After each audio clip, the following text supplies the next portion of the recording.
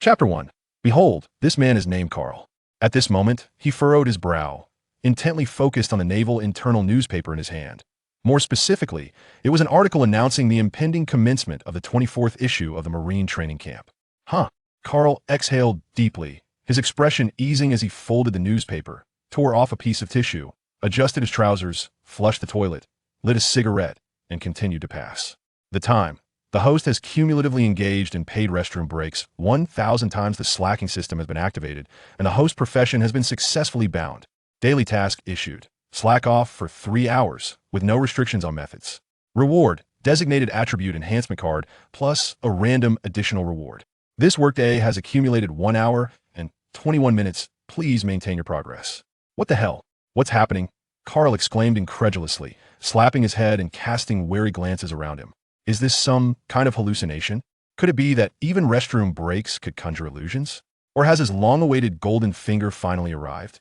Indeed, Carl is a transmigrator, having accidentally entered this world plagued by pirates, both familiar and foreign.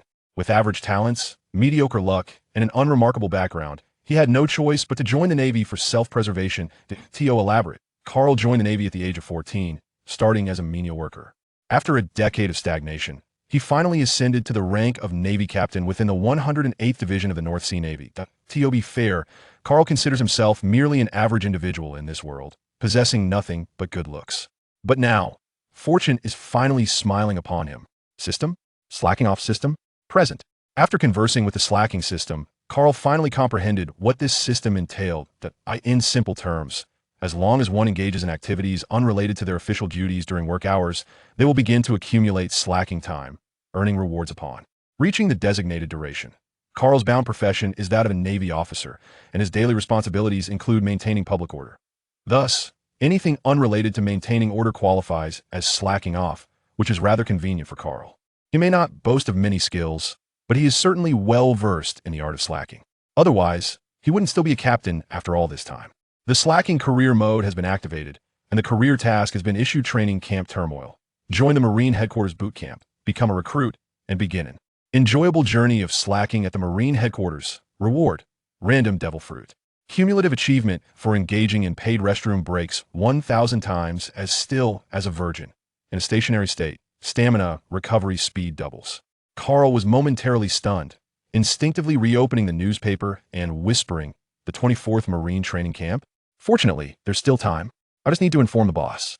Subsequently, Carl remained in the restroom for an additional hour, finishing an entire pack of cigarettes before emerging from the lavatory, refreshed and heading straight to his superior's office. Knock, knock, knock. Come in. Carl pushed the door open and entered the office, where a balding man draped in a justice cloak sat calmly sipping coffee. With a resounding slap, Carl slammed the newspaper, emblazoned with the Marine Corps training camp announcement, onto Charles' desk, gazing intently at him as he solemnly declared, "Boss Charles, I wish to study at the Navy." Headquarters. Brigadier General Charles squinted, pondering how long it had been since he had seen such youthful vigor in Carl. 2 years. 3. Yet, witnessing his former subordinate rallying with renewed spirit brought him great solace. Unbeknownst to him, Carl's intentions were merely to fulfill a task, while seeking a change of scenery, nothing more. "Carl, I recall having attempted to recommend you to the headquarters training camp no less than 3 times. Yet, you have always declined. Now, you are proactively seeking to attend the Marine training camp. May I inquire why?" "It's nothing significant. I simply wish to see what the so-called elite Marines are truly capable of." Charles shook his head in resignation, fully aware that Carl was not being entirely truthful. However, he refrained from probing further and merely said, "Very well, just remember not to let those monsters intimidate you. The 108th Division will always be your home." Carl nodded vigorously, deeply moved. Should he find himself struggling at the Navy headquarters, he would surely return to be a mere paycheck thief. 2 days later, the naval vessel dispatched by the headquarters arrived punctually, and the officer sent to greet Carl, known as Shiozwa, possessed long arms and dark skin, with a rugged visage and the rank of colonel. Upon first encountering Carl, he was decidedly brusque. "Hey, pretty boy, why are you just standing there? Don't waste my time. There are plenty of rookies waiting for me to pick them up." Taken aback, Carl momentarily froze before realizing the absurdity of the insult. What was the issue with being a pretty boy? Did he owe the officer his rice? Did the officer not know how popular he was among the affluent ladies in the area? However, these thoughts remained unspoken, as he regarded Shio's muscular physique, having no doubt that a single punch from him could easily end his life. Yes, sir. Disregarding decorum, Carl hastily boarded the medium-sized warship, bidding a swift farewell to Colonel Charles. The vessel soon departed the harbor, setting course for the next division. 7 days later, the naval ship sailed across the ocean towards the Navy headquarters at Marineford. Carl lounged lazily against the railing, his back to the setting sun. Not far off, several female Marines gazed at him with unabashed admiration. Carl flashed them a smile, prompting them to shyly avert their gazes, unable to meet his eyes. In truth, Carl's stature was not particularly imposing. Standing at only 192 centimeters, his black trousers hugged his long legs, while the collar of his white shirt was slightly open, revealing a chiseled upper body. His deep-set eyes, combined with an entrancing visage, rendered him a veritable beacon of Alurino. Wonder the female Marines were so captivated. With daily tasks completed, he received a designated attribute enhancement card, extending his lifespan by 10 days. Having accomplished 10 daily tasks in total, his attribute panel was now accessible. Would he like to view his attributes immediately? It had been precisely 10 days since he acquired the fishing system, and Carl had successfully completed his daily tasks, amassing a total of 10 designated attribute enhancement cards, along with a collection of miscellaneous items, including but not limited to potato chips and indulgent beverages. These are merely supplementary rewards that one may acquire. Yet, these are not the entirety. On one fortuitous occasion, Carl was granted a remarkable extension of life, lasting 100 days. Without hesitation, Carl intoned, "Inspect attributes." Host Carl. Age, 24 years. Physique, F. Perception, F. Will E. Special ability, as still as a maiden.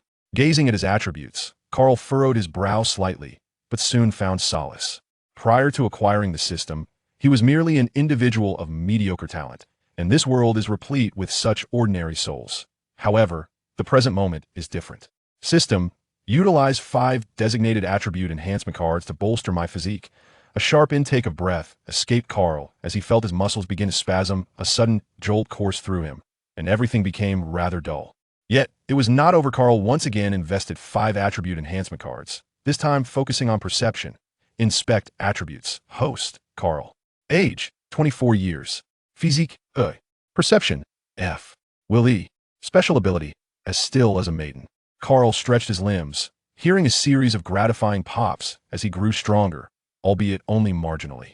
Nonetheless, he was content. Sipping tea while perusing the news, fishing, and charming young ladies was a light-hearted reprieve from his month of arduous training. Such fortunate circumstances are rare to find. Now, all that remained was to reach the Navy headquarters, join the Marine training camp, and embark on his exhilarating journey of leisure. From this day forth, Aokiji would be his eternal idol, steadfastly resisting the relentless ambition of a kainu. What ayist? With such meager wages for a month, why should he toil excessively? As dawn broke the following day, Carl remained lost in dreams, frolicking with enchanting ladies, when the dormitory erupted in a cacophony. Faintly, he discerned discussions of the Navy headquarters and Marineford. Carl cursed under his breath, covering his ears to return to slumber. Having stayed up late the previous night, the cabin had initiated a snoring exchange, causing him to finally drift off around 3 in the morning. He desperately needed to catch up on sleep. Time passed, and in a hazy state, he sensed someone calling his name, yet he remained unyielding in his slumber. "Bang, you scoundrel! Everyone else is up and assembled, yet you continue to laze about? Absolutely incomprehensible. Get up at once." With a surge of anger, Ryuzu yanked the covers from Carl, dragging him all the way to Crescent Bay Port. The other recruits had already formed ranks, standing tall with chests puffed out, eyes forward. Before them stood a tall man with purple hair, roughly 65 years old, bearing a resolute expression and a physique adorned with well-defined muscles. Upon noticing the groggy Carl, the man slightly furrowed his brow and spoke in a gravelly voice. "Vizu, what is the meaning of this?" Temper in check, bowed respectfully and replied, "Master Zephyr, I caught this fellow napping." "Is that so? New recruit, you had best provide me with a reasonable explanation." Observing the imposing figure with a steadfast demeanor, Carl felt a twinge of reflection within. Before him stood the former admiral and current chief instructor of the Navy, Black Arm Zephyr. The naval officers he trained are scattered across the seas, and even his superior, that old coot Charles, was once a student of Zephyr. Faced with Zephyr's inquiry, Carl swallowed hard, feeling as if he were under the gaze of a ferocious beast, a chill creeping down his spine. With a tingling scalp, he responded, "Sir, I learned just yesterday that I would be coming to the Navy headquarters, and I was so excited that I couldn't sleep a wink last night, which caused me to oversleep. A flicker of a smile appeared on Zephyr's otherwise impassive face as he recalled the new recruit files he had reviewed yesterday. This young man had joined the Navy at the tender age of 14 and had now served for a decade. It was his first visit to the Navy headquarters, and such excitement was perfectly understandable. Zephyr decided to let it slide. Time was precious, and there would be ample opportunity to refine him later. Fall in. Carl let out a sigh of relief, silently stepping into formation, standing tall, and gazing straight ahead. Zephyr surveyed the naval array, nodding discreetly. Their spirits seemed commendable. Just as he was about to speak, he felt a heaviness in his chest that compelled him to cough uncontrollably. Cough, cough. Zephyr gestured for Instructor Shiozwa to refrain from assistance. After a few firm thumps on his chest, he felt some relief, though he still experienced slight breathlessness.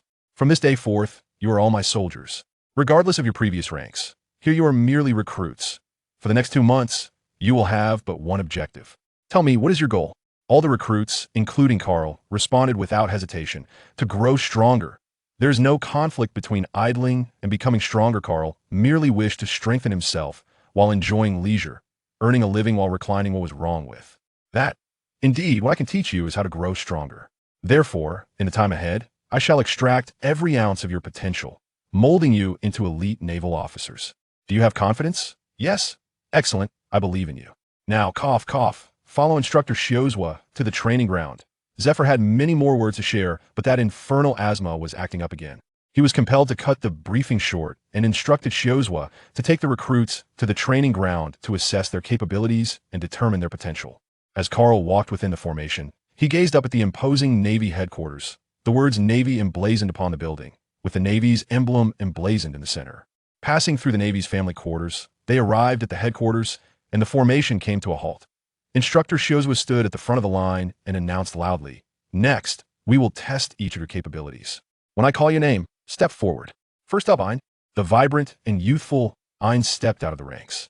Under Zizo's guidance, he delivered a powerful punch to the capability testing device, which registered a value of 401. Shiozwa examined Ein's records and inquired, "You are a devil fruit user?" "Yes, I possess the powers of the superhuman-type retrospective fruit."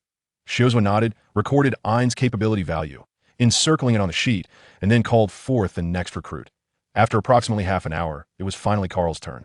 Taking a deep breath while gazing at the testing apparatus, he gathered his strength for a decisive blow. A remarkable score of 486, the highest in the room. Even the ever-disdainful Shiozwa cast a few extra glances at Carl, as this seemingly delicate figure appeared to possess some hidden prowess. Yet, it was merely a few additional glances. Such a score, while commendable, was not extraordinary. One must understand that an ordinary naval soldier's strength is rated at 10, and only those surpassing 500 are considered exceptional.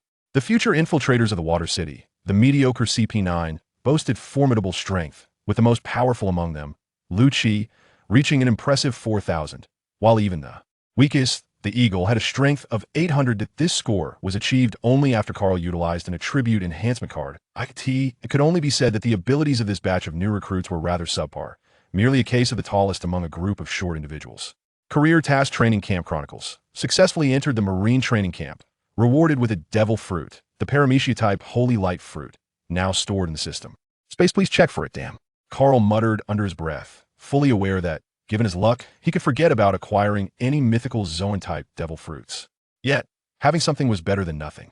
Seizing the opportunity while waiting, Carl promptly inquired with the system, finally understanding what this devil fruit entailed.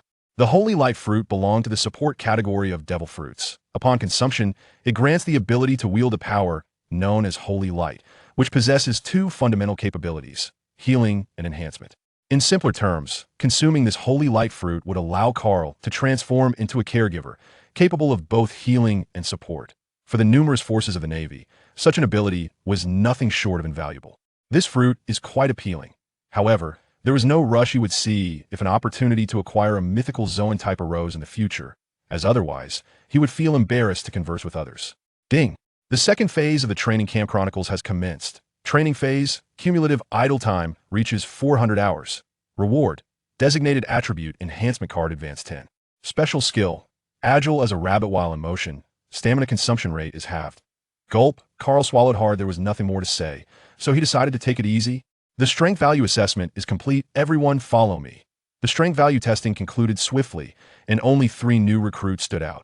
The first was Carl, who currently held the highest strength value, followed by 2 Paramishi-type users, Ian and Binzi, with scores of 401 and 451, respectively. Upon realizing he was the highest scorer, Carl regretted not simply throwing a casual punch. Now, he had become the center of attention, significantly increasing the likelihood of scrutiny and complicating his ability to slack off. Ding. Daily task issued training camp phase. During daily training, accumulate 8 hours of idle time. Reward. Designated attribute enhancement card 2 and a random additional reward. 2. Wow. The daily rewards in the training camp are doubled. Carl could only marvel at the merits of career tasks. Ding. Friendly reminder. Current binding profession is Navy. Career tasks and daily task rewards will increase as the host's rank rises. Please, host, correct your attitude. Idling is not equivalent to slacking off. This statement holds undeniable truth. For Carl, idling is merely a means. The ultimate goal is to grow stronger. Although Kazan, the man with a horse-like face, often appears to be in a daze, he truly engages when necessary.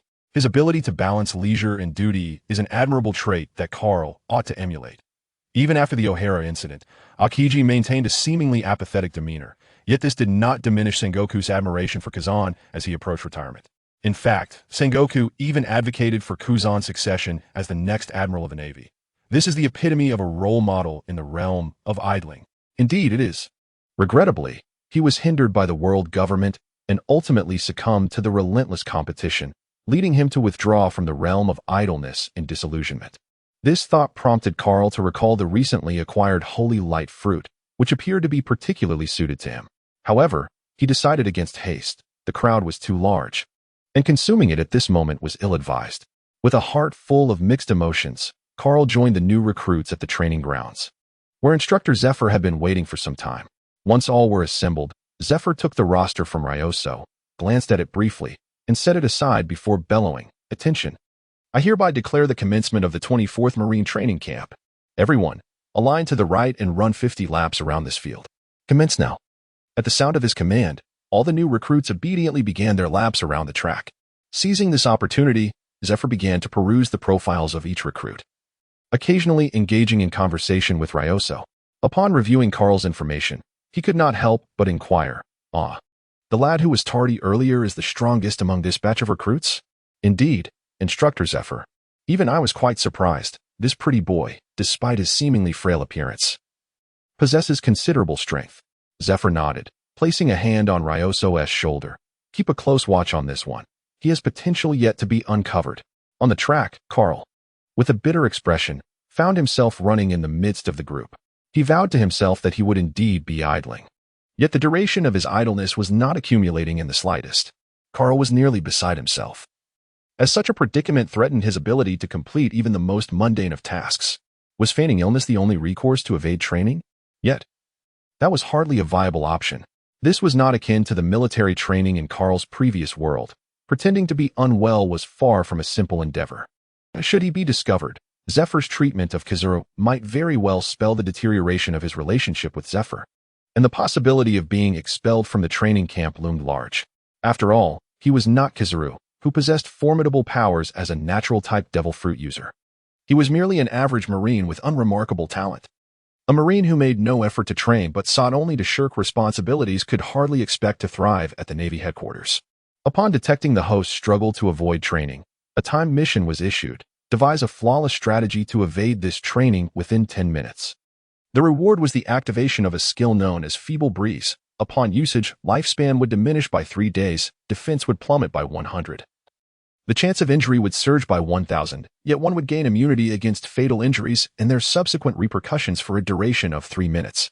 Carlton's eyes sparkled with newfound hope, feeling rejuvenated by the thoughtful touch of the idle system.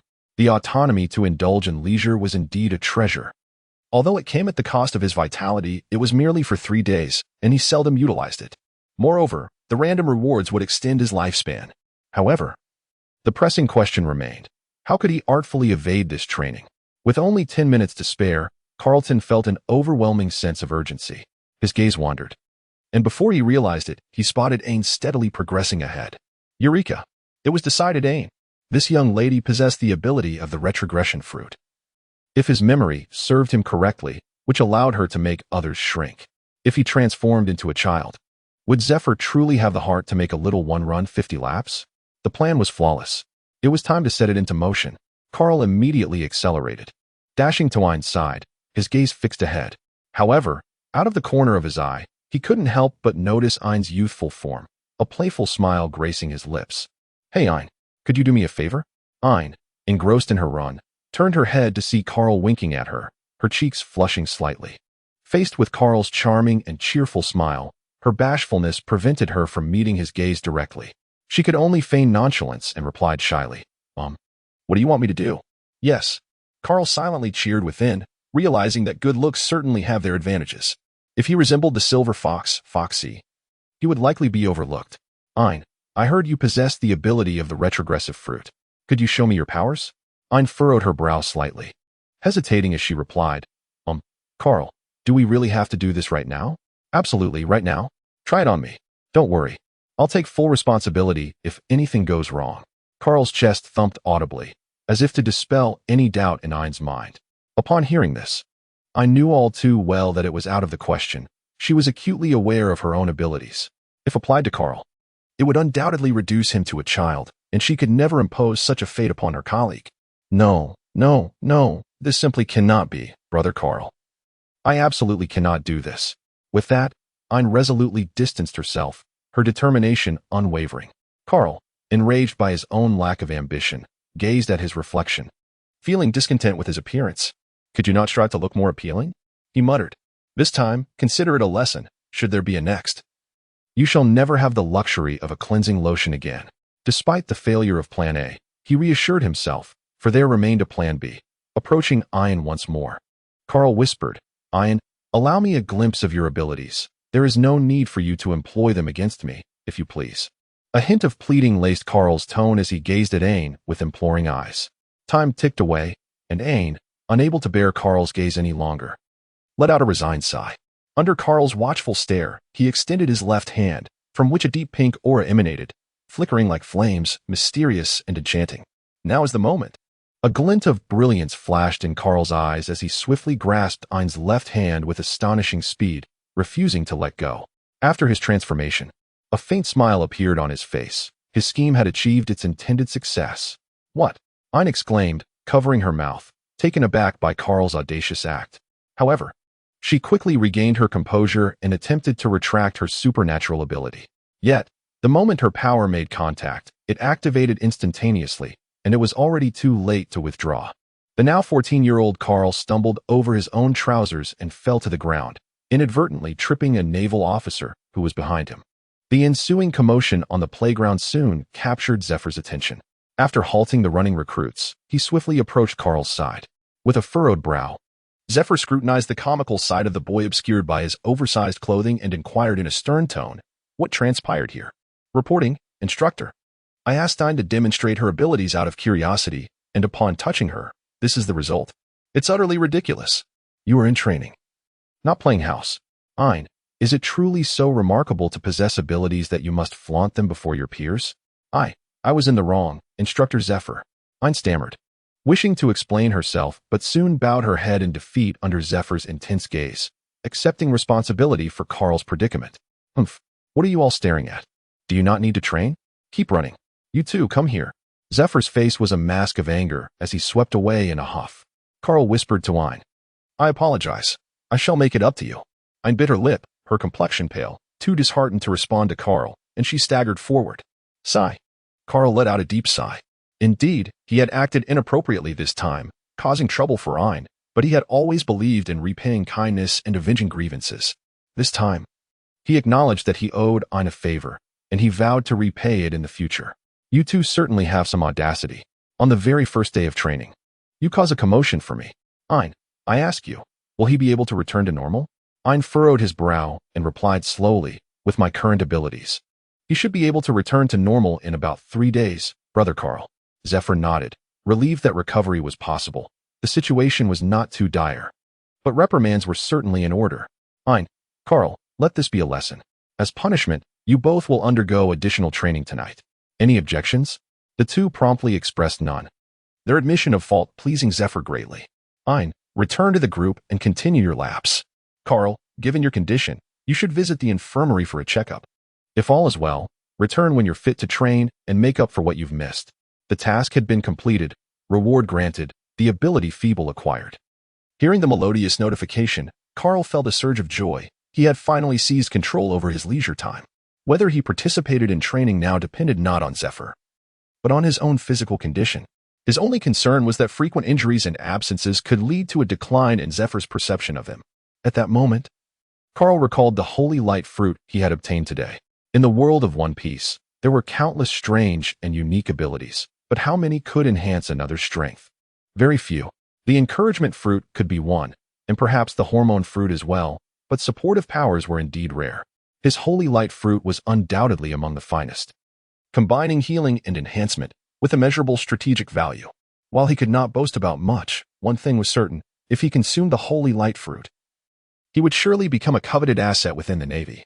After all, who wouldn't wish for a teammate like that? Moreover, this devil fruit would allow him to enjoy his leisure time guilt-free. Just imagine, when a battle ensues, Carl could cast a holy light to empower his allies, fulfilling his duty. The remaining time could be spent relaxing while his enhanced teammates effortlessly defeated the villains, leaving no room for anyone to accuse him of slacking. Lastly, and most importantly, this ability could very well attract the attention of the Navy's higher-ups. Even if his relationship with Zephyr soured, he would not be cast out of the training camp. Carl! Carl!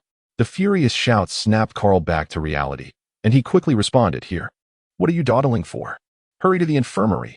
Observing Carl's nonchalant demeanor, Zephyr furrowed his brow, pondering to himself how this young man appeared quite pleased. Surely, he wasn't deliberately avoiding training, was he? No, he must be overthinking it. After all, this lad has served in the Navy for a decade, and his record is unblemished.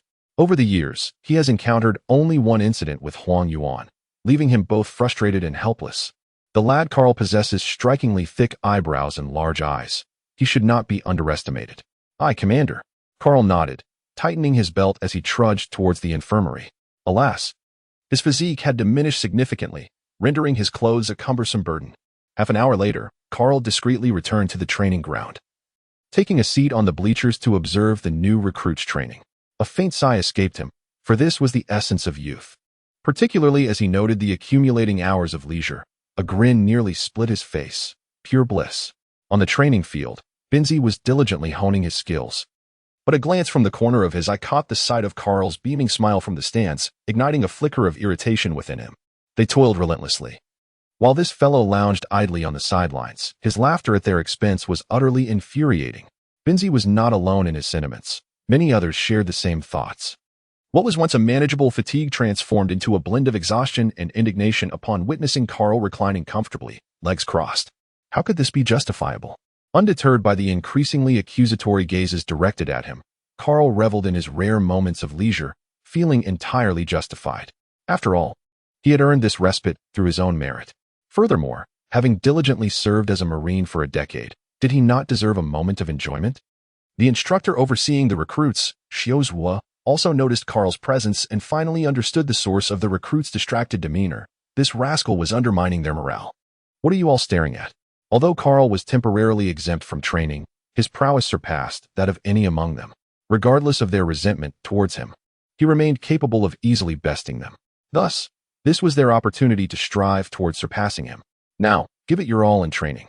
Indeed, Carl was inherently formidable, and this was their prime chance to catch up. Fueled by enthusiasm, they let out a resounding and synchronized roar. Yes. Shiozua, satisfied with their response, dismissed any concern regarding whether Carl would be ostracized or targeted. Nearby, Carl sighed helplessly, aware that the recruit's glares could very well lead to his isolation. However, he was unperturbed. He had the system to rely upon. Perhaps it was time to consume the holy light fruit. Taking advantage of the distraction, Carl stealthily moved to a blind spot, ensuring no one was watching before retrieving the holy light fruit from the system's space. The fruit resembled an orange, its golden skin adorned with intricate patterns. Drawing a deep breath, Carl bit into it without hesitation. Oh dear, this tastes awful. Carl cast aside the unfinished remnants of his meal, stifling the urge to vomit as he observed a faint golden luminescence emanating from his palm, a subtle smile gracing his lips. Check attributes. Host, Carl age, 24 years physique, E perception, F willpower, E special ability, still as a maiden holy light fruit. 0, awakening progress, active skill, fragile breeze, available, gazing at his status panel. Carl felt a surge of astonishment. He had not anticipated that consuming a devil fruit would enhance all attributes save for his willpower, a benefit bestowed by the fruit itself. Alas, to gain strength merely by sitting idle, how infuriating. After conducting a brief test of the holy light's power, Carl discovered that, as the system had indicated, it encompassed both enhancement and healing. The enhancement effect was not immediately perceptible, considering his youthful physique of merely 14 years. As for the healing ability, he decided to test it by painfully slicing his palm with a fruit knife. With a surge of holy light, the wound healed instantaneously, leaving only the blood on the ground as testament to his recent injury. Phew, this devil fruit exceeds my expectations. Though the inability to soar through the skies was somewhat disappointing, this was, after all, the world of One Piece. If the devil fruit's abilities were lacking, there remained martial arts and hockey to explore, not to mention that the holy light fruit was far from trivial. Oh, how terrifying. Has another ability user emerged? Hearing a voice from behind, Carl felt a chill run down his spine and turned in shock to behold a tall, lean man with unruly black curls, adorned with sunglasses. He was clad in a yellow and white striped suit, a purple tie, a dark green shirt, and white leather shoes. His thin lips were pursed in contemplation as he rested a hand on his chin. It's you, the PPAP uncle. No, it is Admiral Kizaru. When did he arrive? I didn't notice at all. Admiral Kizaru. Carl stood up, saluting the yellow monkey with a somewhat agitated expression, reflecting the demeanor of an ordinary marine encountering a vice admiral. The yellow monkey, peering through his sunglasses, surveyed Carl and mused to himself. Is the Zephyr training camp really this unreliable? Are miners already being paraded out for display? Borsellino, what brings you here? Zephyr had never been fond of the yellow monkey. During his student days, he was Zephyr's least favorite, lazy, arrogant, and, most critically, lacking in focus. However, those were bygone days, and Zephyr had long since wished to forget them. Yet, upon seeing the yellow monkey, he could not help but feel his blood pressure rise, especially witnessing him converse with his new recruits. Fearing Carl might be led astray by the yellow monkey's influence. Wait, he doesn't seem to be a power user. The yellow monkey raised an eyebrow, waved his hand dismissively at Zephyr, and remarked in a sarcastic tone, "How frightening, Teacher Zephyr. Please don't be so agitated. You must take care of those old limbs of yours." Zephyr, his face darkened, replied sternly, "I do not require your concern. But what about you, a vice admiral? How do you find the time to loiter around here?" "Ah, Teacher Zephyr, I heard that your marine training camp has begun anew. So I came to see if there are any outstanding talents. This one seems promising. Hey, young man, what is your ability?" With that, the yellow monkey plopped down on a bench, crossed his legs, and reclined against the backrest, completely unfazed by Zephyr's glare. "Humph, you have misjudged. This lad is not a power user. Your judgment leaves much to be desired." "Oh, is that so? Then what is this?" In a flash, the yellow monkey darted forward, snatched the unfinished holy light fruit from the ground beside Carl, and returned to his seat, showcasing the half-eaten fruit to Zephyr. The exchange took less than a second, illustrating the yellow monkey's incredible speed. Carl, merely a novice, could only perceive a glimmer of gold before his unfinished holy light fruit was in the yellow monkey's grasp.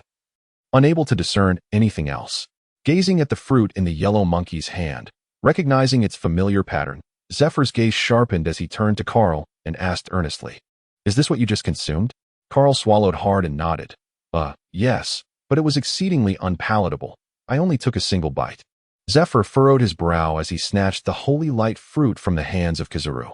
Having perused the catalog of devil fruits, he rummaged through his memories yet remained unable to discern the capabilities of this particular fruit. With a resounding crunch, Zephyr crushed the holy light fruit in his grasp. His voice laced with indignation as he bellowed at Carl, "Fool, do you think devil fruits are something one can carelessly consume? Do you not realize that once you partake of a devil fruit, you shall be cursed by the sea, forever rendered a landlubber?" Kizaru interjected, "I feel somewhat offended by that." Cough, cough. Zephyr shot a glance at Kizaru, took a deep breath to regain his composure, and continued addressing Carl. "Now, demonstrate your abilities to me." Kizaru, intrigued, leaned in, eager to witness the extent of Carl's powers. There was no room for resistance against these two formidable figures. Carl wished he had opted for discretion and savored his meal back in his dormitory. Yet, Who could have predicted that Kizaru would make such a sudden appearance? Under Zephyr's watchful gaze, Carl extended his right hand, and a soft golden orb materialized in his palm. With deft control, he guided the luminous sphere swiftly into Zephyr's body. Zephyr's eyes widened. Having suffered from asthma for the better part of his life, he had never experienced such a refreshing sensation in his lungs and throat. The golden light felt akin to the sun dispelling darkness. Cough, cough, cough. Before long, Zephyr began to cough violently, as if he might expel his very lungs. His complexion tinged with an unusual flush. Kizaru's brow furrowed. Although he was uncertain of Zephyr's current state, he sensed it was undoubtedly related to Carl. In an instant, Kizaru pointed his finger at Carl, a dazzling golden light emanating forth, and in a measured tone inquired, "What have you done to Master Zephyr?" "Stop," Zephyr interjected, raising his hand to halt Kizaru. Then, with a sudden expulsion, he coughed forth a considerable amount of dark blood. A smile breaking across his face as he grasped Carl's shoulder, exclaiming in astonishment, "Your abilities possess healing properties? Wait, what has happened to my body?" Before Carl could utter a word, Zephyr, in disbelief, raised his hands, his eyes brimming with astonishment. The golden light moments ago had seemingly augmented his strength, if only slightly. It was akin to having regained a year of youth. Though the enhancement was modest, he had only just recently become a wielder of the devil fruit. "Where did you procure this devil fruit?" Carl certainly could not claim that it was a system-generated message. After a moment's reflection, he remarked, "Didn't I just go to the infirmary? On my way back, I purchased some fresh fruit to enjoy, and then this happened." Carl spoke falsely, yet not entirely untruthfully. Indeed, upon his return from the infirmary, he had purchased some fruit, solely to relive the sensation of others undergoing military training while he savored his snack from the sidelines. The remnants of melon rinds scattered on the ground serve as testament to this fact. Zephyr swiftly conjured a vivid narrative, while indulging in the fruit he had acquired. One piece unexpectedly transformed into a devil fruit, fortuitously consumed by Carl, only to be discovered by Kizaru. "May the heavens bless the Navy," Zephyr exclaimed with fervor, tears streaming down his face. This venerable man, who had devoted nearly his entire life to the Navy, understood all too well the significance of the enhanced abilities that such a power could bestow upon them. As Carl has just acquired his fruit ability, its impact on him is already profoundly evident. Once he matures, his contribution to the Navy will be immeasurable.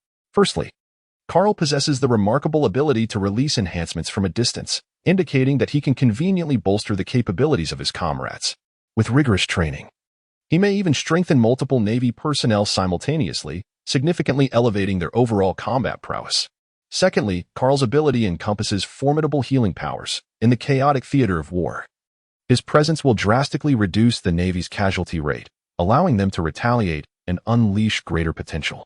Lastly, and most importantly, Carl is a seasoned veteran of 10 years. His loyalty to the Navy unquestionable. His solid foundation and high potential ensure that, with proper guidance, he will undoubtedly emerge as a leading figure of the new generation of the Navy. Contemplating these thoughts, Zephyr cast a fervent glance at Carl, realizing that his presence is a boon for the Navy. "Carl, come with me to the Admiral's office immediately," Zephyr decisively commanded. Taking hold of Carl and leading him toward the Admiral's office, Carl appeared bewildered, as did the onlooking Kizaru, who was equally perplexed. "What just happened? Zephyr-sensei?" Kizaru inquired. Zephyr glanced back at Kizaru with disdain, contemplating the necessity of keeping Carl away from such individuals. If this rascal Kizaru were to lead Carl astray, it would be a significant loss for the Navy. "Carl, demonstrate your abilities to Admiral Kizaru. He should grasp their significance." With a sigh, Carl gathered his resolve and unleashed a holy light projectile towards Kizaru. 3 seconds later, Kizaru's expression changed dramatically, his mouth agape in astonishment. Unable to articulate a single coherent sentence, to have attained the rank of Admiral, Kizaru must comprehend just how well-suited Carl's abilities are for the Navy. Though Carl's enhancement only marginally improved Kizaru's physical prowess, he is an Admiral. A mere novice who has just acquired his powers can augment his strength. Once Carl fully develops, his potential will soar. "Perfect. I need to report to Sengoku as well. Let us go together." "Humph. At least you show some discernment." Thus, Carl departed the training grounds under the escort of the Admiral and the Navy's chief instructor, leaving a group of astonished recruits in their wake. Meanwhile, Suzuki, who was in charge of training the new recruits, scratched his head, utterly baffled by the unfolding events. "What are you staring at? What does it concern you?" Get back to your training. 5 minutes later, at the admiral's office. Knock, knock, knock. After politely knocking 3 times, Zephyr burst into the admiral's office, exuberantly exclaiming to Sengoku. Sengoku, look what I have found. Just as he was about to speak, Sengoku cast a pained glance at the door on the ground before swiftly shifting his attention to the boy being led by Zephyr. With a furrowed brow, he inquired, Zephyr, who is this child? Admiral Sengoku. This lad is a new recruit from the Marine training camp. Enough of this idle chatter with you. Come, Carl. Demonstrate your abilities to Admiral Sengoku. He will surely comprehend. Now show us. Carl stood upright with a composed demeanor, addressing the Grand Marshal of the Warring States. Grand Marshal. My abilities possess healing and enhancement effects that will not cause you any harm, so there is no need for you to be overly anxious.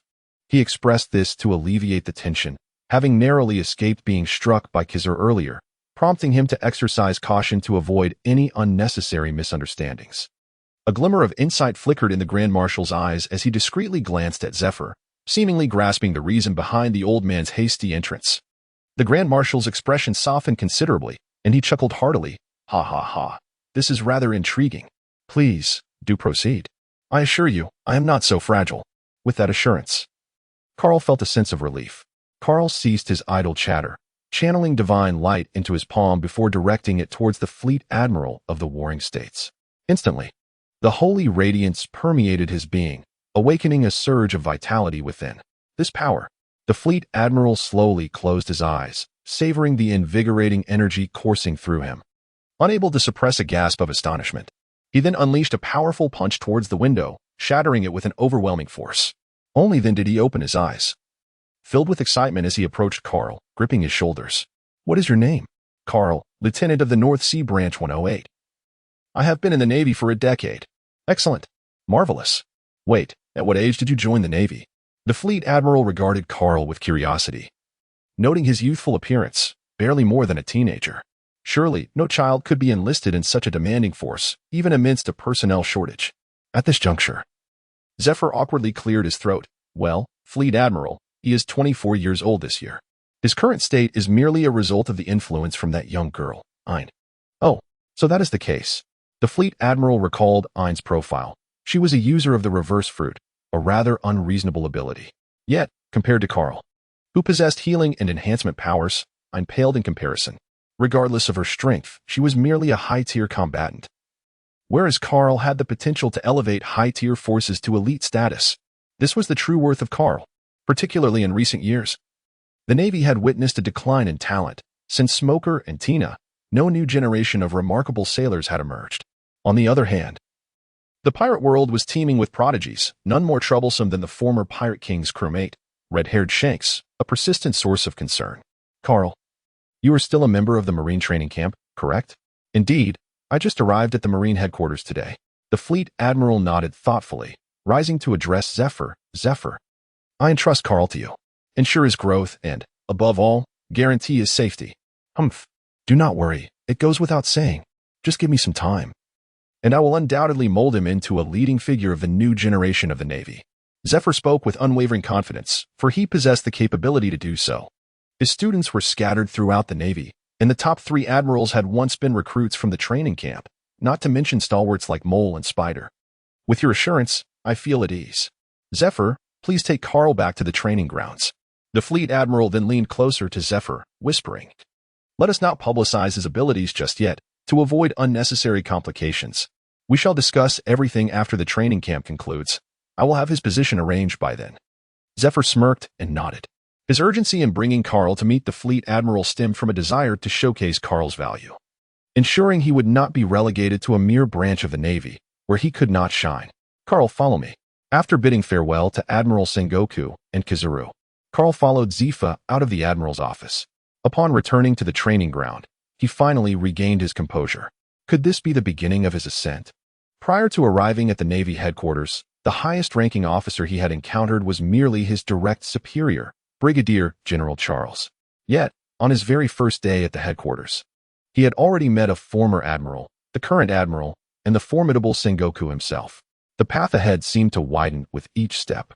Suddenly, Carl recalled Zephyr's earlier words in the admiral's office, and a chill ran down his spine.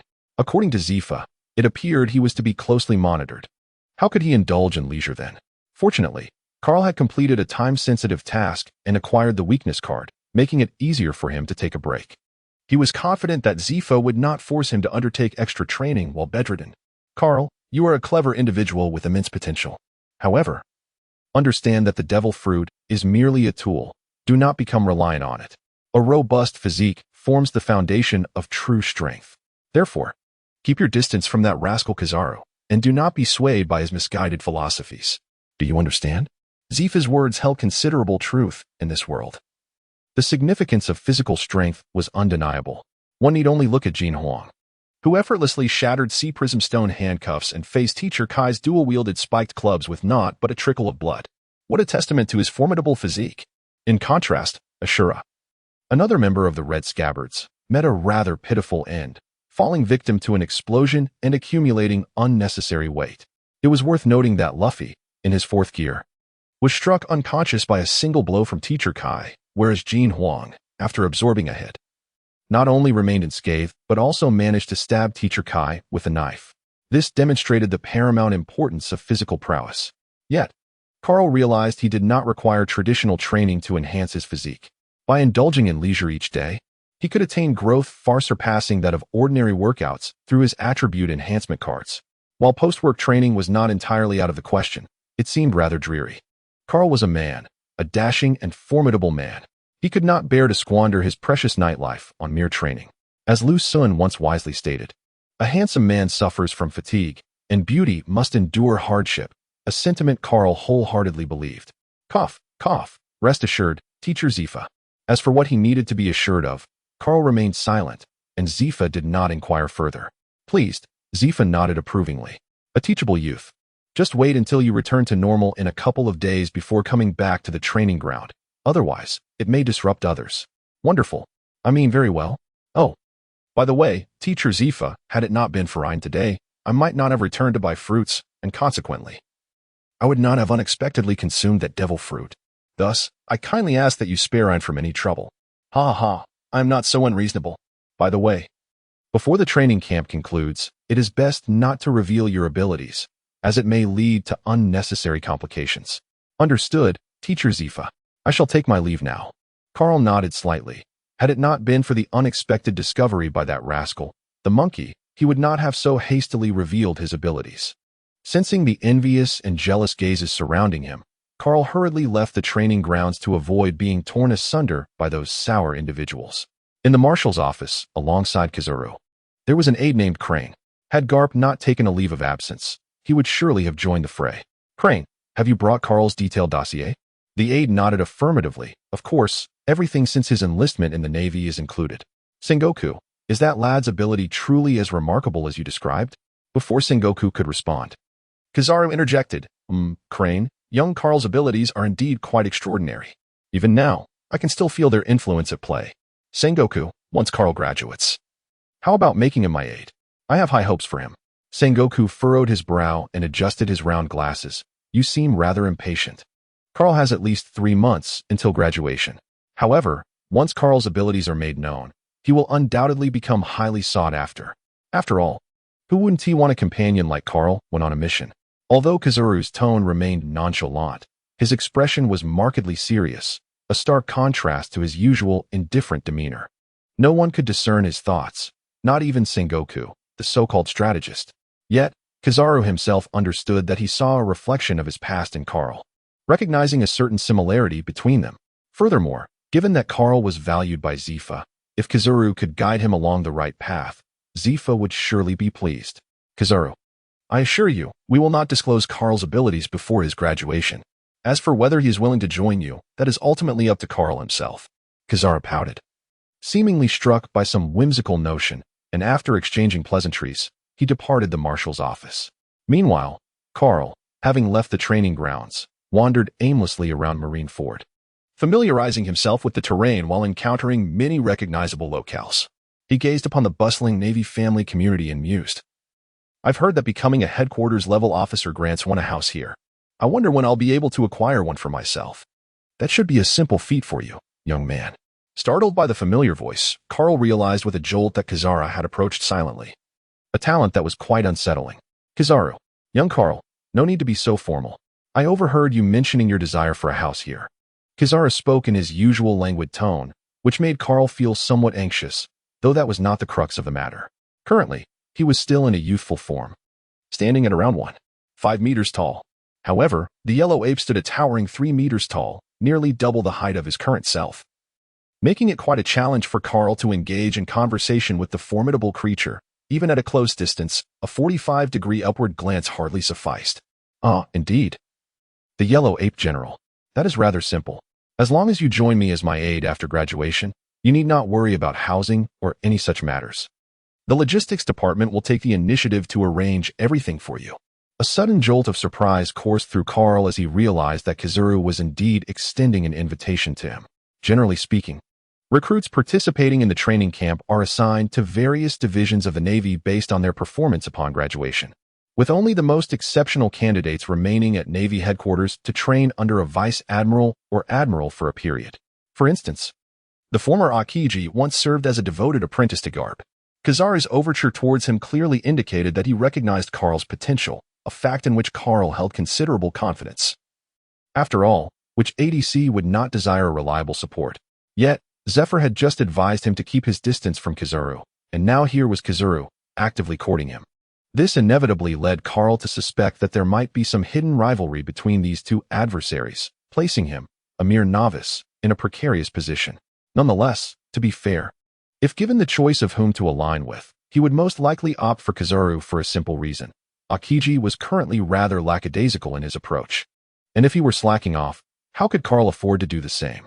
Akainu, while dedicated, possessed a stern demeanor that would undoubtedly impose heightened expectations upon Carl, leaving him with limited options.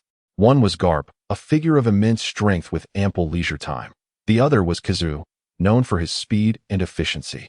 In fact, should Carl provide a buff to Kizaru at Navy headquarters, Kizaru could swiftly eliminate any threats. Ah, Kizaru, my dear Admiral, there is still ample time before graduation. No need to rush.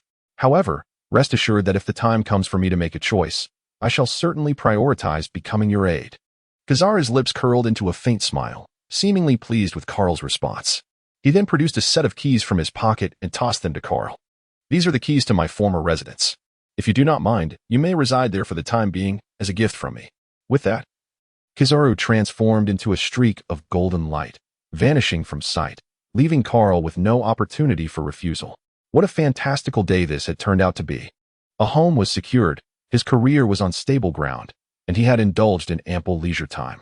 On the 4th day of the training camp, at the training grounds, Carl commanded the system, check my accumulated leisure hours. Training camp update. Total leisure hours accumulated are 35 for 100 hours. Please continue your efforts. The training camp schedule was rigorous, running from 6 in the morning to 9 at night, with a mere 3 hours allotted for meals and breaks. Daily tasks required only 8 hours of leisure, which explained how Carl had managed to exceed his objectives despite being absent for 3 days. Currently, his system inventory boasted 6 designated attribute enhancement cards and a plethora of snacks and beverages, a veritable windfall. Regrettably, with the normalization of his physique and age, Carl's carefree days were now officially at an end. Reluctantly, Carl returned to the training grounds, joining the larger group for fundamental exercises.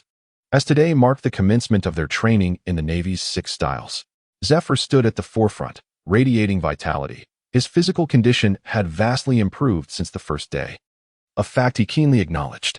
Ever since Carl's divine light had healed him, his long-standing asthma had remarkably vanished. In recent days, he had not only experienced unimpeded breathing, but could also run without gasping for breath, as if he had never suffered from asthma at all.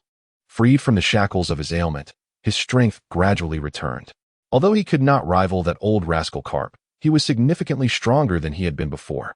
Today, I shall personally instruct you in the practice and application of the Navy's 6 styles, iron block. Regardless of whether you have studied this before, pay close attention to my words. Should anyone lose focus, all shall face the consequences. Iron block? A peculiar expression crossed Carl's face. The only techniques he had mastered from the 6 styles were shave and paper drawing, one for pursuit, or escape, and the other for survival, dodging bullets.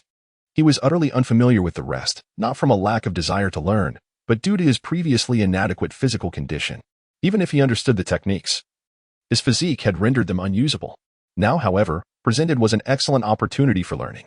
After all, with 12 hours in a day, he had no fear of failing to complete his usual idleness. Iron block, the sole defensive technique among the 6 styles, operates on the principle of accelerating blood flow to enhance muscle movement, thereby granting the muscles a hardness akin to steel. However, the drawback of iron block is the inability to move freely while employing it. Thus, it is imperative that we choose the right moment to use iron block. We must never act presumptuously. Regardless of the opponent's attack, we must defend with iron block. Now, I will elaborate on how to practice iron block in detail. An hour later, a notification chimed. Detection of combat technique, Navy's 6 styles completed.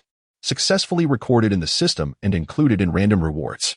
Probability of extraction during the training camp's tumultuous tasks has increased by 50. Carlton let out a sigh of relief. He should have mentioned it earlier. It caused him to listen so intently, wasting an entire hour of precious time. Very well, I have imparted all the techniques of the iron block to you. Is there anyone who still does not comprehend? The new recruits shook their heads in unison. The skills of the iron block are not difficult. As long as one possesses adequate control over their body, mastery is easily attainable. Moreover, even if someone were to struggle with understanding, they would not dare to be the one to speak up. They could simply inquire with their peers. Excellent. Since you all grasp the concept, let us commence with the training.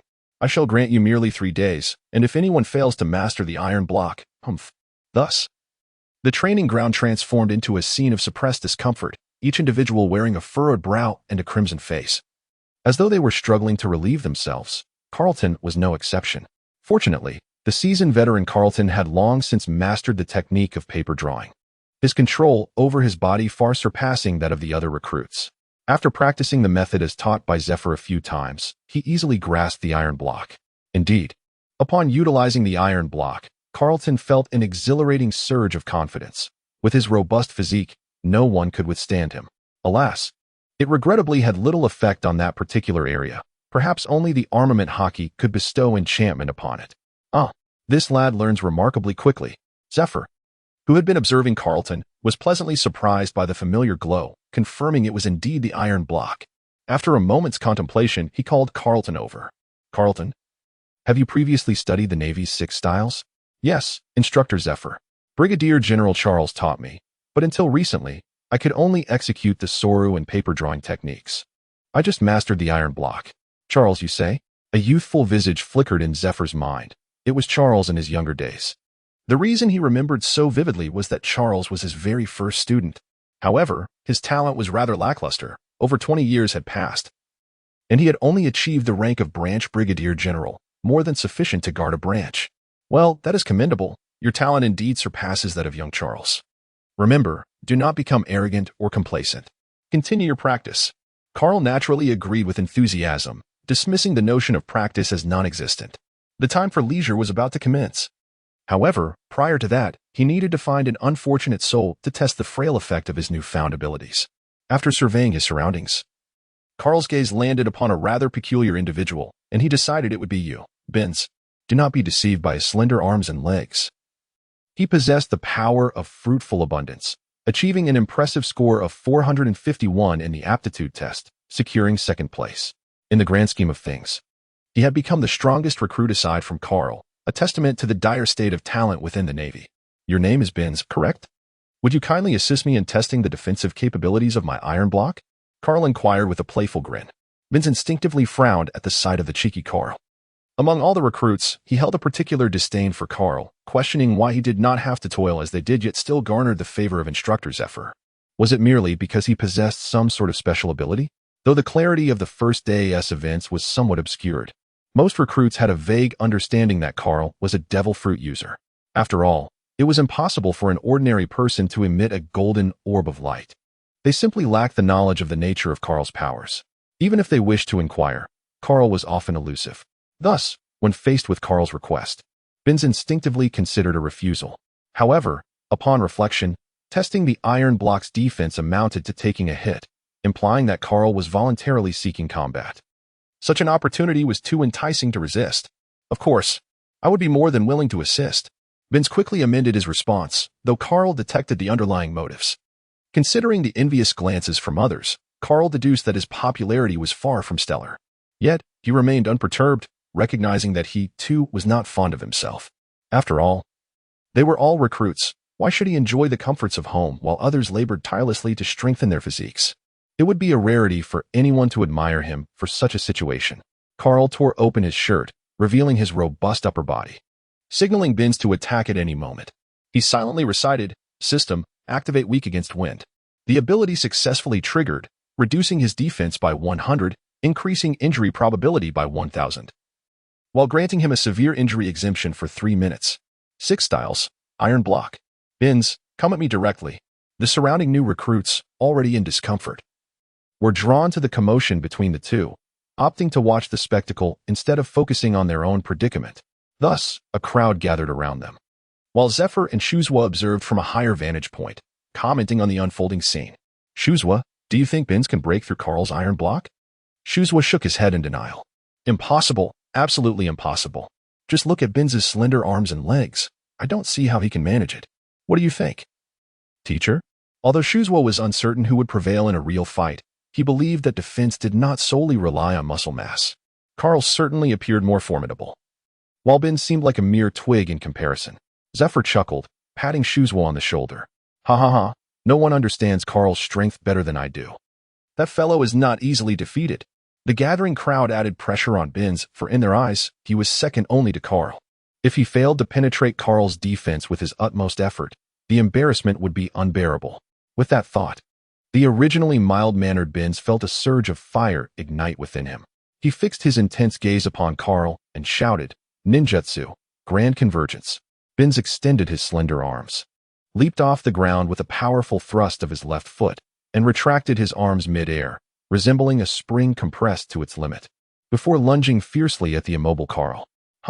With the dual dragons emerging from the sea, his fists surged forward, embodying the spirit of a war deity. Binns' strike landed squarely on Carl's chest, producing a resounding thud, followed by a cracking sound. Carl was sent flying, collapsing to the ground, gasping for breath, seemingly wishing to utter something. After spitting out a mouthful of blood, he managed a salute to Monkey D. Luffy, rolling his eyes in warning. Before losing consciousness, Carl's sole sensation was the searing pain in his chest, akin to being shot. Damn, he had thought that utilizing iron block would spare him some suffering. Yet he had sustained such a grievous injury. What a foolish defensive technique. Binns stood in disbelief, staring at his hands, pondering, am I truly this strong? I defeated Carl, who was using iron block, with just one move. The onlooking recruits erupted in astonishment, many sensing a hint of personal vendetta in Binns' punch. He appeared amiable, yet struck with such ferocity. They resolved to keep their distance in the future. What? Zephyr sprang to his feet, hastily approaching Carl's side, crouching down to check for a pulse. There was still a breath. Quickly, get Carl to the infirmary. Zephyr, at present, is not in the mood to interrogate Binns about the severity of his actions. His sole concern is for Carl's physical condition, for he is destined to be the beacon of the Navy. A few robust recruits hurriedly emerged from the storage room, bearing a stretcher to escort Carl to the infirmary. 30 minutes later, with a distressed expression, Zephyr inquired of the physician, "How is Carl? Is his condition serious?"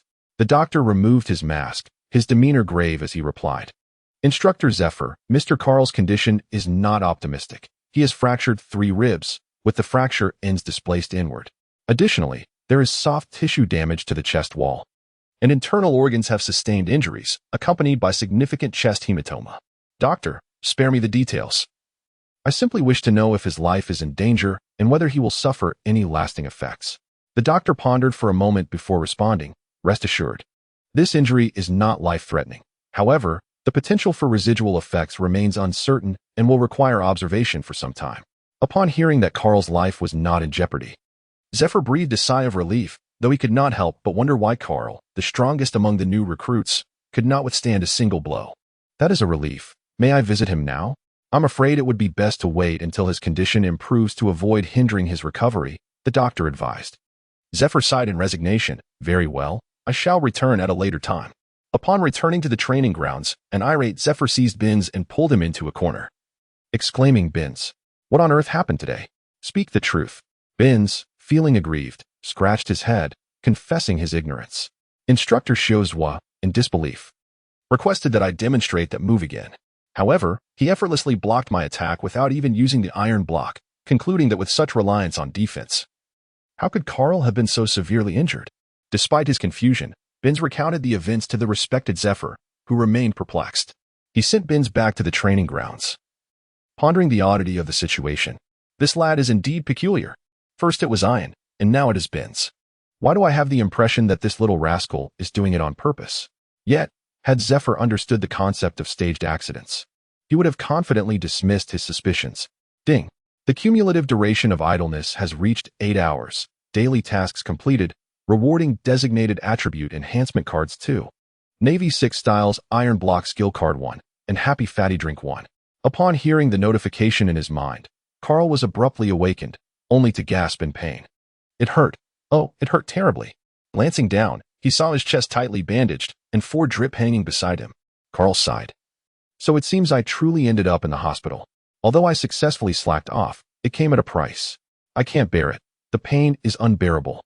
Carl strained to lift his right hand, conjuring a sphere of holy light that enveloped him. A warm energy began to circulate within his body, significantly alleviating his pain. Bolstered by the rejuvenating vigor of his tranquil recovery, Carl swiftly summoned another surge of energy. He immediately sensed that his wounds had largely mended. Ah, how delightful. This ability is indeed remarkably effective. Carl contemplated that perhaps one more bout of injury would suffice, but he resolved to refrain from further action. If he were truly healed, would his suffering have been in vain? He deemed it necessary to remain bedridden for at least 10 days to 2 weeks, ensuring that his sacrifices were duly acknowledged. With a soft creak, the door to the ward swung open, revealing a nurse with cascading golden waves of hair. Clad in a pristine white uniform and adorned with crystal earrings, she entered with a metal tray brimming with medications. Upon noticing that Carl had awakened, a look of surprise graced her features. She swiftly set the tray aside and approached him, her expression imbued with concern. Mr. Carl, you're awake. How are you feeling? A gentle waft of fragrance enveloped Carl, and he found himself pleasantly surprised by the presence of such an enchanting nurse. How had he missed her during his previous visit? Well, I feel pretty good, though there's still some discomfort in my chest. The nurse's lips curled into a soft, tender smile as she inquired further. Aside from your chest, do you experience any other discomfort? Carl shook his head. Indeed, there was discomfort earlier. After he had treated himself, he felt almost entirely well. That is good, she replied. I will change your bandages shortly. It may cause some pain, so please refrain from moving around. Goodbye, Nurse Monica. Farewell, Carl. I shall return to check on you tomorrow. With a beaming smile, Carl bid farewell to the nurse who had attended to his bandages, his heart fluttering slightly. He had just learned that Nurse Monica was 27 years old and currently single. To be precise, she was a naval widow.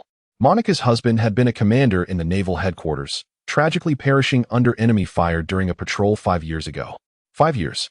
How many 5-year spans does one encounter in a lifetime? At that moment, an inexplicable sense of responsibility welled up within Carl. It was our duty to care for the widow of a naval officer. Oh, how daunting it was. Even while injured, he engaged in lively conversation with the nurse, suggesting that his wounds were not as severe as they seemed. The familiar languid tone echoed in the ward, startling Carl, who turned to see the tall figure of Admiral Kizaru lazily leaning against the doorframe, his head tilted as he regarded Carl, though Kizaru's eyes were obscured. The complex expressions on his lips conveyed a teasing demeanor. Admiral Kizaru? When did you arrive? Carl inquired. Kizaru strolled into the room and, glancing at the bandages on Carl's chest, replied, I arrived long before your spirited exchange with that young lady. Carl couldn't help but exclaim in astonishment, realizing that the old fellow had been eavesdropping all along. Ahem, Admiral Kizaru, did you come specifically to see me? Kizaru pouted slightly and casually replied, How could that be? I've merely been experiencing a bit of dryness in my mouth lately and came to the hospital to purchase some lip balm and happened to stop by. If it was merely a happenstance, then why were you eavesdropping? Carl retorted, I appreciate your concern, Admiral Kizaru. Following this exchange, the room fell into a profound silence, with neither Kizaru nor Carl uttering a word, merely exchanging glances. Since you appear to be well, I shall take my leave. Kizaru feigned turning away, but suddenly turned back, his gaze piercing as he fixed it upon Carl. Was that intentional? Carl inhaled sharply. How do you know? Is this the unspoken understanding among those who indulge in idleness? Clearing his throat, he continued, Admiral Kizaru, you must not unjustly tarnish my reputation. Stop pretending. Such trivial tricks are ones I mastered long ago. Your wounds are rather juvenile, but I cannot fault you. After all, my generation had that monster, a Kaido. This statement carried immense weight, and Carl quickly discerned why Kizaru was able to perceive his feigned intentions. After all, he had experienced similar tactics, with the Kaido being the one to injure him. Hiss, he thought, truly, we are kindred spirits. In the realm of idleness during training, there is much to learn from Admiral Kizaru. Akiji, I'm afraid we are not acquainted. Indeed, you remind me of my younger self, for those tiresome drills were, without a doubt, devoid of meaning. Carl curled his lips in disdain, remarking that the notion of being exactly the same was somewhat insulting. Just look at your rather unappealing visage, and then at my exquisite beauty. How dare you utter such words? He exclaimed. Admiral Kizaru, what do you mean by that? I find myself rather perplexed. He neither denied nor affirmed, merely engaging in stubborn retorts. Kizaru, with a sly grin, revealed a rather unsavory smile. The youth of today are truly formidable. I want to share this with anyone else, but your abilities differ from mine. You must train your physique as well. He then shifted his tone. However, if you are willing to become my aide, I can assure you that no one will be able to harm you. What do you say? Would you consider it? The plot thickens. Carl displayed a contemplative expression, and after much deliberation, he ultimately resolved to acquiesce to Admiral Kizaru's request. Otherwise, he would be subjected to incessant disturbances at his leisure, which was hardly a pleasant prospect. Sighing, he thought, since Admiral Kizaru has expressed such sentiments, it would be impolite to repeatedly evade the matter. Very well, Admiral Kizaru. When I complete my training and determine my path, I shall undoubtedly choose to follow you. Now, you can rest assured. Admiral Kizaru erupted into a broad smile, his face marked by deep lines of satisfaction as he patted Carl on the shoulder, turning to depart while gently closing the door behind him. Once he confirmed Kizaru's exit, Carl exhaled deeply, gazing out at the dimming twilight, gradually succumbing to slumber. 3 days later, marking the 7th day of the Marine training camp, Carl was informed. I'm off to get some food. I'll be back shortly, so take good care of yourself. Carl feigned dissatisfaction and said, Are you really leaving like this? Are you certain you won't express anything? After speaking, he pointed to his cheek. Monica's face flushed, and like a thief, she glanced around to ensure no one was watching before swiftly planting a kiss on Carl's cheek. Carl grinned as he wrapped his arm around Monica's neck and planted a kiss on her crimson lips. How infuriating. What if someone saw them? Really? With a flushed face. Monica pushed Carl away, wiping the glistening trace from her lips, and hurriedly stepped out of the ward, her shoes tapping rapidly against the floor. Carl gazed at Monica's flustered figure, chuckling to himself as he wiped the traces of lipstick from the corner of his mouth. During the past 3 days spent on the hospital bed, Carl had not been idle. His relationship with his dedicated nurse, Monica, had blossomed remarkably. This rapid development was attributed to Carl's charming wit and striking visage, effortlessly captivating the lonely Monica. Now, seizing the opportunity in the absence of onlookers, Carl had progressed to tender touches and gentle kisses, occasionally advancing to second base. A notification chimed. Cumulative leisure time has reached 8 hours. Daily tasks completed. Rewards. Designated Attribute Enhancement Card 2, Finger Gun Skill Card 1, Iron Block Skill Card 1. Career Task Training Camp has accumulated 82 hours of leisure time. Please continue your efforts. Carl has accumulated 7 days' worth of daily task rewards, amassing a total of 14 Attribute Enhancement Cards. He possesses 1 each of the Iron Block, Shave, and Finger Gun Skill Cards, with the remainder consisting of snacks and lifespan days, which can be disregarded. System. Utilize 9 Attribute Enhancement Cards to bolster my physique. The remaining 5 cards shall be kept in reserve. In the next moment, a faint sound of shattering reached his ears, and warm currents surged through his body, causing his well-defined muscles to tingle. Particularly, the deliberately untreated injury site itched intolerably, and Carl could feel the wound healing rapidly. System. Check attributes. Host. Carl age, 24 physique, E perception, F will, E special ability, as still as a maiden holy light fruit. 0. 5. Awakening progress, active skill, weak as a breeze, available. Upon completion of the enhancement, although Carl's physique remained unchanged at E level, he sensed that with a few more cards, he could transcend E. He decided to postpone enhancing his perception and will for now, as physique is the true strength. Since acquiring the loafing system, Carl's progress has been remarkable. Yet, compared to the powerful figures next door, he still felt inadequate, knowing that others at his age could already contend with formidable foes. Sighing, he thought, The endeavor of loafing has yet to succeed. I must strive harder. System. Activate all skill cards. Ding. The system detected that the host had mastered iron block and shave. The skill cards automatically converted into proficiency for iron block and shave. As the system's words faded, Carl felt the memories of employing iron block and shave flood into his mind, particularly with iron block. He felt as if he had become a confident member of CP9, able to withstand countless techniques with ease. After processing the memories, Carl sighed deeply. Iron block. This thing. I must learn to use it sparingly in the future. At the new recruit training ground, Zifa glanced at the time and shouted to the sweating recruits, "Everyone, halt. That will be all for now. Assemble promptly at 6:30 p.m. Dismissed." The recruits, having trained all day, erupted in cheers, pushing and shoving their way to the mess hall. Aine and Benz remained in place, not due to a lack of hunger, but because they intended to visit the injured Carl. Aine, Benz, you two come with me. Yes, Teacher Zifa.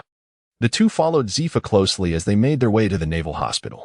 As the hospital drew nearer, Benz felt a twinge of unease and quietly asked Aine, "Hey, Aine, do you think Carl will hold a grudge? After all, I did injure him quite severely." Aine bit his lower lip, recalling the lively and cheerful Carl from their time on the recruit ship, and shook his head. "I'm not too sure, but given Carl's older brother's character, he probably won't bear a grudge." "Well, that's a relief," Ben sighed, feeling a wave of ease wash over him. Soon, the trio entered the hospital and arrived at Carl's room, the door ajar. Without a second thought, Zifa strode in. "Carl, how's your recovery?"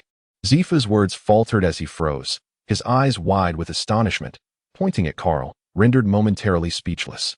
Aine and Benz shared his bewilderment. Upon glimpsing Carl and Monica within the room, they too were taken aback. Carl, clad in blue shorts, lounged lazily in the armchair by the window. A cigar in his right hand and a newspaper in his left, his legs crossed nonchalantly. Faint traces of kiss marks adorned his fair face, while Monica, resembling a dutiful wife, stood behind him, gently massaging his shoulders. When Zifa burst in, both he and Monica appeared momentarily immobilized, while Carl stared at Zifa in stunned silence, oblivious to the ash from his cigar falling onto his lap. Monica, quicker to react, swiftly withdrew her hands and positioned them behind her back, her expression tinged with embarrassment. Cough, cough. Oh dear. Nurse Monica, I suddenly feel a bit breathless. What's going on? Quickly assist me to the bed. I need to rest.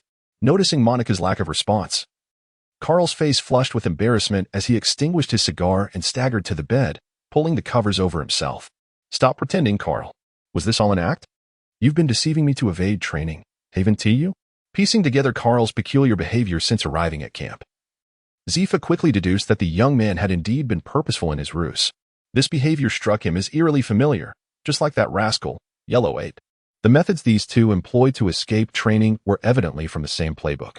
No wonder Carl, possessing a physique far superior to Benz's, still sustained such grievous injuries. Did he truly think he could fool him? Zifa's furious voice echoed through the hospital room, causing Benz and Aine to tremble in fear. Concerned, Monica glanced at the enraged Zifa, then at the silent Carl. Summoning her courage, she addressed Zifa. "Mr. Zifa, please lower your voice. This is a hospital, not a training ground. Kindly refrain from disturbing the patient's rest." Carl sighed deeply and said, "Monica, you may leave now." Observing Carl's serious demeanor, Monica's eyes flickered as if she wished to voice something. Nevertheless, she opted for obedience, casting Carl a look of resigned acceptance before gracefully exiting the ward.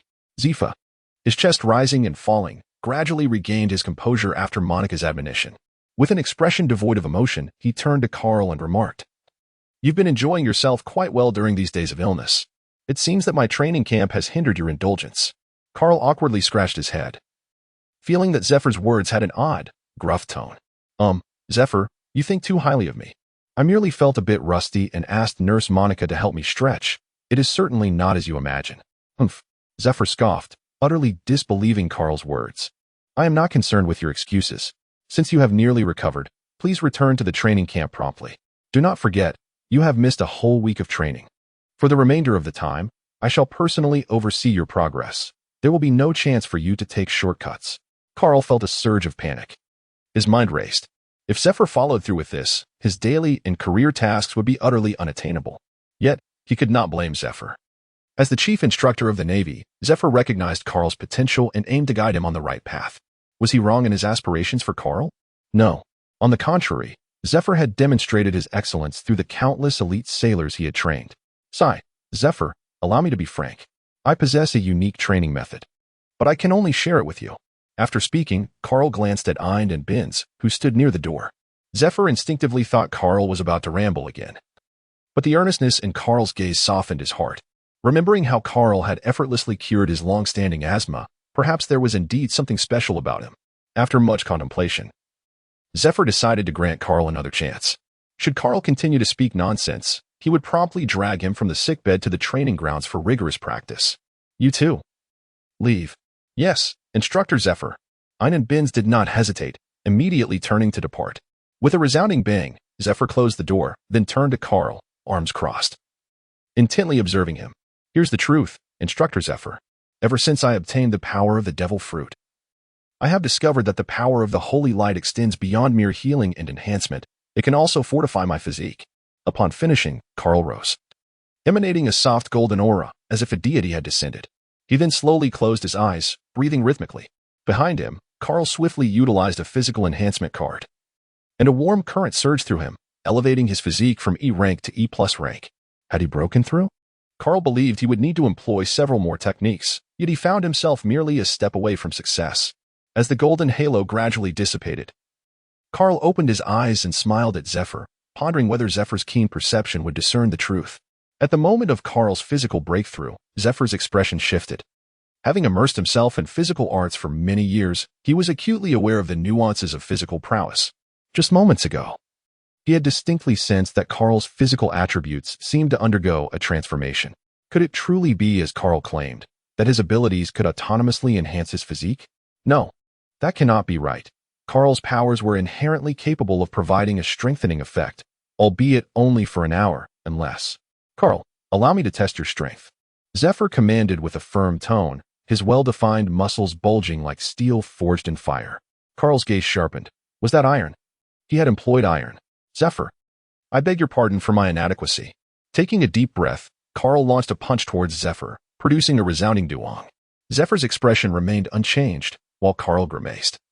Retracting his fist, his tiger's mouth throbbing in pain, it was far too solid, utterly unyielding. He even began to suspect that Zephyr had indeed mastered true iron. Are you deceiving me once more? You clearly fortified your physique with holy light. Zephyr's incredulity seemed anticipated, and Carl merely smiled dismissively, a golden orb manifesting in his palm as he struck himself with it. Without further ado, he punched Zephyr again. Once more, he could not penetrate Zephyr's defenses. Yet Zephyr's demeanor shifted. He distinctly felt that Carl's second strike bore an evident increase in intensity, approximately 50% stronger than the first. Thus, the first blow must have indeed been Carl's inherent strength. At this moment, Zephyr genuinely believed Carl's fantastical claims. The holy light could indeed enhance the physique of those endowed with abilities. Is it possible that such a devil fruit exists in this world? Zephyr marveled in disbelief, his previous disdain for devil fruits now replaced with a twinge of envy for Carl.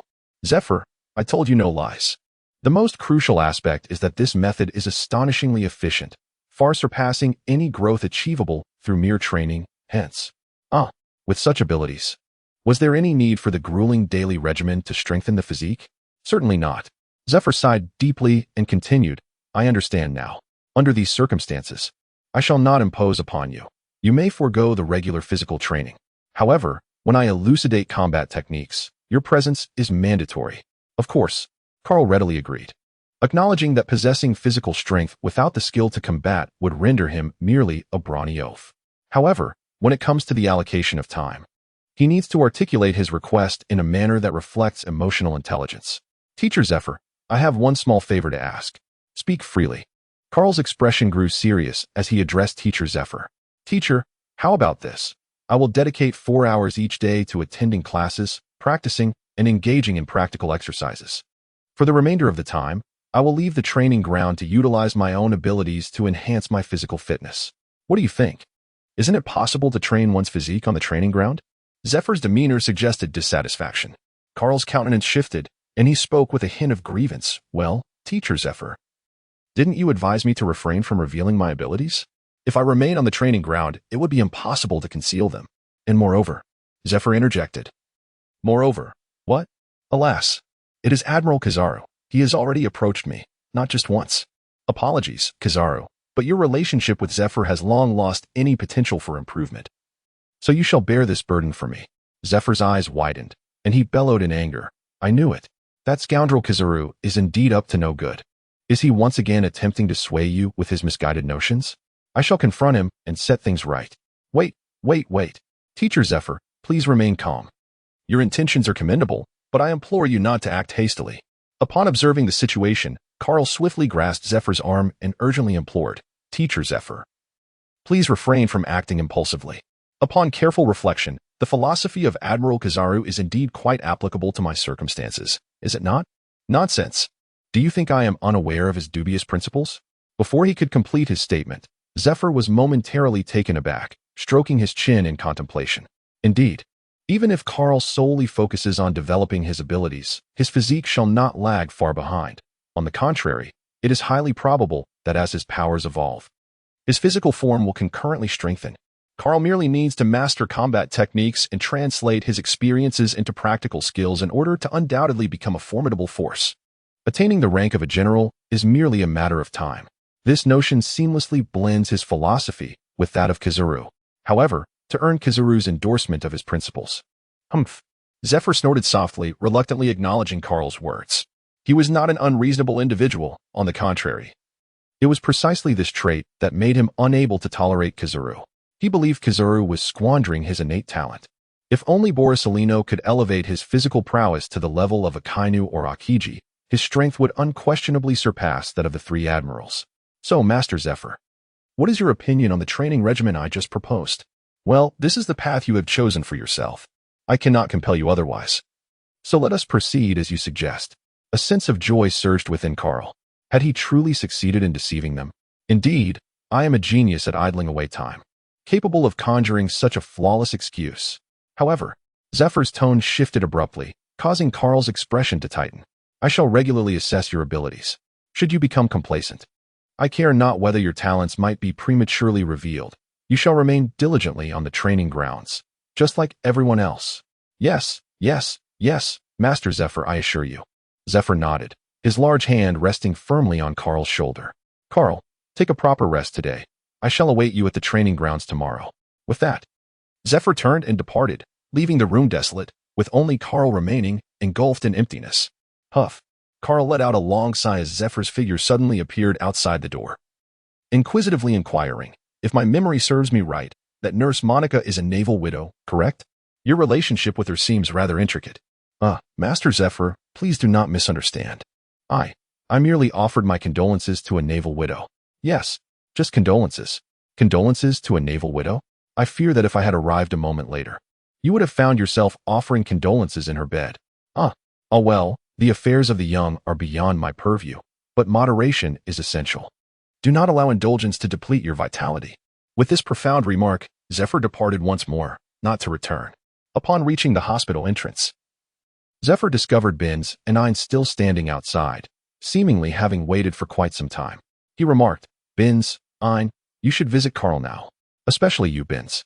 Do remember to apologize to him. Yes, Master Zephyr. The two subsequently made their way back to Carl's hospital room, with Ein carrying a basket of fruit and Benz holding a bouquet of flowers. Ein, smiling, set the fruit basket aside and cheerfully addressed the reclining Carl. Brother Carl, your recovery is remarkably swift. I thought you would be confined to your bed for a month. You are far too kind. The arrival of gifts is sufficient. It matters not who brings them. Benz interjected. It seems I've stated that incorrectly. Carl, I sincerely apologize for my previous heavy-handedness. That was my fault. If you are still upset, feel free to strike me. Benz said earnestly. Ha. What is this minor injury? Am I truly such a small-minded person? If apologies are to be made, it is I who must apologize to Benz and Ein. After all, they are the chosen tools for my leisure. Without their assistance, my idleness would not have been so effortless. However, there would be no need to trouble them further, as Carl had now acquired exclusive privileges for leisure. The following day, Carl timely reported to Zephyr, which essentially amounted to a private tutorial. Carl has been absent for a week, causing him to fall behind in the mastery of the 6 styles of the Navy. Although the only technique he has yet to master is the moonwalk.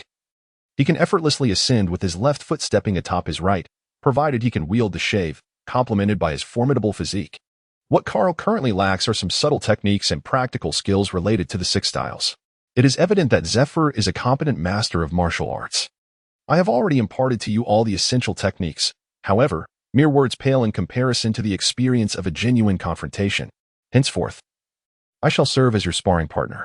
Utilize every means at your disposal and launch your attack upon me. Carl nodded, assumed a stance, and with a swift motion unleashed a finger gun, followed by a powerful leap reminiscent of the Gale Foot technique. He then closed the distance to Zephyr with a swift shave, delivering a punch aimed at Zephyr's jaw.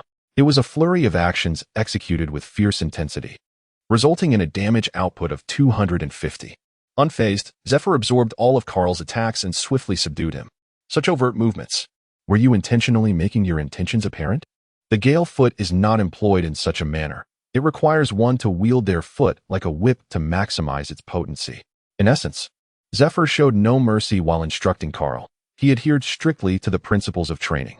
After an intense session, Carl's combat skills improved remarkably, having mastered all techniques except for the moonwalk.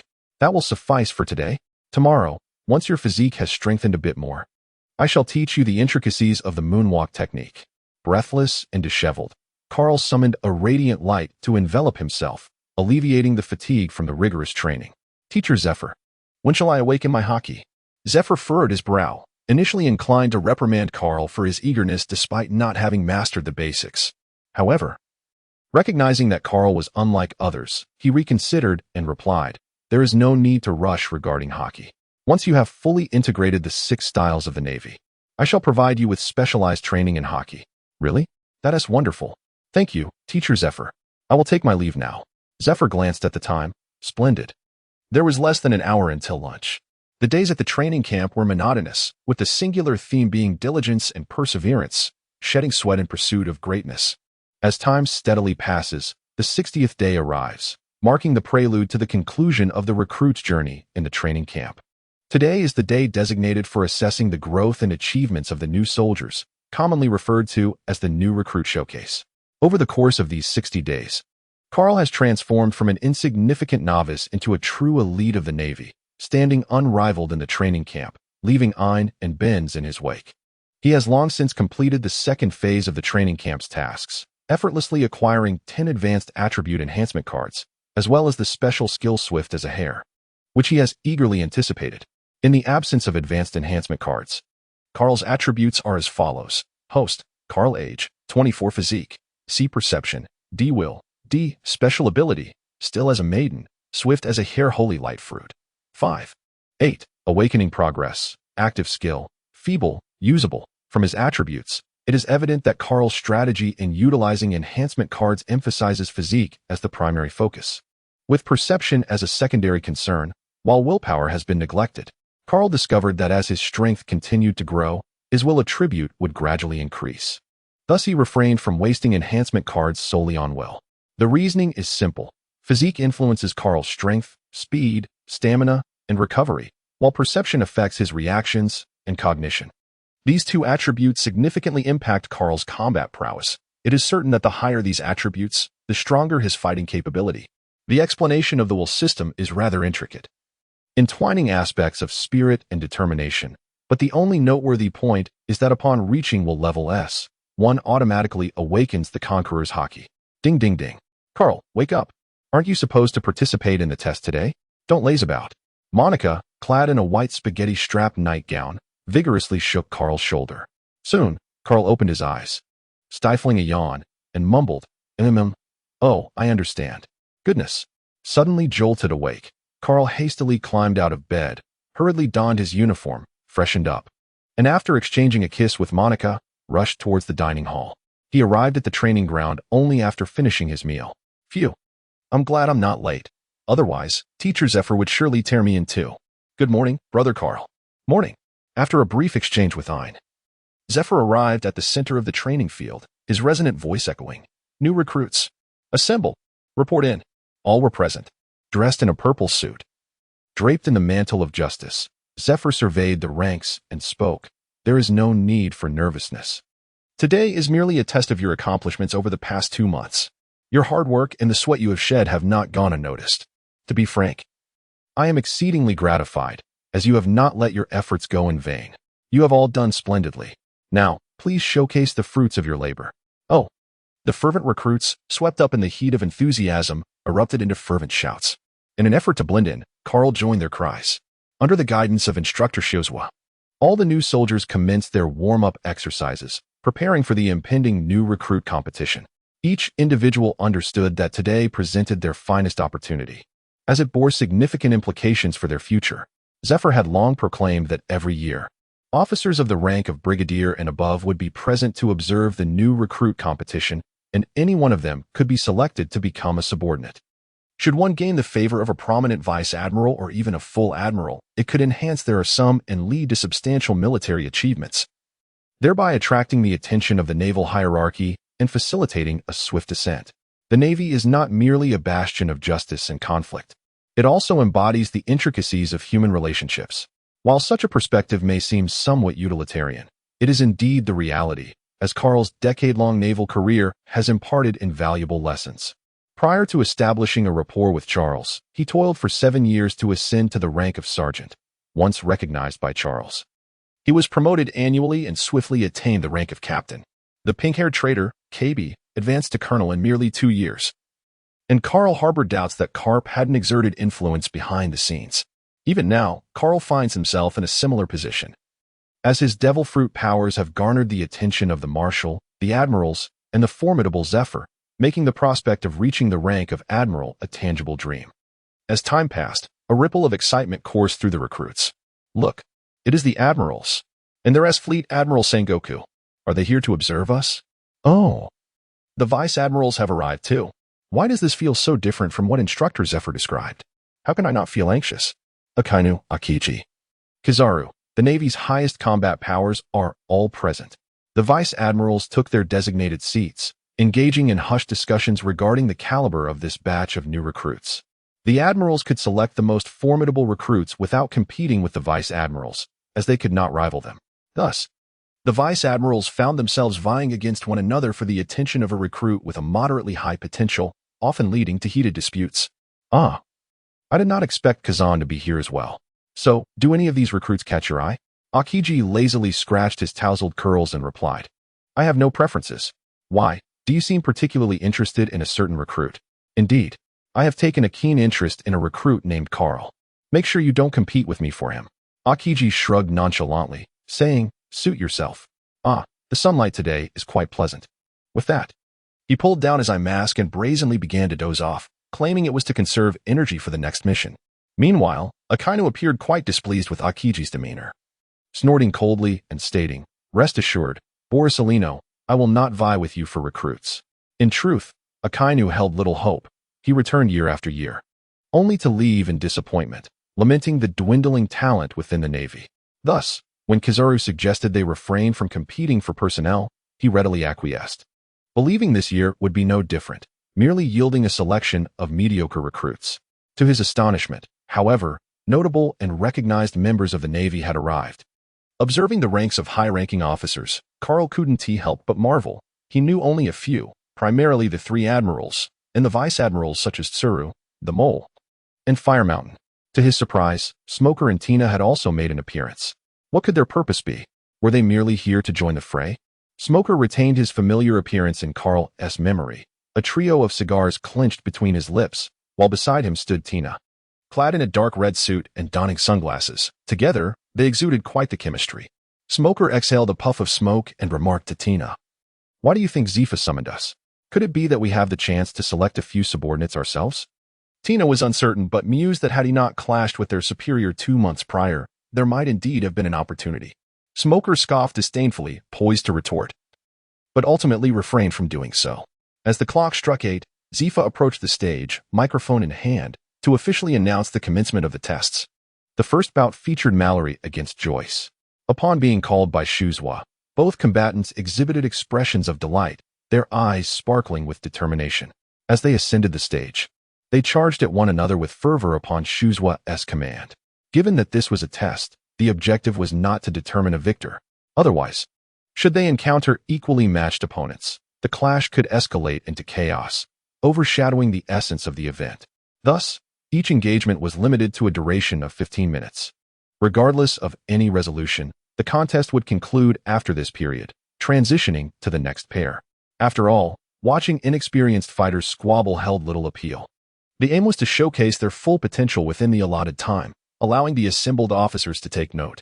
Mallory displayed considerable promise, although his physique was somewhat lacking. He wielded the 6 styles with impressive proficiency, marking him as a worthy candidate. Indeed, you make a valid point, but Joyce also impresses, fighting with great intellect. The discussion among the vice admirals was animated, in stark contrast to the 3 admirals, who remained largely silent, Akiji dozing, Akane scowling, and Kizaru leisurely trimming his nails. Swiftly, the first battle concluded, both fighters panting as they regarded one another, though no clear victor emerged. A glance at the officers' expressions filled them with satisfaction as they descended from the stage. The second match pitted Ein against Binz. Carl, sipping on soda, was taken aback. Ein against Binz? Who would he face? Surely, it wouldn't devolve into a mere slaughter of the weak? With a look of confusion directed toward Zifa, he found that Zifa was equally gazing back at him, seemingly anticipating his surprise. Zifa gave a slight nod, signaling him to remain calm. It was no jest. Carl was meticulously trained by him, and no one understood Carl's prowess better than he did. Even combined, Ein and Binz would struggle to match Carl's strength. In terms of physical combat, Carl was already capable of holding his own against the likes of Tina and Smoker, who had long since graduated. Regrettably, Carl had yet to awaken his dual haki, leaving him to devise strategies for the internship period following the test. As Ein and Binz took the stage, the murmurs among the admirals grew animated. Both of them are devil fruit users, right? Indeed, I had heard. Both belong to the paramecia class, one wielding the abilities of the repulsion fruit, and the other, the flourishing fruit. The battle begins. Binz cautiously observed Ein, fully aware of Ein's capabilities. That repulsive power, once it made contact, would guarantee his defeat. With a flourish, Binz swiftly scattered a handful of plant seeds, then began to dance. As he moved, the seeds rapidly germinated, giving rise to dozens of robust vines on the ground, which swept across the arena under Binz's command. Shave. Ein vanished from his position, evading the sweeping vines, then swiftly struck one with his palm. The enormous green vine shrank rapidly, reverting to its seed form, one after another, littering the ground with seeds.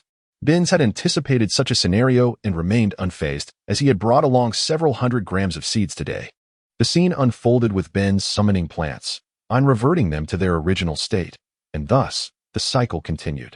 Carl was utterly astonished, observing the two engaged in a back-and-forth exchange, seemingly indulging in a mutual display of integrity.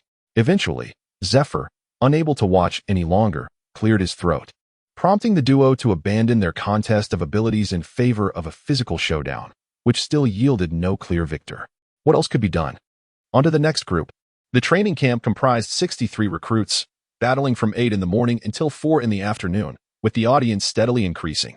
However, Carl found himself unable to take the stage, effectively lounging as an audience member for a total of 6 hours, excluding meal breaks. This led him to suspect that his name was conspicuously absent from the roster of matches curated by Shiozua. Yellow Ape, the matches are nearly concluded. Yet the recruit you had your eye on has yet to compete? The Yellow Ape replied nonchalantly, "It matters not. After all, Carl is destined to be my future adjutant." Akiji, removing his eye mask, gazed sleepily towards the horizon, mumbling about having overslept once again. The final match. Carl versus Captain Smoker. Akane lowered his crossed legs and leaned forward slightly, a sign of his seriousness. If he was mistaken, that rookie the Yellow Ape had been keen on had just exhibited a significant surge in power after utilizing his ability. Could this be the reason for the Yellow Ape's interest? Akane cast a skeptical glance at the Yellow Ape. "Sakazuki, you promised not to compete with me for him. Surely, as a vice admiral, you wouldn't go back on your word?" "I have always kept my promises. But you must disclose to me what abilities that lad named Carl possesses." The Yellow Ape smiled as he glanced at Sengoku nearby, whose lack of reaction only heightened his delight. "Oh, Sakazuki, do not underestimate the youth of today. The devil fruit that Carl consumed is known as the Holy Light Fruit." "The Holy Light Fruit? A paramecia type?" Akiji interjected suddenly. "Indeed. You all witnessed the holy light he released moments ago.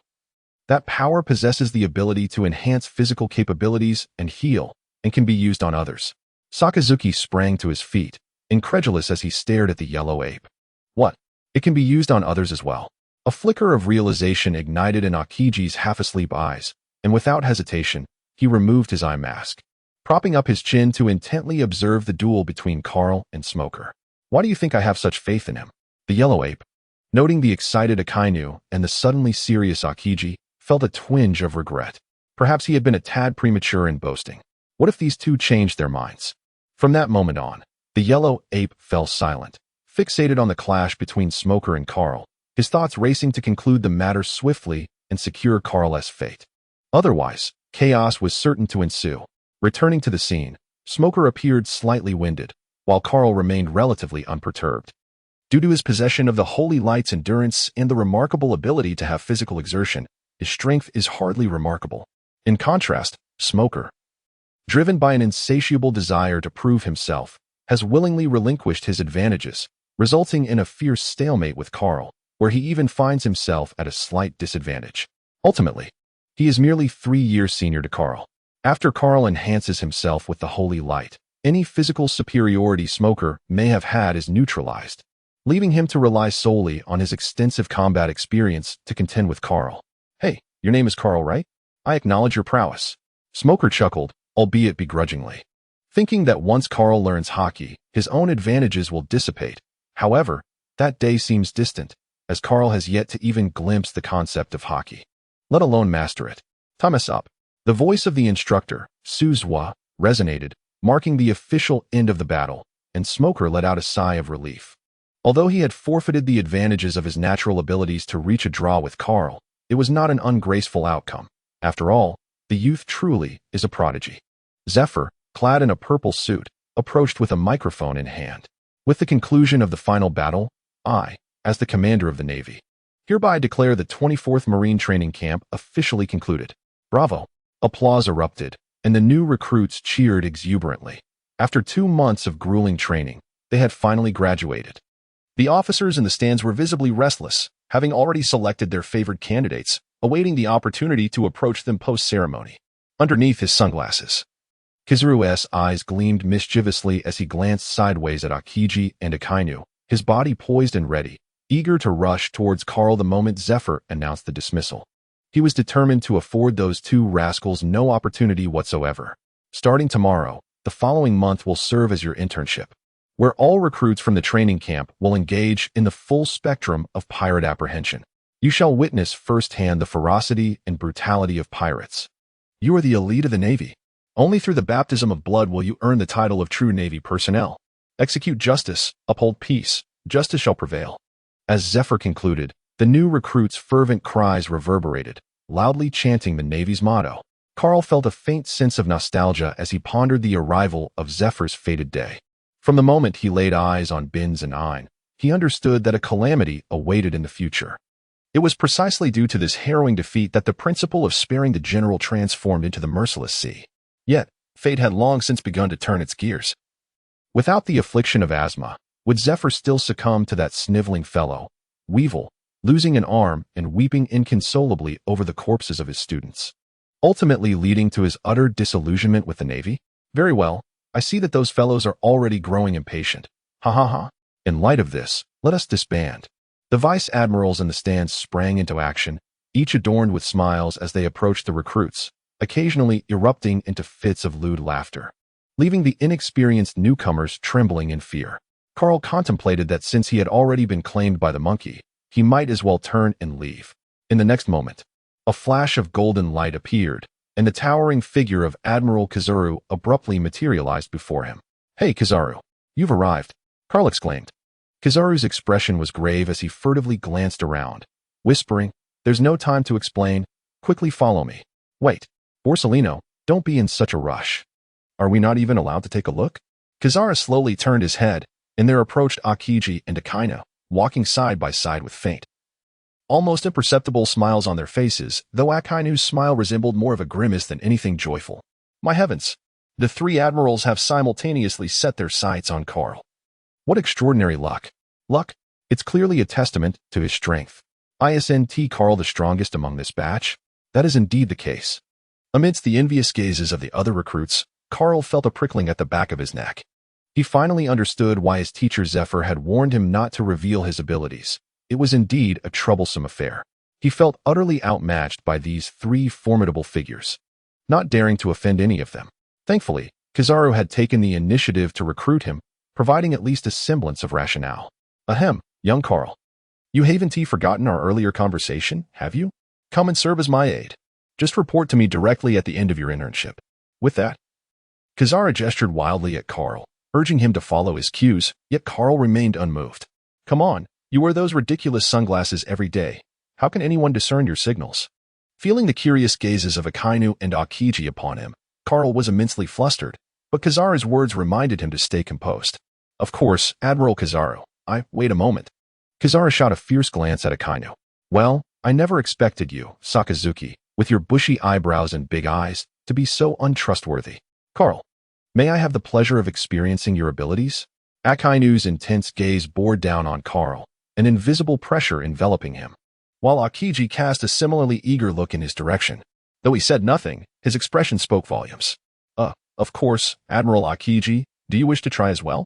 Akiji feigned surprise, replying, Oh, am I included? On the surface, Carl maintained a cheerful demeanor, but inwardly he fretted, wondering, what if you decide to make things difficult for me later? Upon hearing Carl's words, Kizaru's expression turned somewhat forlorn. Don't ask Carl how he knew. When Monika's relatives arrived, he wore a similar expression. However, Monika, being a young matron, always managed to alleviate Carl's sense of lamentation perfectly. Yet, Kizaru merely exhibited a sense of sorrow. It was utterly unremarkable to discern any signs of anger or fury on his face. Experience speaks volumes. Alas, Carl was not someone one could afford to offend, so he simply shrugged, conjuring two golden orbs of light and casting them toward Akainu and Akiji. The moment the holy light enveloped him, Akainu promptly closed his eyes, absorbing the divine energy. Instantly, he felt a significant alleviation of his weariness. But that was not the crux of the matter. Gradually clenching his fists and feeling the surge of newfound strength, Akainu could not help but exclaim internally. What a long-awaited sensation of empowerment! Perhaps he had grown by approximately twofold, though he mused that his estimation might not be entirely accurate. Nonetheless, the effects of Carl's abilities were profoundly evident, impacting not only his physical form but also his psyche. Abruptly opening his eyes, Akainu fixed a piercing gaze upon Carl, resolute that this man must become his subordinate. Meanwhile, Akiji also slowly opened his eyes, although his reaction was not as pronounced as Akainu's. His eyes brimmed with a desire for Carl. Carl, become my subordinate. I assure you, within 3 years, you shall be a rear admiral of this division. Oh, Sakazuki. This is quite different from what we previously discussed, isn't it? Could it be that you wish to usurp my already designated subordinate? Kizaru exclaimed, his lips pursed in surprise, taking the opportunity to mock Akainu's lack of fidelity before turning away dismissively. It was as if he implied that Akainu's promises were nothing more than a jest, mere words to be disregarded. Ignoring Kizaru's sardonic tone, Akainu maintained his composure and replied, I apologize, Celino, but Carl's abilities are precisely what I require. With his assistance, my efficiency in completing missions will soar. I fear not even the Whitebeard pirates. Your abilities are formidable enough that you hardly require Carl's assistance. Let him serve as my aide, Kizaru retorted, feigning regret, yet his demeanor betrayed his intent to claim Carl for himself, exasperating the elder. Carl, what is your opinion? Do not forget, the more missions you complete, the greater your chances of accumulating military merit and advancing further. After casting a glance at Kizaru, Akainu nonchalantly added, Polycelino. Only under my command can Carl attain the most conducive environment for growth, whether in martial arts, ability development, or even swordsmanship. I shall impart my knowledge to him without reservation. To be honest, Carl felt a flicker of temptation, yet recalling Akainu's personality from his memories, he ultimately hesitated. How daunting. Since you say so, it seems I must concede Carl to you. Akainu's expression remained stoic, yet the glimmer of delight in his eyes betrayed his true feelings. Just then, Kizaru adjusted his sunglasses slightly before speaking. Oh, I nearly forgot. Young Carl had already arranged to report to me after graduation, correct? Young Carl. Very well. Now the pressure has shifted to Carl's side. Carl's gaze was grave as he pondered the implications of engaging with Kazan. However, Akainu was entirely off his list of considerations. To succinctly summarize, their values were fundamentally incompatible. Rather than allowing future conflicts to arise, it was far more prudent to address matters openly and honestly. During his moments of leisure, nestled beside Monica while she regaled him with gossip, He had often heard whispers regarding Akainu. To put it plainly, Akainu was excessively devoted to his duties, whether he was engaged in the act of vanquishing pirates or en route to do so. Having him as a subordinate would likely encroach upon Carl's leisure time. This alone was an affront he could not tolerate. Carl's thoughts were remarkably clear. He intended to gradually meander through his duties, accumulating achievements and enhancing his military rank, thereby augmenting his own capabilities, which was precisely what he sought. Some might argue that Carl was not a competent naval officer, perpetually contemplating idleness. However, to Carl, the Navy was merely a job, nothing more. Thus, the decision was made. You it is, monkey. Admiral Akainu. While I yearned to serve under you, I had indeed made a prior commitment to Admiral Kizaru. And I am a man of my word, so I must beg your pardon. After stating this, Carl turned to the elated Kizaru, saying, Admiral Kizaru, once my probationary period concludes, I shall report to you, rest assured. Akainu's expression darkened, feeling a twinge of humiliation, and with a frigid tone, he replied, Carl, do not regret your decision when the time comes. With that, Akainu huffed disdainfully and departed. Watching Akainu's retreating figure, Carl felt a mix of emotions. Did you see that, monkey? To enjoy idleness alongside you, I have even offended Akainu. 3 years. If I do not ascend to the rank of Rear Admiral, do not blame me for turning my back. Ha! How formidable the younger generation is. He truly declined Sakazuki without hesitation. Forge ahead and grow stronger. You are vital to the Navy. Kizaru chuckled, giving Carl's shoulder a reassuring pat before turning to leave, never revealing his desire for Carl to become his subordinate. Both rivals departed, and Kizaru shrugged, displaying an expression of bewilderment. Carl, here is my din mushy number. If you encounter an insurmountable opponent during your probation, feel free to call me, and of course, you may do so even after. Accepting the note Kizaru handed him, Carl was somewhat astonished. It would not have mattered had Smoker or Akainu given him their numbers, but Kizaru, the fastest man in the world, if he were ever cornered by Whitebeard, a single call would summon Kizaru for assistance. Even if they could not prevail, they could surrender together. At least he would have a companion, right? Thank you, Admiral Kizaru. No, Commander. Kizaru smirked mischievously, nodding in satisfaction before vanishing in a burst of light particles. At that moment, Smoker and Zephyr approached, with Smoker's eyes gleaming with mockery. Who would have thought you'd be in such high demand? But it makes sense. After all, your abilities are incredibly useful. Smoker had just learned of Carl's capabilities from Zephyr. He wished more than anything for Carl to join his ranks, but that was simply not feasible.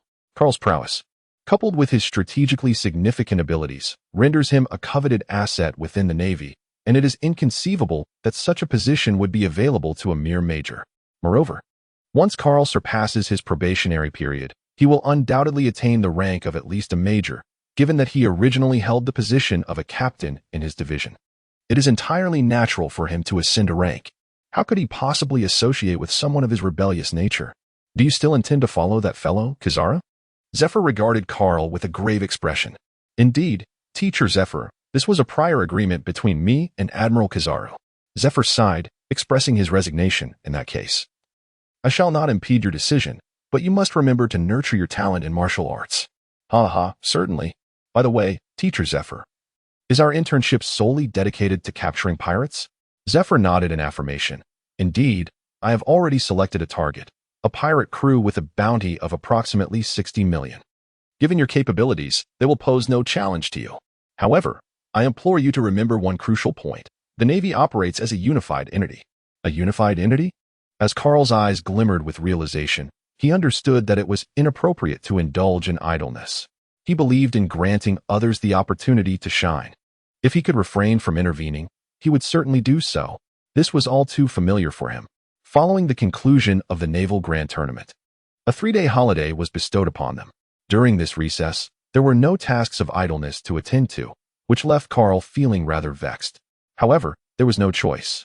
Only on workdays could one truly indulge in leisure, while during holidays, one was free to do as they pleased. It was already 8 o'clock. Oh no. I'm going to be late. Carl, stop messing around. Monica hastily scrambled out of bed, pushing aside Carl's playful hands. It was all Carl's fault. He had kept her awake all night, leaving her with little rest. You go on ahead. I'll just sleep a little longer. Shortly after, the room was filled with the faint sound of snoring, as Monica quickly tidied herself up and exited the room. An hour later, Knock, knock, knock. Who is it? It's me, Smoker. I know you're home, so open the door. Smoker? What could this fellow want with me? Reluctantly, Carl climbed out of bed. What do you want? Oh, and there's a woman too. The woman, of course, was Tina, who boasted long, pink hair, donned in a dark red suit. Her features strikingly beautiful, and like Smoker, she had a cigarette perched between her lips. Although Carl was aware of her name, they pretended to be strangers. Oh, this is Tina. We were both participants in the same training camp, and I suppose she could be considered a friend of mine. Upon hearing the phrase could be considered, Tina's expression hardened. She felt a pang of disappointment. After so many years, was she merely a friend? All right. You are indeed my friend now. Enough of this banter. Come on, Carl, let us head to the training ground. Carl wore an expression of disbelief, pushing away Smoker's hand. What are you doing? He exclaimed. After all, it was a hard-earned holiday. There was no way he was going to the training ground. Smoker scoffed dismissively. Don't think I'm oblivious. Teacher Zephyr has informed me otherwise. Spare me the pretense. We didn't settle our score yesterday. Let's have another match today. I refuse. I'll concede if that suffices. Without a moment's hesitation, Carl outright declined the proposition. How could someone of the natural affinity dare to challenge a person devoid of any mastery over armed color hockey? Surely, we could forego the use of elemental transformation. Let us engage in a genuine duel, shall we? Carl cast a dubious glance at Smoker, harboring serious doubts that he merely sought to reclaim his honor by delivering a harsh lesson. Come on, Carl. You can't possibly remain cooped up at home for 3 days. Can you? Who knows? Perhaps a sparring session might suddenly awaken your hockey. To be fair, there was a semblance of truth in those words.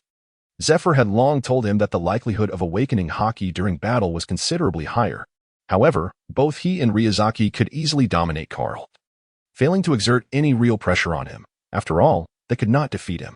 Thus, Smoker, a rival of equal standing, was the ideal sparring partner. All right, give me a moment to prepare. A quarter of an hour later, Carl and Smoker stood on opposite sides of the training ground, with Tina serving as the referee. Are you both ready?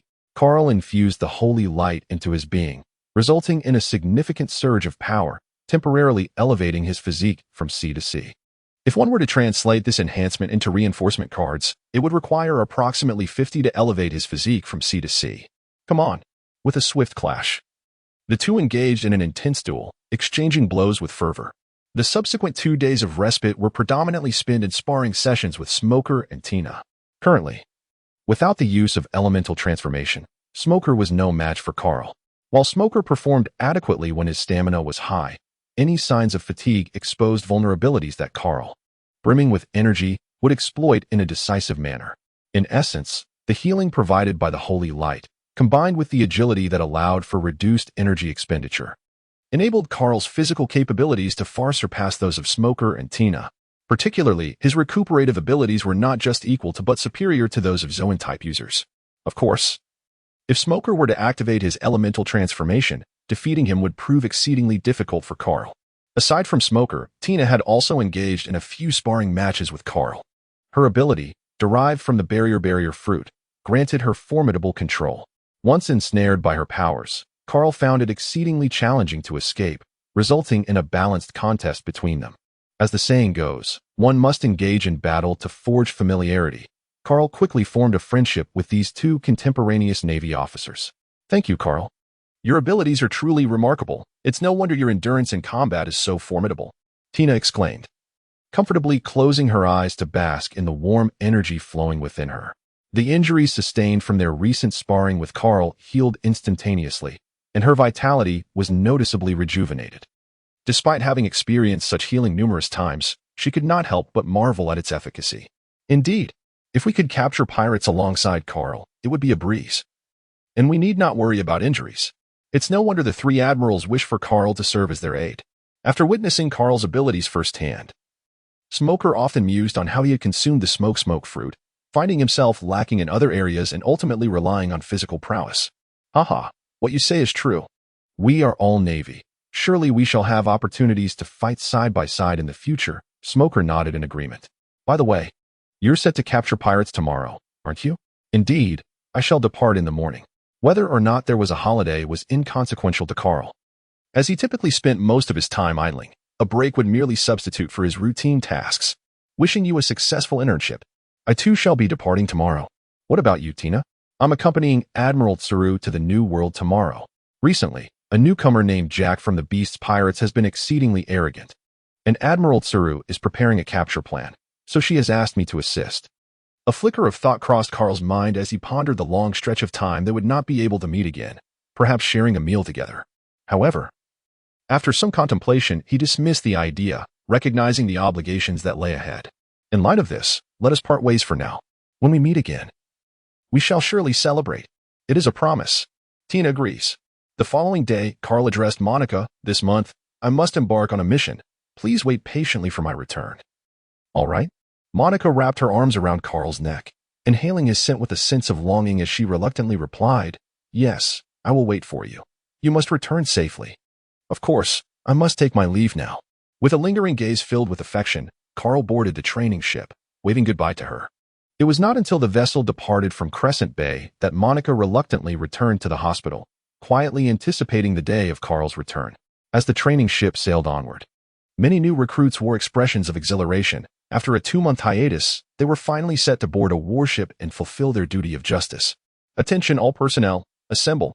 Zephyr, wielding a megaphone, gathered the recruits to brief them on their mission objectives. According to intelligence provided by the Naval Intelligence Department, the infamous Blade Pirate crew, with a bounty of 45 million berries, was spotted lingering near Autumn Island. Your task is to vanquish them and deliver them all to Impel Down. Do you have confidence in your abilities? Yes. Excellent. I have faith in your capabilities. I have conveyed all that needs to be said. Now, let us set sail. Oh, Carl took a deep breath, feeling a sense of pressure, primarily stemming from the uncertainty of when the creature known as Whitebeard II, Weevil, might emerge. However, now that he was present, Carl was determined not to allow the tragedies of his memories to replay in reality. Ah, Ein, you seem to be in good spirits. Ein squinted his eyes, displaying a cheerful smile. Indeed, Brother Carl, once my internship concludes, I shall become an aide to Admiral Crane.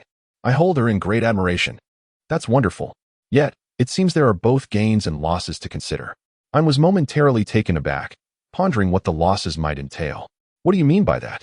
Carl let out a deep breath and flashed a charming smile at Ein. Because you shall find it difficult to encounter a naval officer as handsome as I. Oh, Carl, how self-absorbed you are. Carl smiled silently as he took the bounty notice for this internship task from Ein's hands, examining it with keen interest. The bounty was for the Hunter Pirate crew, led by Captain Zakar, with a reward of 5 million berries. Proficient in swordsmanship. Oh, how formidable. Why has he not yet become a subordinate of the Yellow Ape? His speech already seems to carry that simian arrogance. Ein appeared dissatisfied with Carl's demeanor and raised his petite fist in indignation, asserting, Zakar is a notorious villain. He not only plundered Autumn Island, but also slaughtered over 20 innocent civilians. I shall not let him escape justice. Haha, of course.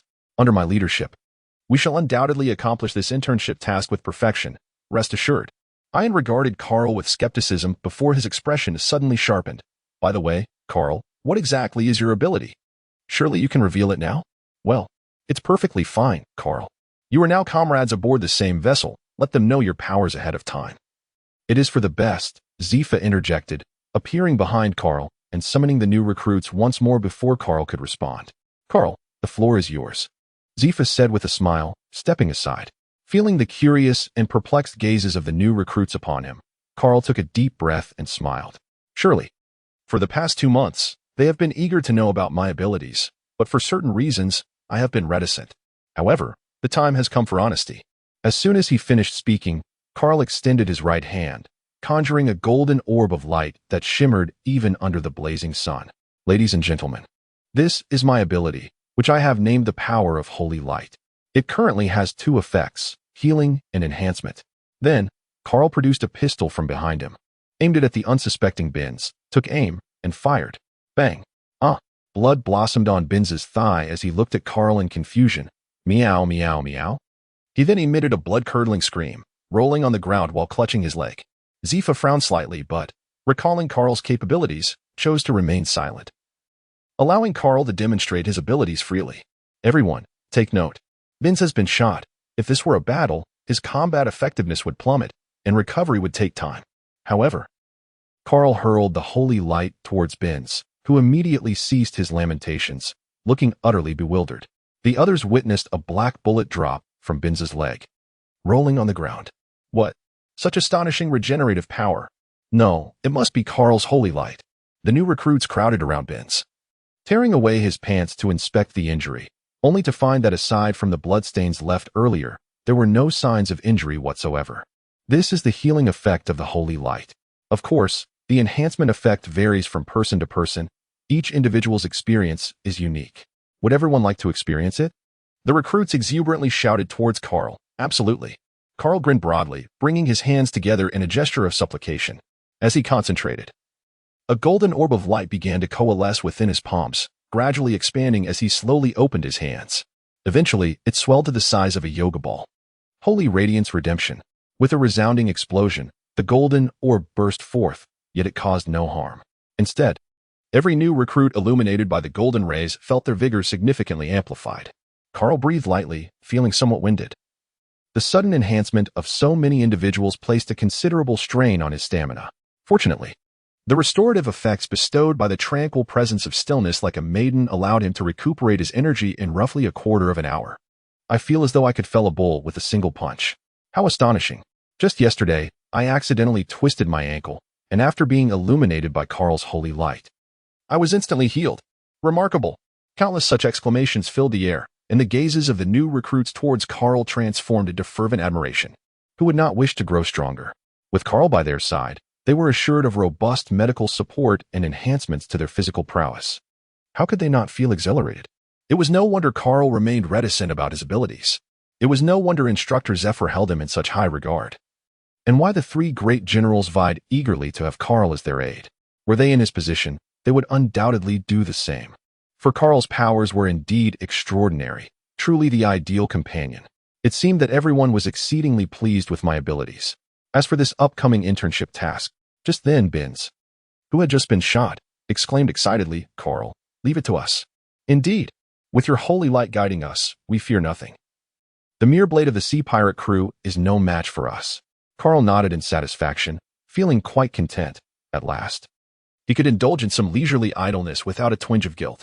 However, the ever-looming presence of Weibel lingered in his mind like a ticking time bomb. The moment of detonation unknown. Yet, glancing at the imposing and formidable Zephyr, who strode with confidence, Carl momentarily set aside his worries. Together with Zephyr, they were bound to wreak havoc.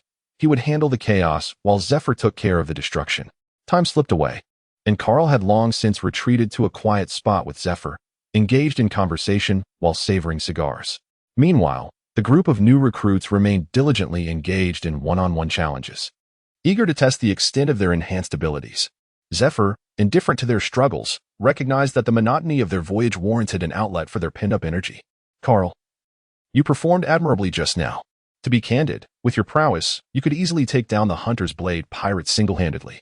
Yet, this very scenario is precisely what I wish to witness. With a smile, Carl casually flicked his cigar and remarked, I wholeheartedly agree. Is it not the very essence of my abilities to be utilized in such a manner?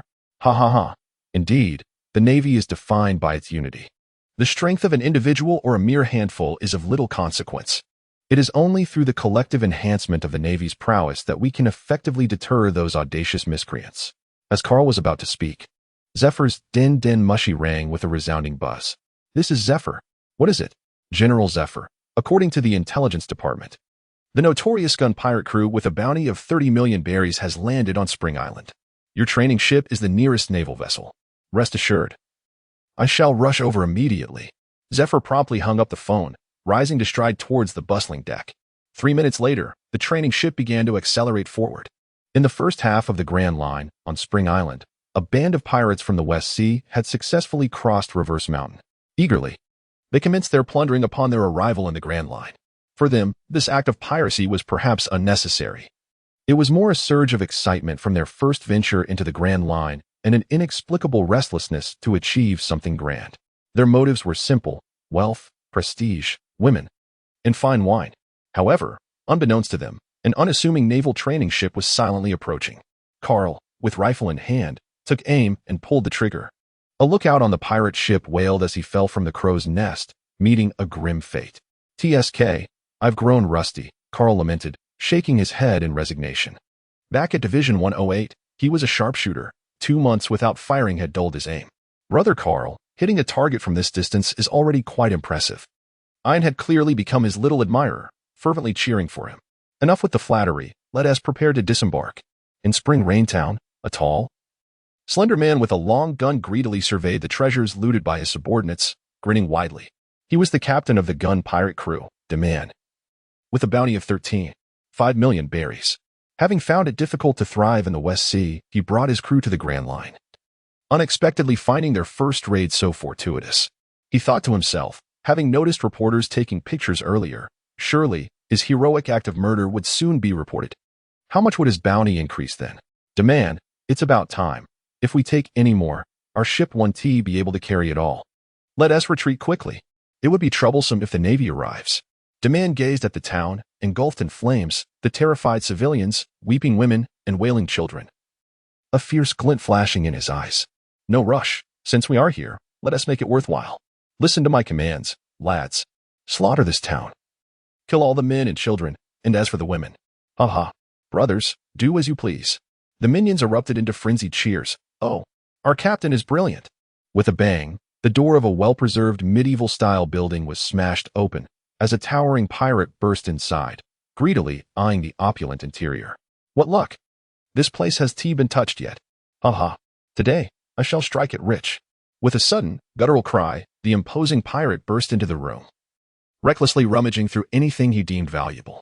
In the corner, a mother and daughter, both possessing delicate features, huddled together in trepidation beneath the bed, daring not to utter a sound, fervently wishing that the vile pirate would overlook their hiding place.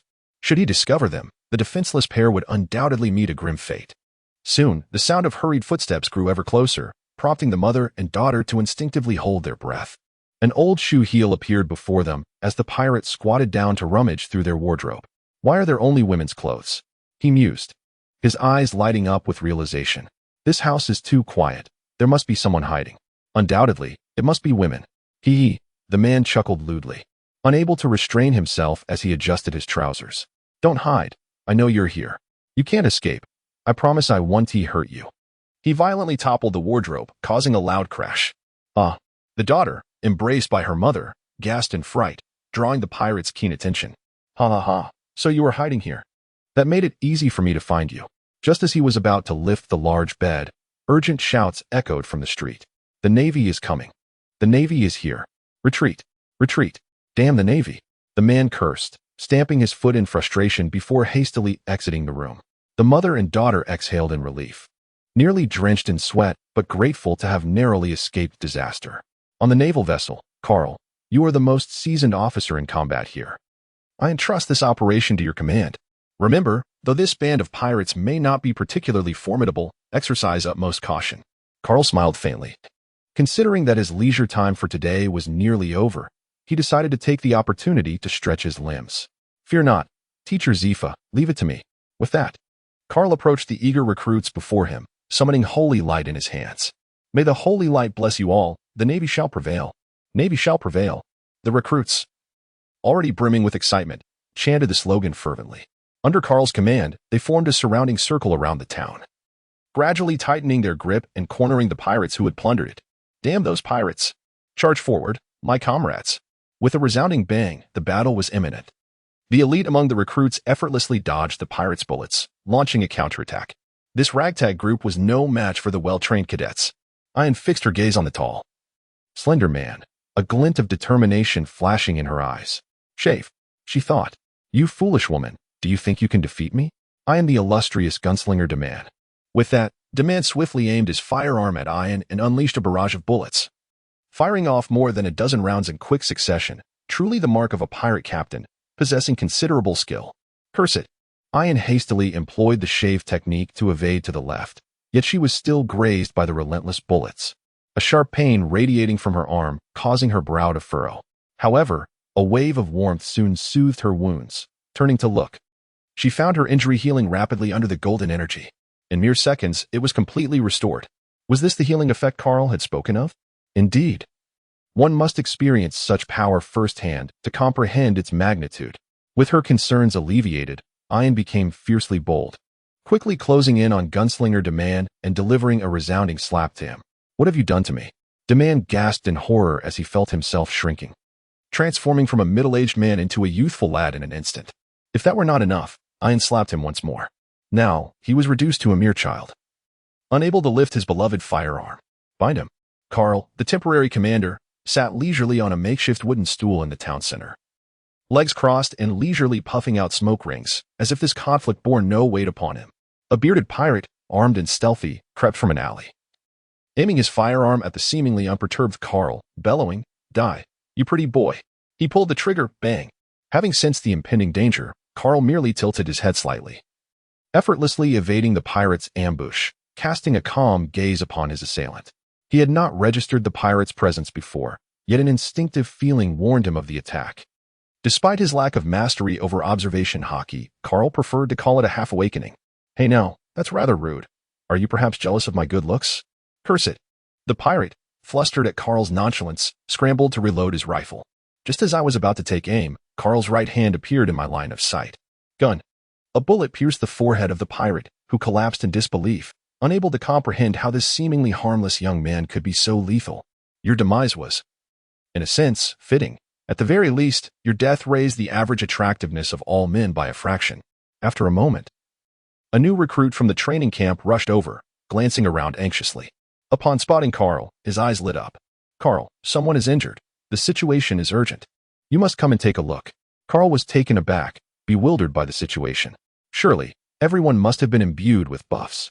How could someone still be gravely injured? When the injured individual was brought over, it was astonishing to see that he had been struck by over 20 bullets. Had it not been for Carl's divine light sustaining his life, he would have perished long ago. Carl, with a sense of helplessness, employed the sacred light to heal him. While inquiring, "What is the matter?" "Ah, this fellow believes that with your divine light present, he can fear nothing, hence." "Hiss." Carl gasped in astonishment, gazing at the reckless man who had been shot over 20 times. "I didn't bestow upon you a berserker buff? Why do you still consider yourself a barbarian?" No wonder he was riddled with bullets. He deserved it. Were it not for the divine light sustaining his life, this fellow would undoubtedly be dead. Alas. Carl let out a deep sigh, silently reflecting on the situation. He was a teammate. With 2 blasts of holy light, the reckless individual finally regained consciousness. Upon seeing Carl, he seemed to understand something, and his expression turned fervent. "Thank you, Carl. Yes, I was too impulsive. It was mainly seeing those innocent civilians slain by the pirates that overwhelmed me. This is not your fault, but remember, only the living Navy can enact justice." "I understand."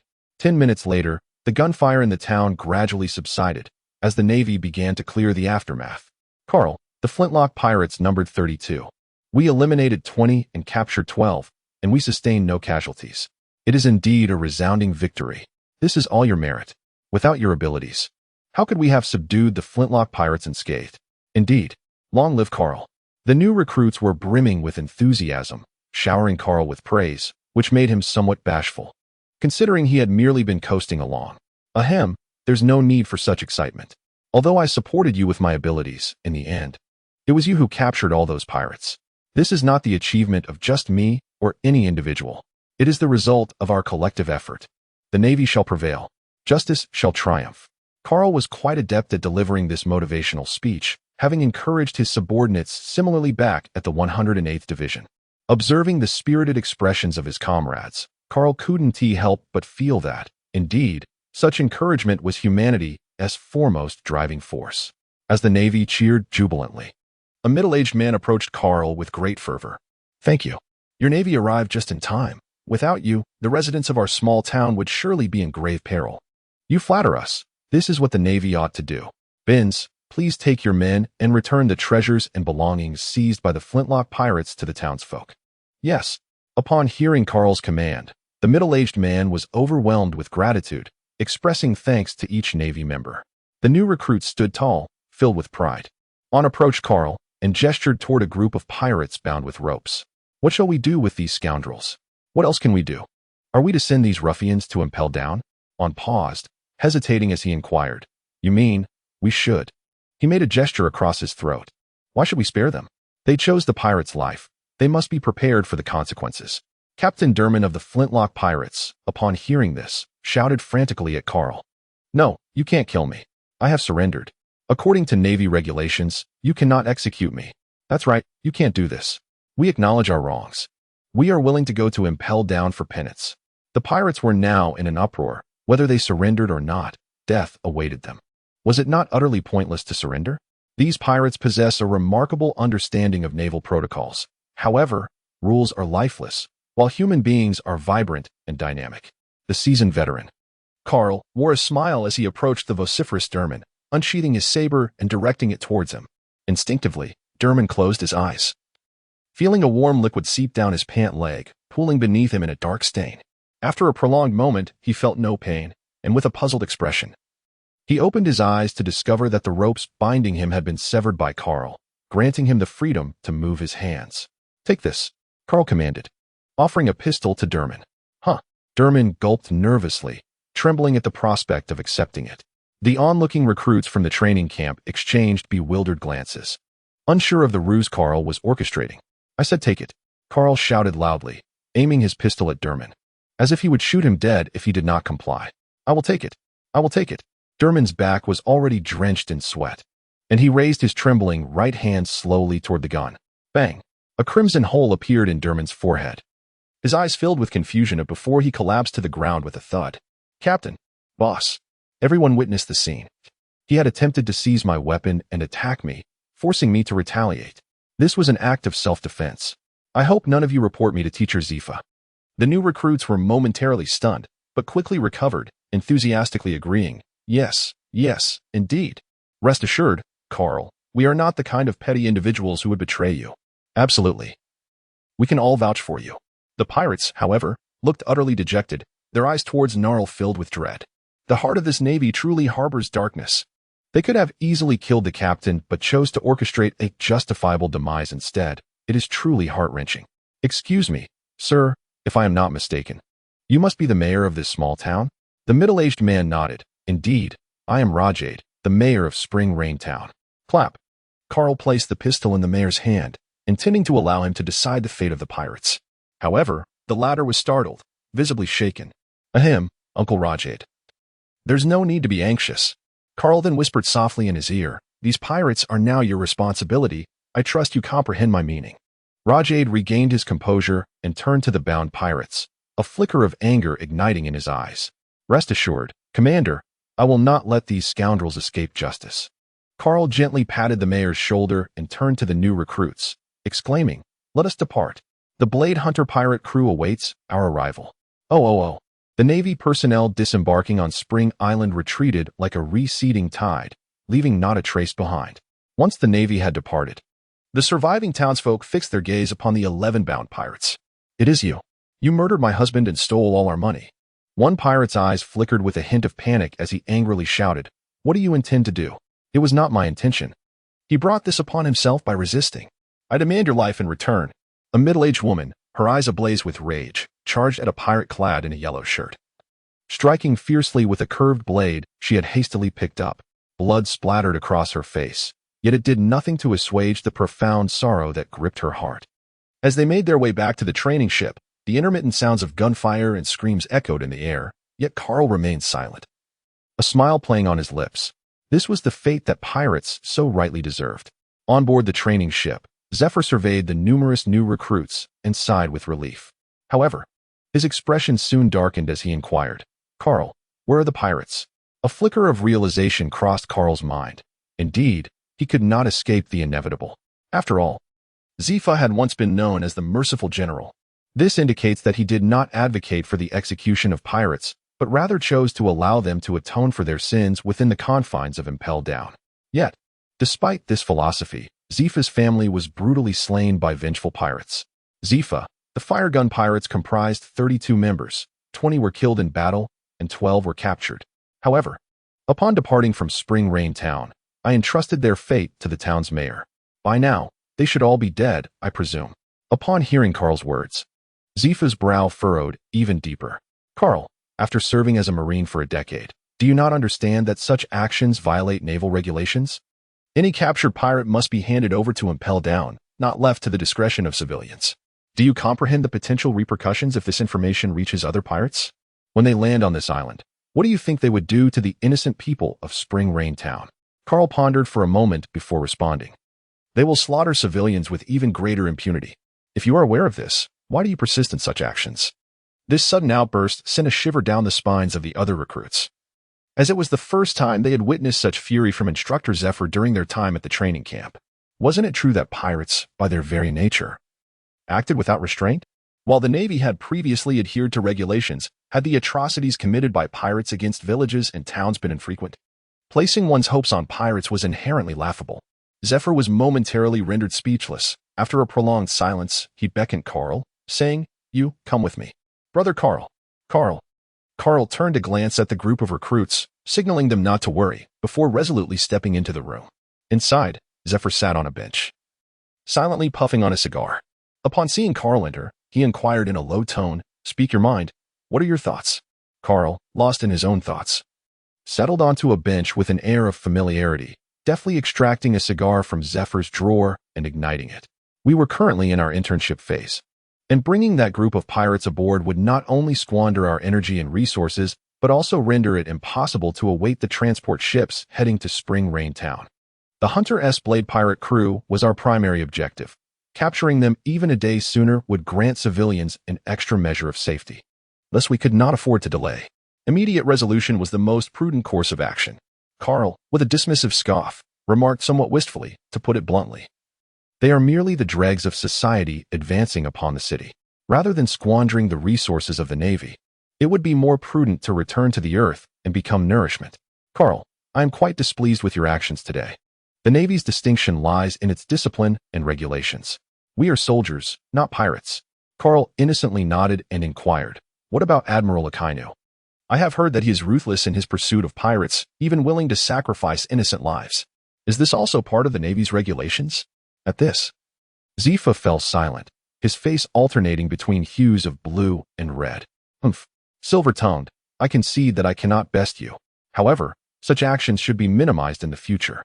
It is one thing to eliminate pirates lacking devil fruit abilities. It is entirely another to recklessly slay those who possess them. For regardless of whether in the first half or the latter half of the Grand Line, once a pirate with a devil fruit ability meets their demise, their powers will reincarnate somewhere in the world. If consumed by someone aspiring to join the Navy, it may be acceptable, but should it fall into the hands of a pirate, it would render the act futile. Thus, the Navy typically aims to capture pirates endowed with such abilities whenever feasible, resorting to lethal measures only when absolutely necessary. Rest assured, Zephyr-sensei, I am well aware of this and shall not burden you with concern." "You impudent brat," Zephyr sighed, suddenly reminded of his wife and child, who had perished at the hands of pirates. This memory had once plunged him into despondency, causing his previously steadfast belief in sparing lives to waver. The principle of leaving a line of retreat was clearly inapplicable to pirates. Consequently, he merely admonished Carl for his recklessness without genuine anger. Enough. I can't be bothered to argue with you further. You have emerged victorious in your first battle. It is time to celebrate." "Absolutely," Carl exclaimed. "Zephyr-sensei, did I cause you any trouble?" Ha. Do I seem troubled? It's merely a minor infraction of Navy regulations." "What of it?" "Indeed, it is only the elimination of pirates. Is there a fault in that?" Soon, Carl found himself surrounded by invigorated recruits, becoming the focal point of the crowd. With 8 hours logged in fishing, daily tasks completed, he received rewards: 2 designated attribute enhancement cards, 1 life restoration skill card of the 6 powers, and 1 6 powers technique, the 6 King's gun. The system detected that the host was in the final phase of training camp, and effective immediately, daily rewards would double, with an increased probability of rare items in the random reward pool. Please continue to strive diligently. Today's daily rewards have been issued, granting 2 designated attribute enhancement cards, 1 life restoration skill card of the 6 powers, and 1 6 King's gun technique. Gazing at the 4 enhancement cards and 4 skill cards within the system space, Carl could not help but exclaim in astonishment. After a brief farewell to those around him, he made his way directly to his room. "This is incredible. With a 30-day internship, if I do not conclude it prematurely, I could potentially earn at least 116 enhancement cards. Perhaps I can elevate my physique to grade B without needing advanced enhancement cards. And this 6 powers technique is simply delightful. These are techniques I had yet to master. Whether it is the highly practical life restoration or the devastating 6 King's gun, Both are commendable combat techniques. There is nothing more to elaborate, simply employ them. System. Utilize 4 attribute enhancement cards to bolster perception and deploy all skill cards. Consequently, only 10 advanced attribute enhancement cards remain in the system space for future use, alongside a plethora of snacks and miscellaneous items.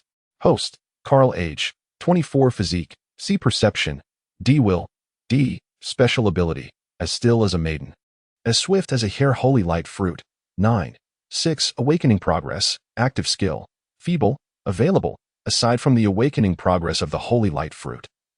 No other attributes have altered. As the rating of attributes escalates, the number of required enhancement cards increases correspondingly. Carl finds immense satisfaction in becoming slightly stronger each day. Compared to his initial arrival at the Navy headquarters as a mere novice, his progress has been remarkable.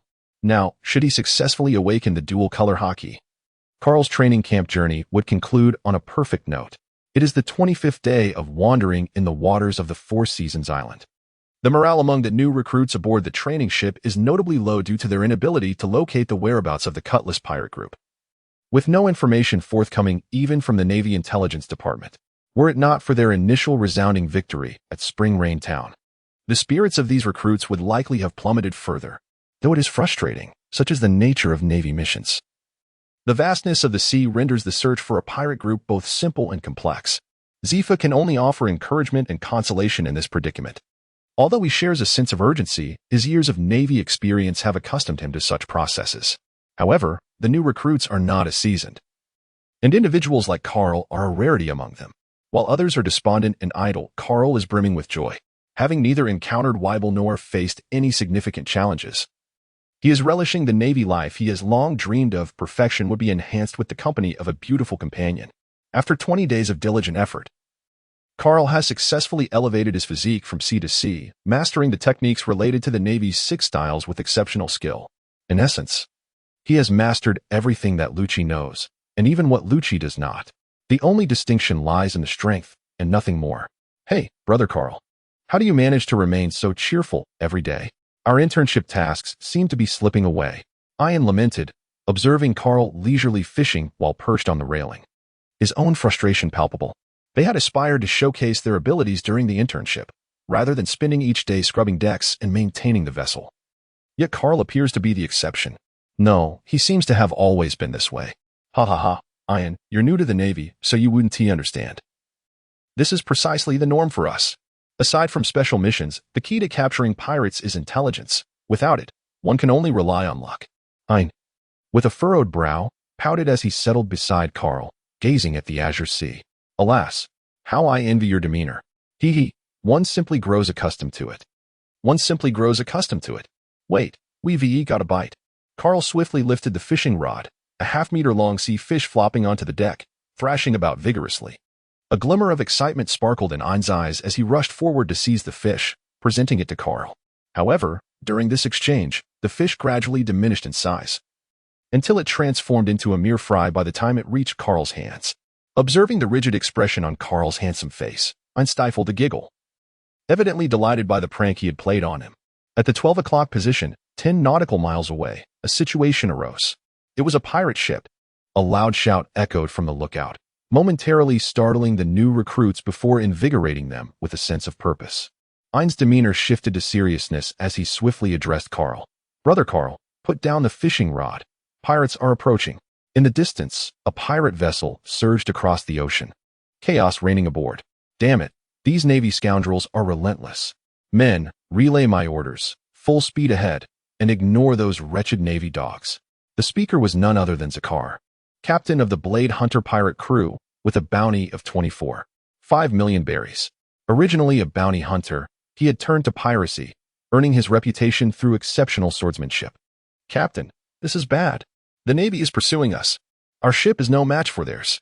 Zakar furrowed his brow in frustration, yet ultimately steeled himself, raising his sword high and declaring loudly, since the Navy refuses to relent, fleeing is futile. We are the Blade Hunter pirates. Men, prepare to fire. Yar. Down with the Navy. On the training ship, Zephyr lowered his binoculars slowly, a faint smile gracing his lips. Have they given up on escape? Humph. They are overestimating their capabilities. Carl. Present. Zephyr turned to Carl, clad in white military attire, and spoke gravely, "You shall lead the command in this operation. Do not disappoint me." "Understood, Master Zephyr." Carl's expression shifted as he noticed the new recruit's eyes brimming with anticipation and yearning. With a resigned sigh, he mused that perhaps this was the essence of fatherhood. "May the holy light bless you all." The recruits instinctively closed their eyes, feeling the surge of power and vibrant life coursing through their bodies, and in unison, they let out a fierce roar. "Victory to the Navy. All hands, full speed ahead. Gunners, adjust the cannon's position and await my command." "Understood." The training vessel immediately surged forward, accelerating towards the pirate crew. In the distance, a few wildly misaligned bombs plummeted, splashing water into the air. Pirates will always be pirates. At such a distance, they could hardly contain their eagerness to fire. How could they possibly hit their target? Carl gazed through the telescope at the chaotic scene aboard the pirate ship, a bemused smile gracing his lips, as he patiently awaited the vessel to drift within their strike range. "Cannon crew, prepare to fire." Boom, boom, boom. The cannons roared in unison, sending black projectiles screaming through the air like harbingers of death towards the pirate ship. Although a few fell into the sea, many more thunderously exploded upon the pirate vessel, leaving gaping holes in its hull and scattering debris across the water's surface. "What are you all doing? After firing so many shells, how could you miss?" The Navy managed to inflict this much damage with just one volley. Zakel fumed, his fury evident as he berated his crew, saliva flying from his mouth. "Zakel, why don't we close in and engage the Navy in a real confrontation? Perhaps there is still a glimmer of hope." The speaker, with a calm demeanor, appeared to be the intellectual backbone of the crew. His words proved persuasive, quickly bringing Zakel's temper under control. "You're right. We cannot sit idly by. It's better to take a gamble. I want to see if the Navy can withstand my Wuwan." The first mate, Rake, cast an envious glance at the ebony blade in Zakel's hand, a weapon of repute. Every swordsman yearns for a fine blade. After all, the Wuwan, a renowned sword of exceptional craftsmanship, had earned Zakel his formidable reputation. "Men, bring the ship alongside," Zakel commanded, and the vessel creaked and groaned as it advanced toward the training ship. "Oh, these pirates wish to engage us in a boarding battle. Are they mad? Follow my orders. Fire the cannons." Why would one choose to engage in close combat when the cannons could effortlessly eliminate the foe? Carl had no desire for such a clash. On land, close quarters combat was unavoidable, but on the sea, such tactics seemed rather foolish. Would it not be more advantageous to obliterate their ship and seize the opportunity to strike while the pirates floundered in the water? Boom, boom, boom. The cannons fired once more. The cutlass pirate crew, battered by the fierce bombardment, pressed onward toward the training vessel, their ship already on the verge of collapse. "Cowardly Navy. Are you too afraid to fight us in close quarters?" Zakel's eyes burned with rage as he watched the relentless barrage of cannonballs approach. If only he possessed the moon step technique, he would have charged directly onto the training ship, but alas, he did not. Even more daunting was the fact that, as a swordsman, he had yet to reach the level of effortlessly cleaving projectiles mid-flight. Thus, in the face of the training ship's cannon fire, he could only stand at the bow with his second-in-command and a few capable subordinates, attempting to deflect the incoming shells to minimize damage to the hull. "Can we go any faster?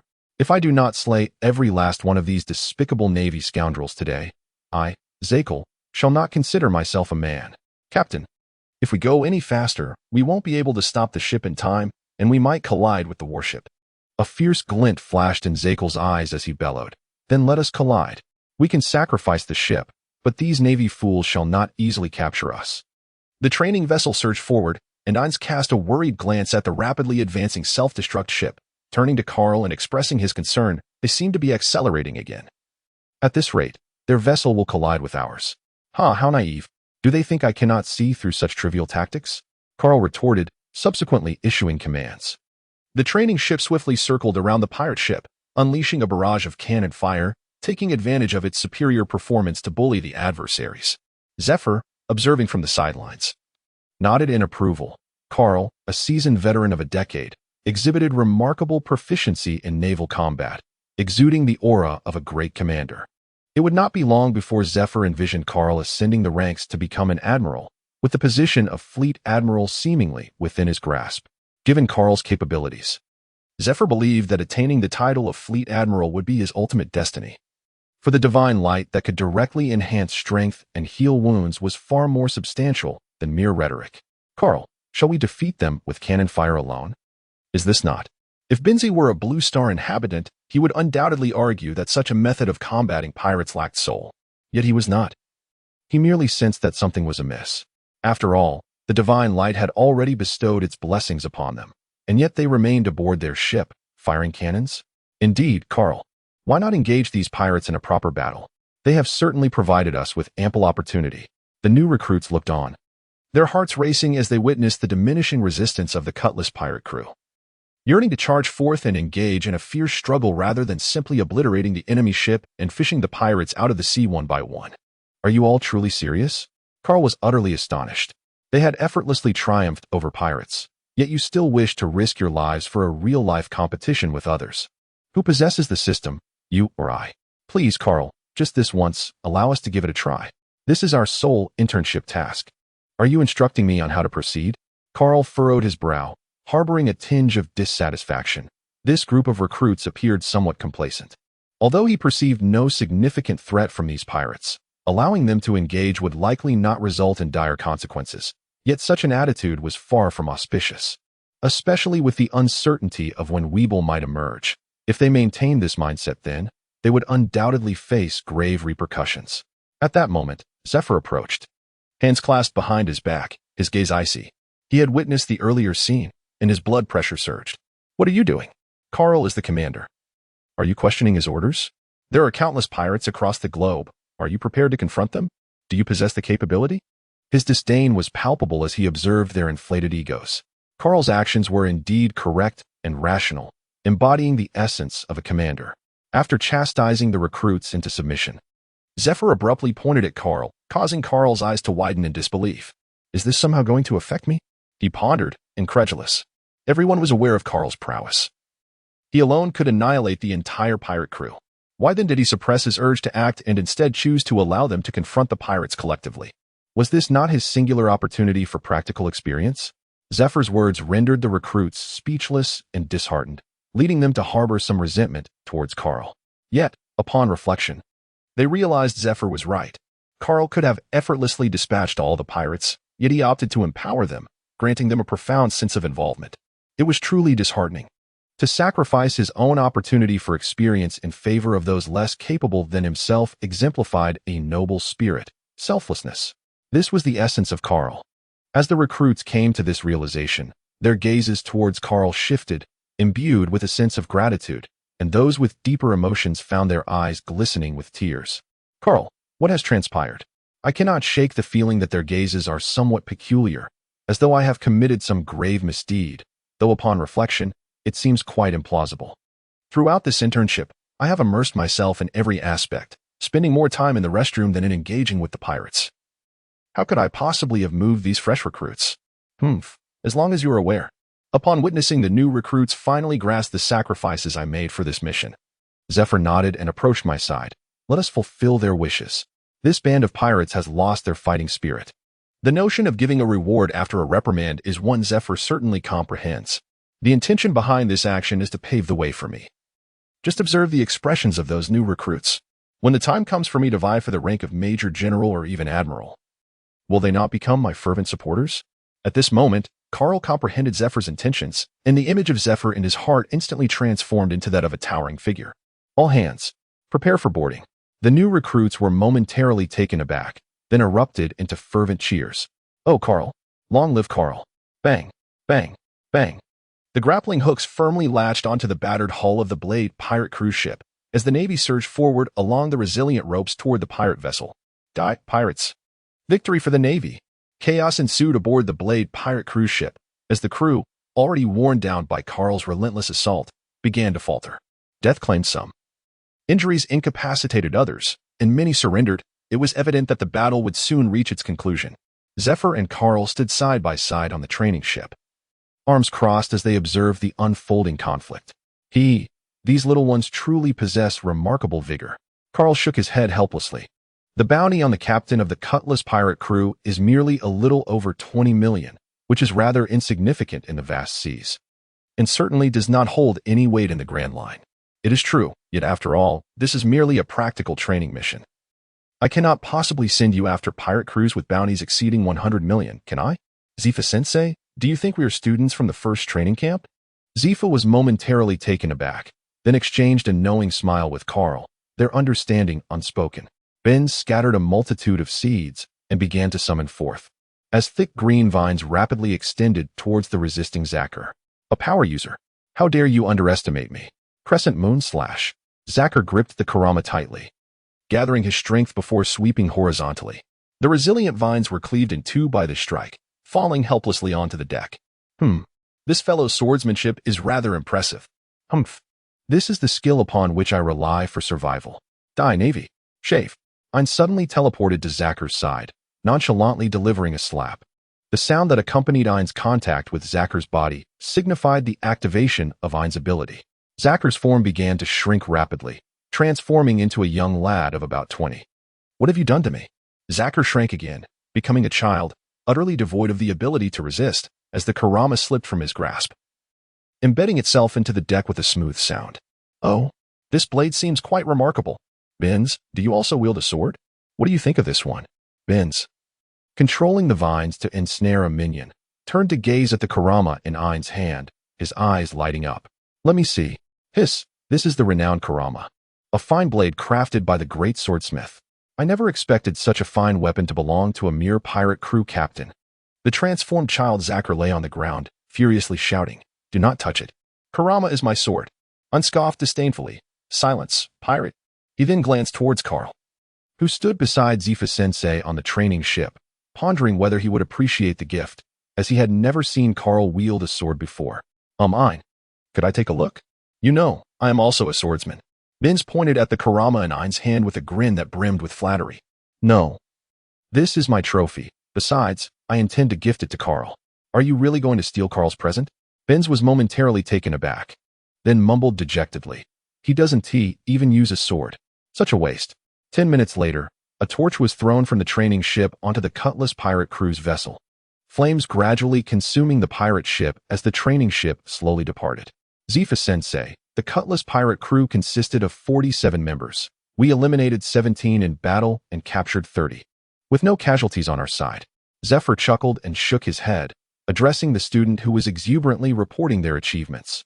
No, you should convey your accomplishments to your commander. He then gestured towards Carl, who, with a hearty laugh, proclaimed, No need for reports. Both Zephyr and I have been keenly observing your performances. You all are truly remarkable.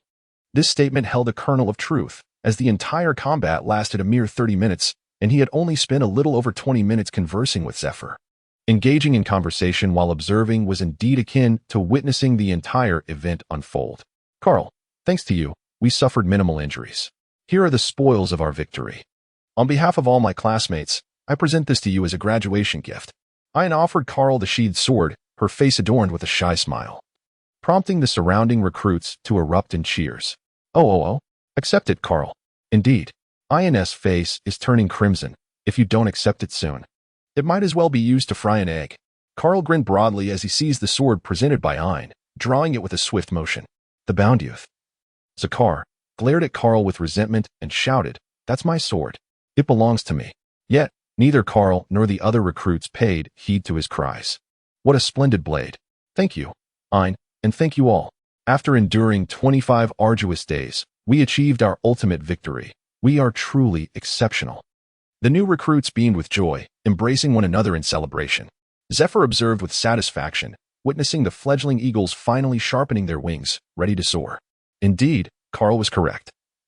These 25 days have revealed your remarkable potential, and I have watched every one of you closely.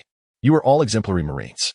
Now, I officially declare the 24th Marine Training Camp's objective successfully accomplished. Woohoo! A smile played at the corners of Zephyr's mouth as he patiently awaited their silence. Keen-eyed Carl noticed Zephyr's subtle expression and promptly clapped his hands. Everyone, please be quiet. Teacher Zephyr has more to say. This lad. Zephyr muttered under his breath before quickly donning a smile. Next, we shall return to the Navy headquarters, where you will be assigned to various officers to learn, grow, and apprehend nefarious pirates. The 24th Marine Training Camp is hereby disbanded, but wherever you may go, remember that you are the Navy, the embodiment of justice. Now, let us set sail. Our destination, Marineford. The recruits saluted Zephyr in unison, their voices ringing out. Yes, Teacher Zephyr. Not far away. A small vessel glided gracefully across the sea. Gurgling sounds emanated from a tall, burly man with a crescent-shaped white beard as he looked down at a diminutive, gnome-like woman at his feet. Mom, I'm so hungry. I want to eat something. The man, overweight and sniffling, appeared rather dim-witted, clutching a sword several meters long. Miss Pekin, with impatience, replied, Eat, eat, eat. That's all you think about, child. I've barely saved some money, and it's all gone to feed you. Ah, mother, I apologize. But my stomach truly aches with hunger. In just one more day, we shall reach Autumn Island. Be a good boy and listen to your mother. Endure just a little longer. Weevil, wearing a frown, rubbed his growling belly, catching a glimpse of the Navy flag on the horizon, which sparked a glimmer of hope in his eyes. Ah, mother, look over there. There's a large ship. It must have food on board. Miss Pekin followed Weevil's pointing finger and indeed spotted a ship. Wait, it's white? Silly son, that's the Navy. Wait, something feels off. Let me take a closer look. Miss Jean, with her short legs, scampered into the cabin, brandishing a telescope, and emitted a derisive laugh. Humph, it's merely a training vessel. She scoffed, her heart racing. My dear son, swiftly steer the ship closer. There are delectable treats aboard. Weibel, with nostrils flaring, wasted no time and dashed to the helm, piloting the vessel towards the training ship, his eyes brimming with longing, a yearning for sustenance. On the training ship, Carl confined the pirate within the cell and secured the door. At that moment, he seized the opportunity to examine the fine blade he had just acquired. In the world of One Piece, the distinction between swords and knives is often blurred. This weapon, named Wuquan, is referred to as a knife. However, to Carl's discerning eye, it ought to be classified as a sword, double-edged and straight. What else could it be? Its maintenance appeared commendable. It felt cold to the touch, and the patterns were quite exquisite. Inside the cell, Zekel glared at Carl with a fury that nearly made his eyes bulge, his lips turning pale as he trembled with indignation. For a swordsman, a good blade is akin to a lover, and now his lover was being brazenly toyed with by Carl. Was this not a form of betrayal? At the lookout, a voice rang out. Alert! Alert! A small vessel has been spotted at the 9 o'clock position, 12 nautical miles away. The ship is accelerating towards us. All personnel, remain vigilant. The commanding tone reverberated across the training ship, momentarily freezing the reveling trainees in their jovial celebration. They swiftly snapped into action, arming themselves with guns and knives, prepared for combat at a moment's notice. Through the telescope, Zephyr scrutinized the flag flying from the approaching ship, furrowing his brow. It was not a pirate flag. Yet, it was evident that their intentions were hostile. Teacher Zephyr, what should we do? Where is Carl? Indon paused briefly before responding. Carl just went to escort the pirate to the cell. I will fetch him. Just then, he pointed towards Carl, who was emerging from the cabin. What is happening? Carl's expression was grave. Upon hearing the warning whistle moments ago, he sensed that something was amiss and promptly rushed over. Such unexpected occurrences at this juncture could very well herald the arrival of Weibo. A small vessel was approaching us, lacking a pirate flag, yet not displaying the colors of a merchant ship either. Carl remained silent, lifting the telescope to gaze at the distant silhouette of a ship. Before him stood a figure resembling a small giant at the helm, with a large sword by his side. Carl inhaled sharply. It was indeed him. Edward Weevil, the son of Whitebeard, had arrived. All hands on deck. The opponent is a pirate. Edward Weevil, with a bounty of 320 million berries. Ein shouted in shock. What? A bounty of 320 million berries. In the first half of the Grand Line, that already categorizes him as a formidable pirate, they had truly encountered him. It was undoubtedly him. Having scrutinized numerous bounty notices, this individual left a profound impression on me, for he bore a crescent-shaped mustache akin to Whitebeard's. Zifa, with a serious expression, patted Carl on the shoulder. Pirates of this caliber are beyond your capabilities to contend with. You should direct them to prepare for a cannon barrage as a deterrent. If it comes to that, I shall intervene. Teacher Zifa, should we call for reinforcements? Zifa responded with a confident smile. He is merely a pirate with a bounty around 300 million. I am not yet so aged that I cannot handle such a challenge. It's not a matter of disbelief. It's just that Weevil is indeed a monstrous foe. In Carl's recollection, this individual had relentlessly hunted down the remnants of the Whitebeard pirates after their leader's demise, single-handedly decimating them and causing over 600 casualties. Yet, that was not his limit. After being stripped of his warlord status, Edward Weevil's bounty soared to an astonishing 2. for billion berries. At that time, even Luffy, kid, and Trafalgar, who had defeated Kaido and Big Mom, only possessed bounties of 3 billion. The most crucial point is that Edward Weevil stood alone, aside from his resentful mother. He essentially earned his bounty solely through personal strength, devoid of any factional support. This clearly illustrates the terror of his prowess. Although it was merely the year 1513, and his strength may not have reached that level yet, how much could it truly differ? Could one genuinely expect such an individual with limited intellect to engage in diligent training? With a furrowed brow, Carl nodded apprehensively, contemplating whether to summon the yellow ape using his Din Mushi for assistance. However, he decided to assess the situation first. Even if Teacher Zephyr were to struggle against his opponent, he could hold his ground for a while. If necessary, he could call upon the yellow ape for reinforcements. All hands, once the enemy ships enter the strike zone, initiate a simultaneous barrage. Understood. Carl swiftly turned and entered the ship's cabin, determined to eliminate any uncertainties. With a clatter, the cell doors swung open, and Carl, wielding his sword, stepped inside the prison, gazing at the terrified pirates within. Since a confrontation with Weevil was unavoidable, Carl had to ensure that no uncertainties lingered. This group of pirates represented the greatest uncertainty. Should a skirmish erupt, these ruffians could very well exploit the chaos to cause trouble. After all, this was not a sea prison fortified with sea prism stone, but merely an ordinary iron cell. While there were guards present, the moment they were absent, these pirates would undoubtedly devise a means to escape and instigate disorder. Any unforeseen incident caused by their actions was utterly unacceptable to Carl, so he resolved to deal directly with those likely to cause disruption. What do you intend to do? What are your dreams? The pirates exchanged bewildered glances, unsure of the trickery Carl was employing, and no one dared to respond. It was only when Carl pressed the blade of his sword against the throat of one pirate that the man, trembling with fear, finally spoke. To find the legendary treasure of the Pirate King, Roger. Carl nodded with satisfaction. Excellent. You possess ambition. As a reward, I shall now send you to inquire with Roger personally. A flurry of astonished gasps ensued. With unwavering resolve, Carl wielded his katana, striking down 30 men in swift succession, his eyes betraying no flicker of emotion.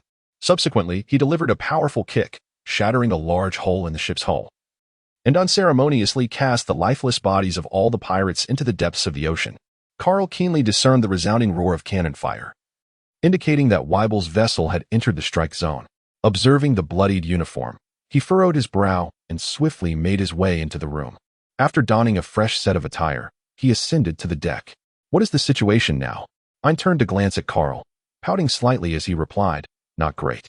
The enemy's ships are small and exceedingly agile, rendering our cannon fire ineffective. Do not concern yourself with that. Continue the bombardment. Understood. With that, Carl approached Zephyr and conjured a sphere of holy light, radiating with resplendent golden brilliance. Without hesitation, he pressed it into Zephyr's being. What is this, Carl? Has your ability enhanced once more? Zephyr marveled at the surge of power coursing through him, exclaiming in astonishment. His strength had increased by at least 5-fold. Not to mention the holy light continuously revitalizing his body, making him feel considerably rejuvenated. Carl smiled faintly. Indeed, after more than 2 months of development, I must have made some progress, no matter how slow I may be. Soon, I shall trouble Teacher Zephyr. Ha ha ha. Leave it to me. It's the perfect opportunity for you to witness my true prowess. Observing Zephyr flaunting his biceps, Carl couldn't help but chuckle at the old man's antics. Those detestable Marines nearly sent me flying. Dear son, you must avenge your mother. Miss Backen, rubbing her waist in annoyance, shouted at Weibel, who nodded with a rather foolish expression. Don't worry, Mom. Once we get a bit closer, I'll eliminate them all and feast on the provisions aboard their ship. Avenging you? Yes, that is my good son. Hurry, let us move faster. All right, Mom. Weibel nodded earnestly, his gaze fixed on the approaching training vessel. Drool trickling from the corner of his mouth. It's getting closer. Carl felt a twinge of sentimentality, but quickly turned to the new recruits alongside him and called out, Ceasefire. The young artillerymen, momentarily taken aback, ultimately chose to obey Carl's command, halting the loading of shells, their expressions filled with confusion as they glanced at him. Carl nodded towards Zephyr, who cleared his throat, and then said, Benz, you are to immediately take everyone except for Carl and Ein aboard the lifeboat and away from the training ship. What? No, Teacher Zephyr, we wish to fight alongside you. Indeed, It is just a pirate with a bounty of 320 million berries. With Teacher Zephyr and Carl here, we fear nothing. Nonsense. This is an order. Do you wish to defy military command? There is no room for negotiation. You must leave at once. Do not force me to cast you into the sea myself. Zephyr's tone brooked no argument, and the recruits displayed evident hesitation, remaining motionless. It was not that Teacher Zephyr did not desire to fight alongside them, but rather that the strength of Weevil was overwhelming. Their presence would only hinder Zephyr's battle. Should Weevil turn his attention to you? Teacher Zephyr would undoubtedly be distracted and might even sustain grave injuries. Is this what you wish to witness? Carl, expressing his disappointment towards the group of new recruits, remarked, Your intentions are commendable, but I implore you to refrain from proceeding. It is conceivable that in the original narrative, Zephyr fought with a sense of restraint. Motivated by his concern for his students, it was only when the recruits began to falter one by one, succumbing to emotional turmoil and asthma attacks, that he ultimately lost control, leading to Weibel severing his arm. Only by ensuring the safety of the recruits could Zephyr fully immerse himself in the battle. Free from external distractions. Carl is right. We must not remain here and hinder Teacher Zephyr. Binzi was the first to respond, urging the new recruits to board the lifeboats. Soon, one by one, the recruits departed, leaving behind only Carl, Ein, and Zephyr on the vast training ship. Ein, utilize your abilities on Teacher Zephyr. I nodded, recalling that Zephyr had asked her to stay behind, and her suspicions were confirmed. Carl, are you being overly cautious? Is Weibel truly that formidable? Carl nodded solemnly and said to Zephyr, He is the monster known as Whitebeard too. Whitebeard. Zephyr fell silent for a moment, and gradually a sense of clarity emerged within him as he extended his arm towards Ein. Come forth, Ein. Ein took a deep breath, and a purplish-red aura manifested in his palm, making contact with Zephyr's arm. The power of the reverse fruit activated. The wrinkles on Zephyr's face began to diminish, and his aura grew increasingly potent. Even Zephyr could not help but clench his fists, his muscles swelling with explosive strength. Is this the feeling of youth? Ha. What a marvelous sensation. At present, Ein's ability could reverse time by up to 10 years, and continuous contact could amplify the effect. Ein proceeded to initiate a second touch, but the moment the purplish-red aura came into contact with Zephyr, it vanished without a trace. Carl furrowed his brow and inquired, What is the matter? Unsure. It seemed that my abilities could only take effect on Teacher Zephyr once. Perhaps it was due to Teacher Zephyr's formidable strength. Reaching such a level was likely my utmost limit. Carl stroked his chin, acknowledging that it was both unexpected yet foreseeable. It was indeed commendable for Ein to have achieved such a feat. Thank you for your efforts. You should leave now. I shall handle things here with Teacher Zephyr. Ein bit his lower lip and replied. Then, Carl, please take care and do not overexert yourself. Haha, rest assured. I am no fool. Now off you go? Ein promptly turned and departed. In the next moment, a towering figure descended from the sky, brandishing a massive blade high above, striking fiercely at the equally imposing Zephyr. Come at me. With the dual support of Ein and Carl, Zephyr had transformed into an ultimate enhanced version. Facing Weibel's thunderous strike, he boldly blocked it with his arm. Clang. A crisp sound echoed as Zephyr's arm, dark as ink, remained unscathed by the blade's descent. Instead, the shockwave propelled Carl several meters backward. Whoa. Carl winced in pain, clutching his chest, feeling as though he had been struck by a freight truck. Is this the collision of titans? Indeed, I am but a mere scrap. Haha. You do possess some strength, Carl. Just be cautious, for I can no longer protect you. With that, Zephyr, brimming with excitement, seized Weibel's blade and, with a monumental exertion, hurled both Weibel and his weapon onto the deck with a resounding crash. Weibel quickly rose, fuming with rage. You detestable old man. You have wounded me. I shall slay you. Remarkably, he appeared unperturbed. What an astonishing physique he possesses. Carl couldn't help but click his tongue, realizing that such formidable strength was beyond his capacity to challenge. It was best left to Teacher Zephyr. His objective was none other than the self-proclaimed lover of Whitebeard. Miss Bakken, receive my blade. Zephyr's gaze sharpened as he gathered his energy, unleashing a fierce shout. 6 styles, ominous arm. First, he deftly evaded Weibel's massive sword with a swift shave, then raised his right hand high as a terrifying energy began to coalesce, culminating in a resounding explosion. With a pained cry, Weibel was sent flying by the punch, rolling across the ground until he crashed into the lookout tower, tumbling down and leaving a human-shaped crater on the deck. In a mere 5 seconds, Weibel sprang back up, his eyes aflame with fury, clearly incensed by Zephyr's strike. Damn that old geezer. You've struck me with great pain, and the consequences shall be severe. Weibel seethed with rage. Zephyr furrowed his brow, reflecting on how this individual resembled a younger Whitebeard, possessing extraordinary strength and an astonishingly resilient physique. What on earth were those fools in the Navy's assessment department thinking? Awarding such a formidable opponent a mere bounty of over 300 million? Without a hint of fear, Zephyr charged toward Weibel's colossal sword, for the battle was only just beginning. Bang! Clang! The air was filled with the sounds of fierce collisions aboard the training ship, as the aftermath of Zephyr and Weibel's clash threatened to tear the vessel apart. Carl furrowed his brow as he observed the clash between the two combatants, attempting to gauge their respective strengths. At present, it appeared that Weibel's prowess could be evenly matched against Zephyr, or perhaps tilted slightly in Zephyr's favor. In terms of combat technique, Zephyr held a definitive advantage.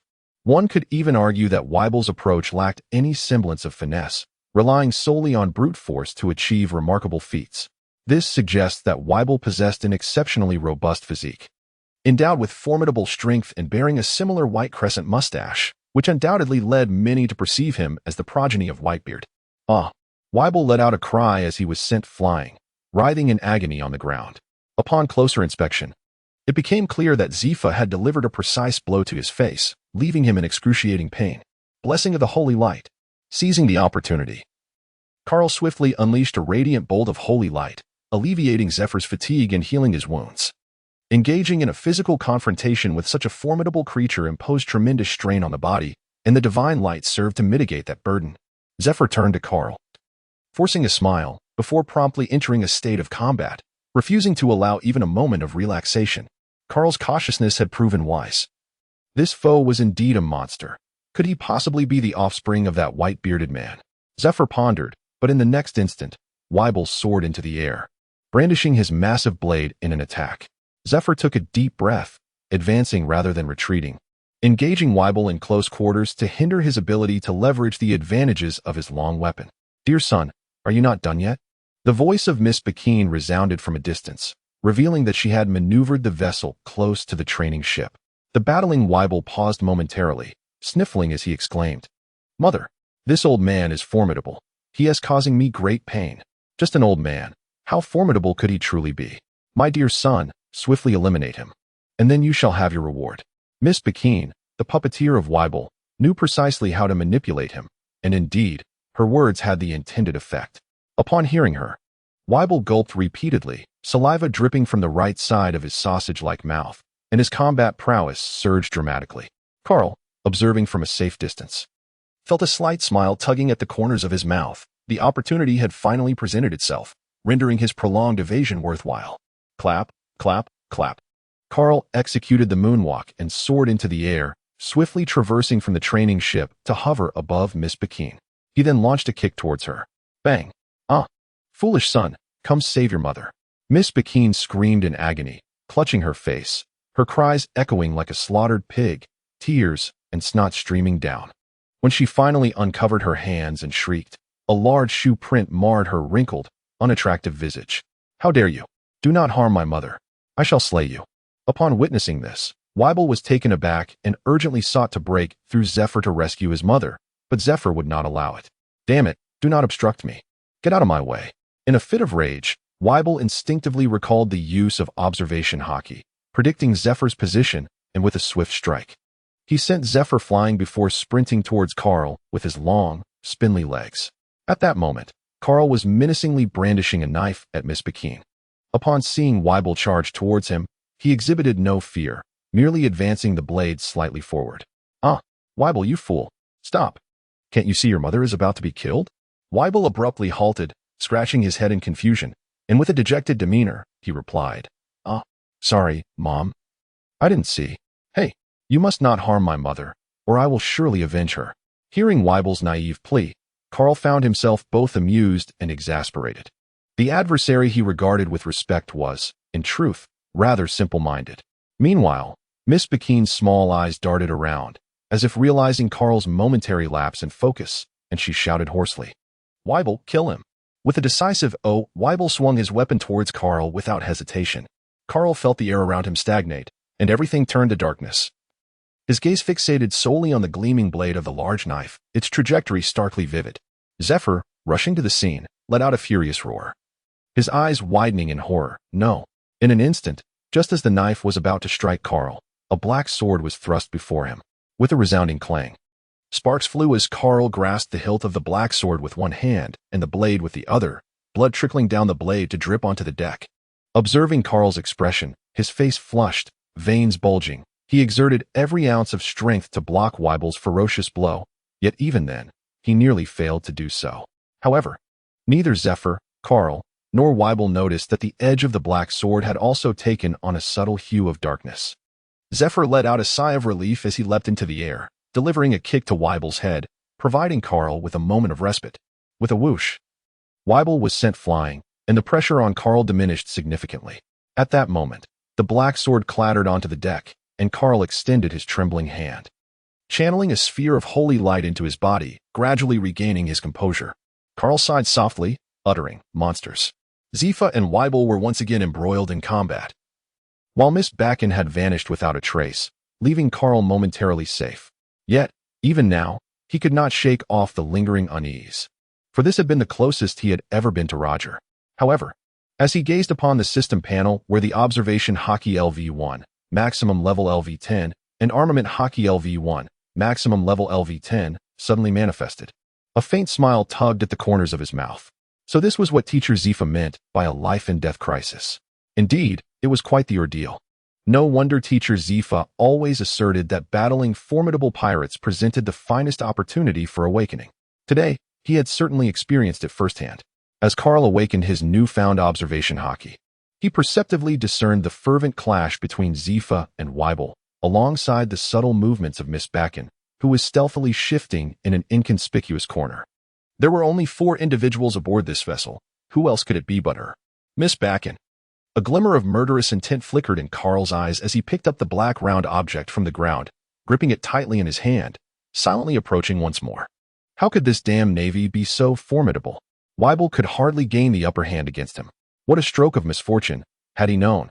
He would have avoided provoking them, not anticipating that he would encounter such a tough adversary. Hiding in a corner, Miss Bakken whispered her complaints while observing the battle unfold. Suddenly, she felt a chill at her neck, that familiar sensation creeping in. "You, shoo, quiet now, or you shall meet your demise." Miss Bakken glanced back in terror at Carl, her lips paling slightly, for in his eyes, she saw an unmasked intent to kill. If she were to cry out, she might truly perish. "Do you not know that I am the lover of Whitebeard? If you take my life, Whitebeard will surely seek vengeance upon you." Carl chuckled derisively, casting a disdainful glance at the diminutive Miss Bakken, whose lips were heavily painted red and whose face was etched with wrinkles. His eyes brimmed with contempt. What a pitiful specimen. One could only wonder how much poison Whitebeard would need to consume to bring himself to harm her. Moreover, consider the disparity in their physiques. Whitebeard towers over 6 meters, while Miss Bakken barely surpasses Chopper in height. Yet, this is the world of One Piece, where anything is conceivable. Nonetheless, what of it? Even if you truly claim to be Whitebeard's lover, do you expect him to confront the Marine headquarters on your behalf? Ultimately, you are merely a pirate. It is only natural for the Marines to eliminate pirates. Miss Bakken exclaimed with fervor, "No, you cannot kill me. I am the mother of Weevil. If you take my life, he will go berserk." Carl gently pierced the tip of the knife into Miss Bakken's wrinkled neck, wearing a sardonic expression. "Hush, hush. Do not be agitated, old woman." Bakken struggled to swallow, nodding her head. Suddenly, she felt a lightness in her body as Carl lifted her effortlessly, the cold blade resting against her throat. "Tell your beloved son to cease his actions." "Weber, you fool. Stop at once. Do you wish for your mother to perish?" Weber, caught in a fierce battle with Zephyr, looked at Carl in panic, wide-eyed. "How did I get captured again? Ah, mother. Are you all right? Little brat, if you dare harm her, I shall surely kill you." The sniveling Weber possessed no semblance of intimidation. Since Carl remained silent, arguing with a fool proved futile. Thus, he merely brought Weber and Bakken closer together. "Idiot. Speak no more. Do you truly wish for your mother to die?" Bakken, in desperation, unleashed a torrent of scolding upon Weber, leaving him in a state of indecision. "Make him drop his weapon." Miss Bakken clenched her teeth and shouted at Weber, "You foolish son, cast aside your knife at once." "But mother, without my weapon, I cannot defeat that old man." "Fool, If your mother commands you to relinquish it, then do so. Do you want to watch her die helplessly? Weber, devoid of retort, reluctantly glanced at the large knife in his hand before dropping it to the ground with a sharp clatter. Witnessing Weber's compliance, Zifa began to doubt his life choices. After all his efforts, was he merely squabbling with a simpleton? Hey, young man, I have complied with your demands, if you let me go. I assure you that Weber will not trouble you. Zifa scoffed beside him. Deluded fool. For audacious individuals like yourselves, the dungeon is your most fitting abode. Karl gazed at Weibel, a look of contemplation crossing his face. This individual, possessing formidable combat prowess, yet lacking intellectual acuity, was evidently an excellent tool. However, his shortcomings were glaringly apparent. He was not particularly clever, and his temperament was exceedingly unstable. No, it would be preferable for such a person to meet their demise. There were plenty of enforcers within the Navy, especially considering the prospect of exploiting Luffy's resources in the future. Why bother with Weibel? Command your son to stand still. What? Do you intend? No, that cannot be. Miss Bakken emitted a shrill cry, resolutely refusing to allow Weibel to relinquish his resistance.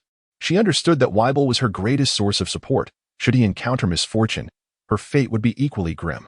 Only with Weibel alive could the necessary deterrence be established, ensuring that these two Navy officers would think twice before acting recklessly. Thus, under no circumstances would she permit Weibel to abandon his defiance. Even if it meant her own demise, the wrathful Weibel would avenge her. Humph, Karl scoffed. Recognizing the cunning of this seasoned woman, she was not foolish after all. If you choose not to speak, then I shall take it upon myself. Karl casually picked up a tattered piece of cloth, intending to stuff it into Bakken's mouth to silence her, thereby using her as leverage against Weibel. However, as Karl grasped the rag, Bakken astutely sensed his intentions. After a brief moment of contemplation, she shouted loudly towards Weibel, "Son, ignore your mother, kill them." Weibel's mind momentarily froze, but he swiftly regained his composure and reached for the knife he had just discarded. Zephyr, well aware of Weibel's ulterior motive, had been vigilantly guarding the large knife and swiftly kicked it away, causing it to plunge into the sea with a resounding splash. No, my knife. Weibel appeared to be incited by this spectacle. His eyes instantly turned crimson, his nostrils flared as he gasped for breath, resembling a cornered beast in despair. With a furious roar, he charged at Zephyr. Karl stood in stunned silence, contemplating how one might have to perish to provoke a state of fury. However, Weibel demonstrated through his actions that no such sacrifice was necessary. He could unleash his wrath in an instant. With a resounding crash, Zifa's arm transformed into an inky black, engaging in a fierce confrontation with the enraged Weibel. Ah, it appears you are of no further use. No, no, no.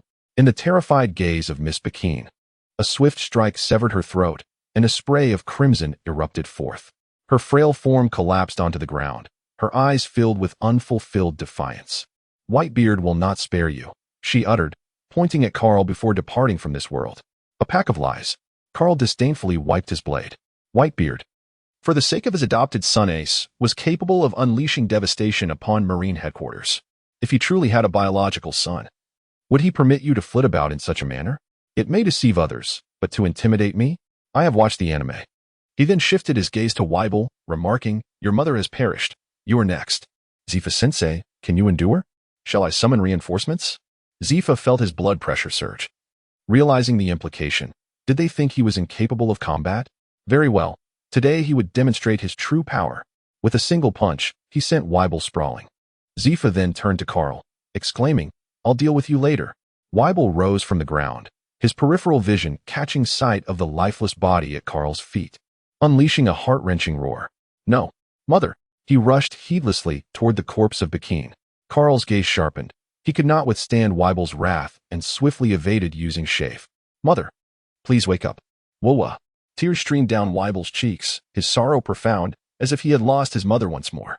Wait, the deceased was indeed his mother. He clenched his fists, producing a resonant crack, the sound reminiscent of echoes from the underworld. "You killed my mother. I shall avenge her. No, you all must perish." With a sudden surge of rage, Weibel hurled a fist toward Karl, the man he despised most, the one who had slain his mother. What the hell? 6 styles, 6 king pistol. Karl's hands instantly enveloped in the formidable armor of hockey. He clenched his fists and confronted Weibel's strike head-on, unleashing a fierce clash that sent powerful shockwaves rippling through the air. The small vessel beneath their feet creaked under the immense strain. Yet, ultimately, Karl found himself overpowered by Weibel's brute strength, visibly struggling to maintain his stance, prompting Zephyr to rush in for assistance. With a masterful execution of the sixth form, crushing fist, a fist as large as a cauldron descended upon Weibel's head like a meteor, forcing him to stagger backward. However, he appeared largely unfazed by the blow. Shaking his head and rubbing the spot where Zephyr had struck, he let out a fierce roar and charged at Zephyr. Regaining his composure, Karl urgently called out to Zephyr. His upper body defense is exceptionally robust. Aim for his lower regions. This is no idle talk, for Weibel's upper body is as robust as that of an ox. Yet, his legs are slender, resembling strands of pasta, giving him an appearance that does not exude resilience. I shall put this to the test. With that, Zephyr swiftly engaged in a struggle with Weibel, incessantly seeking opportunities to strike at his lower body. Karl picked up the fallen Kurama, gripping it tightly with both hands, ever ready to launch a surprise attack. No, how could the Navy's actions be deemed a mere ambush? This was a righteous counterstrike. As the two engaged in combat, the small vessel began to sway precariously, teetering on the brink of sinking. However, an opportunity soon presented itself. Zephyr seized Weevil by the elbow, swiftly adjusting his center of gravity, and with a powerful kick, he swept Weevil's supporting leg from under him, causing him to lose his balance. Take that. Serve me well. Zephyr roared, his muscles tensing with immense power as he executed a forceful shoulder throw on the off-balance Weevil. With a resounding crash, Weevil fell heavily to the ground. Karl's eyes lit up with excitement. A golden opportunity had presented itself. He immediately brandished his weapon and leaped high into the air, channeling all his strength into a strike aimed at Weibel's right knee, more specifically, the patellar ligament. A piercing scream erupted from Weibel as he swatted Karl away, clutching his knee in agony and rolling on the ground in pain. Zephyr, break his leg. Zephyr nodded, gathering power in his right leg, and as Weibel rolled in distress, he delivered a precise kick to Weibel's injured knee. A crisp crack resounded through the air. Weibel's right leg crumpled completely, unleashing a long, mournful wail. Seizing the moment, they aimed for his life. As the thoughts simultaneously surfaced in the minds of Karl and Zephyr, it was Zephyr who took the initiative, swiftly launching an assault on Weibel's other leg, effortlessly incapacitating his left limb. In this moment, Weibel was rendered completely immobile, his upper body retaining only a semblance of lethality. But not much more. As the saying goes, pull one strand and the whole body moves. Every part of the human form holds immense significance, and the loss of both legs considerably diminished Weibel's capacity for violence. He was now akin to a lamb awaiting slaughter. Half an hour later, Weibel had lost consciousness. Yet he did not succumb easily. His vitality was remarkably resilient, almost beyond the realm of humanity. Teacher Zephyr, what shall we do? Shall we kill him? Zephyr, breathless, nodded in response. The battle against Weibel had drained him significantly. After all, he was advanced in years, and despite the assistance of Karl and Ein, his stamina could not sustain a prolonged conflict, unless it meant risking his very life. You rascal, why do you ask me? Haven't you long desired to end his life? Karl chuckled as he scratched his head, holding the blade while approaching the unconscious Weibel. This fellow is rather peculiar. Look at the scars on him. Teacher Zephyr. Zephyr followed the direction of Karl's finger, noticing 3 ghastly wounds on Weibel's body, reminiscent of severe injuries that might have resulted from a severed left arm or a decapitation. I had noticed this long ago. Initially, I assumed his regenerative abilities were extraordinarily robust. Even after such assaults, he could recover. However, upon closer reflection, it seems implausible. If he indeed possessed such formidable healing powers, how could he bear these scars? Karl nodded silently, harboring grave suspicions that Weibel was indeed a monstrous creation of the Naval Science Corps. Yet, these were mere suspicions, lacking definitive proof. Never mind, Teacher Zephyr. These matters are beyond our concern. Allow me to see him off, he declared. You may proceed. I shall refrain from intervening.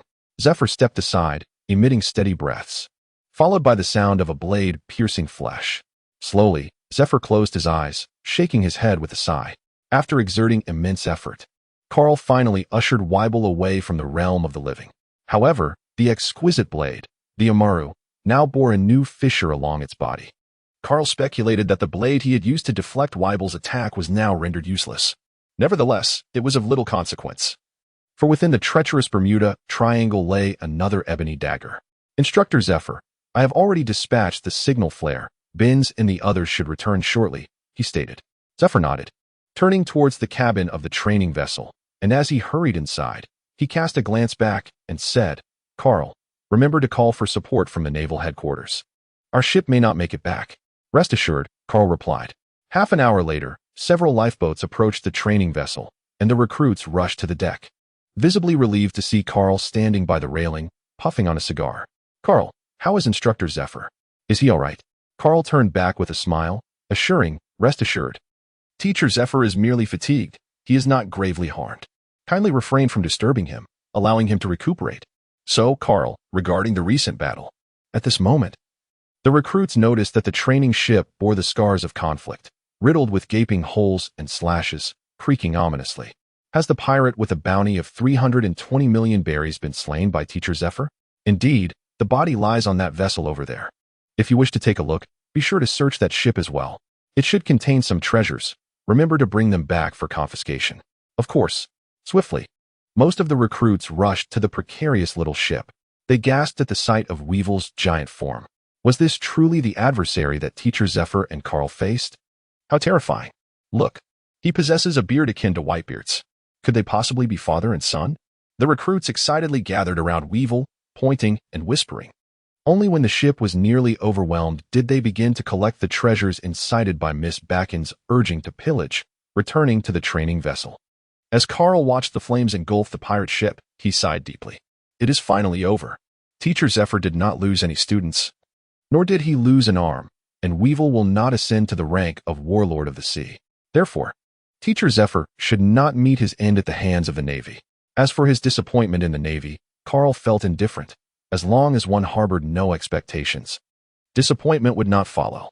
From the moment he joined the Navy, he had considered the possibility of altering the status quo.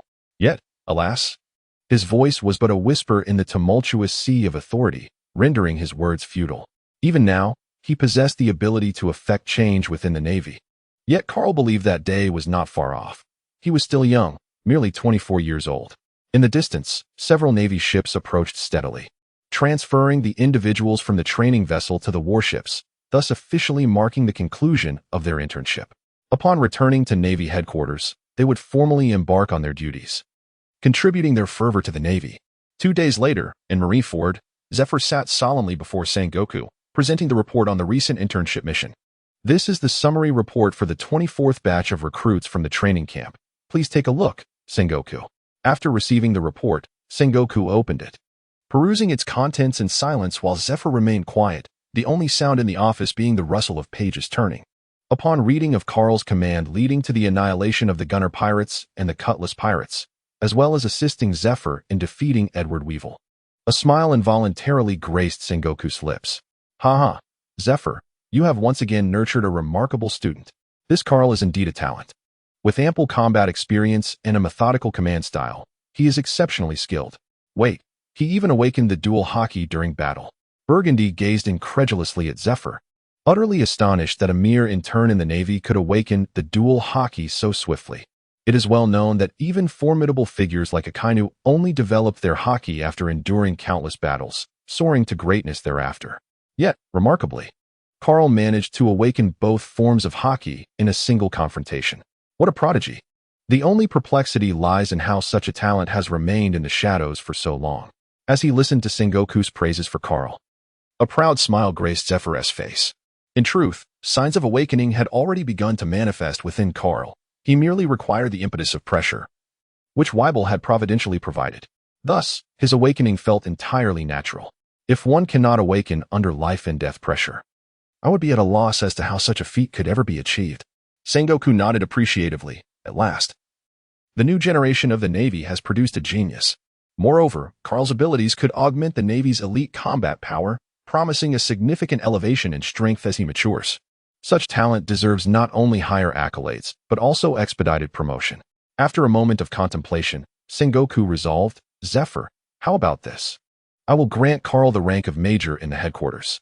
After he has spent some time under the Yellow Monkey, accumulating military merits and experience, he can then lead a team independently to establish his renown. This way, his future promotions will be met with acceptance and devoid of controversy. What do you think?" Zephyr nodded in agreement. Sengoku's reasoning was sound. Within the Navy, promotions hinge on 3 criteria: strength, military achievements, and experience. Only by satisfying all three can one advance. The rank of major in the headquarters is not an overwhelming leap for Carl, nor will it incite criticism. After all, he was previously a lieutenant, thus merely ascending one level. Regardless of Carl's exceptional prowess, one must progress step by step. It would be absurd for someone to leap directly from lieutenant to brigadier general. Carl remarked, you shall witness the future soon enough, ascending directly from a commoner to a general. You are the marshal, your word is law. As long as you are aware of your intentions, I shall take my leave.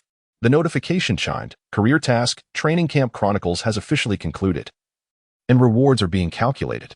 The host has accumulated a total of 732 hours of leisure, significantly surpassing the task requirements. A random reward is being drawn, and congratulations. You have obtained the devil fruit, zoan type, bird fruit, raven form. The career task, King of Leisure, has been activated. With the following requirements: accumulate a total of 500, 1,000, 2,000, 3,500, or 5,000 hours of leisure. Rewards will be granted based on the total leisure hours, including stage-wise rewards, high-level special attribute enhancement cards plus random rare rewards. It has been detected that the host's current military rank is major of this unit. The daily task rewards have been upgraded to 3 specified attribute enhancement cards along with random rewards, and the probability of obtaining rare items has increased to 3. While perusing a newspaper, Carl was taken aback by the system's chimes and involuntarily exclaimed, 5,000 hours. If I leisure for 8 hours each day, that amounts to 625 days. That's less than 2 years. It seems quite manageable. Carl calculated briefly and then dismissed the thought. This matter could not be rushed and required gradual accumulation. He placed greater importance on the enhancement of daily rewards, as that was the crux of the matter. Oh. By the way, it seemed he had just acquired another devil fruit. Carl gazed at the system space, where a round, purplish-black devil fruit lay. However, upon realizing it was merely an ordinary zoan type, his interest waned. Now, I possess 10 advanced attribute enhancement cards and 8 ordinary ones. System. Utilize all of them to enhance my physique. His physique was already rated at C, and these should suffice to elevate it to B. Upon completion of the enhancements, Carl's attributes were as follows. Host. Carl age. 24 physique. B. Perception. D. Will. C. Hockey. Armament Hockey LV1. Observation Hockey LV1 special ability. As tranquil as a maiden. As swift as a hare holy light fruit. 13. 6. Awakening progress. Active skill. Weak as a breeze. Available. Now, his physique vastly surpassed his other attributes, particularly his perception. His willpower would naturally increase alongside his strength, requiring no investment of enhancement cards. Thus, Carl's forthcoming strategy was to focus solely on perception, as it significantly influenced his reaction time and insight, providing immense benefits to his observation hockey. In essence, Carl aspired to become a versatile warrior. Hey, Smoker, have you heard? Heard what? I'm now a major at headquarters. By the way, I also feel. Smack. Smoker decisively hung up the phone. He understood Carl all too well. At such a moment, Carl's call was merely an attempt to mock him, to flaunt superiority in front of Smoker. Not a chance. That night, Smoker stood by the window, the room shrouded in smoke, with 3 cigars clenched between his teeth. He pondered throughout the night, but could not fathom how, upon graduation, he had merely held the rank of second lieutenant, while Carl, that insufferable fellow, had ascended to his level. The next morning, the phone rang. Brew. Carl. It's for you. You should answer it. Carl opened his bleary eyes and beheld the lecherous visage of the chrysanthemum telephone bug, instantly recognizing it to be Kizaru. Hello. Admiral Kizaru. Yes, I understand. I shall wait another day at the Navy headquarters. Very well, goodbye. Carl hung up the phone, stifled a yawn, and embraced Monica, who was clad in a delicate spaghetti-strap nightgown. What's the matter? Are you already preparing for a mission? Carl idly toyed with Monica's curls, letting out a sigh. Indeed. We can enjoy another day of rest today. We shall embark tomorrow, giving me an extra day to spend with you. Monica beamed with a sweet smile, planting a kiss on Carl's cheek, only to sense something stirring within. You kept me up all night yesterday, yet you still seem so full of energy.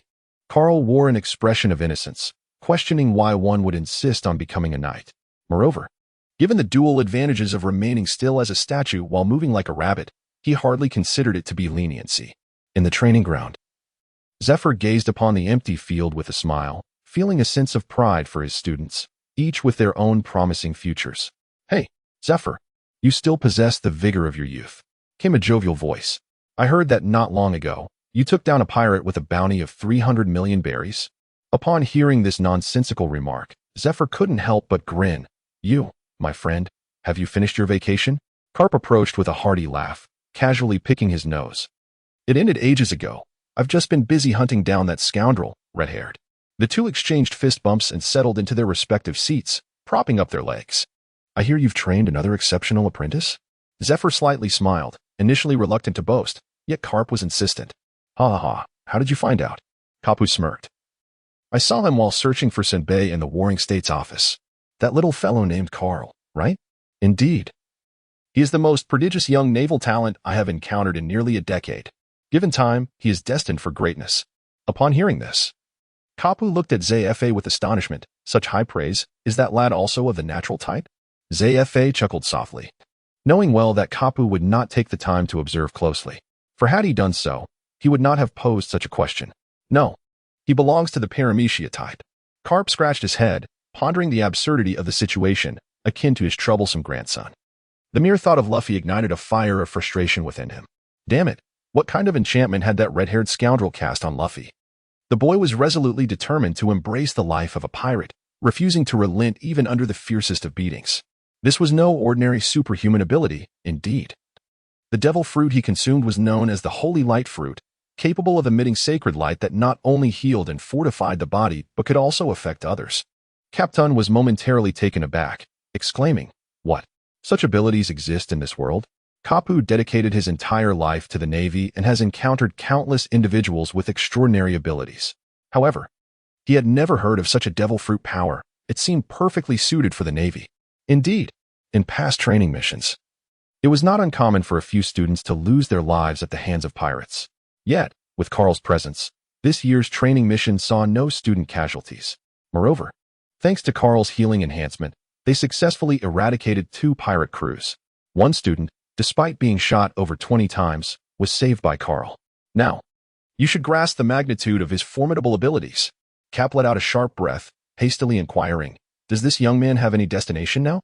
"If necessary, I can take him under my wing." "Oomph," Zephyr sneered derisively. "It's too late. You cannot fathom how sought after Carl has become. So, who is he currently with? Akainu?" Zephyr shook his head. "No, Akainu extended an invitation to him, but he declined. Unless something unforeseen occurs, he should be reporting to Kizaru." "Kizaru? Are you certain?" Kapu was nearly rendered speechless, having initially anticipated that it would either be Akainu or Akiji. Who could have imagined it would be the elusive Kizaru? Alas, words failed to capture the complexity of the situation. Subsequently, Zephyr recounted to Kapu the discovery of Carl's abilities and the subsequent events, relishing in Kapu's astonished expression. Time seemed to stretch indefinitely, and Kapu's curiosity regarding Carl intensified. Finally, he proposed, "Zephyr, why not summon Carl so I may behold him? It would allow me to experience that so-called holy light. I shall give it a try." At Crescent Bay, Carl, who was accompanying Monica on a stroll, retrieved a transponder snail and placed it before him. "Zephyr-sensei? Indeed, it is I. Are you still at Navy headquarters? If so, please come to the training ground. There is someone who wishes to meet you." Carl was momentarily taken aback, contemplating that he had little else to occupy his time. Thus, he decided to go along. "Very well, Teacher Zephyr. I shall be there shortly." After ending the call, he grasped Monica's hand and urged, "Come, let us go together." Monica quickly waved her hands in protest. "Is that really appropriate? Oh, what are you afraid of? Teacher Zephyr wouldn't harm us. Let us go." Within the training grounds, the observant Captain Carp noticed a dashing young man embracing a golden-haired girl as they entered. He immediately inquired, "Zephyr, is that Carl?" "Indeed, it is," came the confirmation. "Teacher Zephyr, Admiral Carp." Upon his arrival, Carl discerned the truth. He had surmised that the individual he was to meet was most likely the renowned naval hero, Garp. Having encountered most of the high-ranking officials within the Navy, Garp remained the sole figure he had only heard of but never seen. To be candid, he had long harbored a curiosity regarding the true nature of this celebrated hero. After all, the tales of Garp's exploits were ubiquitous. At long last, he stood before the man, who, just as he had envisioned, was tall and robust. Even with his mane of silver hair, the aura of strength emanated from him. embodying the essence of someone who grows more formidable with age. Ha, I am indeed Garp. Just earlier, Zephyr had quite a bit to say in praise of your capabilities. He is too kind. I am merely an unremarkable Navy officer, Carl responded modestly. Kapu and ZFA exchanged a knowing smile. Kapu rose to his feet and patted Carl on the shoulder, saying, "Young man, I shall not indulge in further trivialities. Allow me to experience that so-called sacred light. Shall we?" "No problem." Carl immediately conjured a sphere of holy light, infusing it into Carp's being. Carp closed his eyes, attentively absorbing the energy. After a considerable interval, he slowly opened his eyes, his gaze filled with complexity as he looked at Carl. A sense of introspection washed over him. No wonder Zephyr held Carl in such high regard. This ability was precisely what the Navy required. Carl, strive diligently. Do not squander your potential. The following day, after bidding farewell to Monica once more, clad in a tailored black suit and adorned with a cloak of justice, he stood resolutely at Crescent Bay, awaiting the arrival of Admiral Kizaru's warship. "Are you prepared for your inaugural mission, Lieutenant Carl?" Carl slowly turned his head, and before him stood the towering figure of Admiral Kizaru. "Of course, Admiral Kizaru, what is our mission?" Kizaru replied with a hint of exasperation. "It is quite a troublesome task. The target is a newcomer from the Beast's Pirates." "The Beast's Pirates, a newcomer?" Carl recalled the assignment Tina had mentioned a month ago, which seemed to involve capturing Jack. It appeared that Advisor Crane had already succeeded. "Isn't escorting a pirate a task for Impel Down? Why are we being assigned this? Let us board the ship first. I shall explain everything to you shortly." Upon boarding the vessel, Carl and the warship swiftly set sail towards the Red Earth continent, navigating through the sacred passage of Mariawa en route to the New World. Kizaru elucidated the origins of their current mission to Carl. In essence, after successfully capturing Jack, Admiral Crane uncovered that his identity was far from ordinary. At a mere 19 years of age, he had risen to become one of the 3 prominent figures of the Beast's Pirates, held in high regard by Kaido.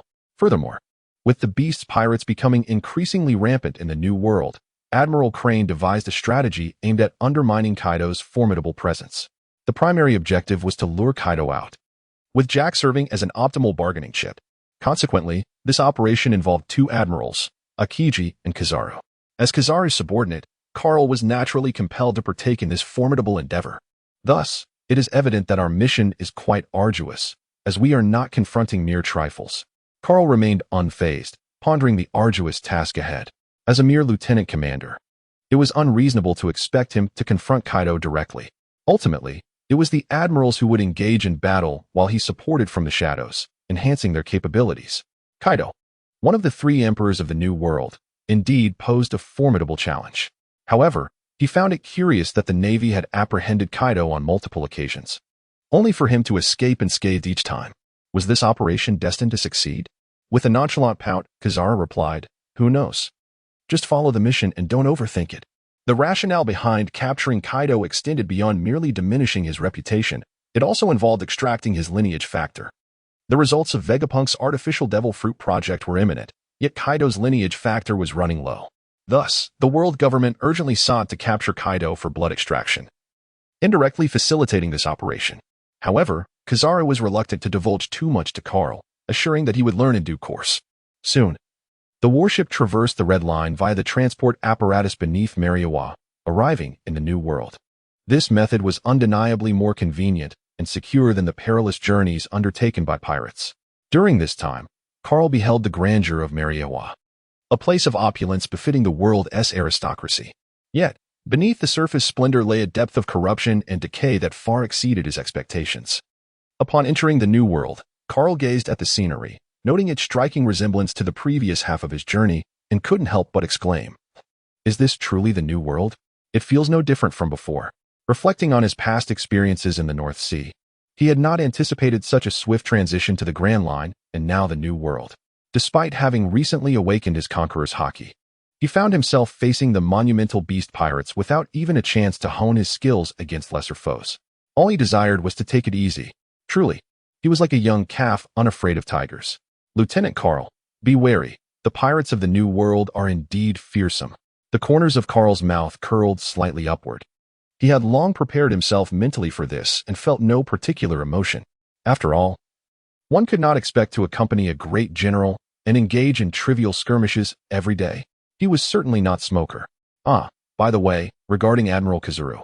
Surely Kaido will not come alone to rescue Jack, will he?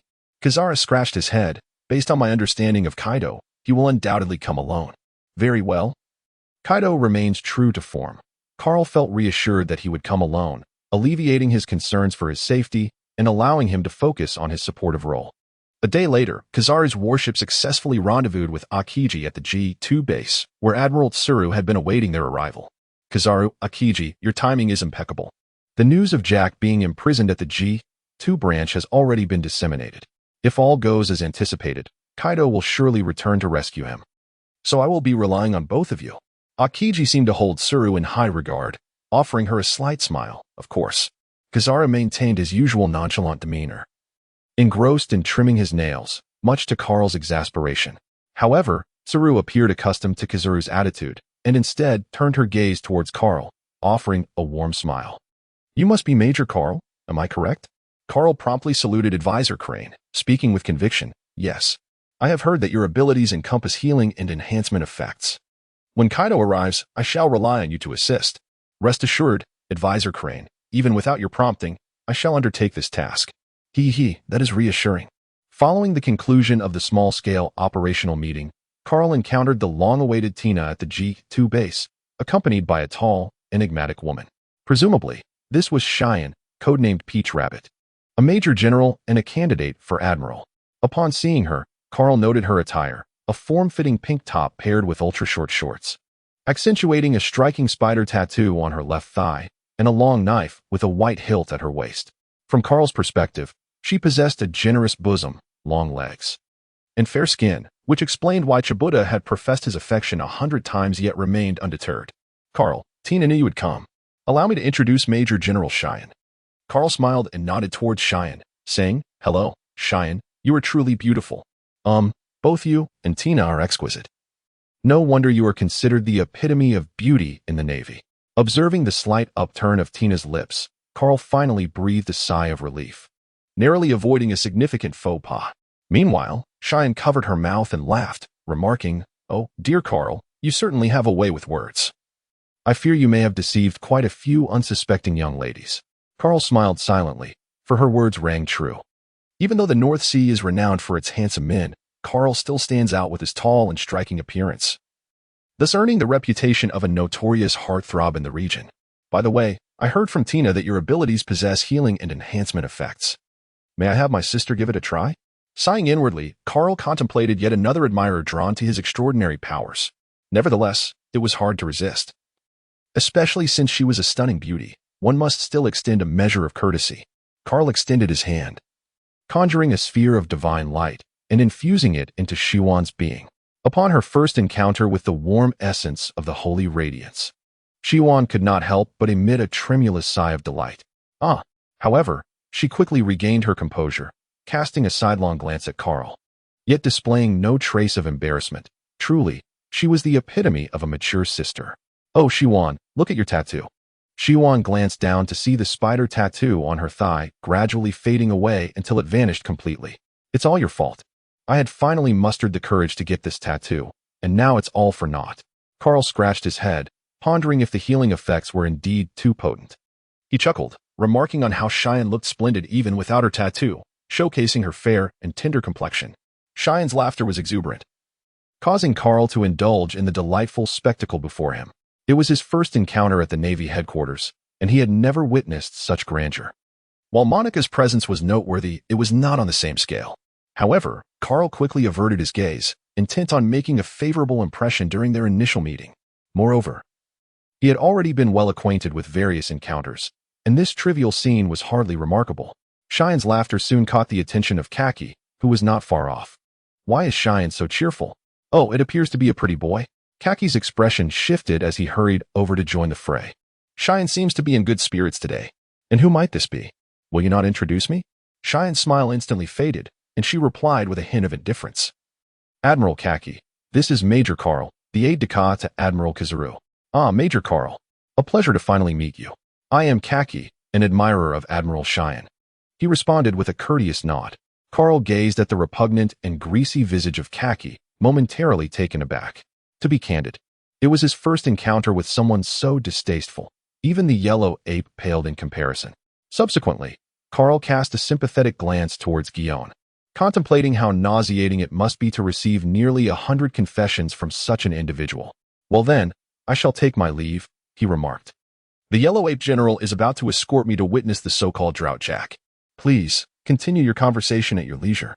Carl was disinclined to make a spectacle of himself over a woman he had just met, and after bidding farewell, he swiftly departed. Giaji silently nodded in agreement, appreciating the lad's discretion, yet he felt an inexplicable sense of relief. Upon closer inspection moments ago, Carl's striking appearance had nearly overwhelmed him. The thought that Jiuyin might have a preference for such a type, especially after having rejected him numerous times, was unsettling. Within the G2 branch prison, Admiral Kizaru, Carl. Your timing is impeccable. Behold, this individual is the newly minted figurehead of the beast pirates, Drought Jack. Carl followed the direction indicated by the yellow monkey's finger and beheld a tall, robust man sitting quietly within the confines of a sea stone prison cell. His hands and feet were shackled with heavy sea stone cuffs, and only his eyes were visible, as the rest of his face was obscured by an iron mask. Upon noticing Carl's entrance, Jack's eyes revealed a disdainful glimmer, followed by a cold snort. Carl revealed a faint smile, exclaiming, well, if it isn't the king of the sea. To make such an impression on our first encounter, this fellow certainly carries an air of arrogance. The yellow ape, feigning seriousness, nodded. Indeed, just a moment ago, he was quite vocal in his insults. I had to give him a little lesson before he settled down. Humph. Yellow ape. If you have the guts, unchain me and witness how I would handle you. The yellow ape, without a word, shrugged at Carl, as if to say, do you see this? What bounty does this fellow carry? Let me think. A little over 400 million berries. However, if we are to discuss true strength, this chap pales in comparison to that weevil you encountered last time. With this, Carl grasped the situation. Jack's exorbitant bounty was only partially due to his own prowess. Much more stemmed from the influence of the beast pirates. Haha, Admiral Yellow Ape, I must be mistaken. This fellow is a fishman? A fishman who consumed a devil fruit? You oversized fool, can you even swim? Jack's eyes narrowed, seemingly struck where it hurt, as he fervently gripped the sea prism stone railing. What did you just say? Step in here for a one-on-one, if you dare. Oh dear, how frightening. Don't frighten my poor subordinate. The yellow ape concentrated a dazzling golden light at his fingertips. And with a flick, a flash of light erupted before Jack's chest, showering him in crimson, causing Jack to immediately quiet down. So, yellow ape, consider this grudge noted. Should I ever encounter you upon the vast sea, we shall see who prevails. Enough, Carl, let us depart. There is nothing of interest here. With that, the yellow ape turned and left the prison, while Carl echoed in agreement, approaching Jack with a half-smile. If Kaido manages to rescue you, you better pray we do not cross paths at sea. For if we do, I assure you, your demise will be most gruesome. Humph, with a pretty boy like you? You amuse me. Carl nodded affirmatively. Let us await the outcome. Jack immediately felt the urge to mock him, yet Carl had already turned and departed, leaving Jack to harbor his resentment until he could confront this young dandy named Carl outside, where he would teach him the true meaning of a grand display. Soon, very soon, his leader would come to his rescue. In the future, Jack would be capable of escaping on his own, without needing Kaido's assistance. However, at this moment, he was still a novice, not yet adept in the use of haki, relying solely on his formidable physique to overpower his adversaries, let alone break free from the sea prism stone handcuffs. The G2 branch was now on high alert. Any slightest disturbance would trigger the alarm. Carl has certainly benefited from the influence of Kizaru, comfortably seated in the lounge sipping tea, rather than bustling about like Tina. I have heard that you have awakened the dual haki? Carl gently sipped his tea, nodding slightly. It is merely luck. I can only say I have grasped it, though I am not particularly adept in its application. Huang Yuan shook his head with a hint of nostalgia. At your age, I had yet to join the Navy. Yet here you are, having awakened the dual haki so early. It is truly enviable. The Admiral, Huang Yuan, displayed humility. With your speed, even without dual haki, there are few capable of contending with you in this world. Upon hearing Carl's flattery, Huang Yuan unexpectedly burst into laughter.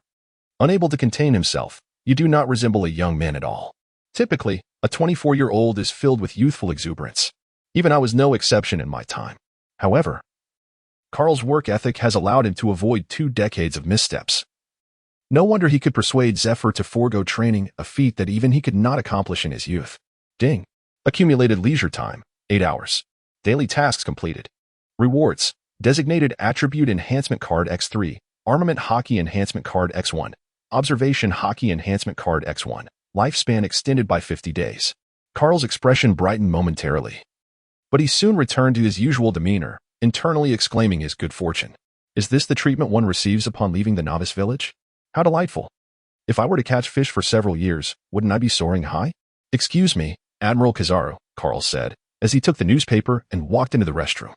Kizaru, at a loss for words, merely smirked, pondering how this young man had not only avoided 20 years of detours, but had at least a 30-year head start. He was nearly on par with him. Restroom.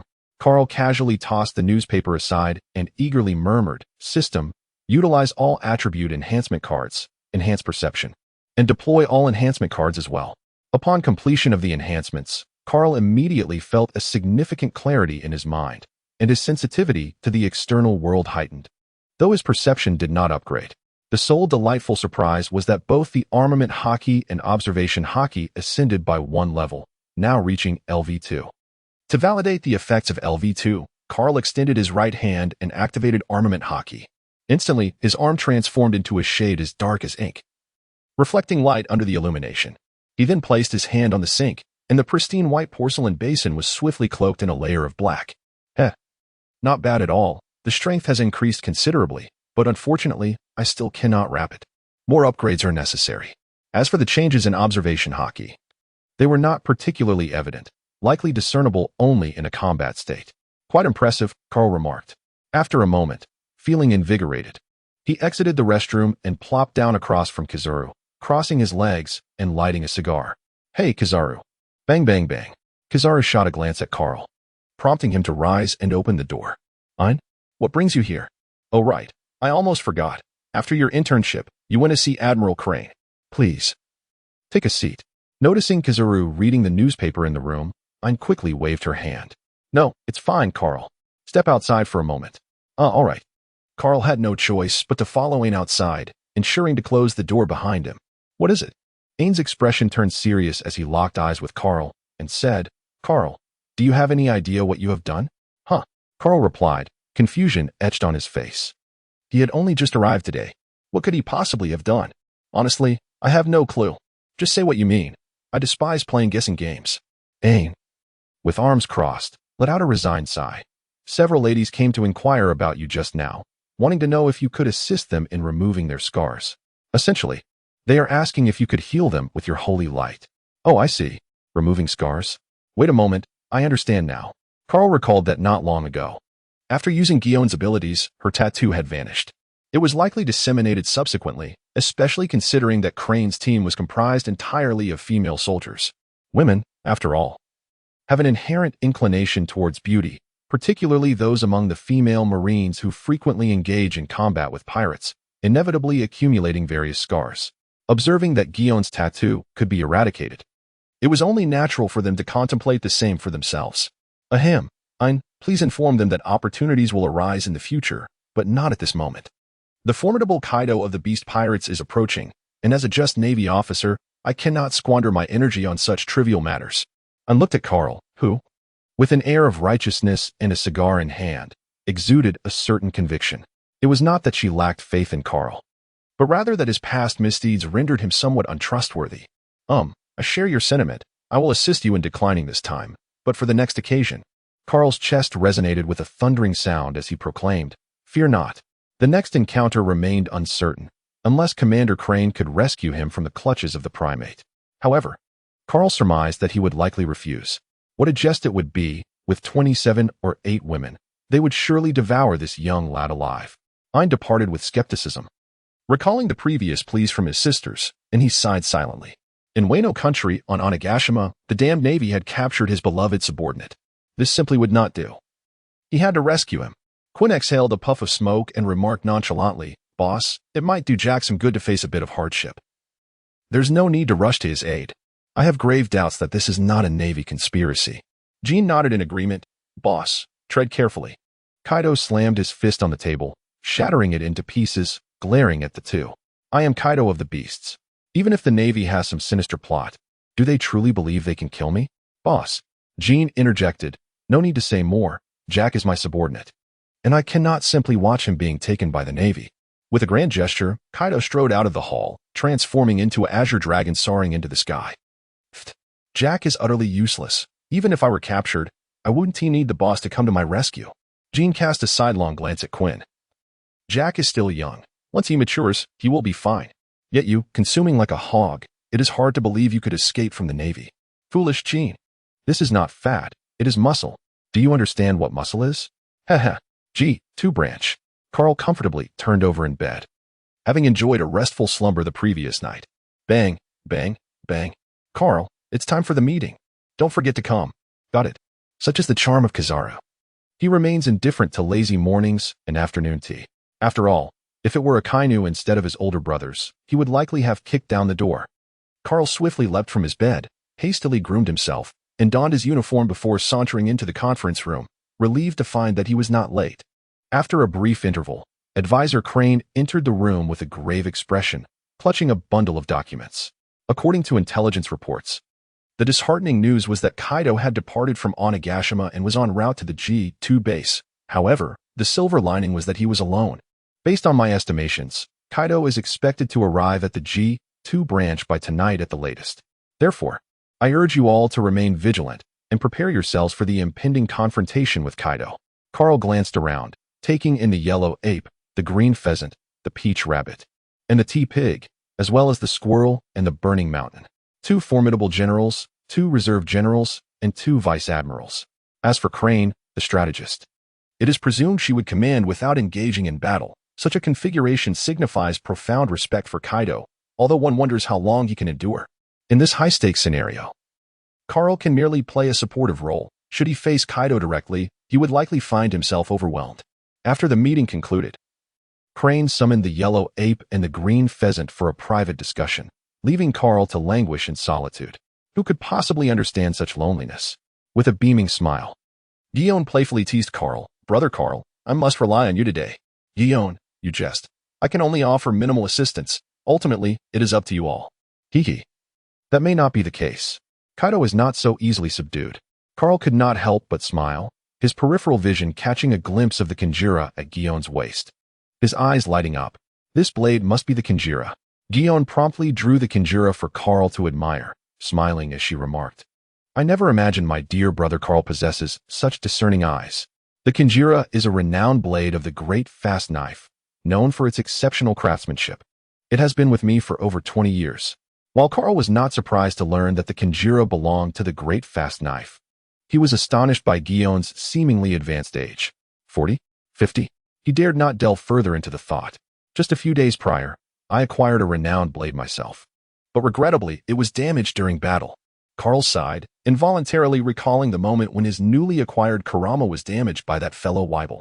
Now, upon witnessing the golden Kintaro in Guillaume, he couldn't help but feel a twinge of envy.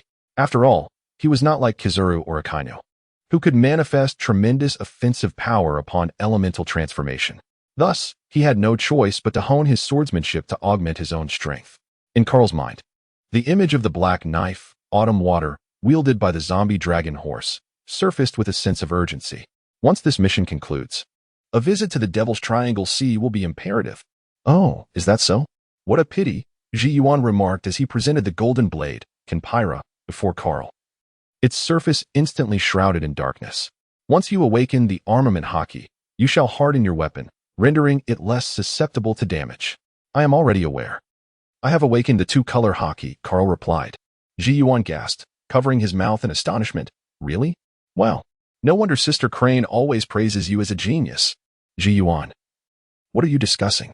Akaji approached with an eager demeanor, casually glancing at Carl. Akaji, I merely noticed Ji Yuan's excitement over the Kenpira. So I engaged in a discussion with him, Carl explained. I see. Actually, I have some insights on famous blades as well. Ji Yuan, let me tell you. Akaji began to speak at length, captivating Ji Yuan's attention, who seemed somewhat exasperated. Apologies, Akaji, but I must patrol now. I do not have time for idle chatter. Farewell. Wait, don't rush. Let us patrol together. It would be nice to have company. Akaji shot a glance at Carl, before hastily following after Ji Yuan.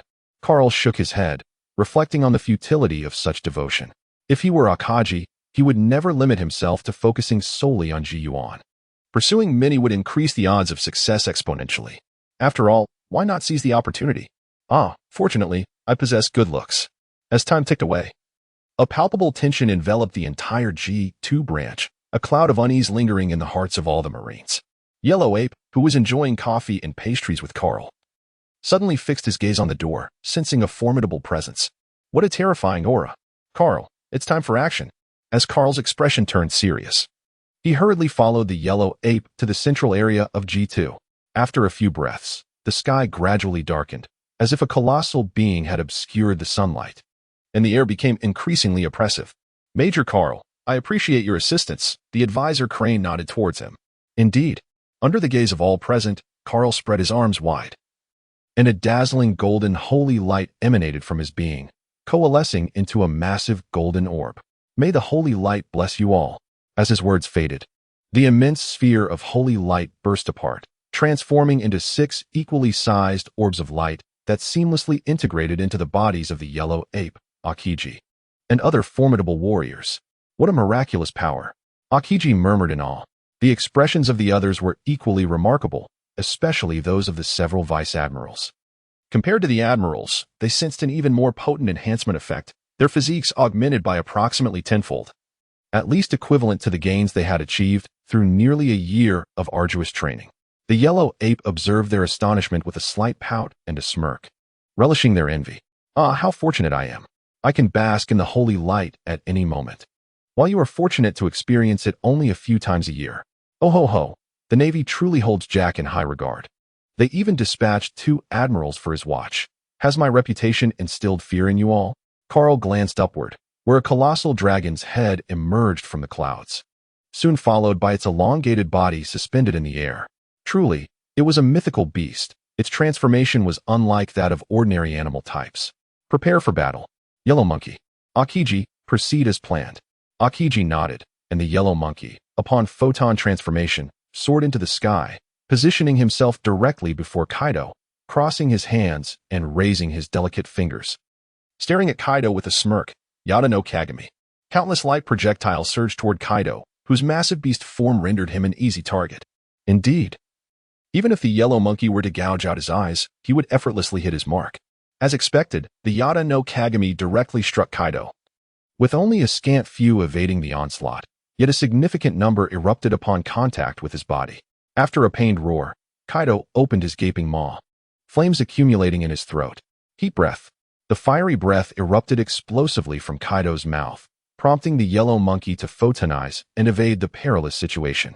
The torrent of flames extended for miles, threatening the G2 branch. Akiji snorted coldly, vanishing in an instant and ascending into the air. Frozen time capsule. A deluge of icy air spewed forth from Akiji's hands, freezing everything in its path, countering Kaido's fiery breath, creating a stark contrast of ice and fire. Ultimately, Akiji, utilizing the frigid air, depleted Kaido's heat breath, allowing the G2 branch to narrowly escape disaster. Yada no Kagami. The Yellow Monkey continued to relentlessly assail Kaido from above, tormenting him to no end. Yet, Kaido found himself powerless against the Yellow Monkey, who was renowned as the fastest man in the world. Damn it, cursed Yellow Monkey. Kaido roared, transforming back into his human form and plummeting from the sky. Alas, what a pity. I was thoroughly enjoying myself. With the live target gone, the Yellow Monkey expressed his frustration, which also indicated that although Kaido was stubborn, he was not foolish. With a resounding crash, a massive humanoid figure descended from the heavens, crashing heavily onto the training grounds of the G2 base, leaving behind a large crater. Jiun and the strategist, Crane, exchanged glances and rushed toward the pit, intending to deplete Kaido's stamina as planned. At that moment, Carl harbored some doubts. It wasn't that he underestimated the vice admirals, but could they truly wear down someone as formidable as Kaido? The strategist, Crane, seemed to sense Carl's apprehensions and cheerfully remarked, "Do not fret, Carl. When you grow stronger, you too will have the chance to confront the 4 emperors." A thunderbolt of realization struck Carl's mind. So that was the intention. The implication of the advisor's words was that allowing the generals to engage in combat with Kaido was to cultivate their skills. Indeed, Facing a maritime overlord was a rare opportunity, and the pressure exerted by such formidable foes would facilitate their rapid development. I see now. Carl nodded thoughtfully, contemplating whether the advisor Crane had also discerned Kaido's concealed talents as the foremost teacher of the Pirate King. No, that was merely a jest, not to be taken seriously. Nonetheless, among the three sovereigns of the seas, none could hone one's skills better than Kaido. Firstly, he was remarkably resilient to blows. His speed was not particularly swift, nor did his offensive power rival that of Whitebeard's terrifying might. Most significantly, the Navy had several experiences capturing Kaido, granting them profound familiarity with him. Was he not the optimal training partner? The Navy sought out pirates for practice, while pirates could equally turn to the Navy or one another for training. Most of the time, pirates gambled their lives in combat. Perhaps this was the reason for their rapid development. From the depths of a massive pit, Kaido erupted with laughter, wielding a thick, dark-spiked club. At that moment, Carl finally discerned his full figure, an extraordinarily tall and robust man, with long black hair cascading down his shoulders, adorned with dragon-like horns protruding from his head, and a beard reminiscent of dragon whiskers. His left arm bore a tattoo of red dragon scales. His upper body was bare, draped in a purple fur cloak, while a purple shirt hung from his waist, secured with a sacred cord, accompanied by a sake gourd emblazoned with the character for heaven. His lower half was clad in loose, dark green trousers, embellished with 2 golden chains. Overall, he bore a striking resemblance to Carl's recollections, though his proportions were somewhat exaggerated. His upper body was disproportionately muscular compared to his lower half. Was it possible that he was even shorter than his subordinate Jack? Advisor Crane, upon hearing Carl's murmurs, could not suppress a chuckle. The lad's focus was truly peculiar. However, witnessing such a formidable foe without a trace of shock or fear from Carl was somewhat unexpected. Hey, where are Aokiji and Kizaru? Why are you worthless ones here? Impudent. Ziyuen's gaze turned cold as she grasped Kenpyra, swinging her sword towards Kaido. Golden edge slash. Kaido merely yawned dismissively, and as Ziyuen's blade was about to strike him, he suddenly lunged forward, delivering a crushing blow with his hand towards her. Ziyuen, be cautious. A glimmer of insight flashed in Ziyuen's eyes as she executed a swift kick towards Kaido's arm, using his force to propel herself above him, and delivered a downward slash. A line of crimson appeared across Kaido's chest, blood gushing forth. Yet within a few breaths, the wound began to heal at an astonishing rate, returning to its original state. With a bit more force, I might have actually felt pain. As soon as the words left his lips, Kaido's right hand, wielding the spiked club, twitched, thunderous 8 trigrams. Ziyuen hastily raised her sword to shield herself, but the sheer force still sent her hurtling away, flipping several times in the air before regaining her balance and landing firmly on the ground. Are you all right, Ziyuen? Jackie rushed over, concerned, but unknowingly triggered Ziyuen's ire. Get away from me. I do not require your concern. Focus on your own duties, Major Jackie. Jackie awkwardly scratched his head, his expression somewhat grim. Why did it feel like Ziyuen was increasingly dismissive of him lately? Could it be because of that brat? However, now is not the time to ponder such matters. The task at hand is of utmost importance. After resting for a moment, Shiwan realized that he seemed to be perfectly fine. Could this be the divine light of Brother Carl? This remarkable healing power is truly astounding. Gratefully, Shiwan glanced in Carl's direction, offering him a radiant smile, and then energetically joined the fray alongside the Vice Admiral and Kaido. Despite the combined assault of the 2 Vice Admirals and 2 Rear Admirals, Kaido remained unfazed, nonchalantly absorbing their attacks without even attempting to evade. After nearly an hour of this relentless exchange, Kaido showed no signs of fatigue. In contrast, Shiwan and his companions were utterly exhausted, their inner divine light gradually depleting. Yet, astonishingly, just like Kaido, they bore no visible injuries. This left Kaido somewhat perplexed. While he was indeed a mythical Zoan, were these Navy personnel also of the same kind? Their recovery speed was nearly on par with his. How utterly absurd. Yellow Ape, Aokiji. It's your turn. The 2 figures swiftly entered the fray, finally prompting Kaido to muster his focus and engage with full vigor. This guy Kaido is truly formidable. His defensive strength is unparalleled.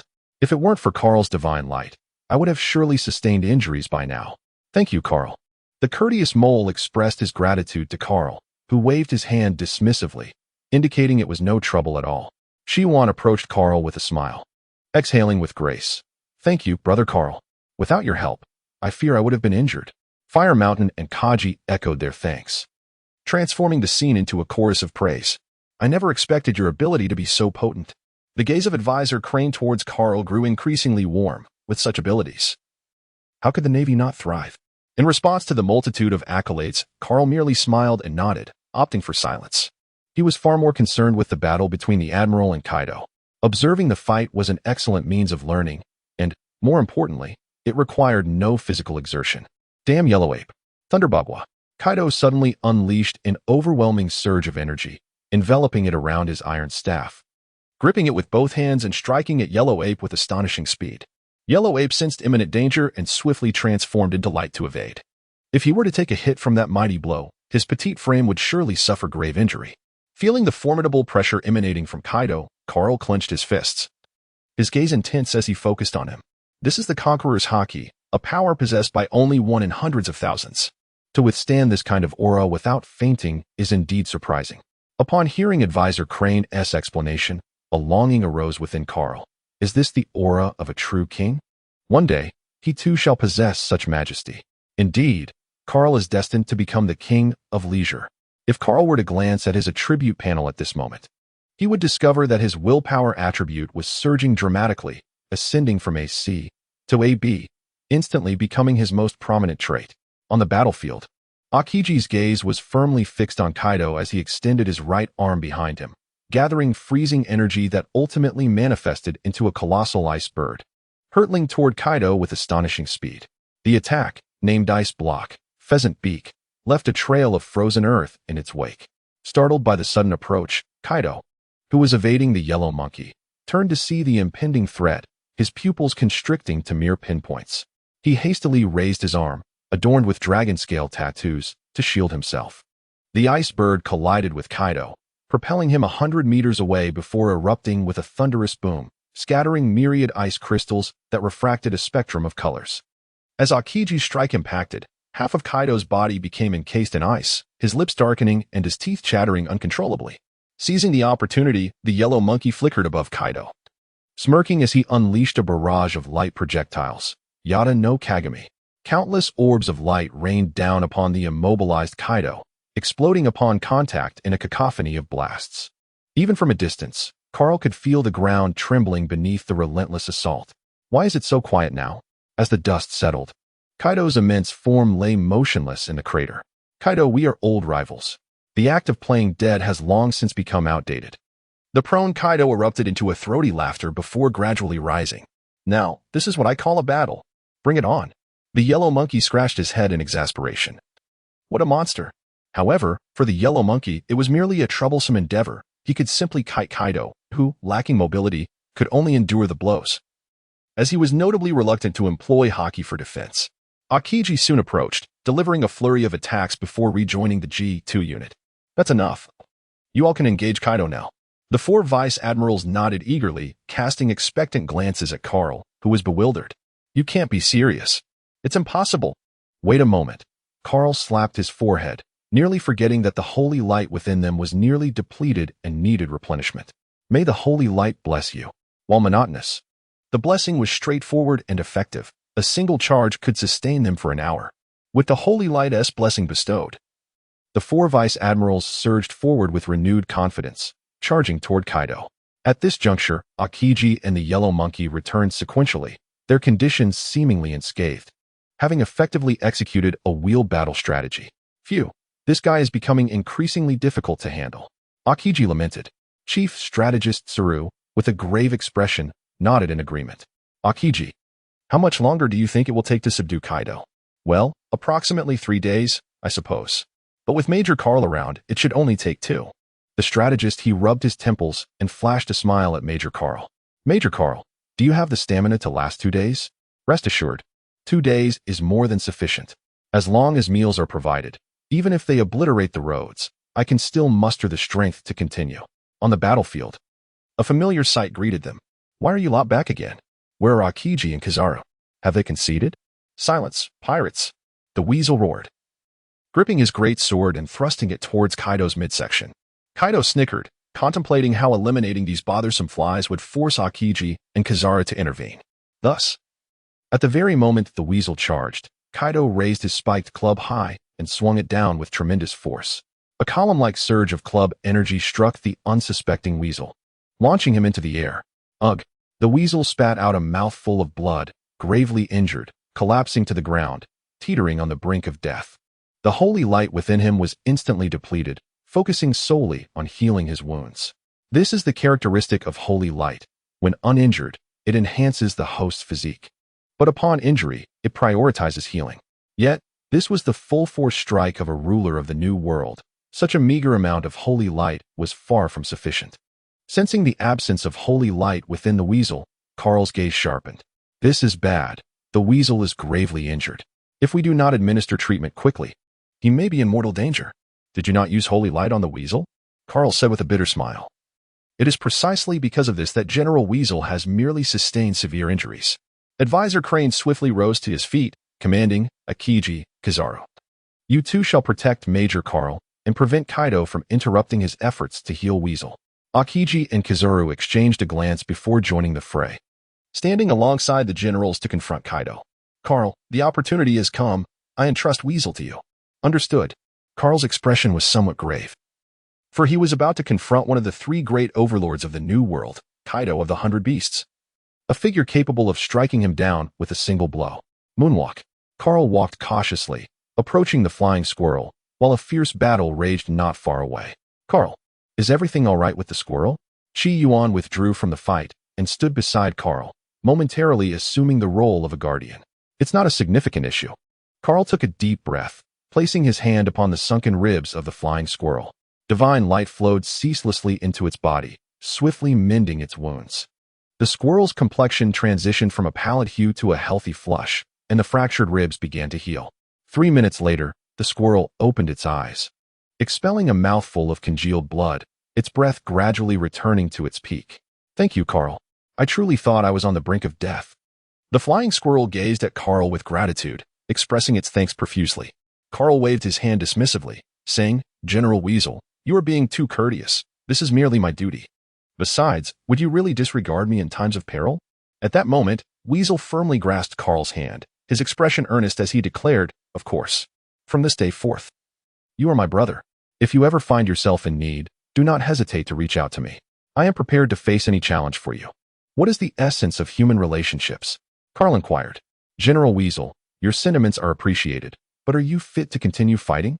Perhaps you should rest for a while. Let the others handle it. Ji Yuan nodded vigorously. Indeed. Weasel, leave it to us.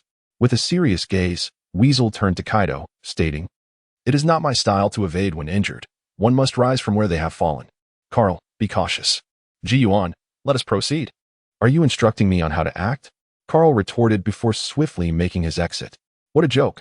What kind of monsters are these? Weeble, Kaido. Who among them is even remotely normal?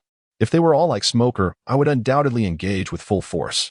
On the other side, witnessing Weasel's seamless return to the fray, Kaido was taken aback, as if he had seen a ghost.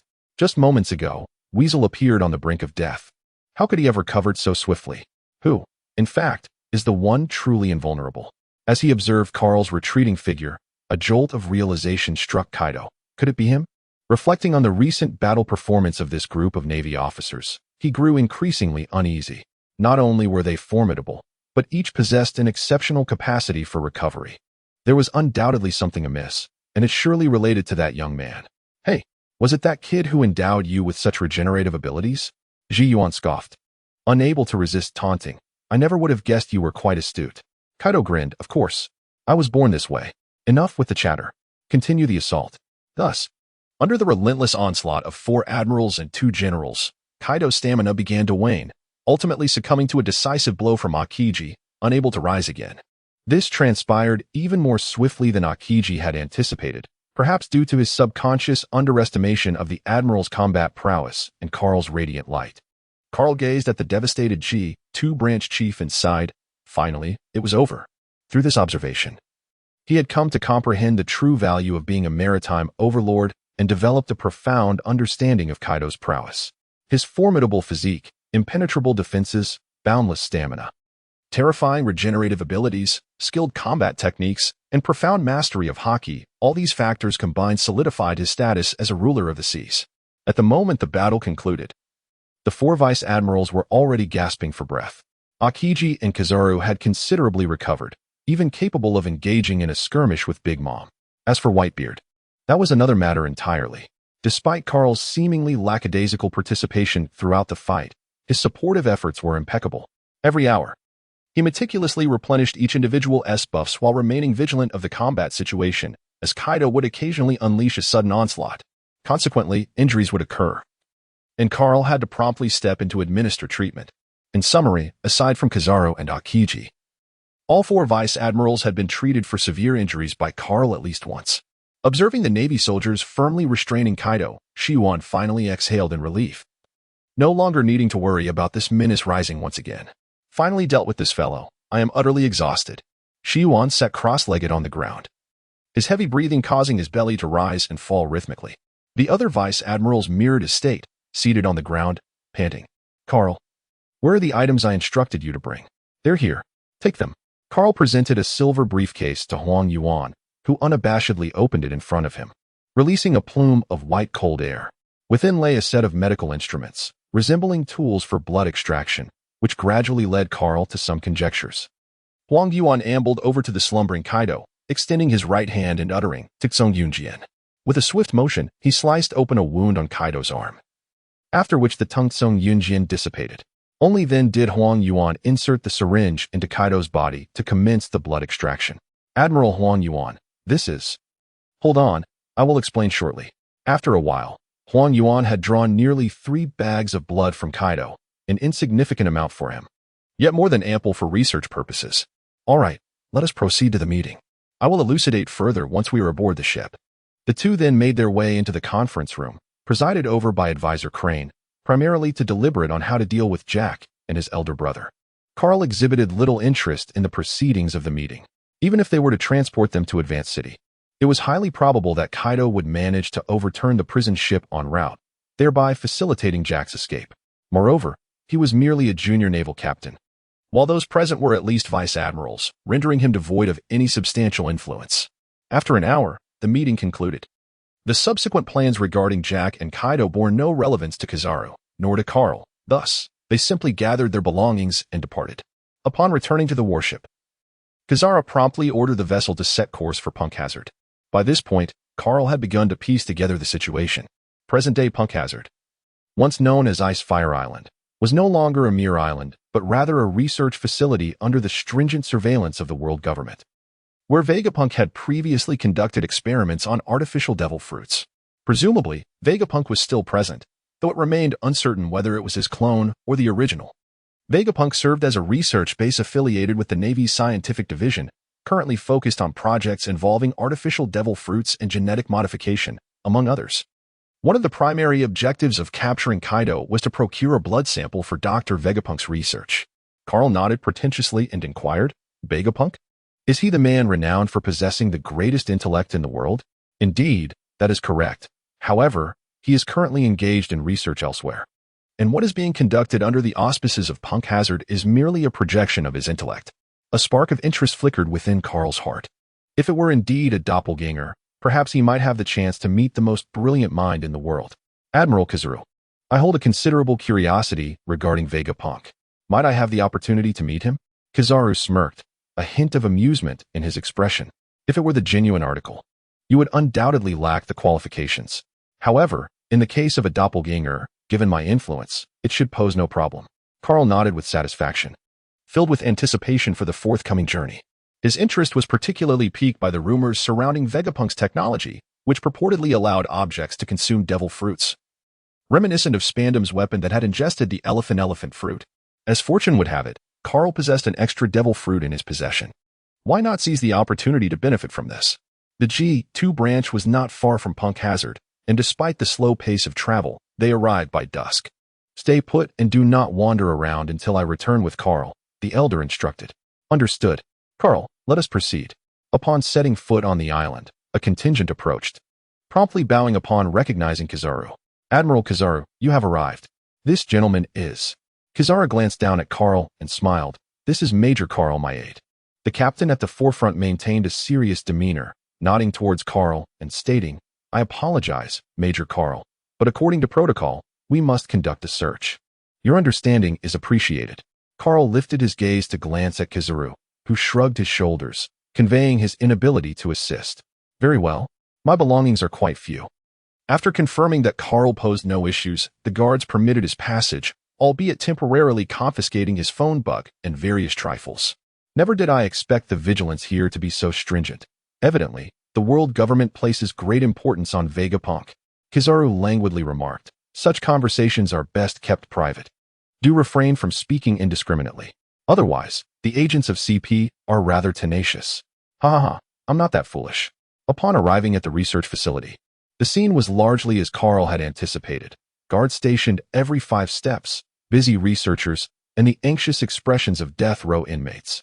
Each detail registered in his mind. Hey, where's the death row inmate I requested? What are you all doing? A sharp cry captured Carl's attention. A man clad in a white lab coat, with long black hair and protruding horns, was vociferously bellowing. Upon recognizing him, a flicker of disdain crossed Carl's eyes. Caesar Clown, the wretched beast. Oh, is that not Admiral Kizaru? This must be Kaido's blood sample. How tantalizing. Kizaru pouted slightly. Dr. Caesar, it has been quite some time. Your diligence remains as commendable as ever. Caesar flashed a smile, seemingly pleased by Kizaru's praise. Oh, not at all. Admiral Kizaru is far more dedicated. That is indeed the blood sample of a sovereign of the seas. I can only imagine the trials you faced to procure it. Kizaru showed no inclination to engage in further conversation with Caesar, exchanging a few pleasantries before preparing to leave with Carl. Apologies, but I must deliver this to Dr. Vegapunk, so I cannot linger, Kizaru said as they began to depart. Just as their figures were about to vanish from sight, Caesar reluctantly shifted his gaze from the silver briefcase in Kizaru's grasp, a flicker of jealousy illuminating his eyes. Damn Vegapunk. If only he would entrust me with Kaido's blood sample, I could effortlessly create artificial devil fruits. Navigating through a labyrinth of corridors, they finally reached the core area of the research facility. The number of researchers was scant, yet the guards had nearly doubled. Their eyes fixated on Carl upon recognizing him beside Kizaru. Upon entering the room, they were met by a robot, engrossed in manipulating an array of experimental apparatus. Dr. Vegapunk, I have brought you what you requested. Though I am but a replica of Vegapunk, I would prefer if you called me Pythagoras. The robot turned to reveal its full visage, adorned with a spring-like headpiece, the character for wisdom emblazoned on its chest, alongside the inscription Punk 04 on its left breast. In Carl's heart, he couldn't help but exclaim, is this the technology that is 500 years ahead of the world? It truly feels surreal. As though the technological advancements in this world were randomly assigned. Here is the blood sample you requested. It should suffice. Kizaru placed the silver briefcase on the pristine, chaotic laboratory table and opened it, revealing the blood samples inside for Pythagoras to see. Wow, so much. This is more than enough. With these, the artificial devil fruit project will yield results swiftly. Oh, who is this young man? It was at this moment that Pythagoras noticed Carl standing beside Kizaru, his eyes reflecting a humanoid astonishment that was hard to imagine coming from a robot. This is Major Carl from the Navy headquarters, who is also my aide. He holds you in great admiration. Pythagoras closed the briefcase and approached Carl, sizing him up. Hello, I am Pythagoras, one of the avatars of Vegapunk. Pleasure to meet you. So, what brings you to me? Carl's expression shifted to one of seriousness as he spoke directly to the intelligent individual before him. Dr. Pythagoras, I have heard that you have developed a technique allowing matter to consume the devil fruit. Is that correct? Indeed, this project has reached a considerable level of maturity. Are you interested in acquiring a weapon endowed with extraordinary powers? Carl nodded and said, Indeed, Dr. Pythagoras. I wonder if you might have the time to assist me with this request? Pythagoras cast a glance at Kizaru, a troubled expression crossing his face. He scratched his head with his mechanical arm and replied, Well, this certainly puts me in a difficult position. I would very much like to help you, but regrettably, I do not possess any surplus devil fruits to create the necessary weaponry. Thus, I must apologize. A wave of delight surged through Carl's heart. There was potential here. Wasn't it merely the devil fruit? He had one. Clearing his throat, he addressed Dr. Pythagoras. Well, I possess it. However, the raven fruit resided within the confines of the system space, making it impractical for Carl to retrieve it directly. After all, he had been thoroughly searched, and it would be rather absurd to extract it from such an inconspicuous place. Moreover, what if he were to produce it suddenly, and the yellow ape misinterpreted his actions? The yellow ape cast a puzzled glance at Carl. If memory served him correctly, Carl's holy light fruit had been procured from a fruit stall. How was it that another devil fruit had come into his possession so effortlessly? You possess one. What type is it? Zoan? Paramecia? Dr. Pythagoras inquired, his expression revealing a mix of surprise and anticipation. Carl feigned confusion as he scratched his head. It should belong to the Zoan category, I believe. It seems to be the bird fruit, specifically the raven form. Oh, I see. Let me think. Conveniently, I possess a replica of a renowned sword crafted using ancient blade forging techniques. Once you deliver the devil fruit to me, I can assist you in forging a weapon infused with its powers. Carl was astonished. Was Pythagoras truly so amiable and helpful? He had previously contemplated the necessity of negotiating certain conditions to persuade him to assist in crafting a weapon of power. But he never anticipated that the transaction could be so effortlessly achieved, requiring merely a single devil fruit, without the need for any concerns regarding the sword itself. Oh, that is splendid. Thank you, Dr. Pythagoras. I hope this does not inconvenience you. Pythagoras shook his head. Not at all. Recently, I have developed some new ideas regarding the conditions for ability transformation, and this presents a perfect opportunity for validation. Oh, so this is what one might call a mutual endeavor. With that understanding, I shall promptly deliver the devil fruit into your hands. By the way, which replica of the famed sword are you referring to? Without uttering a word, Pythagoras turned and entered a room, followed by the sounds of rummaging.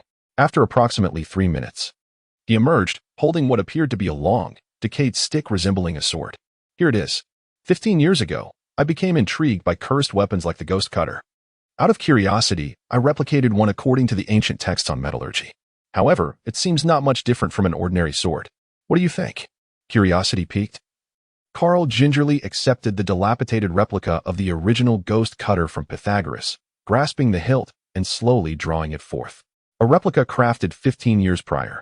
Its scabbard and hilt had succumbed to decay due to neglect. Yet, the blade still gleamed with a chilling radiance, exuding an aura of coldness. Merely by examining the material of the blade, it was evident that this replica surpassed the previously acquired Wuquan by a considerable margin. Observing from the sidelines, the yellow ape stroked his chin and remarked, this blade appears quite remarkable. Though aged, its materials are surprisingly resilient. As a prominent admiral, the yellow ape's discerning I was not to be underestimated, indicating the replica indeed possessed some merit. After all, it was crafted by the world's foremost scientist. So it stood to reason that it would closely resemble the original. It was undoubtedly a fine weapon. Let us employ it then. Pythagoras revealed a human-like smile, adding, well, it can be considered a case of resourcefulness. Now, if there is nothing further, you may take your leave.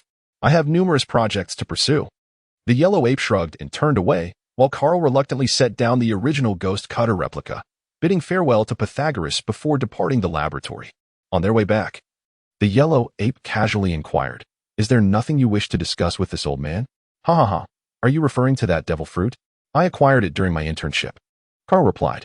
The yellow ape nodded thoughtfully, refraining from further inquiry, deeming it merely an ordinary Zoan type. Upon returning to the warship, Carl proceeded directly to his quarters, retrieving the crow fruit and placing it in a box to present to the yellow ape. Admiral Yellow Ape, I entrust you with delivering this to Pythagoras. Honestly, who is the aide here? The yellow ape muttered, yet he leisurely took the box to the island, handing it over to the guards while casually stating it was experimental material requested by Vegapunk, prompting the guards to accept it solemnly. Observing this, Carl could not help but exclaim, the yellow ape certainly wields considerable influence. At Marineford, in the office of the marshal, the report was favorable. You all executed this mission exceptionally well. The capture plan was a resounding success. Especially you, Carl. Vice Admiral Mole holds you in high regard, huh? Carl, feeling somewhat bashful, scratched his head and remarked, the commendation from Admiral Sengoku is rather exaggerated. It is primarily the merit of Admiral Kizaru, Admiral Akiji, and the Vice Admirals. My contributions have been rather trivial. Sengoku stroked his beard, chuckling as he replied, you are far too modest. You must be aware that both the Mole and Fire Mountain have sung your praises without restraint. This time, Carl smiled silently, his demeanor calm in the face of Sengoku's praise, merely nodding and murmuring in acknowledgement, exuding a subtle scent reminiscent of green tea. By the way, Borsellino, the butcher pirates have been quite active lately. Please handle the situation. Here is the relevant intelligence. Kizaru took the intelligence and began to peruse it, his eyes falling upon the bounty notice for the Butcher Pirates captain, Oleg the Butcher, with a reward of 120 million berries. Continuing to read, he noted the first mate's bounty of 48 million berries. It was evident that this was a crew newly emerged in the new world, their strength not particularly formidable. Kizaru furrowed his brow, sensing an underlying anomaly. Logically, such a task would typically be assigned to a commodore, and trusting it to him felt rather excessive. Yet, observing Sengoku's unwavering gaze fixed upon Carl, Kizaru began to comprehend the implications. This assignment was evidently a test. Although Carl had demonstrated his capabilities during the mission to apprehend Kaido, such accomplishments lacked the persuasive weight of personally capturing a pirate. For the Navy, vanquishing pirates serves as the ultimate testament to one's prowess, and this mission was designed to afford Carl an opportunity to prove himself. Should he successfully defeat the Butcher Pirates, Carl would soar to prominence, emerging as a true naval commander. Upon realizing this, Kizaru couldn't help but exhale softly. Acknowledging that Sengoku's esteem for Carl implied that the talent he had painstakingly acquired was on the verge of independence. Why was Kizaru so certain? The intelligence indicated that the formidable Oleg had yet to master hockey. How could he possibly contend against Carl, who was well-versed in the 6 powers and proficient in both forms of hockey? Carl, return and rest well. We shall depart tomorrow. With that, Kizaru cast a resigned glance at Sengoku before handing the intelligence regarding the Butcher Pirates to Carl, nonchalantly crossing his legs. Sengoku silently nodded, recognizing that Kizaru had grasped his intent. Admiral Sengoku, I take my leave. As he watched Carl depart, a look of satisfaction crossed Sengoku's features. Kizaru, I understand your urgency, but please, exercise patience. My actions are deliberate. Initially, he had indeed intended for Carl to hone his skills under Kizaru's guidance for a time before allowing him to lead a team independently. However, the evaluation from the small crane during the Kaido mission had prompted him to reconsider. Carl's potential far exceeds his own imagination. While accompanying the yellow ape ensures his safety, it simultaneously restricts his growth. The pirates routinely dealt with by the yellow ape possessed strengths that far surpass Carl's, making it difficult for him to seize opportunities to showcase his abilities. This scenario would merely squander his innate talent, reducing him to a mere tool. A fate that Sengoku is unwilling to witness. Thus, after much deliberation, he deliberately assigned this task to the yellow ape, eager to ascertain whether Carl possesses the requisite capabilities. Should he falter, he could continue to train alongside the yellow ape. If he succeeds, he would be allowed to stand alone, thus granting him the time to evolve into a competent high-caliber combatant. Upon returning to the naval family quarters, Carl reclined on his bed, staring at the ceiling while contemplating life. Alas, it seems he would soon be unable to enjoy leisurely moments with the yellow ape. The instant the yellow ape handed Carl the intelligence report, he immediately discerned the intricate nuances contained within. He was all too familiar with this tactic, as it had been employed by Charles in the past. Captain Oleg, with a bounty of 120 million berries, is adept in physical combat, characterized by his cruel and tyrannical demeanor, while the vice captain. After perusing the intelligence, Carl was left with only one thought. This individual would be somewhat formidable. Yet, that was the extent of his concern. With his mastery of the two-color hockey, Carl found it manageable to subdue him. "Ah, Carl, you're back," exclaimed Monica, her eyes lighting up as she entered the room after work. She leaped into Carl's embrace, eagerly kissing his lips. "Have you missed me so much in just a few days?" she teased, playfully rolling her eyes. "I was merely worried you might not return." "How annoying." "You know exactly what you're doing," Monica pouted, resting her head against Carl's chest. "Fear not, the evening is still young. Let us first indulge in a meal." After a delightful shopping excursion and a sumptuous dinner with Monica, the pair made their way to their love nest, delving into the mysteries of life's legacy. The following day, Carl bid a reluctant farewell to Monica as he boarded the warship. In the lounge, the yellow ape feigned melancholy, remarking, "Alas, Carl, it seems you are indeed held in high regard by Sengoku. This task was specially crafted for you." Carl smiled faintly, lifted his coffee cup, and after savoring a sip, he spoke slowly. "There is no way around it. Gold will always shine. In fact, this is a positive development." Kizaru pouted slightly. "Oh, what are your thoughts?" "As a vice admiral, I find that the remarkable mobility of the Pika Pika Nomi means you frequently handle urgent tasks, unlike Admiral Akainu and Admiral Akiji, who engage in the more conventional pursuit of pirates. Thus, I, as your subordinate, rarely have the opportunity for practical experience. Upon hearing this, Kizaru nodded. Carl indeed spoke the truth, as he had experienced the same over the years. Therefore, I surmise that Fleet Admiral Sengoku's intention is to foster my independence. In name, I remain a vice admiral, yet I will take on some non-urgent tasks in your stead. When significant missions arise, we will still act in concert. Applause erupted from Kizaru. Unable to contain himself, what Sengoku had conveyed to him privately the previous day was strikingly similar. However, hearing it from Carl's lips felt remarkably different. I didn't expect you to see so clearly. Sengoku truly means it. After speaking, Kizaru handed Carl a newspaper. Upon glancing at the headline, Carl was momentarily taken aback and quickly delved into the content, inhaling deeply. This newspaper, reserved for internal naval circulation, detailed the complete account of Base G2's victory over Kaido, emphasizing Carl's contributions to the battle. Now you should grasp how much Sengoku values you. You have gained notoriety within the Navy. Simultaneously, Akainu, stationed in the West Sea, encountered the same newspaper. His expression remained unchanged, yet his heart felt a twinge of regret. At Branch 108 in the North Sea, Charles gazed at the report and smiled broadly. This kid has truly soared. After all, he is my protege, ha ha ha. In the New World, Carl is currently investigating the intelligence regarding the Butcher Pirates. The Navy Intelligence Department reported that 5 days ago, the Butcher Pirates landed on Thunder Island.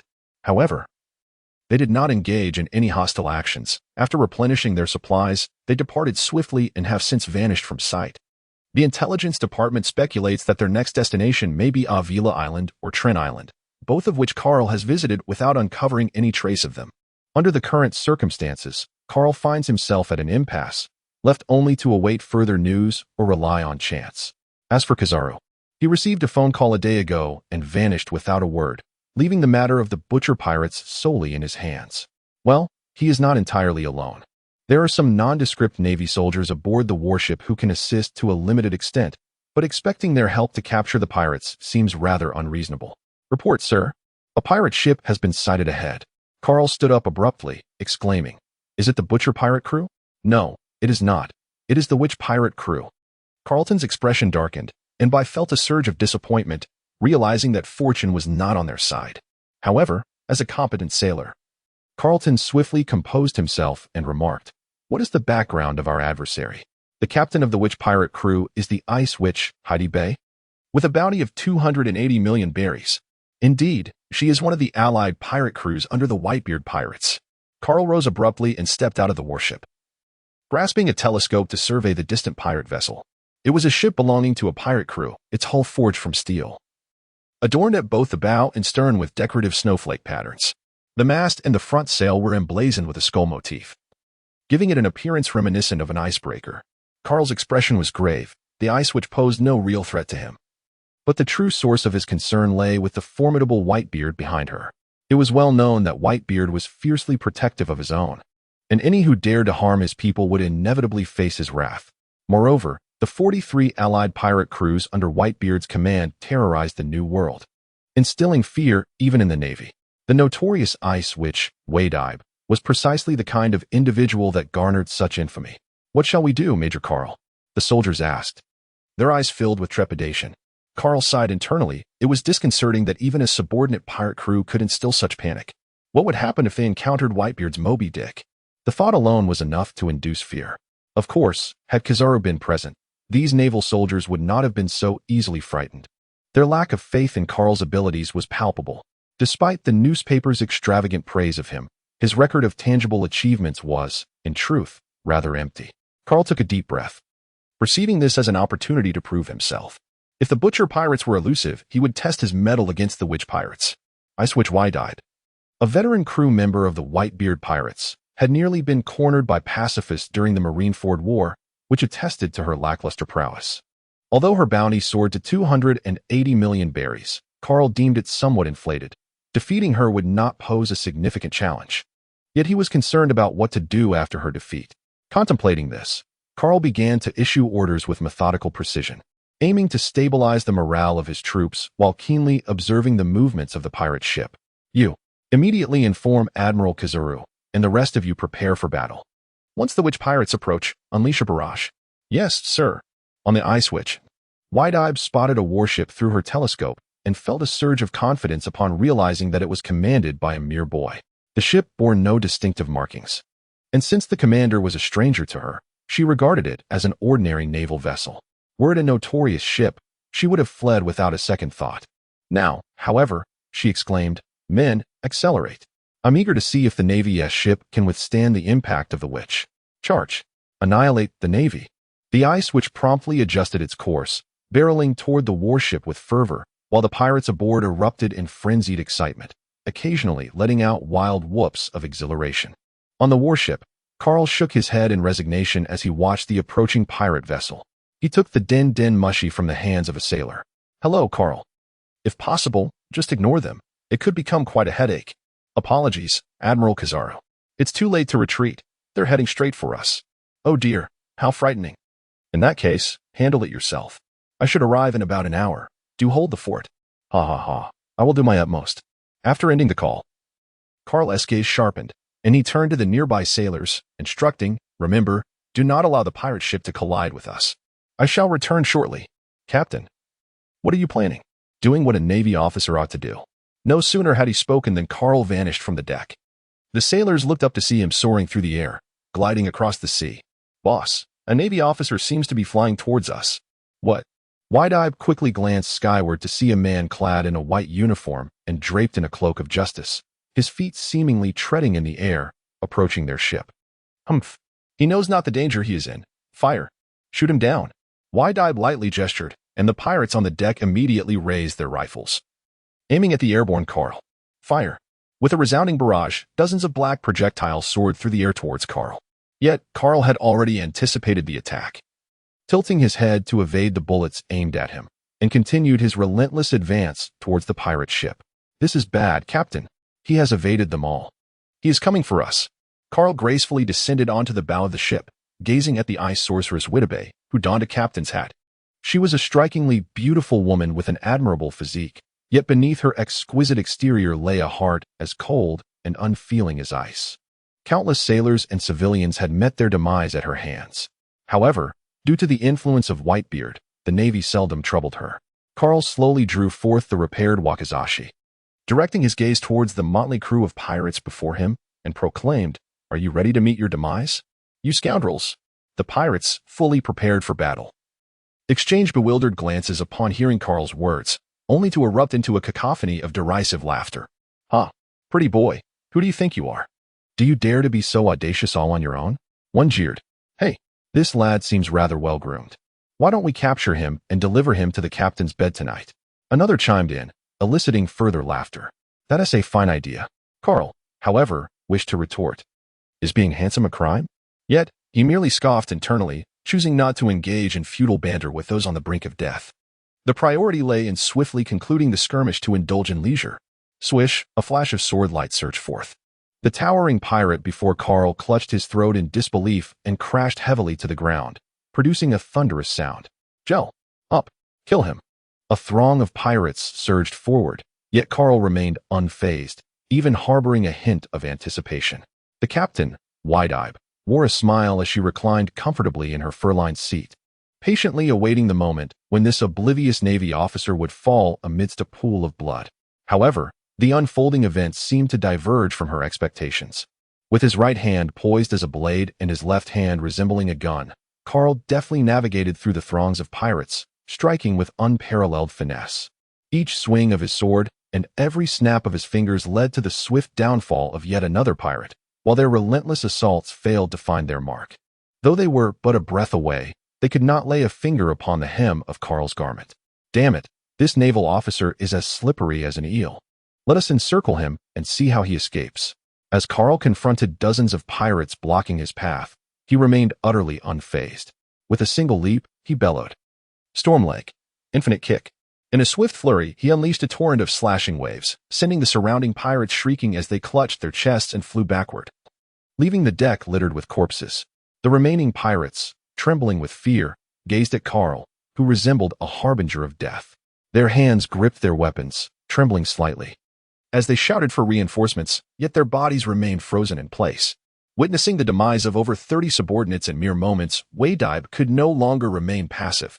"Enough. Stand aside." I shall personally deal with this Navy officer.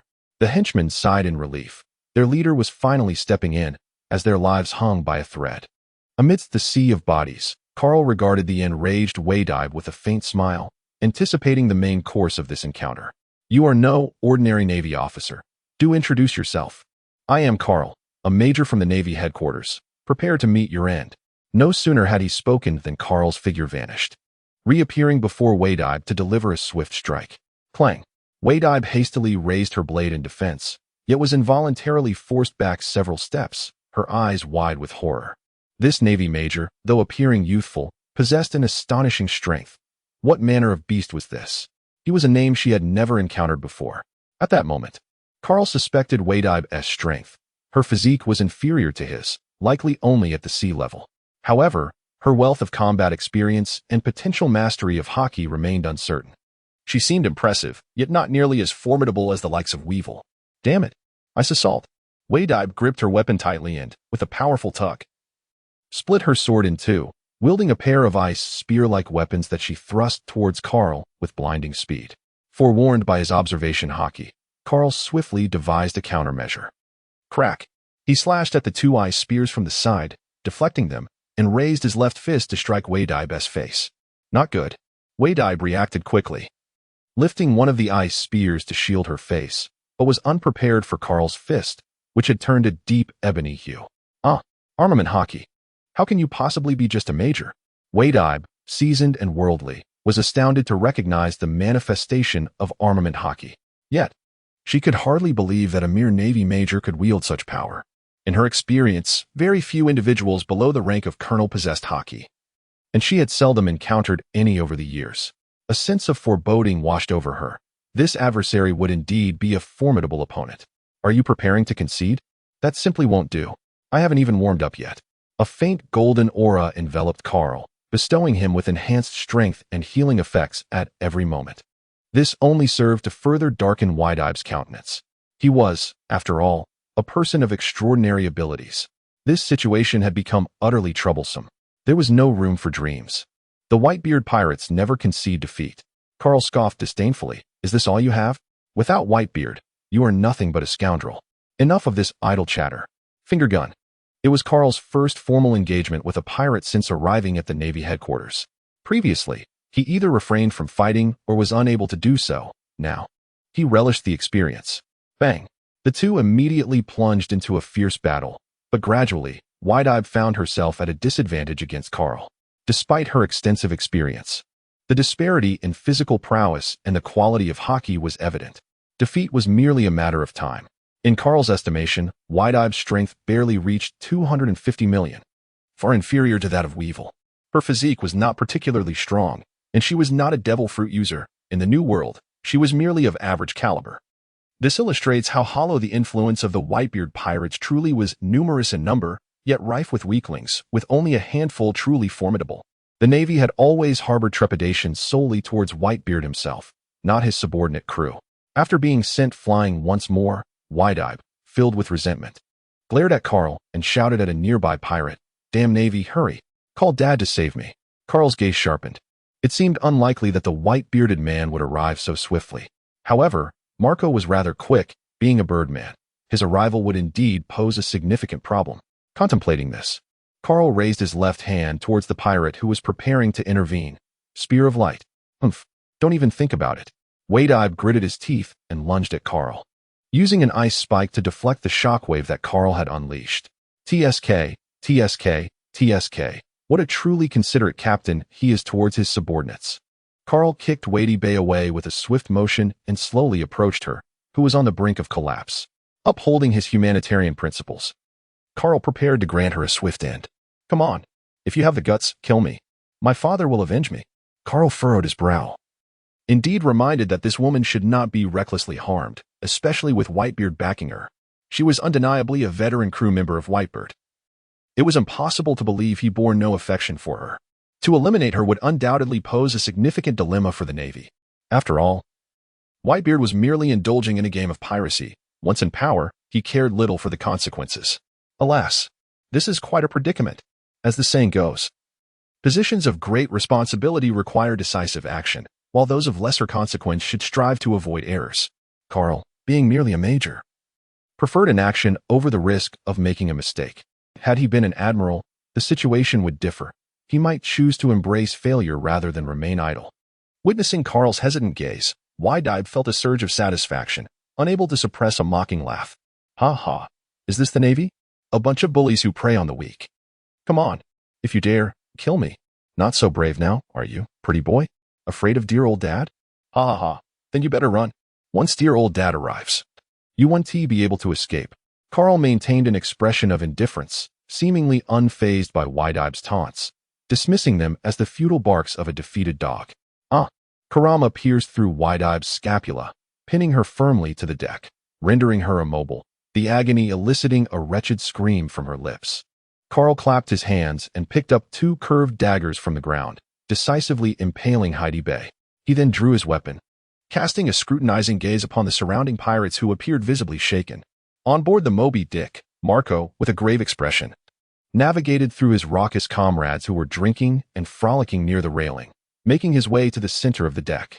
Observing the towering figure who was drinking heartily, he exclaimed, "Father, we are in dire straits. I have just received an emergency distress signal from the witch ship. Sister Heidi Bay is in grave danger." Bang!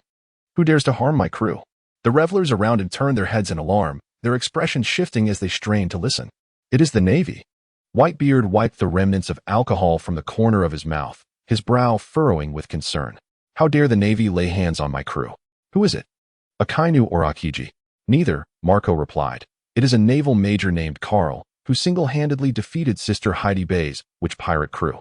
Even Sister Heidi Bay herself could not contend with him. Upon hearing that a mere naval major was involved, a glint of cold fury flashed in Whitebeard's eyes. Wahaha! A naval major dares to touch my crew? Truly, he knows not the depths of his folly. Marco, do you know his location? Marco nodded affirmatively. Indeed. Sister Heidi Bay is not far from us. I can reach her in approximately half an hour. Whitebeard downed a large bowl of alcohol with gusto before instructing. You must go immediately to support Heidi Bay, ensuring her safe return. As for that major, dispose of him without hesitation. The Whitebeard pirates are not to be trifled with. Go, Marco. Teach those damned Navy officers a lesson. Captain Marco, hurry back. It has been too long since I last saw that fellow. Bring her along for a drink. Oh. The joyous scene elicited a hearty laughter from Whitebeard, for this was the very essence of what he had sought throughout his life. Thus, anyone who dared to harm his family would pay a severe price. Marco nodded with a smile. A naval major was inconsequential, even if he could suppress Heidi Bay. After all, he was the immortal Phoenix Marco. He then unfurled his wings, transforming into the immortal bird, ascending into the sky. On board the witch ship, no? Sister Heidi Bay, firmly pinned to the deck, let out a cry of despair, her fury tinged with profound unwillingness. Carl refrained from directly attacking her, yet before her eyes, he methodically eliminated her subordinates one by one, leaving the deck strewn with lifeless bodies in an instant. The pirates, bereft of their leader, scattered in a frantic bid for escape, engaging in a game of cat and mouse with Carl. Alas, in the presence of Carl, who possessed the mastery of observation hockey, they were utterly exposed. Thud! Another pirate fell, and Carl slowly retracted his weapon, the white uniform of the Navy now stained crimson with blood. Now, it is just you remaining. You fiend. You shall pay dearly for this. Carl squatted beside Heidi Bay, disdainfully patting her face. A demon? Indeed, to you wretched scoundrels. I am truly a demon. You are fortunate to have the protection of the Whitebeard. Carl answered the phone, adorned with sunglasses, and said, Moshi Moshi? Oh, to his surprise, the call was indeed answered. How terrifying. I had assumed you were already deceased. Carl, how profoundly do you lack faith in me? This Wade Bay is merely a level that can be easily dispatched with a single kick. If she could actually defeat me, that would indeed be impressive. This is something you should convey to the members of the witch pirate crew. Now this complicates matters, if my memory serves me right. That Icewitch should be one of Whitebeard's esteemed veteran crew members. Carl lowered his gaze upon the resentful Wide-Eyed, a cold smile gracing his lips as he spoke. Rest assured, she yet lives. It is merely the others who have fallen by my hand. You truly are a heartless wretch. Well, since she remains unscathed, do not harm her. I shall be there shortly. With that, Kizaru terminated the call, and Carl stowed away the communication device, feeling a twinge of helplessness. Alas, his strength was still insufficient. This world is one governed by the powerful, where everything is dictated by might. It is precisely due to Whitebeard's formidable prowess that the Navy harbors trepidation, reluctant to engage in a full-scale conflict fraught with peril. This predicament left Carl in a bind. He could easily extinguish Whitebeard's life, yet he was compelled to spare her, lest he invoke Whitebeard's wrath and endanger his fellow Navy comrades. Consider yourself fortunate. Carl, indifferent to the immobile Whitebeard, casually leaned against the railing. He extracted a cigar from his pocket, ignited it, and began to exhale clouds of smoke, patiently awaiting the arrival of Kizaru. In the sky, Marco drew closer to the Majo, unmistakably Whitebeard's vessel. As he descended, Marco's heart stirred with an inexplicable anger upon witnessing the scattered corpses of pirates on the ship. Could this truly be the handiwork of the Navy?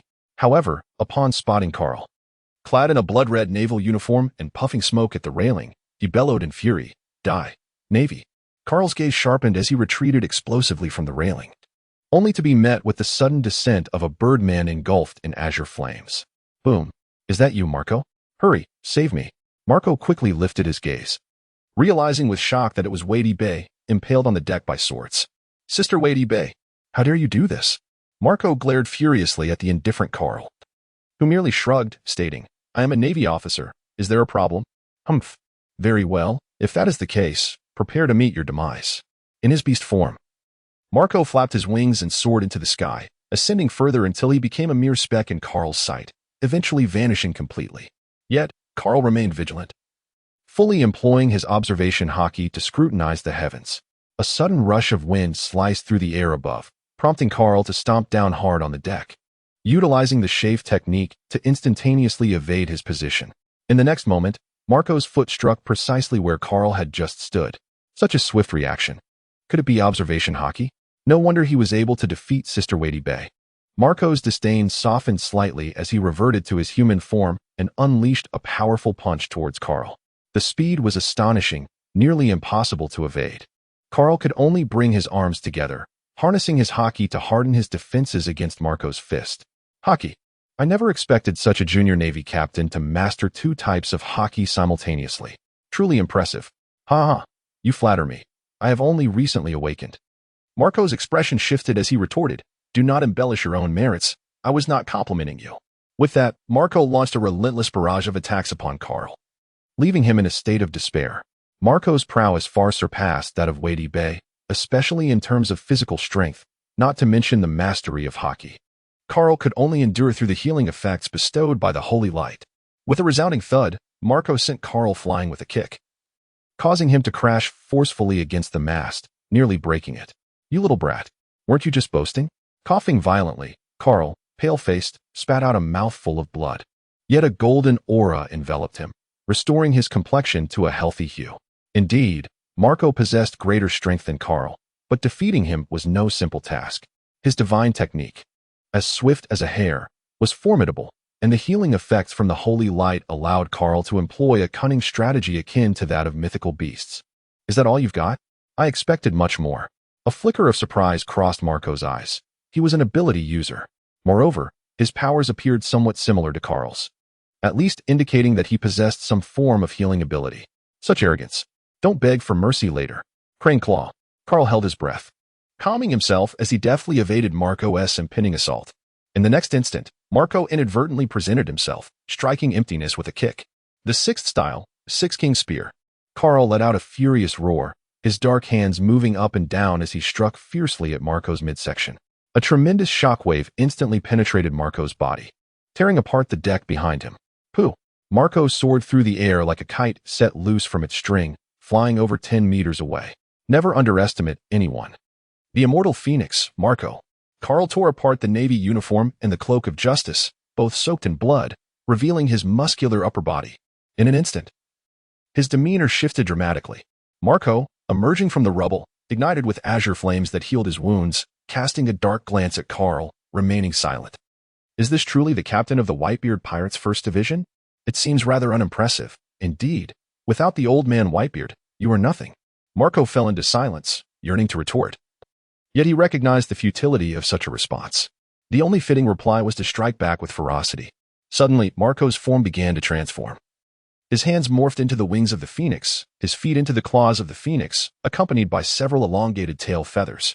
With a swift motion, Marco soared into the sky before plummeting like a shooting star. Phoenix stamp. As Carl's pupils constricted, he rolled desperately to the side, a deafening explosion resonating behind him, unleashing a violent shockwave.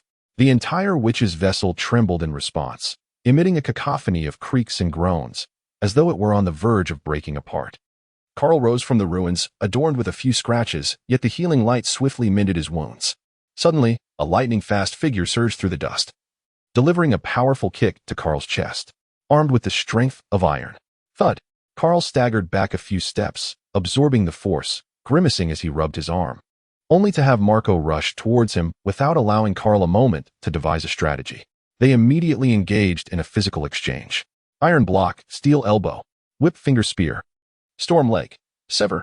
In the midst of this intense combat, Carl's fighting skills escalated rapidly, utilizing nearly every part of his body to its utmost potential. However, Marco leveraged his physical superiority, adapting effortlessly to Carl's onslaught. After a brief skirmish, Marco gained a slight advantage while Carl suffered minor setbacks. This fellow is indeed formidable. Such proficiency in the 6 forms. Did he begin mastering them from the womb? Marco mused silently, although his expression remained unchanged. In contrast, Carl, despite enduring several blows, exhibited remarkable improvement in his combat techniques, making it increasingly difficult for Marco to fend off his assaults. I must conclude this battle swiftly. Sister Heidi Bay's condition may not endure much longer. Marco's gaze sharpened as he prepared to take decisive action, although he reluctantly acknowledged it.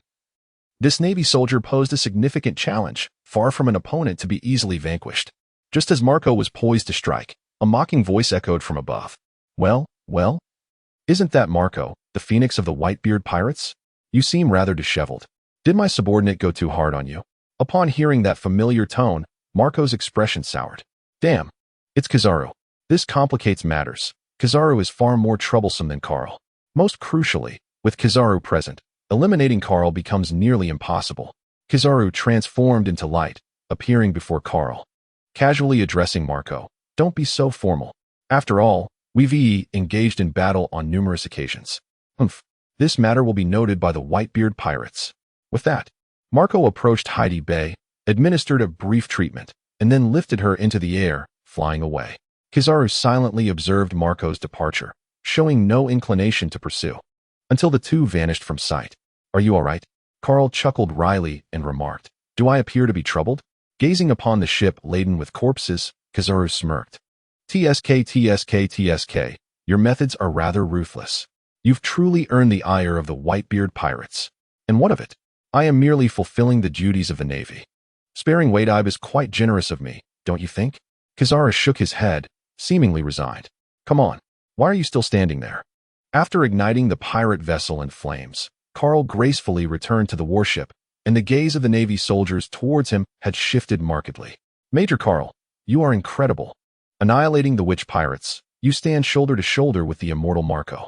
It turns out you are this formidable. Indeed, I just witnessed it. Those pirates were utterly defenseless before Major Carl. Look at these muscles, honed through rigorous training.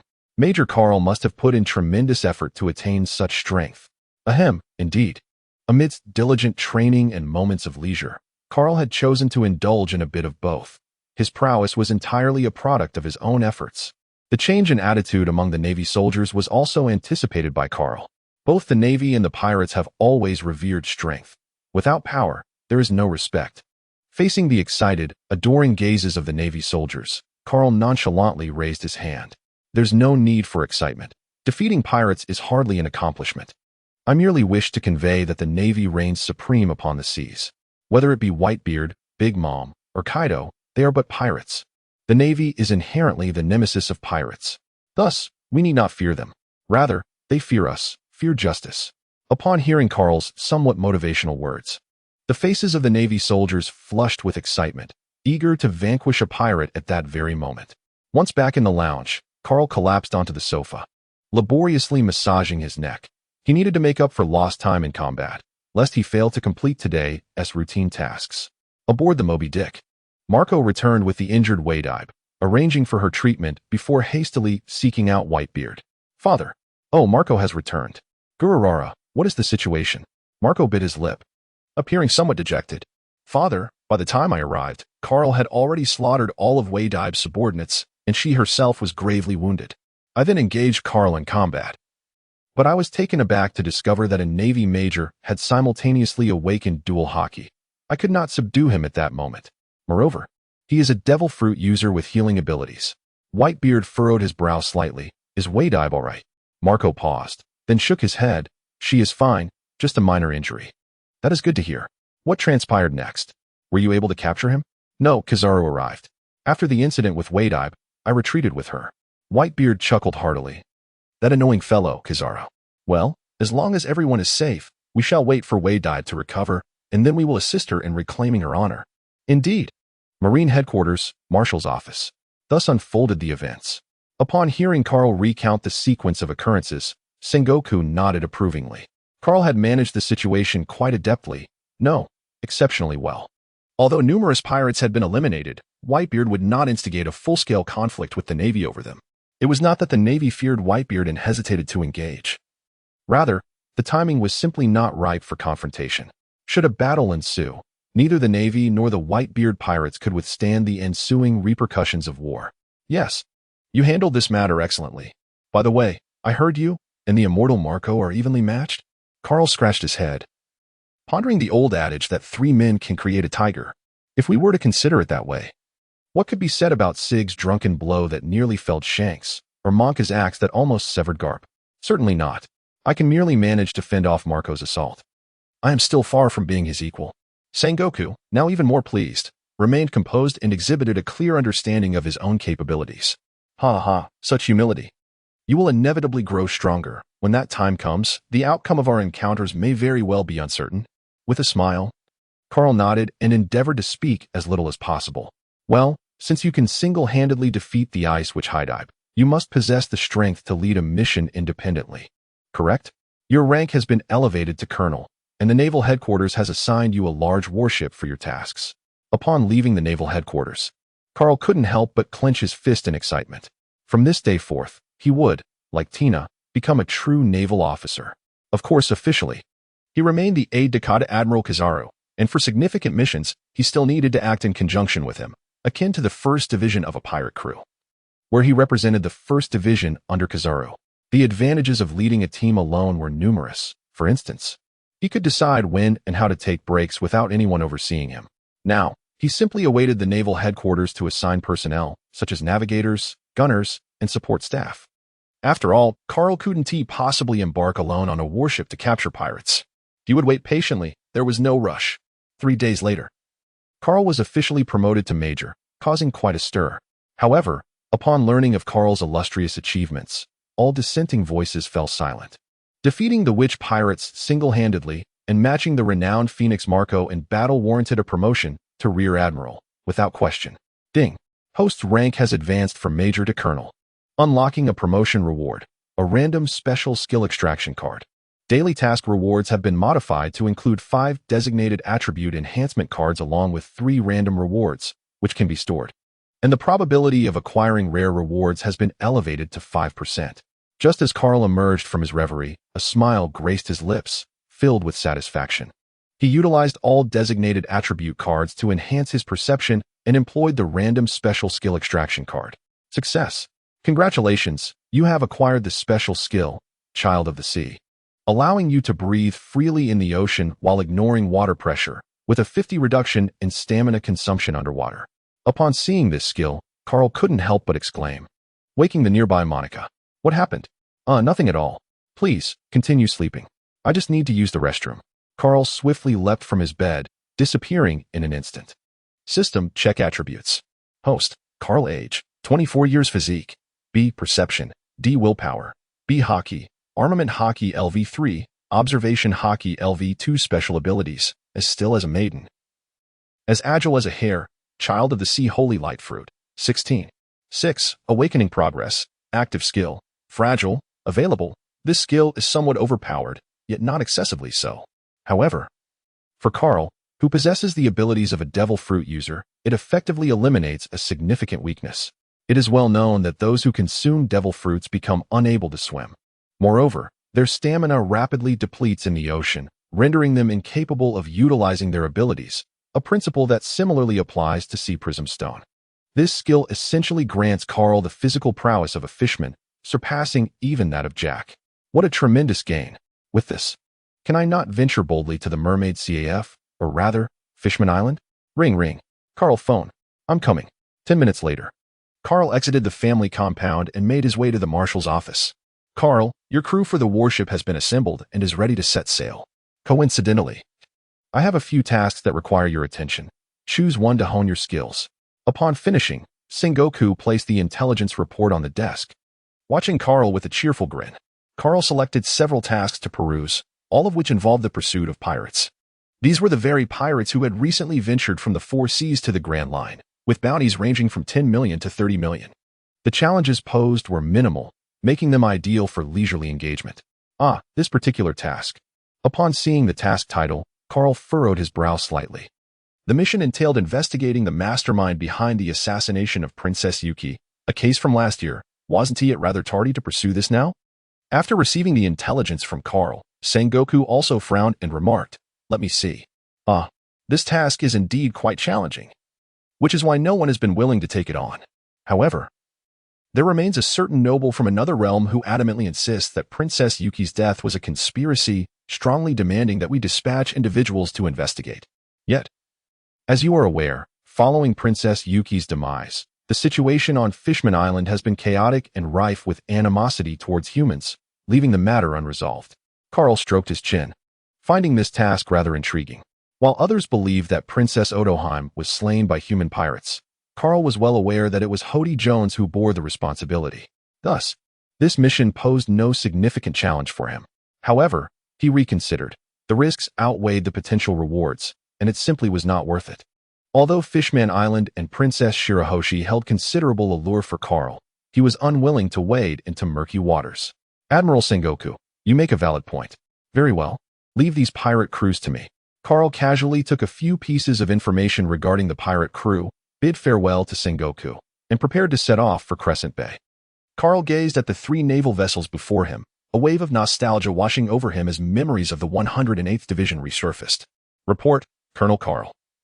All preparations are complete, and we are ready to depart at any moment." "Excellent. What is your name?" The robust figure in front stood tall, his voice resonating with authority as he declared, reporting, "Sir, I am Nelson, Sergeant, serving as your adjutant." "Very well, let us set forth." "Do not rush off just yet," Carl interjected. "There are still items we have forgotten to collect."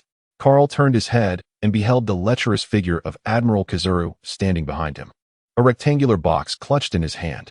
Upon spotting Kizaru, Lieutenant Nelson immediately saluted, exclaiming with excitement, "Admiral Kizaru, what is this?" Carl seemed to have an inkling of what was afoot, his face alight with anticipation as he gazed at Kizaru. "Indeed, it was precisely what you were thinking." Carl hastily accepted the box from Admiral Kizaru, glancing inside to confirm it contained a blade before swiftly closing it. "Thank you, Admiral Kizaru," he said. Kizaru pouted slightly and waved his hand dismissively. It was merely a trifling task. "You are set to embark on your mission alone today, aren't you? How time flies. In that case, I shall not intrude any further. Remember to give me a call if you need anything." With that, Kizaru transformed into light and vanished. With a sigh in his heart, Carl expressed his gratitude. "Thank you, monkey. Let's take some time to relax together." Upon boarding the warship, Nelson inquired, "Colonel Carl, where are we headed?" Without a moment's hesitation, Carl declared, "Let us proceed to the city of Seven Waters. For a band of pirates is poised to make their landing there." "Aye, Commander." Upon returning to his quarters, Carl rubbed his hands together and slowly opened the box. Inside lay a blade, entirely cloaked in black, reminiscent of the original Onigiri, yet the hilt had undergone a significant transformation. The guard had shifted from a circular shape to that resembling the wings of a raven, while the hilt bore intricate feather-like patterns, crowned by a crimson eye at its apex. As Carl grasped the knife, an immediate transformation ensued. The blade writhed and ultimately morphed into a black raven, its blood-red eyes fixated intently on Carl. The creature's gaze was wary, its wings flapping incessantly, seemingly cautioning Carl to maintain his distance. How formidable it appeared. Carl's gaze sharpened as he seized the raven's body, his voice low and commanding. "Will you submit or face death?" "Ah, caw." The raven flapped its wings wildly, emitting a haunting cry, yet its struggle grew increasingly feeble until it ultimately relinquished its defiance, bowing its head in surrender. From this moment forth, your name shall be Raven. Transform into a blade. The raven nodded, morphing back into a sword, which gracefully fell into Carl's palm. Not bad. Carl silently nodded. The knife met all his expectations in both aesthetics and quality. Omaru, let us refrain from further contact. I fear it might lead to misunderstandings with Raven. 3 minutes later, Carl exited the cabin, observing the naval soldiers working methodically under Nelson's command, and he nodded in satisfaction. Now, he merely needed to be a hands-off manager, idling when there was nothing to attend to and engaging when necessary. Ah, Colonel Carl, might I inquire about the bird upon your shoulder? Carl smiled faintly, unable to resist the urge to boast. Behold, this is my weapon, known as the Raven. As his words fell, the Raven transformed from its avian form into a weapon, revealing a striking black longsword in Carl's hand, which elicited gasps of astonishment from the surrounding naval soldiers. How is this possible? They murmured. Have you ever heard of the ability transfer technique? Carl chuckled. This Raven is an ability weapon. Although Nelson could not fully comprehend, he was greatly astonished. Yet, he quickly recalled the matter at hand and asked urgently, Colonel Carl, who is our target this time? Here it is. Carl replied, producing a bounty notice. The Blazing Flame Pirates, Rosai Thompson. Bounty, 87 million berries. Carl nodded, affirming, indeed. Our objective is to lie in wait in Water 7 and subsequently escort them to Eni's lobby. Do you possess confidence in this endeavor? Nelson and the soldiers contemplated the question. Who among them was oblivious to the prowess of Colonel Carl, who could effortlessly apprehend pirates with bounties nearing 300 million? Such as Roach Thompson? Absolutely. They declared in unison. Excellent. Let us hasten our advance and strive to capture them in one fell swoop. The enthusiasm was palpable. After 3 days at sea, Carl's warship finally reached Water 7. Gazing upon the familiar architecture, he couldn't suppress a smile. It felt gratifying to revisit a known island. To prevent detection by pirates, Carl deliberately maneuvered the ship into the heart of Water 7, assigning several naval soldiers to monitor the derelict ship island, thus allowing him to enter vacation mode. As Carl strolled down the bustling streets of Water 7, he noticed an unusually high rate of glances directed his way. How could a gallant and strikingly handsome young naval officer not capture attention? Carl had long since grown accustomed to this. Boss, how much for renting one of those blues? He inquired at the rental shop. The proprietor hastily donned a broad smile, exclaiming, Ah, it's the esteemed Navy officer. 1,000? No, just 500 berries. That'll suffice. Splendid. I'll take that blue one, Carl replied. Climbing onto the creature resembling a sea donkey, he couldn't help but light a cigarette, wishing for the company of a woman. Blue, please take me on a tour, he requested. The blue emitted a sound, seemingly accustomed to the command, and leisurely glided along the waterway. During this time, Carl was not idle. He seized the opportunity to utilize the daily rewards accumulated over the past 4 days. After employing 20 enhancement cards, his perception remained at D, unchanged. However, 12 random rewards yielded delightful surprises. Congratulations on acquiring Swordsmanship Skill Card 3, Observation Hockey Enhancement Card 1. Lifespan Extension 20 Days 6, A Case of Happiness Beverage 1, and 5 million berries. What can be said about Carl? When slumber approaches, he is presented with a pillow, revealing a system that is remarkably attuned to the needs of its host. After the completion of all tasks, although Carl's observation hockey remains at level 2, he has acquired a mastery in swordsmanship, reaching the pinnacle of level 5. Despite being at level 2, he exhibits the prowess of a seasoned swordsman, having not only grasped the essence of all things, but also the ability to unleash flying slashes at will. With the capability of armament hockey and the execution of flying slashes, it is certainly fitting for him to proclaim himself a master swordsman, is it not? Gah.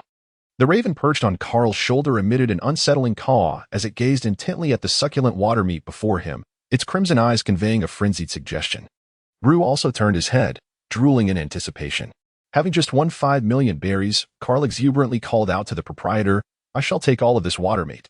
The plump female owner brightened at his words, exclaiming, Yes, yes, sir, please hold on. I will prepare it for you immediately. As Carl savored the water meat, sipped on a specially crafted beverage, and admired the unique scenery, he couldn't help but muse on the naval life, which was both unpretentious and monotonous. The name of the shipyard, Carrera Shipyard, caught his attention, leading him into deep contemplation. It seemed that the iceberg had not yet merged the shipyards of Water 7, and thus CP9 would not be lurking there. Brew, it's me, Carl. Colonel, pirates have landed on Scrap Island, but they are not from the Fire Fist pirates. What do we know about them? Based on the pirate flag, it appeared to be the White Wolf pirates, led by Captain White Wolf, with a bounty of 5 million berries. I am on my way. Keep an eye on them. Understood. Carl gently stroked the raven perched on his shoulder and softly uttered, I see you. The raven nodded and ascended into the sky, its form gradually enlarging to the size of a water buffalo. Satisfied, Carl nodded and employed the moonwalk technique to leap onto the raven's back. Let us depart. Caw.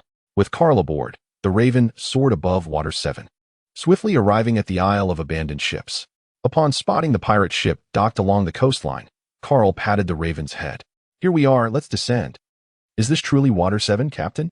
What a bustling place. It must be extraordinarily wealthy. Captain Wolf, exasperated with his subordinate's naivety, gave him a light smack on the head. Fool, we are here to acquire a new ship, not to cause a ruckus. If we attract the Navy's attention, how shall we escape on this decrepit vessel? Rubbing his head in pain, the subordinate quickly replied, Yes, Captain, you are wise. Content with this affirmation, Wolf signaled his crew to disembark discreetly onto the Isle of Abandoned Ships, preparing to enter Water 7 unnoticed. Captain, what is that in the sky? Is it an eagle? A black eagle? Wolf shielded his eyes from the sun and squinted upwards. No, there are people atop it. All hands, remain vigilant. Caw. The raven began to descend. And at approximately 30 meters, Carl leaped from its back, landing with a thud before the alert pirates. Captain White Wolf, with a bounty of 5 million berries. Vice Captain Black Wolf, with a bounty of 18 million berries. By the authority of the Navy, I must inform you that you are surrounded. Surrender at once. Startled, Wolf quickly scanned his surroundings, but saw nothing but disarray. Where were the Navy?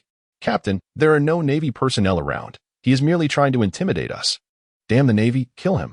Wolf's subordinates raised their weapons, aiming at Carl and unhesitatingly pulling the triggers. Bang, bang, bang. Carl, uninterested in dodging the bullets, enveloped himself in hockey, effortlessly deflecting the projectiles. What manner of ability is this, that it can withstand bullets? Wolf gasped in horror, entirely ignorant of hockey's existence, mistakenly believing Carl to be a fellow devil fruit user. The other pirate lackeys, equally bewildered, contemplated the depths of Carl's power. If even the most effective firearms could not harm him, how formidable must he truly be? Such a display of rudeness. Carl slowly extended his right hand, and the raven descended upon it, transforming into a sleek, ebony-long knife, its hilt adorned with lifelike wings. Are you ready to meet your demise, pirates? He uttered.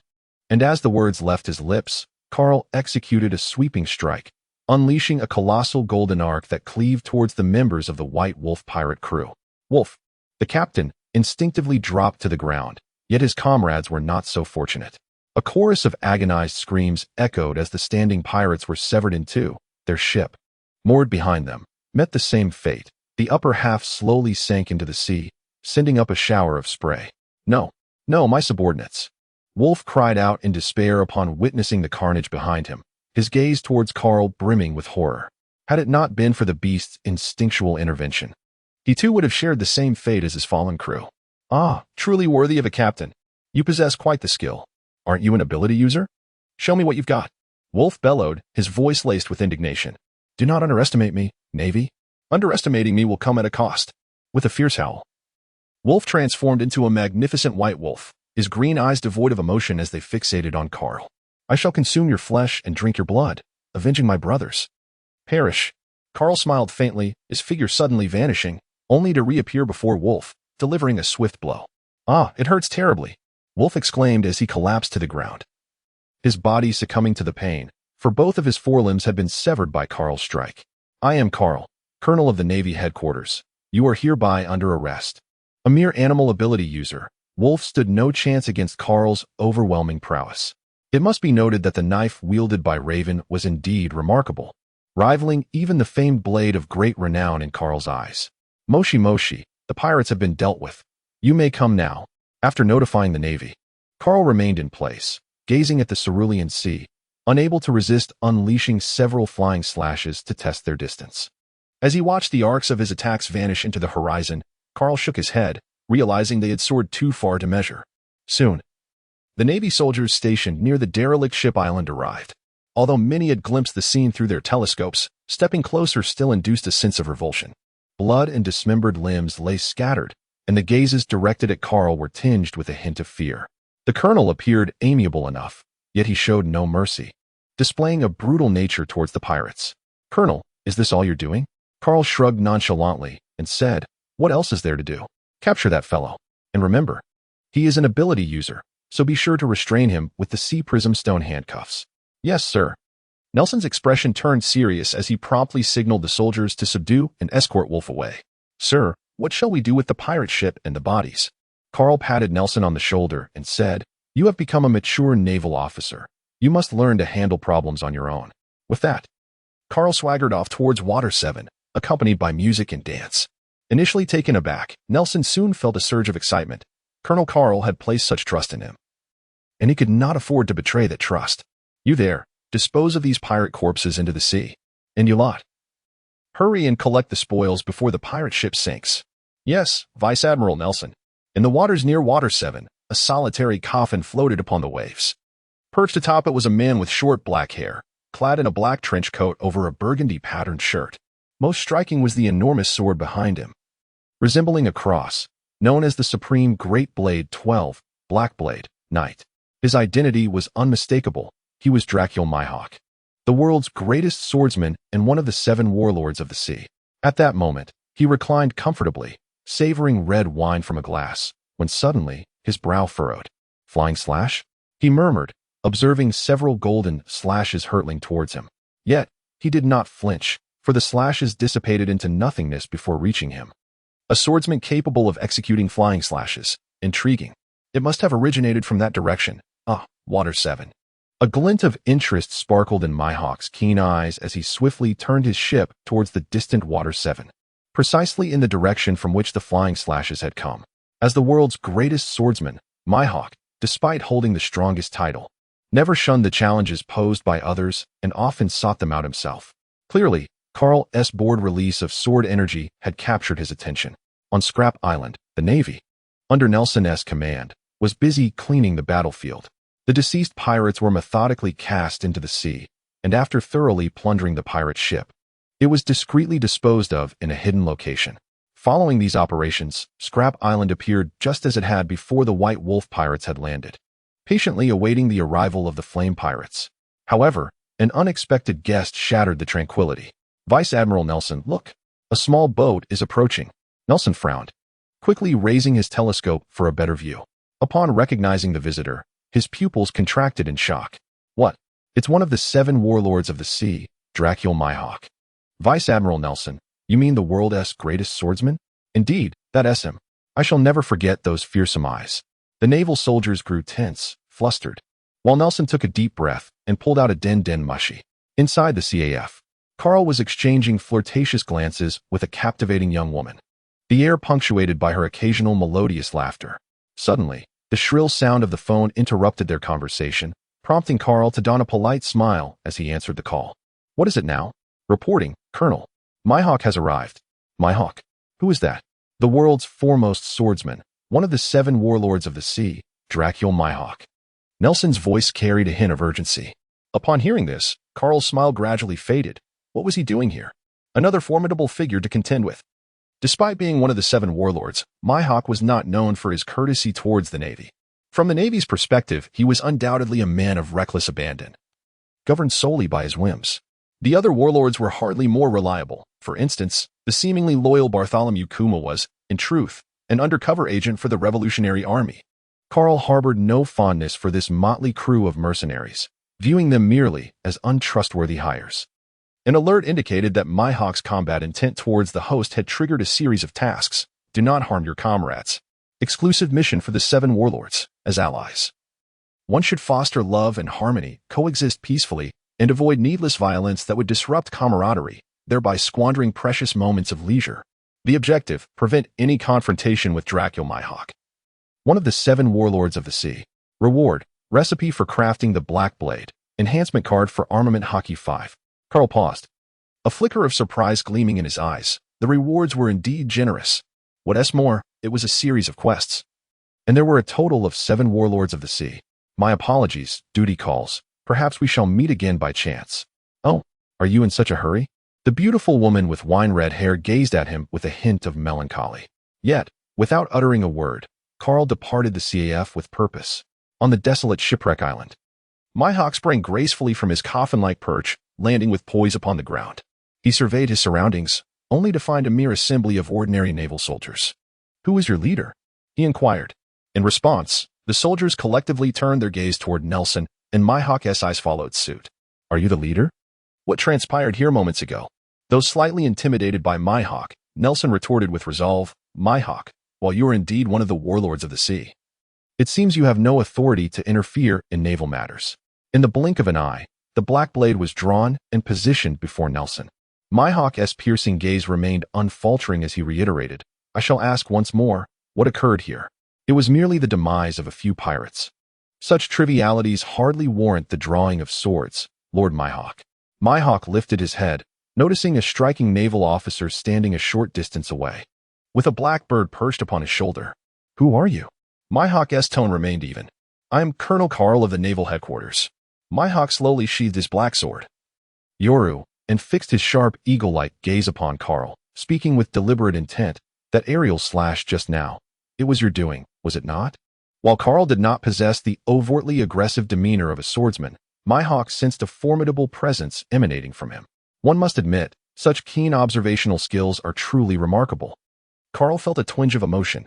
Was this truly the inside of the world's greatest swordsman? He hadn't even brought a blade. The raven cawed, "Caw, caw, caw." "It seemed you were the one."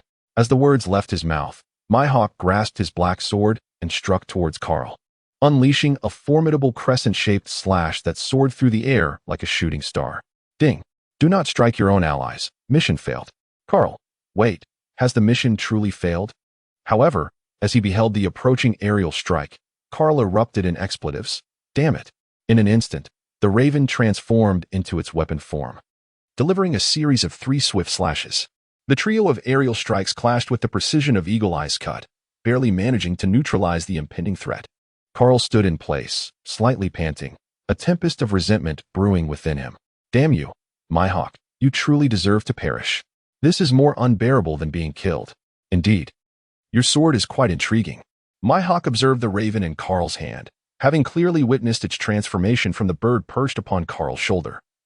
This was a sight he had never encountered before. Yet it bore a faint resemblance to the original ghost slash, albeit only in the blade and the intricate patterns upon it. The hilt was entirely different. Carl took a few steps forward, grasping the raven, and remarked, "Is this your provocation against the Navy, Sir Mihawk? Do not forget, you are one of the 7 warlords of the sea." Mihawk replied, "No. I merely chanced upon a swordsman of exceptional potential and couldn't resist the thrill. Draw your sword. Infuse a modicum of excitement into my mundane existence. Ever since that fellow Shanks lost an arm, I have not partaken in a truly invigorating sword duel. In essence, my great blade has longed for action." Upon hearing this, Carl felt somewhat speechless. Despite his scholarly demeanor, this man was remarkably obstinate. The martial world is not merely about violence. It entails understanding human emotions and relationships. Does it not? Alas, it was futile to retreat now that the mission had failed. Doing so would only invite disdain. With this thought, Carl slowly raised the raven in his grasp, his left hand gently gliding along the blade's surface as he coldly declared, "This sword is named Raven." With a blade length of 4 feet and 7 inches, weighing 10 pounds and 5 ounces, it cleaves with unwavering precision, striking down foes invisibly. Hawkeye, what manner of performance is this? Are contemporary swordsmen so refined? Has the world's greatest swordsman fallen behind the times? While he grumbled, Mihawk nonetheless emulated Carl's format, showcasing his black blade, Knight. This sword is named Knight, measuring 5 feet and 8 inches in length, weighing 18 pounds and 4 ounces. It can sever hair with a mere breath and slice through iron effortlessly. Upon completing his introduction in Carl's style, Mihawk was suddenly engulfed by a peculiar sensation, as if his connection with Knight had deepened in some enigmatic way. Fascinating. A spark ignited in Mihawk's eyes, and in the next moment, he charged at Carl, swinging his sword. Clang! Carl wielded his sword with both hands, blocking Mihawk's ferocious attacks, marveling at the sheer strength of his opponent. It was evident that Mihawk's ascension to the title of the world's greatest swordsman was not solely due to his swordsmanship. His physique was equally formidable. Mihawk's gaze remained unwavering as he relentlessly pressed the assault on Carl, employing exquisite swordplay that left Carl gasping for breath. The clash of their blades resounded with a crisp ringing sound, sparks flying as their swords met, leaving a multitude of scars in the air around them. The onlooking navy had retreated several hundred meters to avoid any collateral damage. Could it be that Colonel Carl's swordsmanship was truly so potent that he could engage in such a fierce confrontation with the world's foremost swordsman? Indeed, just observe Colonel Carl. He appears remarkably composed. In reality, however, the pressure on Carl was immense, his mind acutely focused. For the slightest lapse in concentration could result in Mihawk's blade striking at his vital points. Truly, your swordsmanship is exceptional, yet why does it seem somewhat unrefined? Has it been too long since you last wielded a sword? Carl, disinterested, dismissed him. After all, he had only just begun his training today and had not wielded a sword in quite some time. Unlike Mihawk, who could effortlessly converse while skillfully wielding his blade, all Carl could manage was to respond with his own sword. Carl grasped the raven with one hand, parrying Mihawk's colossal blade. With a deft twist of his wrist, he secured both hands upon the hilt, immediately executing an upward thrust. Intriguing, Mihawk remarked, leaning back slightly to nonchalantly evade the lethal point of the sword. In response, he swiftly countered with a slash aimed at Carl's shoulder. Clang! With no time to pivot, Carl could only rest the sword against his right shoulder, the blade facing forward. To prevent self-infliction, this maneuver effectively blocked Mihawk's onslaught, yet the force behind the strike drove Carl's shoulder down, nearly bringing him to his knees.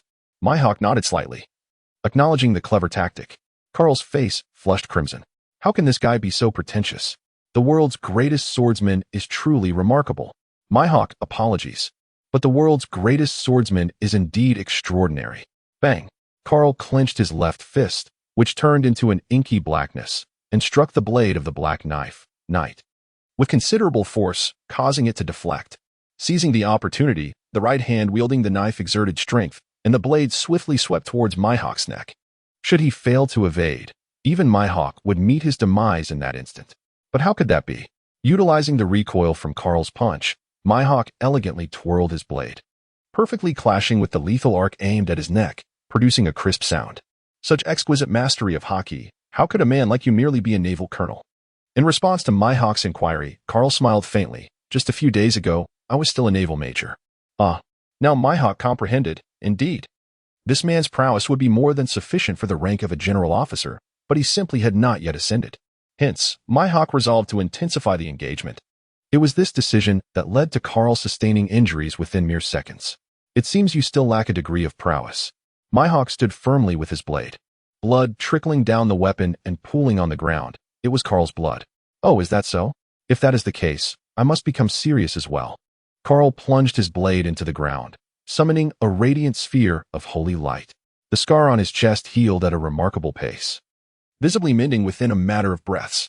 A wielder of powers? Mihawk observed Carl, now enveloped in a golden aura, with a slight furrow of concern etched on his brow. It was evident that Carl's strength had significantly increased. Could this be the essence of his ability? I humbly beseech your guidance, Lord Mihawk. One sword style, momentary radiance. Carl held the knife in his right hand, while his left gently glided over the blade, transforming the once black surface into a dazzling gold, as if forged by light itself. Mihawk's gaze remained calm as he gripped the black blade, Yoru, and executed an upward slash. In the next moment, Carl, with both hands clasped around his weapon, emanated a brilliant radiance that rendered onlookers unable to open their eyes. In an instant, Carl's figure flickered, and the blade traced a golden arc through the air.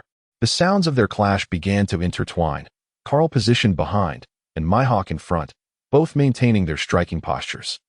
With a crisp sound, Mihawk successfully parried Carl's assault. Yet, as the brilliance faded, a spray of blood erupted from Mihawk's waist. A ghastly scar marred Carl's abdomen, extending up to his chest, with blood gushing forth uncontrollably. Despite the injury, Mihawk exhibited no signs of anger. Instead, a glimmer of surprise danced in his eyes. Momentary radiance. He mused, for such a name encapsulated a fleeting brilliance capable of dispelling all darkness.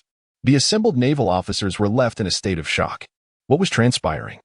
The world's foremost swordsman had sustained an injury. Though Colonel Carl too bore wounds, it was evident that the two were not of the same caliber.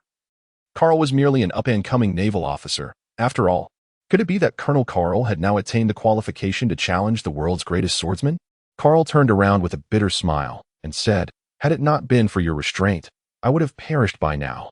Indeed, in that recent encounter, Carl distinctly sensed that Mihawk had held back. Otherwise, his injuries would have been far graver. "Ah, young Navy, you are not yet destined to meet your end. Although you do not possess the qualifications to compel my full might at present, I shall wait for you in this most exalted position, no matter how many years it takes." Mihawk's voice bore a hint of excitement. Following Shank's loss of an arm, he had finally discovered another swordsman with boundless potential. Although Carl was still quite young and his swordsmanship was somewhat immature, therein lay his advantage. If he could grow stronger, then one day, they would surely cross paths upon the vast sea, each wielding their swords to determine supremacy. Upon hearing these words, Carl felt an inexplicable familiarity, yet he managed to smile, believing that day would not be far off. Mihawk sheathed his black blade, Yoru, upon his back and approached Carl. As he brushed past, he softly remarked, "I hope you won't keep me waiting too long." With that, Mihawk continued on, leaping onto the coffin lid by the shore, gradually vanishing from Carl's sight as the coffin lid swayed rhythmically. Hiss. Under the influence of the holy light, the ghastly scars began to heal at a visible pace, and Nelson and the others gradually gathered around. "What do you intend to do? Colonel, you are truly formidable.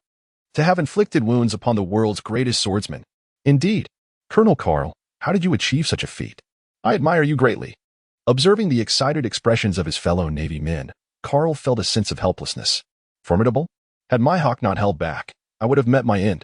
Yet, it was undeniable that from the perspective of an ordinary person, he had indeed exchanged blows with Mihawk and sustained injuries, which could be construed as a fair contest.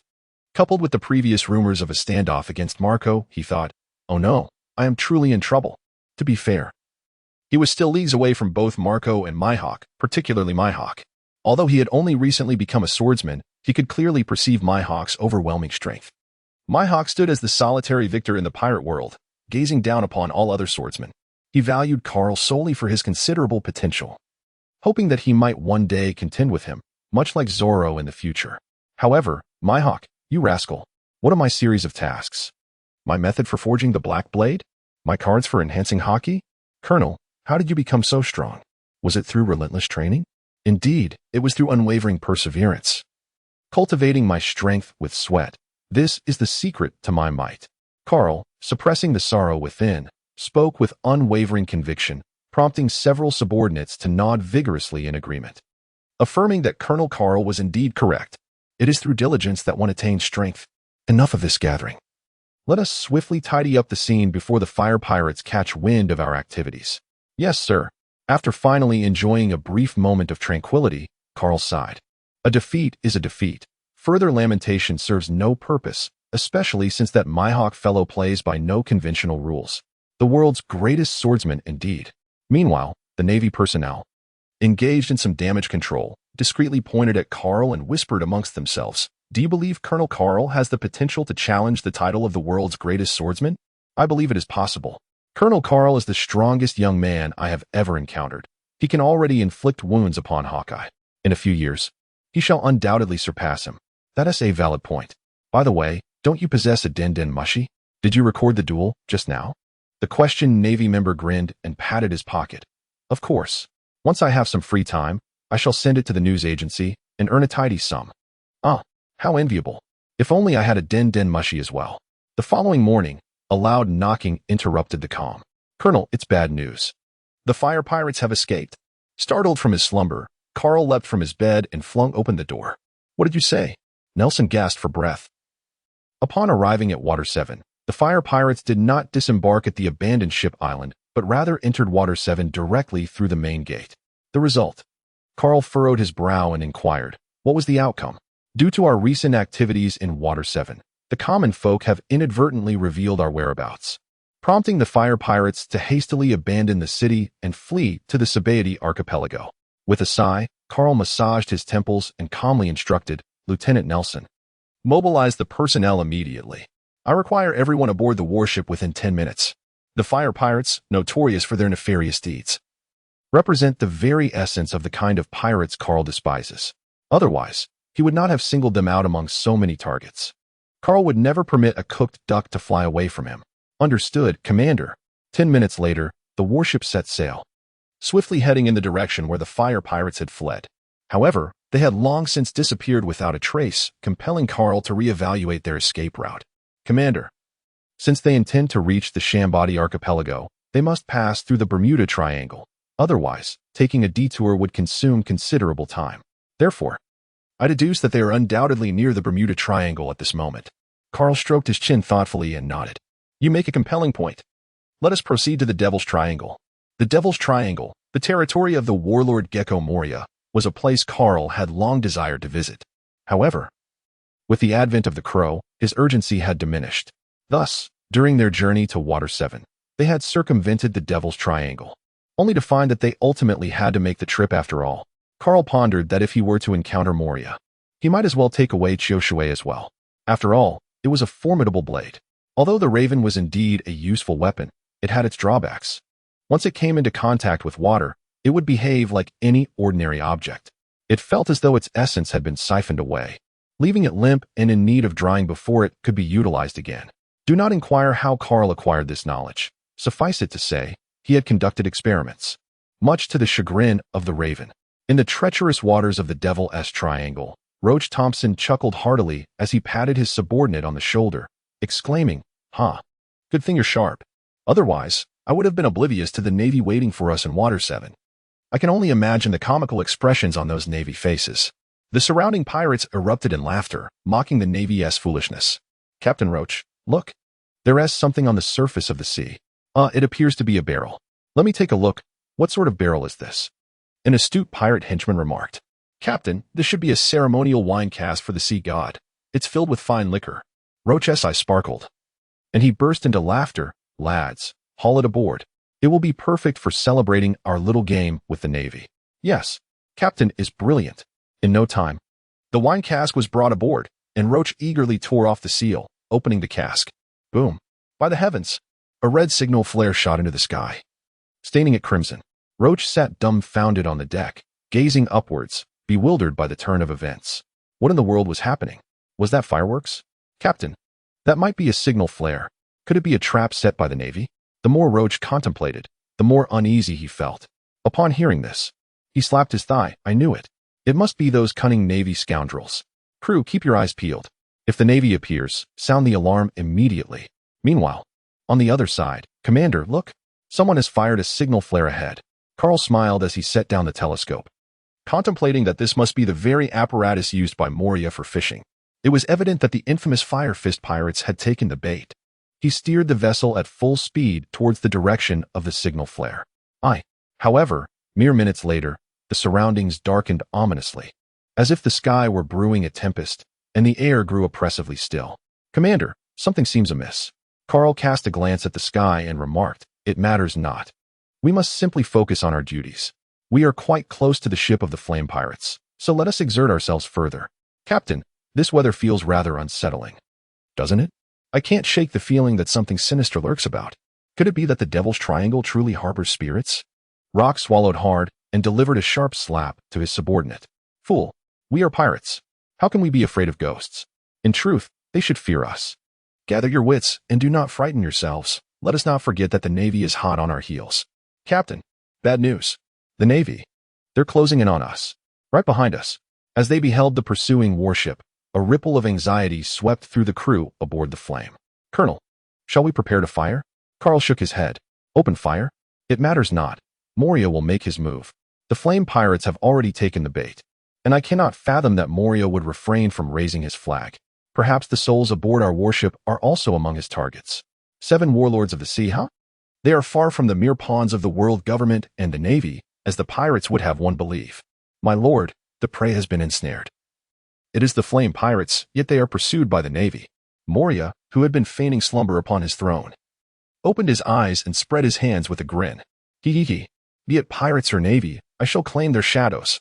All of them shall be yours, Absalom. Yes, my lord. With that, Absalom exited the ancient castle, setting forth to gather the net. On the waters, the Flame pirates were in a frenzied retreat.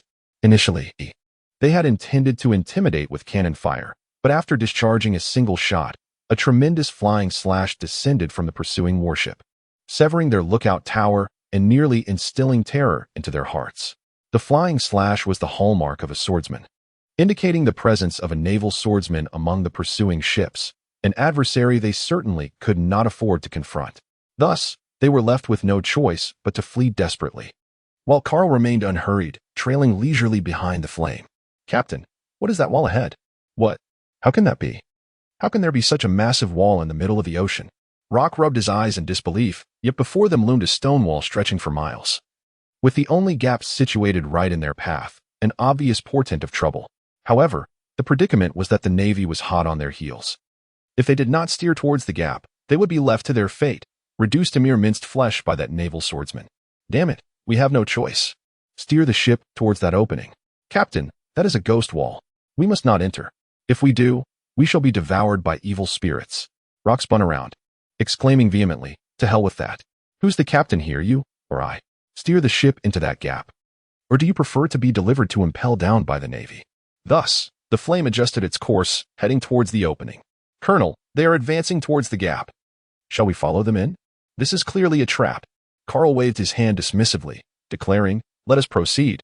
Our Navy fears no treachery." "Aye, Commander." 10 minutes later, as Carl's warship glided into the gap, a resounding roar echoed from behind. The rear entrance was gradually closing. It culminated in a thunderous bang, akin to a monstrous creature snapping its gaping maw shut, creating an increasingly eerie atmosphere. Had it not been for Carl's fearless stance at the bow, the naval soldiers would likely have succumbed to panic. After all, amidst the vast expanse of the ocean, such bizarre and uncanny occurrences easily evoke thoughts of demonic entities. Carl was not a hawkish commander, and he did not harbor any particular sentiments towards the group of terrified naval soldiers. It was merely human nature.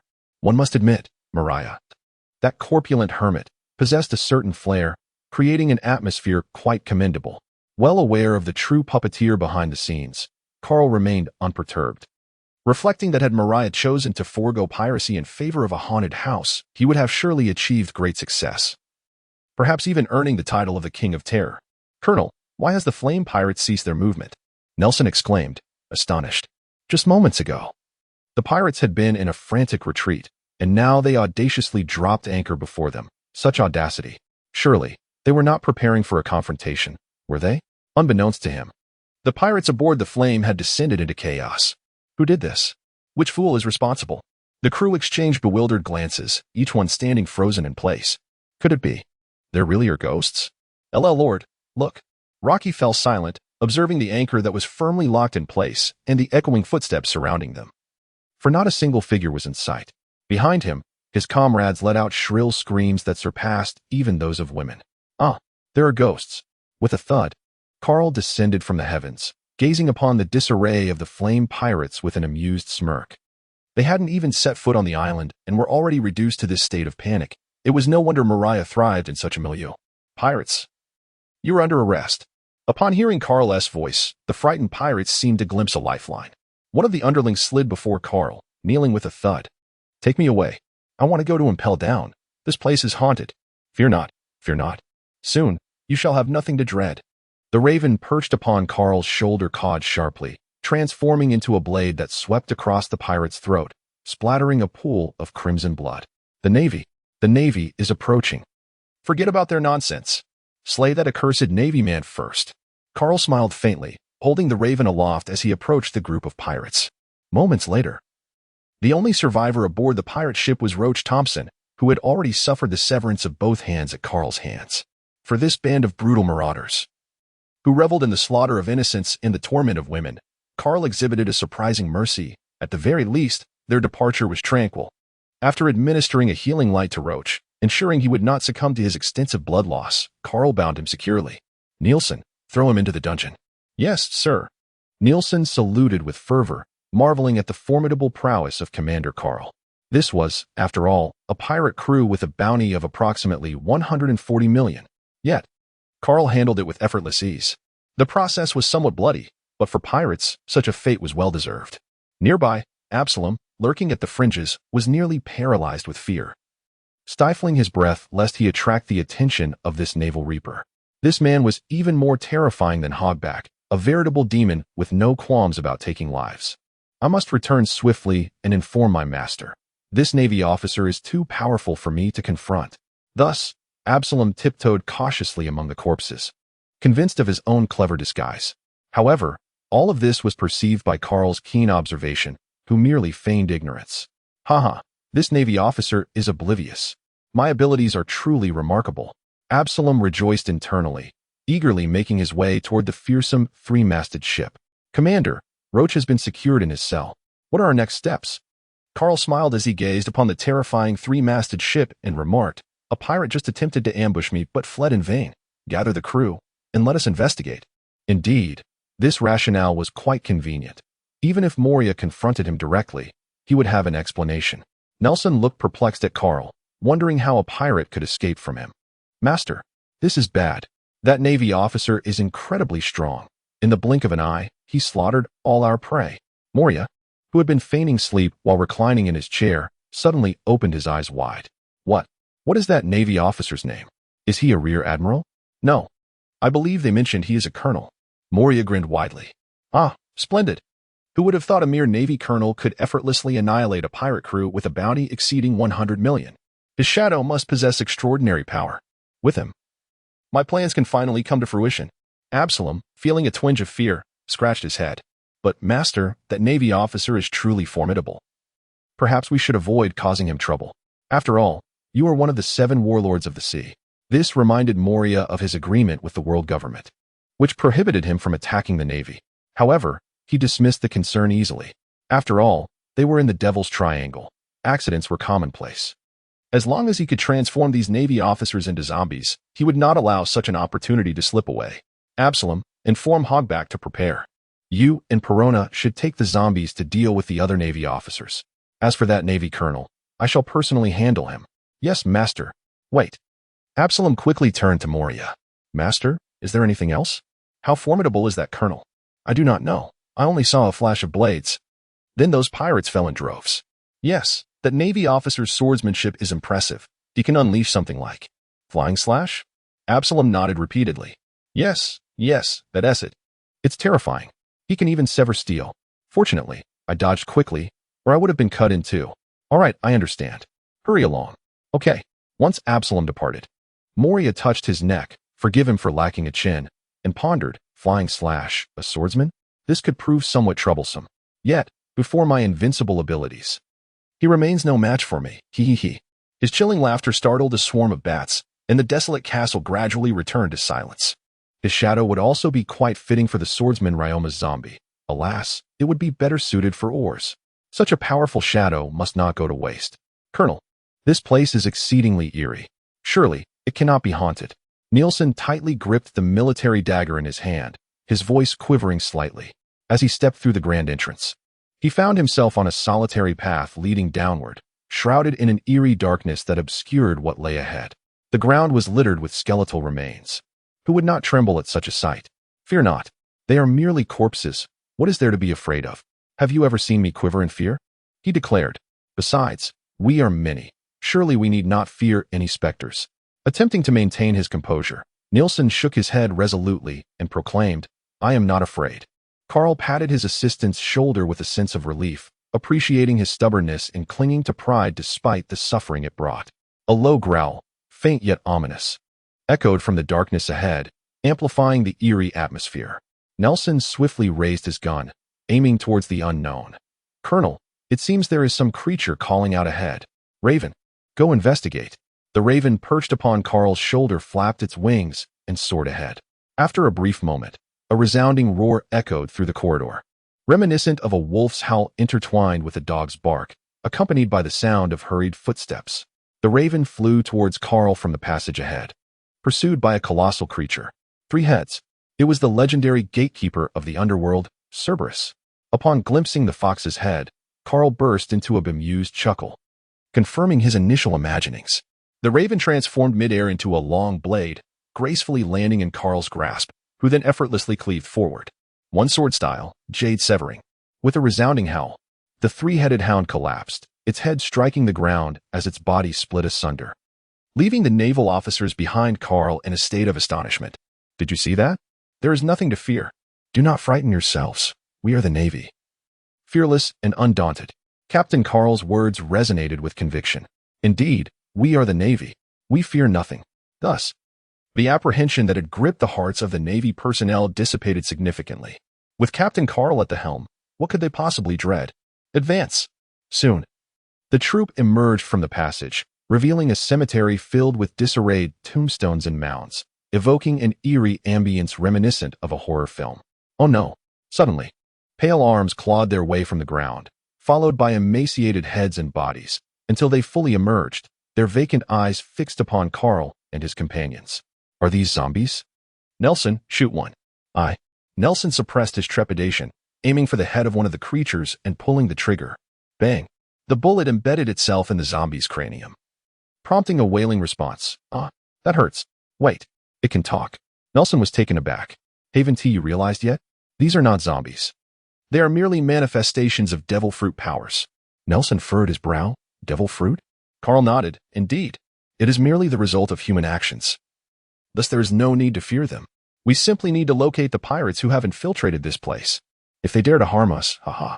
Nelson immediately grasped Carl's intention and shouted to the soldiers behind him, fire. Shoot them down. The sound of gunfire erupted in a deafening chorus, as volley after volley of muskets transformed the horde of zombies into a sieve. Yet, their movements appeared undeterred.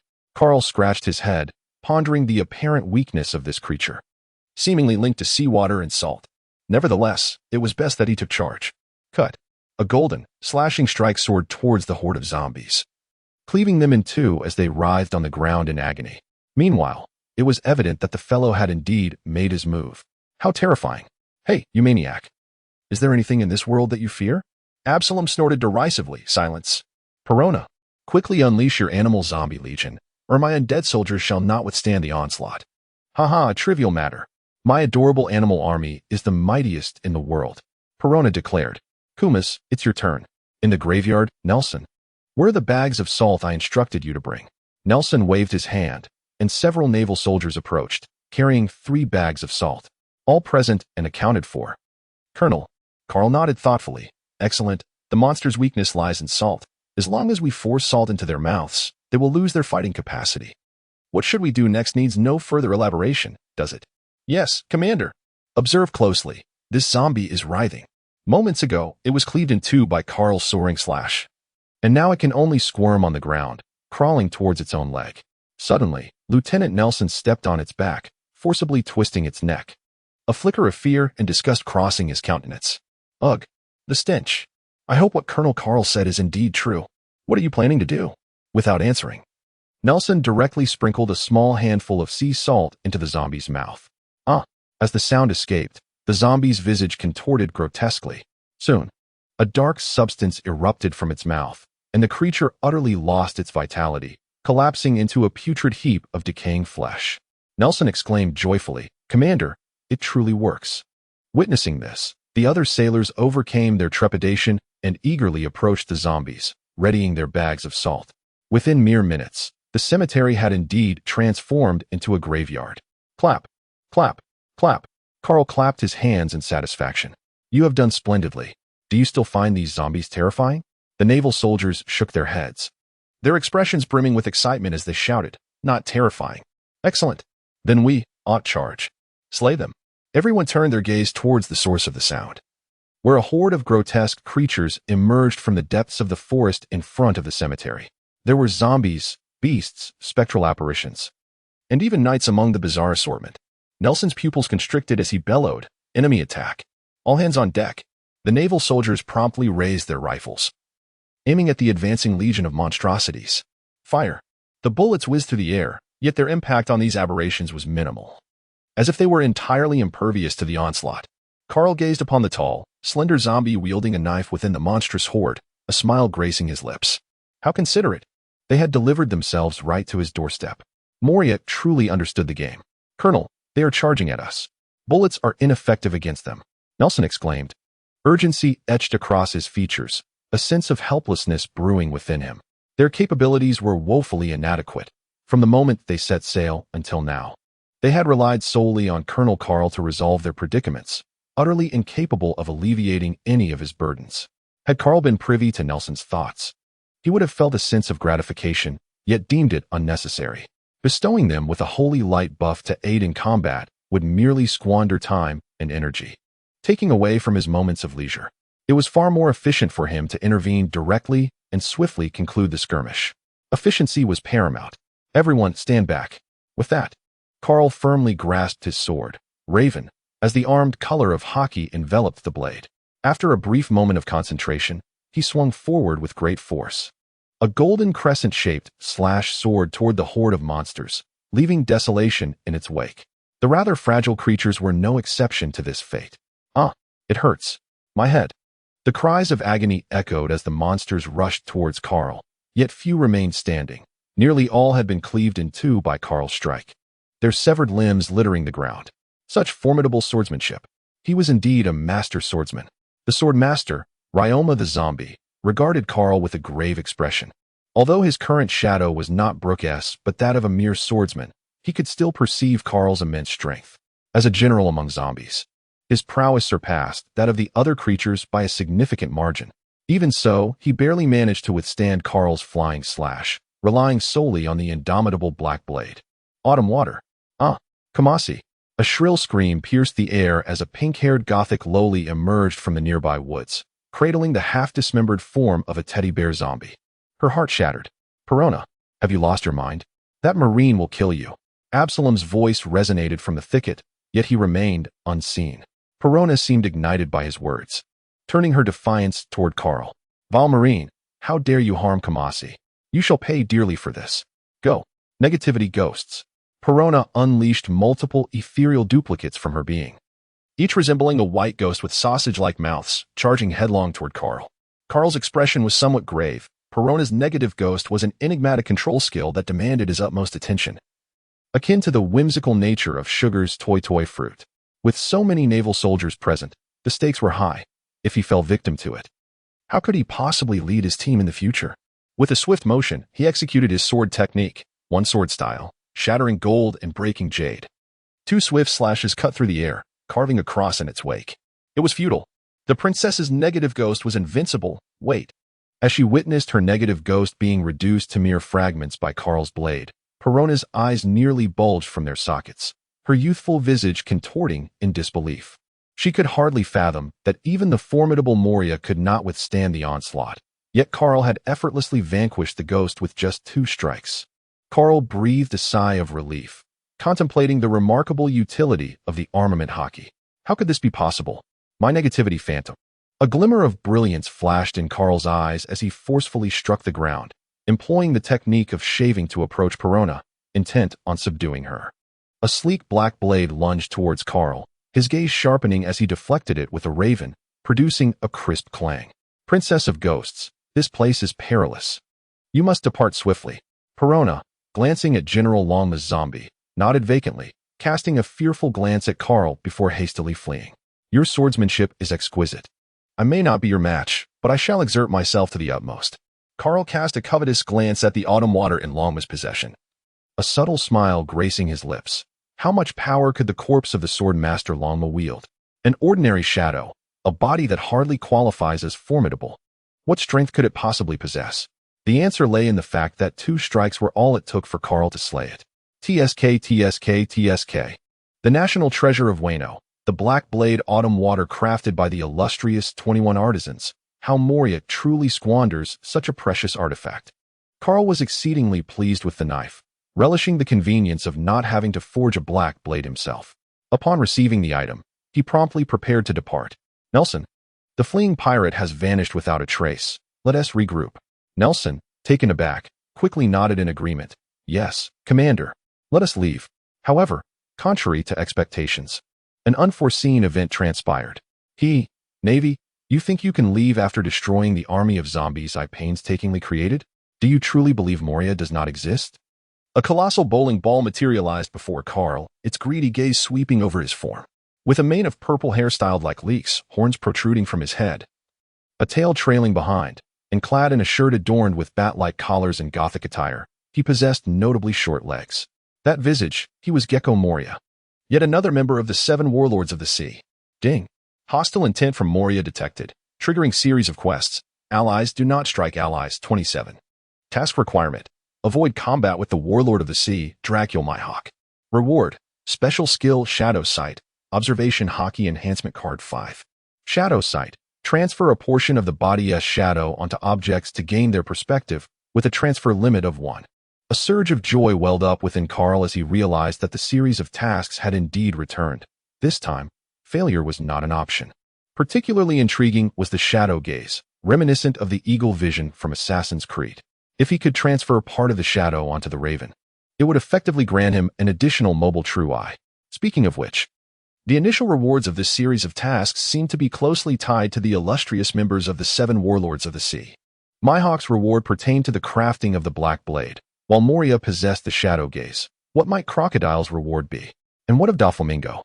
Carl found himself filled with anticipation. Lord Moria, it appears this is your territory. No wonder it possesses such uniqueness. Moria let out a disdainful snort, retorting, "Flattery will get you nowhere. Indeed, Moria-sama, that villain has harmed Kuma. You must avenge him." Perona ignited the flames of outrage. "Yes, master. The numerous general zombies and animal zombies we have painstakingly created over the years have mostly been eliminated by the Navy, resulting in devastating losses." Absalom added fuel to the fire. With a cold smirk, Moria pointed his sharp finger at Carl, declaring, "Navy, what else do you have to say?"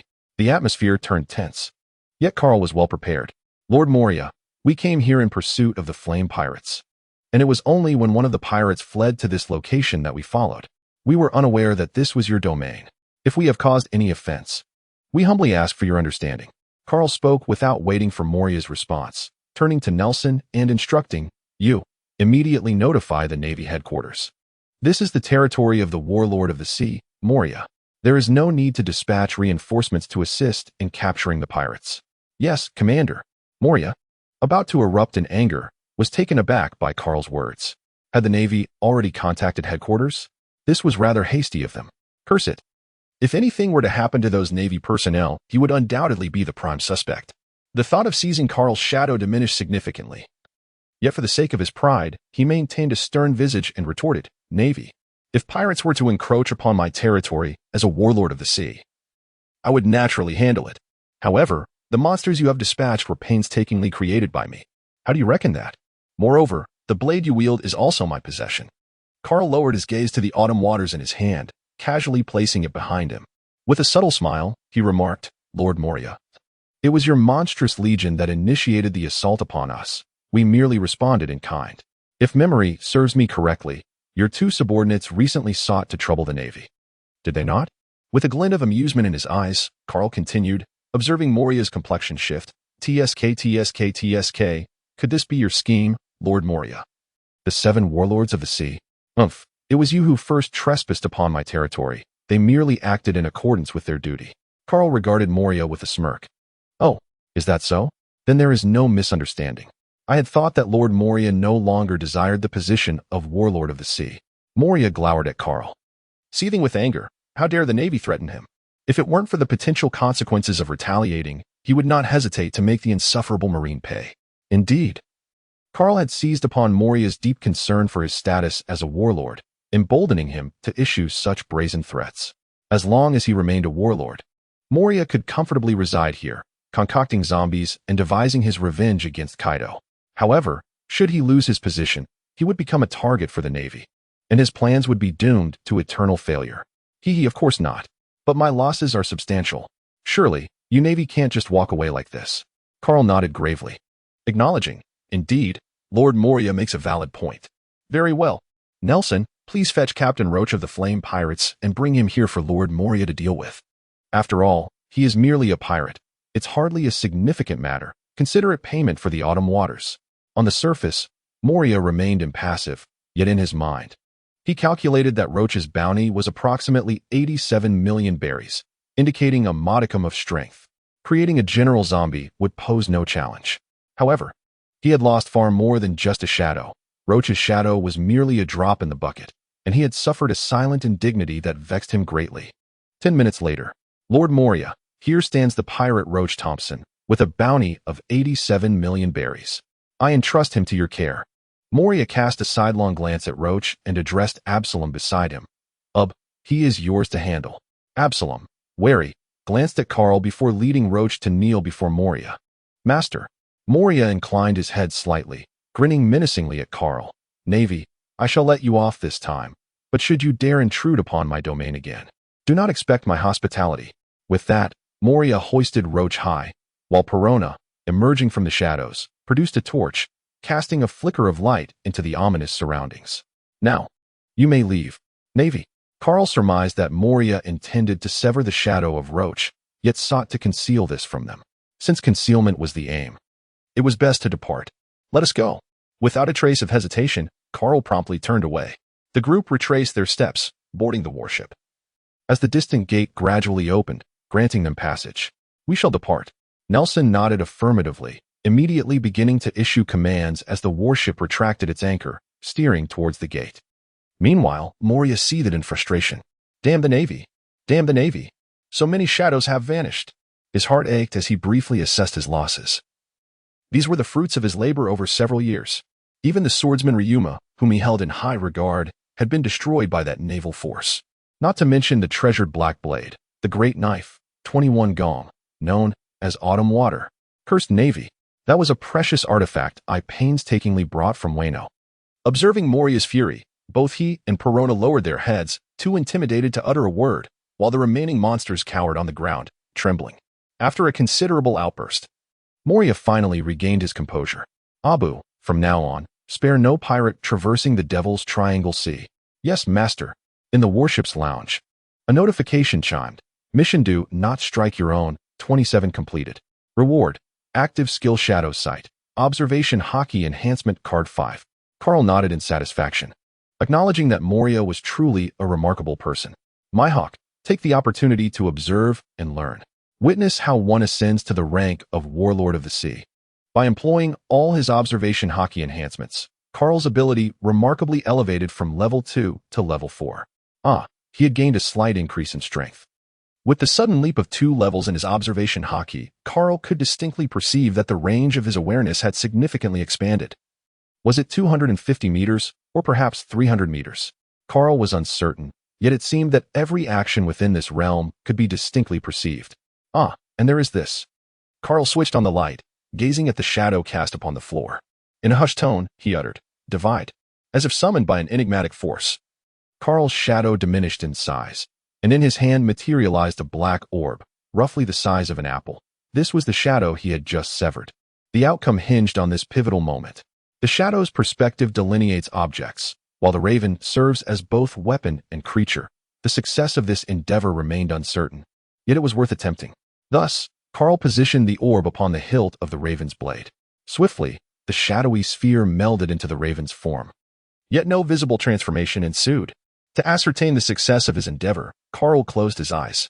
Remarkably, he perceived himself from an alternate viewpoint, the raven's perspective. The raven transformed into a bird. Caw-caw. The avian raven tilted its head, preening its feathers, seemingly oblivious to any anomaly. Raven, soar into the skies. Caw. The raven immediately flapped its wings and took flight, while Carl remained seated within the room, eyes shut, as his perspective shifted. Outside, Nelson conversed with the navigator.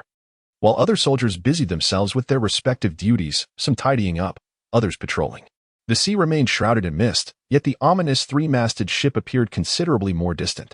Inside the room, Carl opened his eyes, feeling as though he had just engaged in a virtual reality experience. It was indeed a unique sensation, given the raven's peculiar nature. Carl could even sense auditory and tactile feedback, rendering the raven akin to a doppelganger, one that could be manipulated regardless of distance. This is quite intriguing. Carl nodded with satisfaction, for the functionality of the raven had reached an unparalleled level. However, the most significant gain today was the long-desired black blade, Autumn Water. It felt somewhat weighty, yet this did not pose a substantial issue. Autumn Water was slightly heavier than the raven, yet its overall length was approximately 5 centimeters shorter. The blade featured a chaotic serrated design, and its body was adorned in shades of black and purple, embellished with intricate red serrated patterns. After Carl made a few simple slashes, he discovered that the knife was quite manageable and aesthetically pleasing. Most importantly, it was a fully upgraded blade, unlike the raven. which required continual battles to evolve into a black sword. Although it was already quite dark, it was unlikely that its appearance would change even upon becoming a black blade. Carl sheathed the autumn water and hung it at his waist, considering it one of his primary weapons. Thus, one could say that Carl had become a dual-wielding swordsman. Colonel, we have departed from the Devil's Triangle. Where shall we head next? Carl stroked his chin and inquired, where is the nearest naval branch? Nelson gestured towards the nautical chart and replied, Colonel, the closest to us at present is the 048 naval branch. Very well, let us resupply at the 048 branch. And then you shall notify the advancing city to confine the White Wolf. Wolf. Yes, Commander. Upon arriving at the 048 branch, Carl engaged in a cordial exchange with Major General Nasir, the officer in charge, before temporarily incarcerating the White Wolf, in the branch's prison. While replenishing supplies, a naval auxiliary stealthily slipped away to converse with a local journalist, subsequently selling footage of the battle between Carl and Mihawk to the reporter before quietly returning to the ranks. Unbeknownst to Carl, who was either idling or en route to leisure, such trifling matters hardly occupied his attention. After a brief respite of one day at the 048 branch, the warship set sail once more, this time targeting the windbreaker pirate crew, whose total bounty barely reached 100 million berries, a mere pittance. Colonel, here is today's newspaper. It contains news about you. Carl was taken aback by the news. Upon reading the headline, a chill ran down his spine. The naval swordsman Carl versus the world's greatest swordsman Mihawk. He distinctly recalled that he and Hawkeye had battled on Scrap Island, with no witnesses apart from his subordinates. How could this information have leaked? There must be a traitor within the ranks. As he read on and discovered that the article concluded with the two having reached an impasse, Carl breathed a sigh of relief. Fortunately, the journalist exhibited commendable integrity, reporting the facts without embellishing for the sake of sensationalism. Carl's peripheral vision caught another news item. But after perusing it, he merely shook his head. Kaido and Jack had sunk the escort ship and vanished without a trace. Carl had expected their escape to occur days earlier, yet it had only just transpired. Carl picked up the telephone bug, and upon seeing the lewd visage simulated on the screen, a smirk crept across his lips. He realized that, at this particular moment, the only other person who would be privy to the newspaper's revelations was none other than the monkey. Moshi, how terrifying, Carl.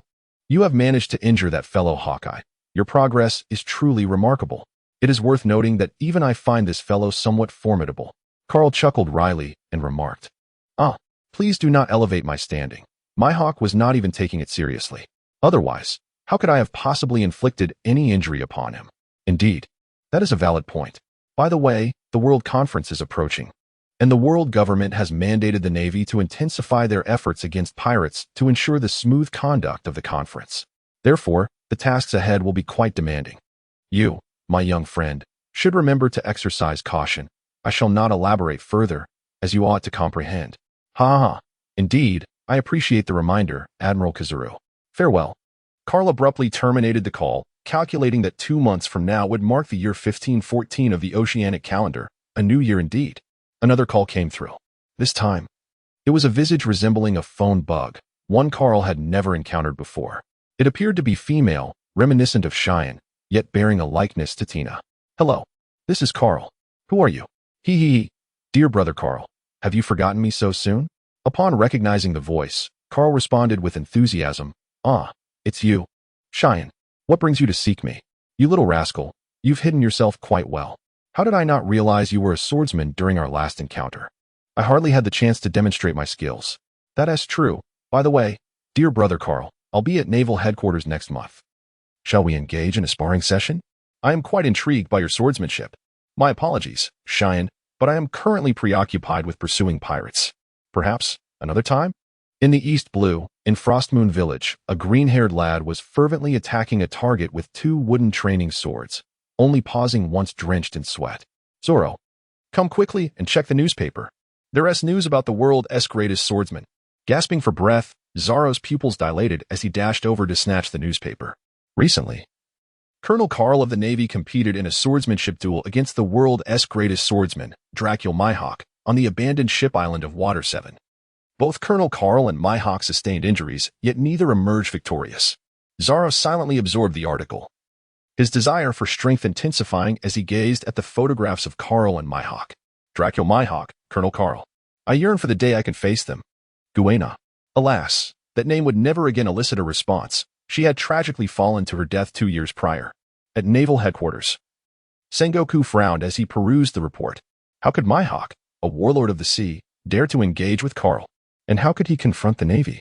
Contemplating recent intelligence regarding certain warlords, an idea began to take form in Sengoku's mind. It seemed that the warlords had reached full capacity last year. Perhaps it was time for them to convene.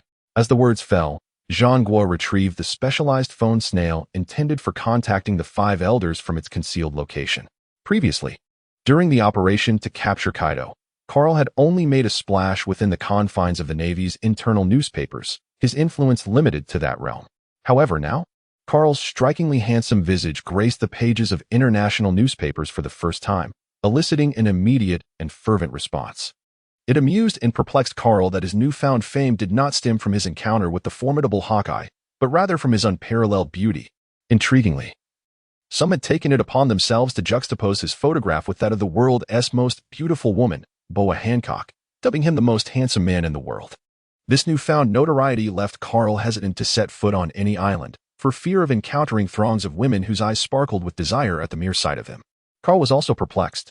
In the past, before he appeared in the newspapers, he could only sneak glances. Now, he gazes unabashedly, wishing he could strip away his clothes. Could this be the phenomenon of celebrity allure? On the vast expanse of the sea, a warship glides steadily forward. Carl, adorned with sunglasses and bare-chested dawn-beat shorts in the emblem of leisure, a pair of flip-flops, reclined comfortably on a chair, accompanied by a sun umbrella. Colonel, this juice has been sent from the kitchen. Oh. Just place it here. Carl stretched languidly, stifling a yawn as he gazed sleepily at the distant sea. Now, this is what one might call living. Battling pirates when they appear, and enjoying a vacation when they do not, all while receiving a salary. How delightful indeed. Colonel, this is intelligence dispatched from headquarters. Why does it feel as though the missions have increased of late? Carl was well aware of the reason behind it. Yet there was no necessity to divulge this to Nelson. With a casual shrug, he remarked, whatever. It's merely a busy period. He then added, now, do not disturb my slumber. Call me only if it is urgent. Understood, sir. Time flew by, and before long, the year-end approached. Carl had spent over 2 months indulging in leisure. Ding. The cumulative duration of leisure had reached 500 hours, and the career task, King of Leisure, Phase 1, had been completed. Reward, High-Level Designated Attribute Enhancement Card X10, Armament Hockey External Skill Card X1. Carl grinned broadly. He utilized all enhancement cards to amplify his perception. Upon completion of the enhancements, Carl's attributes were as follows. Host, Carl age, 24 years physicality, B perception, B willpower, B dominance, armament hockey level 6, hardening, binding, emission, observation hockey level 5 special abilities, as tranquil as a maiden, as swift as a startled hare swordsmanship of the sea's progeny level 3 holy light fruit, 23. 6. Awakening progress, active skills, vulnerable to the wind, available for use, shadow gaze, already utilized. Carl's prowess continues to ascend steadily, particularly in terms of his imposing presence and swordsmanship, showing remarkable progress. Colonel, we have arrived at Marineford. Please issue your orders. Well then, disband. Take a good rest. Yes. Commander. Having accompanied Carl for 2 months, Nelson has grown significantly, no longer requiring Carl's counsel for every matter. Carl patted Nielsen on the shoulder, turned, and strode directly toward the marshal's office. Knock, knock, knock. Come in. Carl entered the marshal's office, and, upon noticing the Crane advisor nearby, nodded and smiled before taking a seat beside them, quietly embodying the essence of a handsome gentleman. Carl, you have performed exceptionally well over the past 2 months. You have effortlessly captured 4 pirate crews with bounties exceeding 100 million. Your efficiency is truly remarkable. Carl was taken aback. Was this deemed efficient? How slow must the others be? Upon reflection, he surmised that perhaps his own laziness played a role. He had chosen to forego the less active pirate crews, opting instead to target those more dynamic, which naturally led to a higher efficiency. Unlike the future smoker, he had no intention of pursuing a straw hat all the way from the East Blue to the New World. Everything was for the sake of justice. Sengoku and Tsuru exchanged glances, each nodding in agreement. Sengoku then reached into his drawer, retrieving a document and handing it to Carl. a subtle smile gracing his features. Congratulations. Carl, from this moment forth, you are a Rear Admiral of the Navy headquarters. Ding. The system detected that the host's rank had been elevated from Colonel to Rear Admiral, granting a promotion reward, a special attribute enhancement card 3. The daily task rewards were altered to include 7 designated attribute enhancement cards along with a random reward 4, which can be stored. And the probability of obtaining rare rewards was increased to 7. Carl's expression brightened as he accepted the document from Sengoku, feeling quite pleased within. Major General Carl. Present. Sengoku chuckled, shaking his head, and handed a file to Carl. Upon seeing the title that began with the 7 Warlords of the Sea, Carl's brows furrowed. Marshal Sengoku. This is, indeed, I have never been in favor of this. Yet under the pressure from the world government, I refrained from voicing my objections. However, their recent actions have become rather excessive, a fact you must have keenly felt. Originally, Sengoku had turned a blind eye to the actions of the 7 warlords, as long as they remained somewhat restrained. Yet, Carl's 2 encounters with the 7 warlords served as a stark warning to Sengoku. It was evident that certain warlords held the Navy in utter contempt. Carl nodded vigorously, indeed, especially that Mihawk, whose heart is notably wicked. Just look at how diligent Moria is. Despite having eliminated so many of his zombies, he dares not lay a hand on us. Thus, I am preparing to convene all the 7 warlords of the sea in Marineford during the World Conference, and your task is to invite one of the warlords to Marineford. To be candid, the warlords, apart from their obligatory summons by the world government and the requirement to remit a portion of their earnings, typically operate with complete autonomy, free from governmental interference. Even a fleet admiral cannot arbitrarily mobilize these warlords. Therefore, Sengoku has exerted considerable effort for this summons, enduring great toil to obtain the approval of the world government. After much contemplation, Carl nodded. It was indeed a formidable task. Marshal of the Warring States, speak. Whom shall I invite? The Warring States remained silent, placing a document upon the desk. The other 7 warlords had already dispatched a vice admiral for their invitations, leaving only Boa Hancock uninvited. Do you possess the confidence to undertake this? Carl raised an eyebrow, immediately sensing trouble. If it were the Empress, the task of not turning against one's own would be exceedingly challenging. Had it been old Shah or Mingo, he would have been 100% confident in accomplishing the mission, for both desperately require the title of Warlord of the 7 Seas.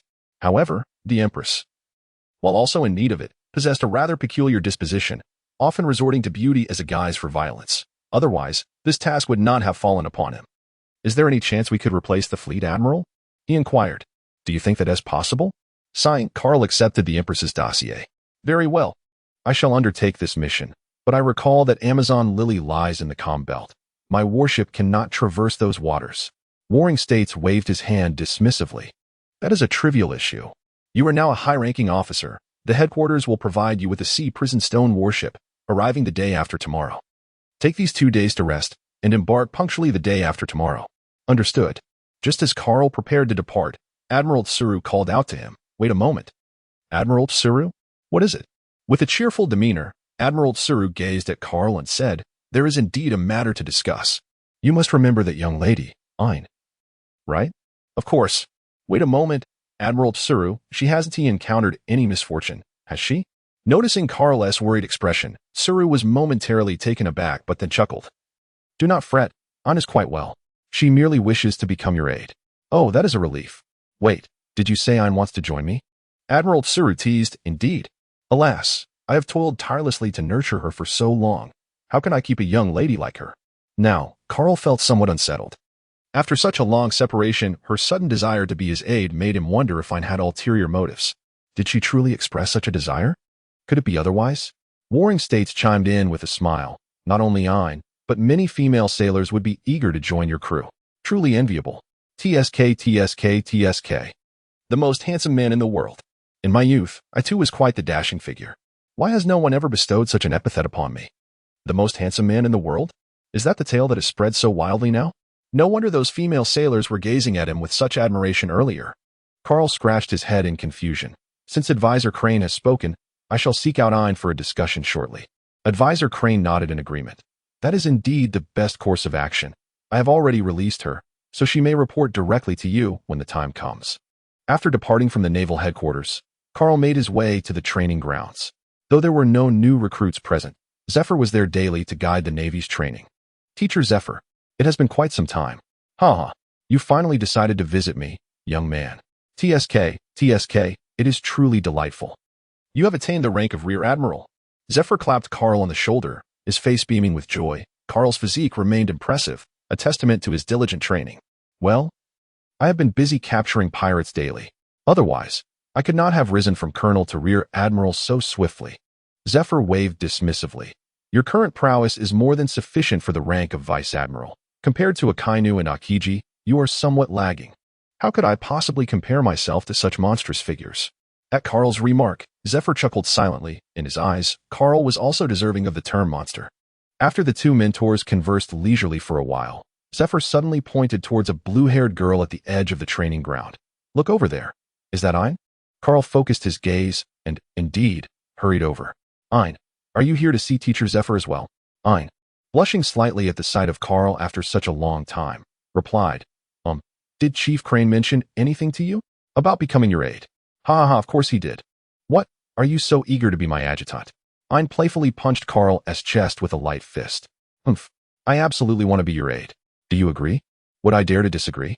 Otherwise, if you turn me into a child, who will I turn to for help? Ein's lips curled into a slight smile, and her heart raced at Carl's mischievous grin. You're quite perceptive. I'm off to find Teacher Zephyr now. With that, Ein blushed and fled. Hey, don't forget to report to me the morning after tomorrow. Got it. Once Ein departed, Carl smiled as he left, feeling a deep longing for the blonde nurse, Monica, whom he hadn't seen in months. That night, as the storm subsided, Monica collapsed breathlessly onto Carl, tracing circles on his chest with her finger. In a few days, I plan to move out. Carl furrowed his brows and gazed intently into Monica's eyes. Why? Was it due to the recent news? Or had someone whispered something in her ear? You are far too radiant for me. I feel unworthy of you. Moreover, you are constantly out there confronting pirates, which leaves me feeling utterly insecure. Carl fell into a contemplative silence, quietly lighting a cigarette as he rose from the bed and approached the window. After the cigarette had burned to its end, he cast a glance at the seemingly asleep Monica and softly murmured, I am sorry. On the bed, Monica, feigning slumber, allowed a tear to escape from the corner of her eye, soaking the pillow beneath her. She had anticipated such a conclusion long before, had she not? Carl let out a sigh. After all, Monica was an ordinary person, and ordinary individuals yearn solely for companionship. However, as a naval officer, he was unable to provide her with that. In the stillness of the night, Carl suddenly opened his eyes, rose from his bed, and retrieved 100 million berries from the system's storage, placing it into Monica's suitcase. He then broke a strand of Monica's golden hair, intending to fashion it into a life card. In this way, even if they could not be together in the future, Monica could live a prosperous life. And with the life card, he would be able to sense any threats to her existence. The following day, at Crescent Bay. Look, isn't that Major Carl? It's him. Ladies, don't let him escape. Upon hearing that Carl had returned, a throng of female naval officers surrounded him, each calling out his name. Major Carl, could you do me a favor? One of the female officers pointed to the scar on her cheek, and Carl instantly understood. The debts incurred at the G2 branch would eventually need to be repaid. Ha ha, no problem. Just a moment, let me find a place. Thus, Carl's medical clinic officially opened, with a steady stream of female sailors queuing for treatment and scar removal, creating quite a stir in Marineford. Anyone with even a minor ailment flocked to him. Had it not been for Carl's ability to widely employ holy light, he would have been utterly exhausted. Taking a break proved more tiring than working, much to Carl's chagrin. Nonetheless, such actions significantly elevated his reputation within the Navy, at least in Marineford. The renowned Dr. Carl was a household name. The next day, in Marineford, Crescent Bay, a medium-sized warship quietly anchored in the sea, approximately 80 meters in length. Its appearance indistinguishable from that of any ordinary military vessel. Major, is this our new ship? Carl nodded appreciatively. Indeed, from now on, we shall utilize this marine stone-powered vessel for our excursions. It allows us to navigate effortlessly even in windless zones. By the way, congratulations on your promotion to second lieutenant. Nelson scratched his head and chuckled. It's all thanks to your support. Carl. Nelson turned to see a female marine calling out to him, who soon approached, dragging her suitcase, her azure hair flowing gracefully. I thought you weren't coming. How could that be possible? You wouldn't dare leave me behind. Aine playfully nudged Carl. casting a glance at Nelson before her gaze shifted to the warship before them, a smile gracing her lips. Today, Aide donned a cream-colored short-sleeve marine uniform, complemented with dark gray knee-high socks and a pair of petite black heels. The white cloak of justice draped over her shoulders, akin to Carl's, exuding both a sense of valor and youthful exuberance, subtly hinting at an alluring charm of uniformed elegance. Carl couldn't help but be taken aback. This young lady was evidently well prepared.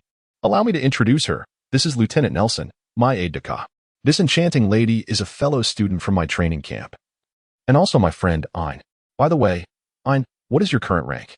Upon hearing this, Aine's cheeks puffed up, her lips pursed, and she turned her head away, seemingly displeased that Carl did not even know her rank. Carl cleared his throat, and, feeling somewhat awkward, stated, well, in any case, she will be my aide from now on. Of course, you are also my aide. Nelson then sighed in relief, thinking to himself that things were not as bad as he had feared. All right, let's board the ship. Our destination is Daughter Island. With that, Carl strode directly onto the stone warship, heading straight for the lounge, leaving Aine in stunned silence. It seemed that the teachings of Sister Gun were not as effective as one might hope. Lieutenant Nelson, from now on, you may call me Major Aine. Nelson, momentarily taken aback, nodded slowly, realizing the shift in status. 3 minutes later, the stone warship gently set sail towards Daughter Island. Inside the lounge, Carl reclined with his legs crossed, sipping tea and perusing a newspaper, while the Raven and Autumn Water lay quietly to the side, neglected. Upon Aine's entrance, he remarked with a hint of exasperation, you truly are quite leisurely, aren't you? Ah, you've arrived. Please, have a seat. Would you care for some tea? Aine waved his hand dismissively, his gaze falling upon the two knives beside Carl, his eyes suddenly sparkling with interest. Oh, these blades appear to be quite impressive. Oh, you mean these? Feel free to take them for a spin. Carl casually tossed 2 knives into Aine's embrace for her amusement. My heavens, is this the famed black blade of the dreadful Knife 21, known as Chioshui? The legendary sword wielded by the dragon-slaying warrior, Long Ma. Where on earth did you procure this? Oh, this? It was a gift from Moonlight Moria. It's quite comfortable to wield. Would you care to give it a try? Aine quickly shook her head, a hint of discouragement in her voice. Perhaps it's best to pass. My swordsmanship is merely in its infancy, unlike you, who can stand toe-to-toe with the world's greatest swordsman. Upon hearing this, Carl set down his newspaper, astonished as he gazed at Aine. You wield a sword? Aine nodded, extending her arms, revealing 2 silver short swords that gleamed ominously under the light. Impressive, Carl exclaimed, then returned to his newspaper, engrossed, seemingly oblivious to the stunning beauty beside him. Aine stared at Carl in disbelief. Was she truly being disregarded? Hey, Carl, speak if you must. Is it too much to ask for a moment of your attention? Carl let out a sigh. If you're truly bored, you could bite the lighter. But please refrain from disturbing my leisure. Sure, why not? The room then fell into a profound silence. Aine, observing Carl, who was engrossed in his relaxation, felt a tinge of despondency. He decided to emulate Carl's demeanor, settling onto the sofa and picking up a newspaper. The lounge was soon filled with the sounds of rustling paper and tea sipping, and thus the morning passed in tranquility. When Carl finally set down the newspaper, Aine pondered whether Carl's days were always like this. Hey, would you believe it? When traveling, Carl could spend an entire day with just a cup of tea, a pack of cigarettes, and a newspaper. Oh, why are you still here? Aine rolled his eyes. What else is there to do? It's almost time for a meal. Would you care to join me? After glancing at the clock, Carl nodded. Indeed, it was time to eat. All right, let's go. The two walked side by side out of the lounge, where Carl noticed the soldiers casting curious glances in their direction. Carl was indifferent, but Aine felt a flush creep onto his face. Aine couldn't bear to meet the gaze of the Marines, thinking that if she were in their position, she might draw the wrong conclusions about a man and a woman spending an entire morning together in a lounge. Yet, who would have imagined that they had merely sat in silence for hours? After their meal, Carl remarked on the pleasant sunlight, suggesting to Aine, the sun is delightful today. Would you care to join me for a sunbath?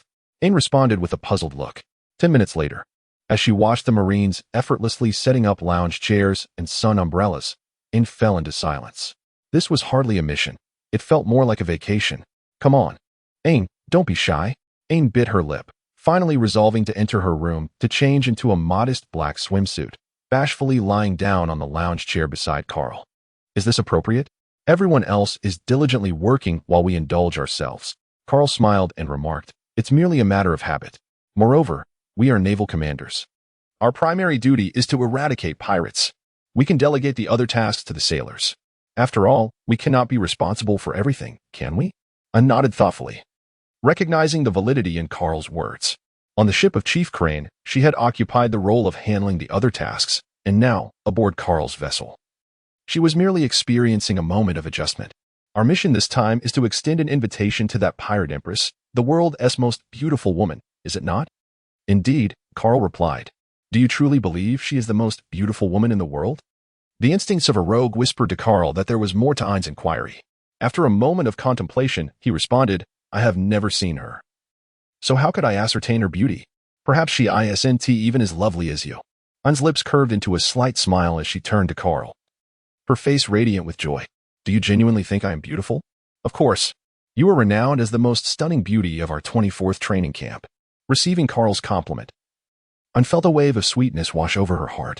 Gazing at Carl's profile, she thought to herself, you are quite handsome as well. The most dashing man in the 24th training camp. No, in the entire Navy.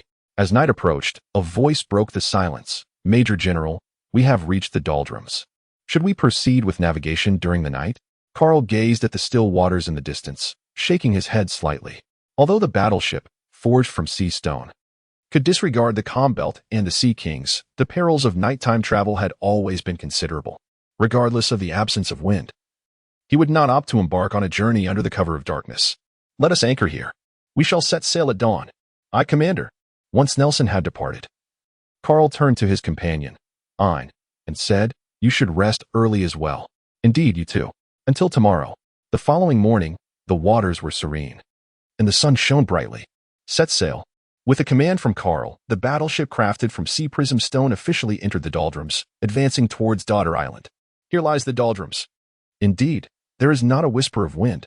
Was it not said that numerous sea kings inhabit these waters? Why do we see not a single one? Ein's wine-red eyes turned to Carl, brimming with confusion. Not seeing them is precisely the point. Should we encounter them, our fate would be dire. Upon finishing, Carl gestured towards the ship beneath their feet and continued, do you see? The hull made of sea prism stone emits energy akin to that of the ocean, deceiving the senses of the sea kings. Thus, we are able to traverse the doldrums unharmed. Ein, somewhat bewildered, nodded in understanding. This is the very reason sea prism stone can restrain those with abilities. Look, Carl exclaimed, ahead lies Daughter Island.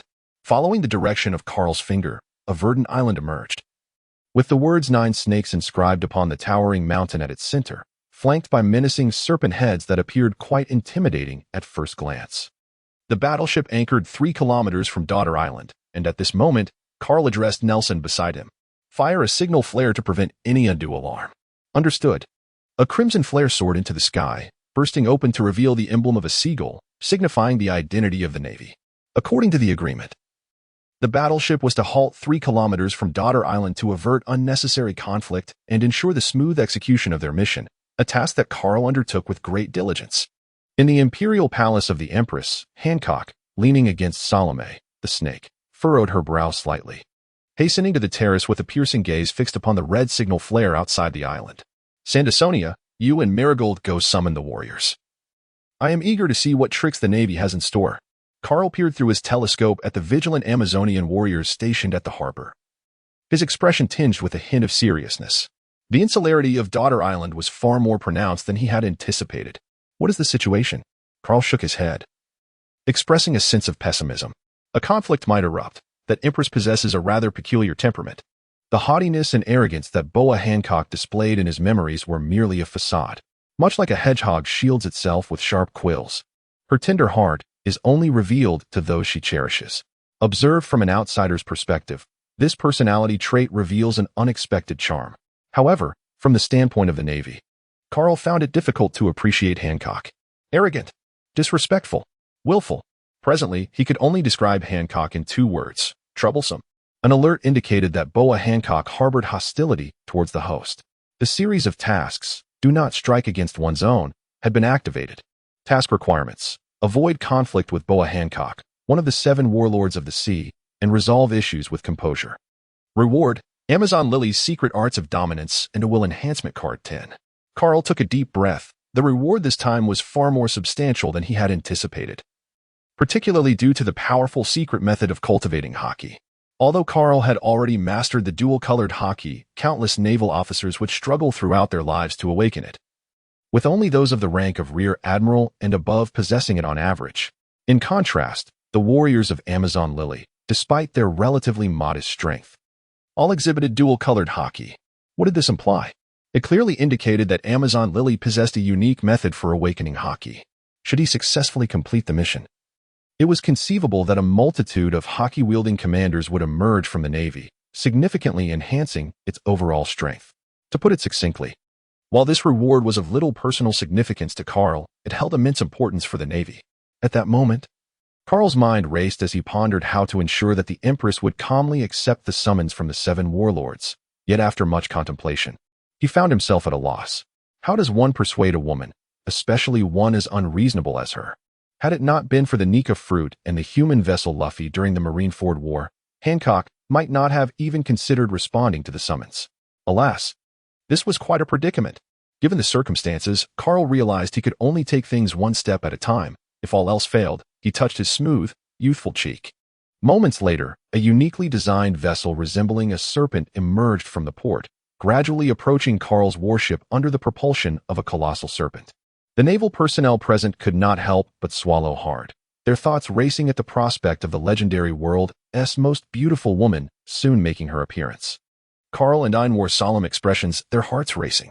After all, the Empress was notorious for her unreasonable nature. They approached steadily until halting approximately 20 meters apart. On the opposing vessel appeared a group of oddly shaped women, their eyes glimmering as they gazed at Karl. My goodness, is this what a man looks like? How extraordinarily handsome. Could he possibly want to come home with me? No way. The Snake Princess is undoubtedly the most beautiful and captivating being in this world.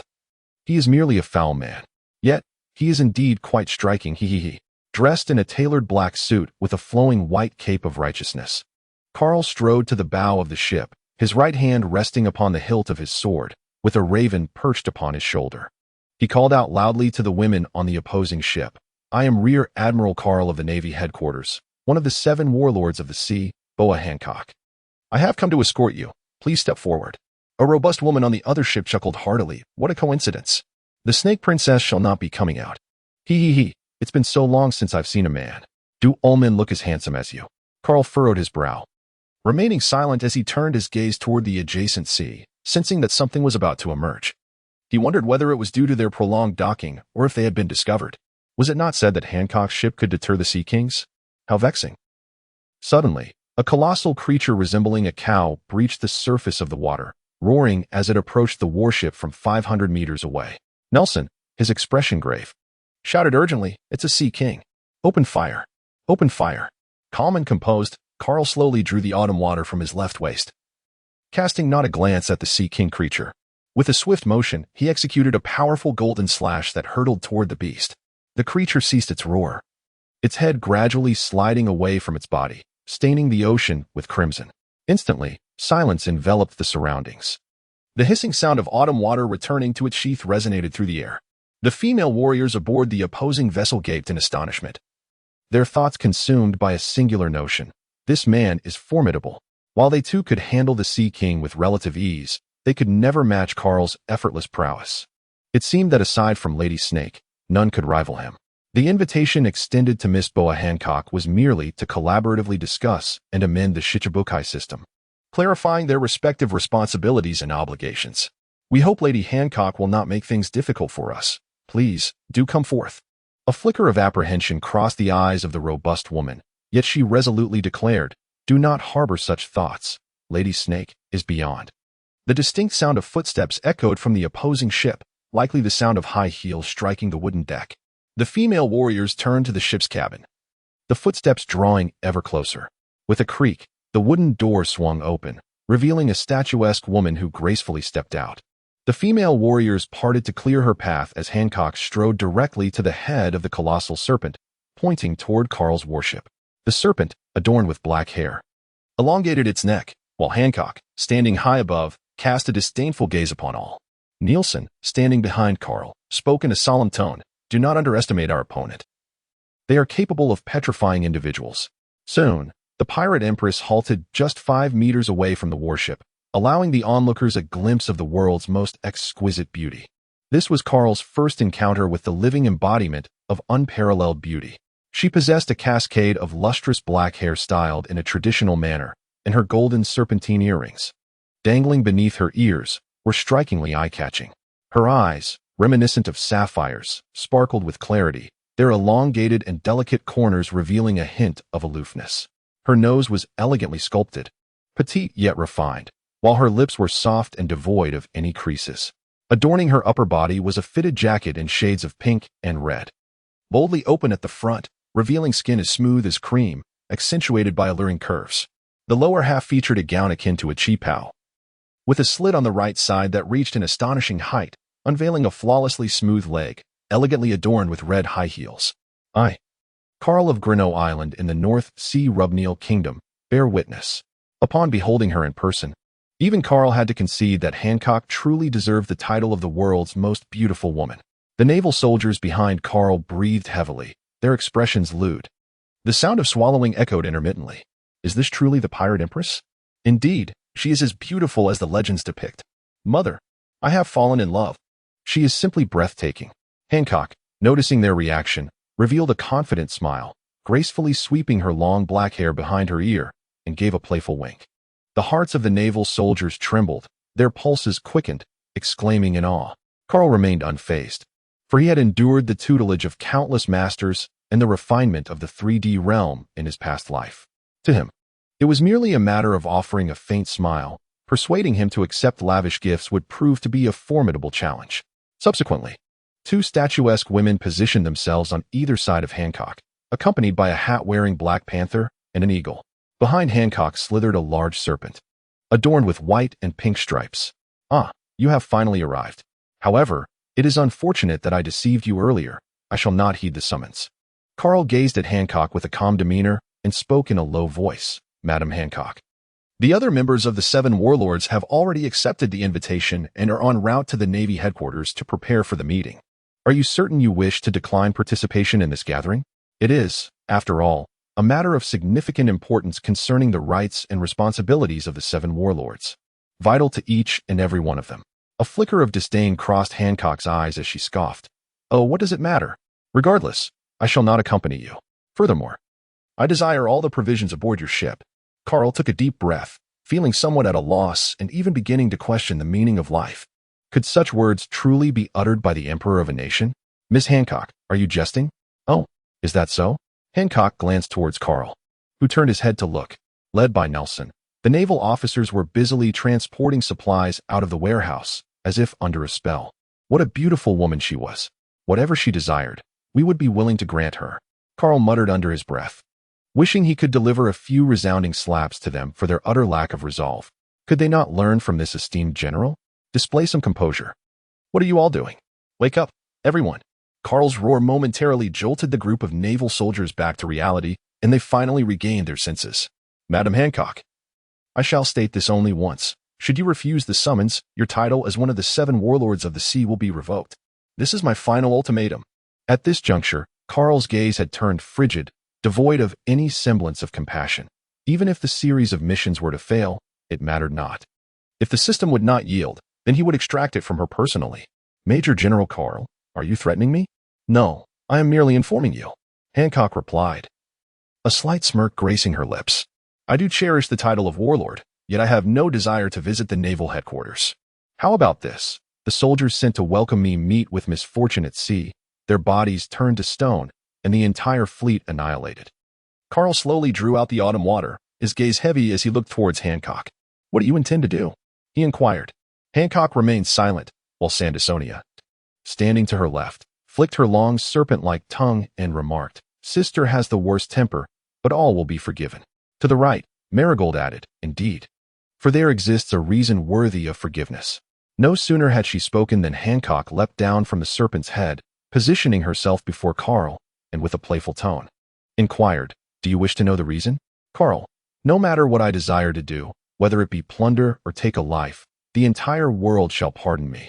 The reason, you may inquire? Indeed, it is because I am exceedingly beautiful. In the next moment, the female warriors aboard the opposing vessel erupted in ecstatic cries. Ah, Lady Serpent, The naval officers on the ship, including Ein, joined in the chorus. Indeed. We forgive you. We forgive you. For you are simply too beautiful. Carl turned his head for a fleeting glance, shaking it in resignation. There was no hope left. Moreover, if they could resist Hancock's allure, that would indeed be a miracle. The guilt of being enamored with her would solidify their bodies. Hancock, with a playful smile, slightly shifted her right leg, tilted her head back, and swept her long black hair aside with both hands, extending them toward Carl in a gesture of affection. Bewitched by the sweet breeze, a wave of pink heart-shaped energy instantly enveloped the warship. The jubilant naval soldiers, raising their arms in cheers, transformed into deep gray stone sculptures. Their ecstatic expressions frozen in time, all without exception. Except for Carl. If Luffy was impervious to the Empress's charm due to his sheer innocence, then Carl, armed with a wealth of experience and knowledge, remained unaffected by Hancock's petrifying gaze. He even mused, "Is that all you've got? If you have the guts, put on a more thrilling show. I guarantee you'll turn to stone." Alas, the task of not harming one's own comrades had failed once more. As expected, it was a defeat. Carl had long prepared himself for this outcome. Though not overwhelmingly angry, he could not help but feel a twinge of irritation. Carl gazed at the ostentatious stone sculptures behind him and let out a cold snort. A bunch of feeble-willed individuals. How can this be? How could anyone disregard my allure? Observing the tall and handsome young naval officer before her, with his striking brows and captivating eyes, Hancock was taken aback, covering her alluring lips in shock. Her eyes wide as saucers. The female warriors aboard the ship also wore expressions of disbelief, struggling to fathom that someone could withstand the charm of Lady Snake. "Have you caused enough commotion yet, Lady Hancock?" Carl pointed the autumn waters towards Hancock and said calmly, "Release the petrification and follow me to the naval headquarters. Otherwise, you shall bear the consequences." With the mission already in failure, Carl felt no need for restraint. He had nothing to lose. "Humph. You dare to threaten me when you are but one person." Carl firmly grasped the autumn waters, his armed color hockey instantly enveloping the blade. With a frigid tone, he declared, "I alone am sufficient." "Impudent!" shouted the giant Marigold, standing atop the colossal serpent's head, as he swung his halberd fiercely towards Carl. Clang! Carl effortlessly blocked Marigold's attack with one hand, his gaze fixed intently on Hancock. "Can I interpret this as your declaration of war against the Navy? Are you aware of the consequences of such actions?" Upon hearing this, Boa Hancock's expression remained unchanged as she narcissistically caressed her own cheek. "It matters not. No matter what I do, the entire world will forgive me. So, step aside. I shall personally deal with this Navy man." "Sister." Marigold looked at Hancock with confusion. "I have spoken. Depart." "Yes." Marigold promptly withdrew.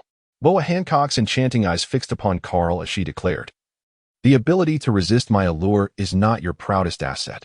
Soon, you shall comprehend the repercussions of provoking me. Is that so? I await with anticipation." No sooner had the words left her lips than Hancock swiftly charged at Carl, her long, elegant legs striking towards his shoulder, exclaiming, "Fragrant foot." Carl's gaze sharpened as his left arm enveloped itself in the formidable hockey, forming an external layer of armor to deflect Hancock's alluring kick. "What?" Hancock exclaimed, her expression one of utter disbelief. Her enticing kick had the power to petrify anyone it struck, regardless of their feelings of affection. How could this naval officer remain unscathed? Although Carl was oblivious to Hancock's inner thoughts, her expression revealed that she had never encountered a formidable opponent capable of unleashing hockey in such a manner. Carl believed that he could forego any external display of power. Merely utilizing armament hockey would suffice to render him immune to Hancock's petrifying effects, provided his hockey was sufficiently potent. Seizing the opportunity while Hancock was distracted, Carl grasped her ankle and executed a swift spin before casting her aside. Thus, the battlefield shifted to the deck of Hancock's ship, which was littered with numerous petrified Marines. A single misstep could prove catastrophic. As Hancock was hurled through the air, the warrior maidens of the nation cried out in alarm, "Lady Snake Princess." However, Hancock swiftly regained her balance mid-flight, landing gracefully on the deck, and sharply commanded, "All of you, get away from me." No sooner had she spoken than Carl descended from above, sheathing his blade. For he deemed it unnecessary to wield a sword against Hancock. Having gauged her capabilities in their previous clash, he discerned that her physical prowess was inferior to his, and her mastery of hockey was merely average. The only aspect in which she surpassed him was likely in her conqueror's hockey, yet Carl was no mere foot soldier. and the intimidation factor of such power held little sway over him. At this moment, Hancock was approximately 23 years old, born on September 2nd. And now it was the end of the year 1513, making her a year and a half younger than Carl. Despite her youth, her current strength had already eclipsed that of the majority. Hancock regarded Carl with trepidation, her heart tumultuous. This Marine was formidable. He was on an entirely different level than any adversary she had previously encountered. Yet, as the Empress of Amazon Lily, she could not afford to be defeated in front of her subjects. Kiss gun. Hancock lightly touched her lips with her fingers, forming a diminutive heart that she projected as a bullet, aiming it precisely at the right side of Carl's head, anticipating he would instinctively turn away. Indeed, Carl had intended to do just that, yet upon perceiving the trajectory of the kiss gun, he resolutely remained still. I have already anticipated your anticipation. The attack missed its mark, and Hancock, unfazed, delicately touched her lips once more, conjuring a massive pink heart. She then drew it back like a bowstring and unleashed a barrage of pink arrows directed at Carl. Arrow of captivity. Carl's figure flickered continuously as he deftly evaded the arrows of the captives, drawing ever closer to Hancock, poised for close combat. The arrows, redirected by Carl's agility, struck the female warriors, turning them to stone one by one, inadvertently harming the subjects. Yet Hancock remained unfazed. The unturned female warriors shouted urgently, "Quick, step back. Do not disturb Lady Snake's battle." Meanwhile, Carl, closing the distance to Hancock to a mere 10 meters, suddenly stomped the ground, vanishing from sight only to reappear before Hancock, his fist raised to strike her face. Damn it! Hancock swiftly raised her hands, fortifying her defense with haki. But the sheer force of the blow forced her to retreat repeatedly. Undeterred, Carl charged at Hancock once more, showcasing his exceptional martial prowess with vivid intensity. The watching guardians were incredulous as they beheld their Lady Snake being brutally beaten, utterly defenseless against the onslaught. In less than a minute of engagement, Lady Snake had been struck multiple times, yet she had not even grazed the hem of the Navy uniform. Carl gazed ahead, slightly out of breath, as Hancock, bearing several bruises on her arms and thighs, revealed a faint smile. You should be well aware of the disparity between us, Boa Hancock. Now, accompany me to the Navy headquarters without further ado. I can turn a blind eye to all that has transpired today. Hancock, her eyes ablaze with fury, glared at Carl and retorted through clenched teeth, dream on. Even if I were to be defeated today and perish aboard this ship, I shall never consent to accompany you to the Navy headquarters. Carl shook his head with a sense of reflection, warning, don't let it be too fragrant. The great fragrant kick. This was a grand and powerful kicking technique. Hancock leapt into the air, raising her right leg high, and suddenly struck towards Carl, the enigmatic triangular area subtly revealing itself. With a resounding roar, Carl proclaimed, "Armored iron block."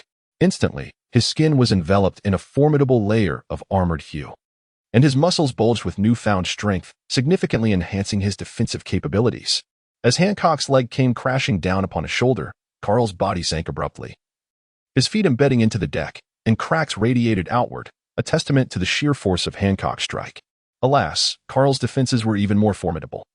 The iron block was no mere illusion to him, but rather a tangible embodiment of steel. While the power was sufficient, the precision fell just short.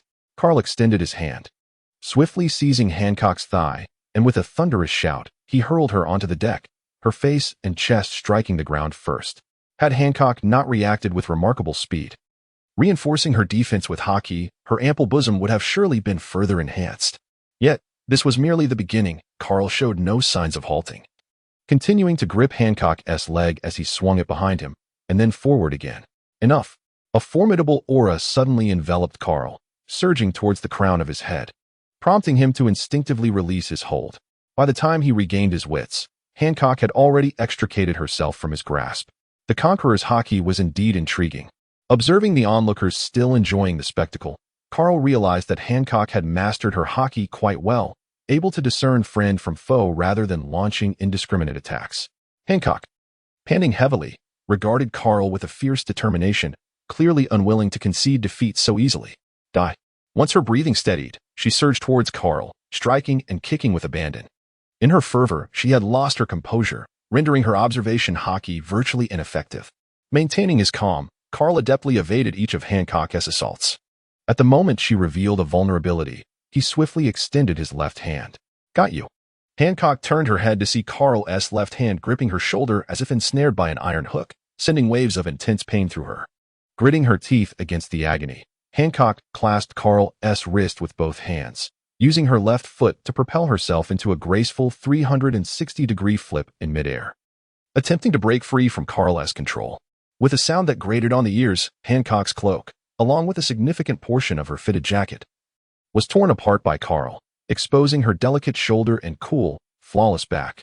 Her pupils constricted to mere pinpoints, her complexion turned pale in an instant, and her expression was rife with anxiety and trepidation. In the next moment, Hancock swiftly turned to the side, unhesitatingly tearing away the remaining fabric from her body, using one hand to shield her bosom while the other pressed the remnants against her back for modesty. Yet, Carl still caught a glimpse of the mark, albeit fleeting. Noticing the astonishment in Carl's gaze, Hancock's voice trembled as she uttered, "I concede. I will accompany you to the Navy headquarters, but you must return my clothing. Please, will you?" The once proud Hancock now seemed to have lost all her dignity, her aura diminished, a stark contrast to her earlier imperious demeanor. The two sisters observing the event exchanged concerned glances, sensing the gravity of the situation, and quickly shouted to the female warriors. "Lady Snake Princess's Gorgon curse is about to unleash. Everyone, retreat immediately." The Gorgon curse, the legendary petrifying gaze. Withdraw at once, under the sisters' urgent commands. The onlookers hastily dispersed, leaving only Carl and Hancock on the ship. The sisters exchanged anxious glances with their elder sibling before hastily returning to the cabin. No one must witness that humiliating mark. Upon observing Hancock's tearful countenance, Carl furrowed his brow slightly, although his familiarity with Hancock was limited. He distinctly recalled that she had once been a slave to the celestial dragons. Her swift decision to surrender was likely driven by the fear of revealing the shameful brand known as the hoof of the celestial dragon etched upon her back. This sense of humiliation was beyond Carl's comprehension, nor did he wish to delve into it. Nevertheless, he could not help but perceive Hancock's current state of humility and terror. The celestial dragons, one of the greatest scourges of the world. After a moment of reflection, Carl approached Hancock, who sat helplessly on the ground, curled up as if seeking solace in her own vulnerability. Carl drew ever closer to her. "No, don't come any nearer." Hancock, like a frightened beast, attempted to assert her strength before Carl, striving to maintain the last vestiges of her dignity. Yet, her slightly trembling form had already betrayed her current emotions. Without uttering a word, Carl unfastened the cloak of justice draped across his back and enveloped Hancock within it, calmly stating, "I have witnessed nothing." "No, you clearly saw something. Otherwise, how could such an expression have crossed your face?" Carl's careless words inadvertently struck a chord in Hancock's fragile heart, leading her to mistakenly perceive them as a gesture of sympathy from Carl. This was precisely the sentiment she despised most. "Indeed, just as you think. Yet, I have no need for your pity. Take your garments and leave. The farther you go, the better." Carl swiftly approached and covered Hancock's mouth with his hand. Hancock's body tensed, her fists clenched so tightly that her nails nearly pierced her palms. "Shoo, shoo, shoo, do not speak."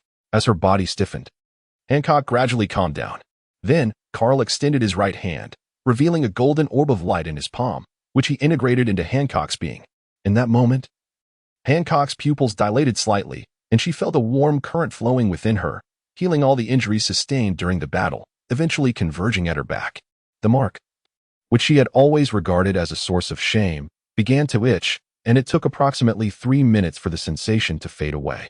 Gazing at the smiling Navy officer standing before her, a surprising conjecture blossomed in Hancock's heart, yet she dared not confirm it with Carl, fearing it might merely be a fleeting illusion, a moment of false joy. "Trust me."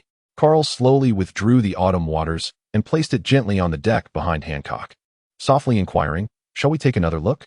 After a considerable pause, Hancock's cheeks flushed slightly, and with a hint of shyness, she murmured a soft demo, releasing her grip on the fabric behind her, allowing it to fall away. Through the autumn waters, Carl gazed at the blade of his knife, which glimmered like a black mirror, revealing a back as smooth as jade. This time, he truly saw nothing. As Carl fixated on the knife's surface, he smiled at Hancock and said, "Look into my eyes. They shall reveal the answer to you." After speaking, he took a step forward, closing the distance between them to merely a few centimeters, crouching down so she could perceive all that he beheld within his gaze. This man. Hancock's eyes locked onto Carl's, and her heartbeat quickened. In her view, His features were sharply defined, handsome and striking, undoubtedly. He was the most dashing man she had ever encountered in her life, without exception. The black suit he donned fitted him impeccably, despite its complete coverage. She could still sense the robust physique concealed beneath the fabric. Fixating her gaze on Carl's eyes, what remarkable eyes they were, clear and bright, devoid of any disdain or contempt that might stem from her status as a slave. Soon, within the depths of Carl's pupils, she glimpsed all that she longed to see. Although the clarity was not perfect, her expression radiated increasing delight, feeling an exhilarating lightness as the burdensome shackles that once weighed her down evaporated into thin air. In that moment, her eyes were freed from the terror and inferiority of past experiences. All that remained was a blissful sensation known as liberation. How did you achieve this? Carl gazed at the holy light in his palm and proclaimed, "This is my ability. As long as I possess sufficient stamina, I can heal any injury." Hancock was momentarily taken aback. Indeed, she had been healed of all her wounds.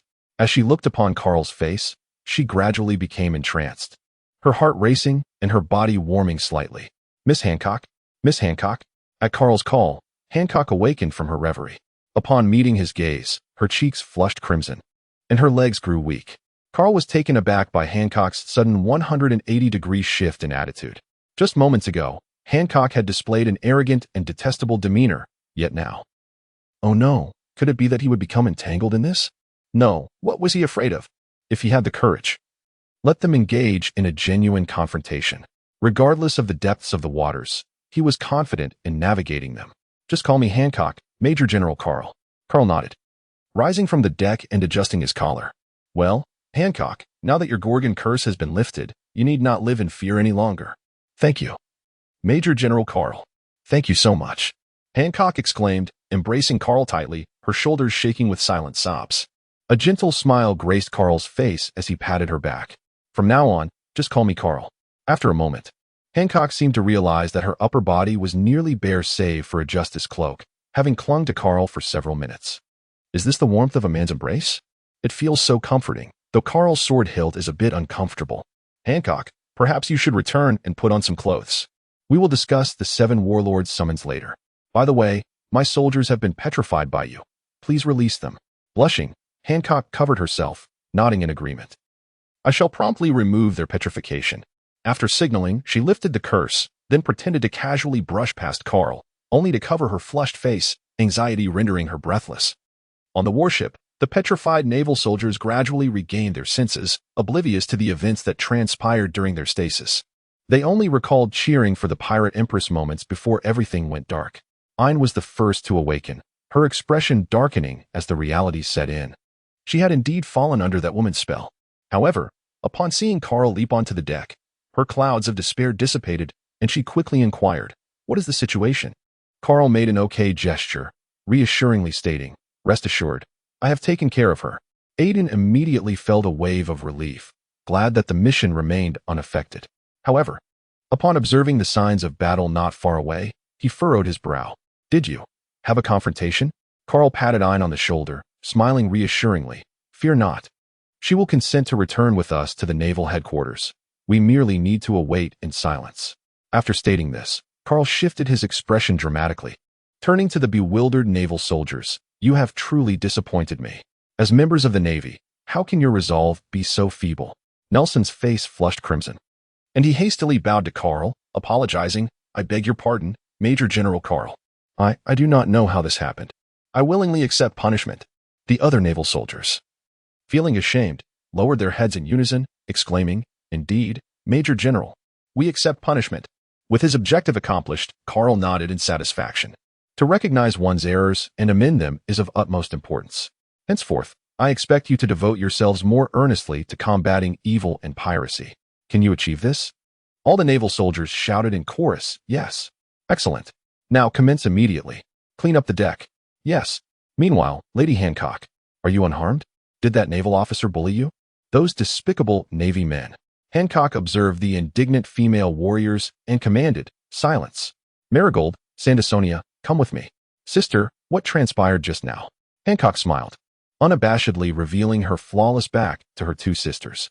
Gazing at their sister's immaculate back, the 2 siblings gasped in disbelief. How did you achieve this?" "Thanks to Carl. He used his abilities to erase the mark of shame. Carl? Is he the naval officer from earlier? Hancock replied with a sweet smile. Yes, that's him. After a brief moment of astonishment, the two sisters embraced Hancock, weeping with joy. Wonderful. Sister, you no longer have to live in fear every day. Their happiness for Hancock was genuine, yet a thought surged within them. If that naval officer named Carl could remove the mark for their sister, could he do the same for them? Rest assured, my dear sisters, I shall soon request Carl's assistance in erasing this disgraceful mark for you. After a while, the Empress donned a purple cheapao and reboarded the warship. However, compared to before, she exhibited less arrogance and caprice, replaced instead by shyness and admiration. Unobserved Hancock, who appeared infatuated, and then glanced at Carl, who maintained his usual demeanor. Something was amiss, very amiss. Her intuition as a woman signaled that there was indeed something peculiar between the two. What exactly had transpired? Carl cast a sidelong glance at Aine, chuckling softly. There are questions one ought not to ask. Did not your advisor, Crane, instruct you thus? Humph. Hancock gracefully approached Carl, her gaze lingering on him. Major General Carl, I am willing to heed the summons of the 7 warlords. However, there are matters I wish to discuss with you privately. If it pleases you, might I request a meeting at Amazon Lily? Carl stroked his chin, instinctively surmising what Hancock wished to convey, and turned to shout at Nelson. Nelson, steer the ship towards the harbor. Daughter Island, as its name aptly suggests, is a realm solely inhabited by women. The island is home to a warrior tribe known as the 9 Serpents, characterized by their unique adornment of serpents coiling around their bodies, possessing the remarkable ability to transform these serpents into weapons at will. The nation is nestled within lush, jungle-covered mountains, and its architecture exudes a distinct Chinese aesthetic. The island adheres to a stringent code, established centuries ago through the Min's Prohibition, where any man who dares to trespass is met with inevitable annihilation. Although Carl would not dare to claim the title of the first man to set foot on Daughter Island, he could confidently assert that he was the first man officially invited to enter its realm. In contrast, Aine and Nielsen were not so fortunate. They could only watch enviously as Carl departed, remaining stationed aboard their warship. As he traversed the city adorned with Chinese aesthetics, Carl's arrival elicited a flurry of astonished glances. For he was a man, a strikingly handsome man. Women unabashedly scrutinized Carl, whispering conspiratorially, my heavens, is this truly a man? He exudes such charisma. Just like Lady Serpent. How dare a man tread upon our territory? Sandersonia and Marigold exchanged knowing glances and loudly addressed the onlookers. This is Rear Admiral Carl of the Naval Headquarters. He is the one who lifted the Gorgon curse from Lady Serpent. A collective gasp resonated among the women present. The Gorgon curse? The very malevolent affliction that had plagued Lady Serpent for years was indeed lifted by a man. No wonder he was granted entry here. It turns out he freed her from her curse. In that case, this is splendid. The curse upon Lady Serpent has finally been broken. Thank you. We are eternally grateful for all you have done for Lady Serpent. Carl wore an awkward smile, for he had indeed given Hancock a thorough beating earlier today. But wait, why should I feel embarrassed? I did what was necessary, and I even provided her with treatment and lifted the curse. I deserve my gratitude. With this thought, Carl's smile broadened as he waved to the residents of the Kuja tribe, embodying a spirit of camaraderie and appreciation for their efforts. Upon arriving at the palace, Carl noticed an air of desolation. Aside from a few female guards, the place was nearly deserted. Dona, Stopi. Lady Snake's orders are that no one is to enter the palace for the time being. Understood. The sisters then addressed Carl, saying, Our sister has been awaiting your arrival. Please, follow us. A faint smile graced Carl's lips as he remarked, I appreciate your assistance. Upon entering the palace's interior, he was immediately enveloped by a delicate fragrance that was utterly intoxicating. However, as he surveyed the palace's decor, a sense of disappointment washed over him. Perhaps it was due to the scarcity of resources on Daughter Island and the underdeveloped state of production, but the opulence fell short of his expectations. In fact, it paled in comparison to his private leisure lounge. Soon after, he noticed Hancock, adorned with a light touch of makeup, hastening towards him, her expression seemingly filled with excitement. You have arrived? She inquired. Carl gazed at the stunningly beautiful Hancock, a glimmer of astonishment flickering in his eyes as he smiled and complimented, Your cheapao is exquisite. I find it most appealing. Upon hearing Carl's praise, Hancock felt a sweetness akin to honey enveloping her heart, repeatedly ruminating over his words, I find it most appealing. This phrase, in essence, equated to I have affections for you. Could this possibly be a declaration of love? Was this not a tad too swift? After much mental deliberation, Hancock shyly responded, I, too, find it very appealing, however. Before she could finish her sentence, a diminutive, wrinkled old woman abruptly appeared, shattering the intimate atmosphere. Hancock, you are the Empress of the Amazon Lily. Do you truly think you resemble one? She scolded her harshly, causing Hancock's expression to shift dramatically. It was that insufferable old hag again, ruining her moment. Hancock felt a surge of indignation. Ordinarily, she would have promptly ejected Granny Nyo without a second thought. Yet, with Carl seated there, she was reluctant to let him perceive her as a woman of brute force. Granny Nyo, this is none of your concern. Who allowed you to enter? Hancock commanded, Sonda Sonia, please escort Granny Nyo out. Her tone was ostensibly cheerful, though the smile she wore was somewhat strained and artificial. Sonda Sonia promptly entered from outside, seizing Granny Nyo and dragging her towards the exit. Hey, release me. Do not forget you are the Empress of the Nine Snakes. Her voice grew fainter. That old woman, as Hancock interjected. Pay her no mind. She will be fine. Although she spoke thus, a voice within her seethed. That wretched old crone dares to ruin my moment. Bring your two sisters here. I shall also lift their curse. Hancock nodded, fully aware of the priorities at hand. The sooner she alleviated the curse, the sooner her sisters could be liberated as well. Sonda Sonia, Marigold, please come in. In the next moment, her two sisters swiftly entered. Their eyes brimming with anticipation as they glanced at Carl, they could hardly contain their eagerness. Thank you for your assistance, Major Carl. Observing her tall and robust sisters, Carl felt a twinge of nostalgia for the world of pirates. Do not mention it. It is merely a trifling matter. With that, Carl extended his hands, conjuring two orbs of holy light that seamlessly flowed into his sisters' bodies. The holy light swiftly took effect. As the itching sensation faded, the sisters exchanged excited glances, unable to resist rushing to a secluded spot, followed by a chorus of joyous shrieks. Wonderful! It has truly vanished. We three sisters can finally be free from our fears. Moments later, the two sisters emerged and solemnly bowed to Carl, expressing their heartfelt gratitude. At this poignant scene, Hancock could not suppress a sigh, covering her eyes with her right hand as a solitary tear slipped down her cheek. In that instant, she truly felt that the dark days of her past had finally receded, no longer an inescapable nightmare, and she could no longer contain her feelings. Carl, do you know? 10 years ago, I, along with my two sisters, set sail with the Kuja pirates. Subsequently, Hancock, with a look of relief, recounted her harrowing experience of having been reduced to slavery, a past she had long found difficult to revisit. After listening to Hancock's narrative, Carl could not help but exclaim once more, the celestial dragons are indeed a repugnant breed. Hancock covered her mouth, appearing somewhat astonished. After all, Carl was a Navy officer, and the Navy was typically in collusion with the celestial dragons.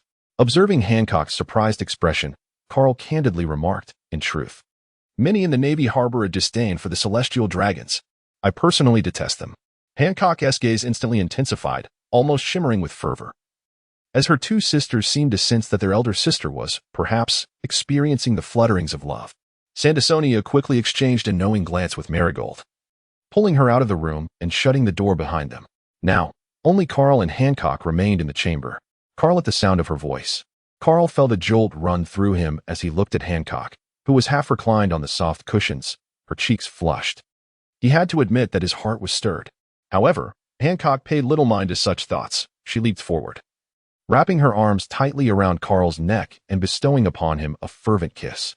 Carl directly experienced the tremors of the encounter, and everyone witnessed it. It was she who initiated the conversation first. I was merely acting in self-defense. Subsequently, she embraced Hancock, displaying her wealth of experience, her hands gradually shifting territories. Is this what kissing is? The sensation is utterly delightful. Wait, I've heard that kissing can lead to the conception of a little baby. If it were a child of mine and Carl's, surely they would be strikingly beautiful. What shall we name them? No, we should first consider marriage. This inner monologue belonged to Hancock. Uncertain how much time had passed, Hancock suddenly came to her senses, pushing Carl away, hurriedly adjusting her disheveled cheapal. Bashfully, she addressed Carl. I am sorry, Carl. I am not quite prepared yet. However, upon witnessing Carl's astonished expression, Hancock clenched her teeth. If you are truly feeling suffocated, then I. Seeing Hancock in such a state, Carl couldn't help but chuckle, the restlessness in his heart gradually subsiding. It's all right. There is still plenty of time ahead. Hancock abruptly lifted her head, her gaze piercing as she looked at Carl. So, are we considered a couple now? Upon hearing this question, Carl instinctively hesitated. And that very hesitation left Hancock's heart feeling cold. Indeed, do you still look down upon me for once being a lowly slave? Carl's eyes widened in astonishment. A surge of bewilderment coursing through him, as he longed to inquire what Hancock was truly imagining. Yet, he understood all too well what Hancock required in such a moment. Indeed, she was a pirate, while he was... the roles had shifted. This time, Carl had successfully assumed the dominant position. It was not until Hancock's heart raced uncontrollably, nearly rendering her breathless, that he finally released her. Do not utter such words again. Do you understand? Hancock, like a delicate bird, nestled within Carl's embrace, let out a soft murmur, perhaps conceding to his admonition. My dear, the summons from Admiral Sengoku instructs me to report to Navy headquarters on January 5th for a meeting. There remains nearly a week. Why not spend these days here with me? Carl furrowed his brow. Are you instructing me on how to conduct myself? I merely sought your opinion. Seeing Hancock's somewhat aggrieved expression, Carl smiled and planted a kiss on her charming face. Her words reminded him that there were indeed 7 days until the 7 warlords meeting, and all warlords must arrive a day in advance, subtracting travel time. That left him with just 4 days. He could not afford to squander this precious time. That night, to avoid any misunderstandings, Carl resolutely declined the temptation to stay at the palace and return to his ship, choosing to share in the hardships with his subordinates. Mutual enjoyment was not even mentioned. Oh, isn't that Major General Carl? You actually returned. The irritation in Ein's voice was palpable, laced with a hint of resentment. What is it? Ein snorted coldly, pointing at the lipstick mark on Carl's face. First, wipe that mark off your face. Nearby, Nelson gasped in astonishment. After all, it was no wonder that Major General Carl was hailed as the world's most handsome man. It seemed that indeed, the handsome had captured the heart of a beauty. Carl, with an unperturbed demeanor, accepted the handkerchief tossed by Ian, diligently wiping away the lipstick stains adorning his face. Oh, is this not the handkerchief you used to wipe your nose? You present me with this? Ian was momentarily taken aback, reacting in indignation.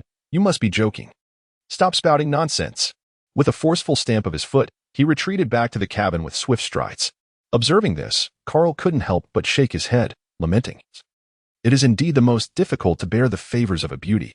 Nelson, overhearing this, burst into laughter, only to be caught by Carl's discerning gaze. What are you laughing at? Nelson hastily covered his mouth, shaking his head as he sheepishly made his exit. The following day, Carl summoned all the Marines, excluding the logistics personnel, for a routine address. You are fortunate, for yesterday, the Empress of Daughter Island, Madame Boa Hancock, a member of the 7 warlords of the sea, granted me permission to allow you to join the festivities on Daughter Island, celebrating the liberation of the Gorgon curse by the 3 sisters of Boa. Now, maintain silence and follow me as we disembark onto Daughter Island. Do not cause a commotion. Do you understand? We understand. The naval officers were filled with excitement. For this was the legendary Daughter Island, a realm entirely inhabited by women, a veritable bastion against men. They could scarcely believe they would have the opportunity to witness it firsthand. Major General Carl was indeed impressive. Standing beside Carl, Ian crossed his arms and snorted disdainfully. Men. Today, Daughter Island was abuzz with activity, not only in celebration of the Boa sisters' triumph over the Gorgon curse, but also due to the presence of men on the island. This was no exaggeration. The women, who had never encountered men before, were exuberantly enthusiastic.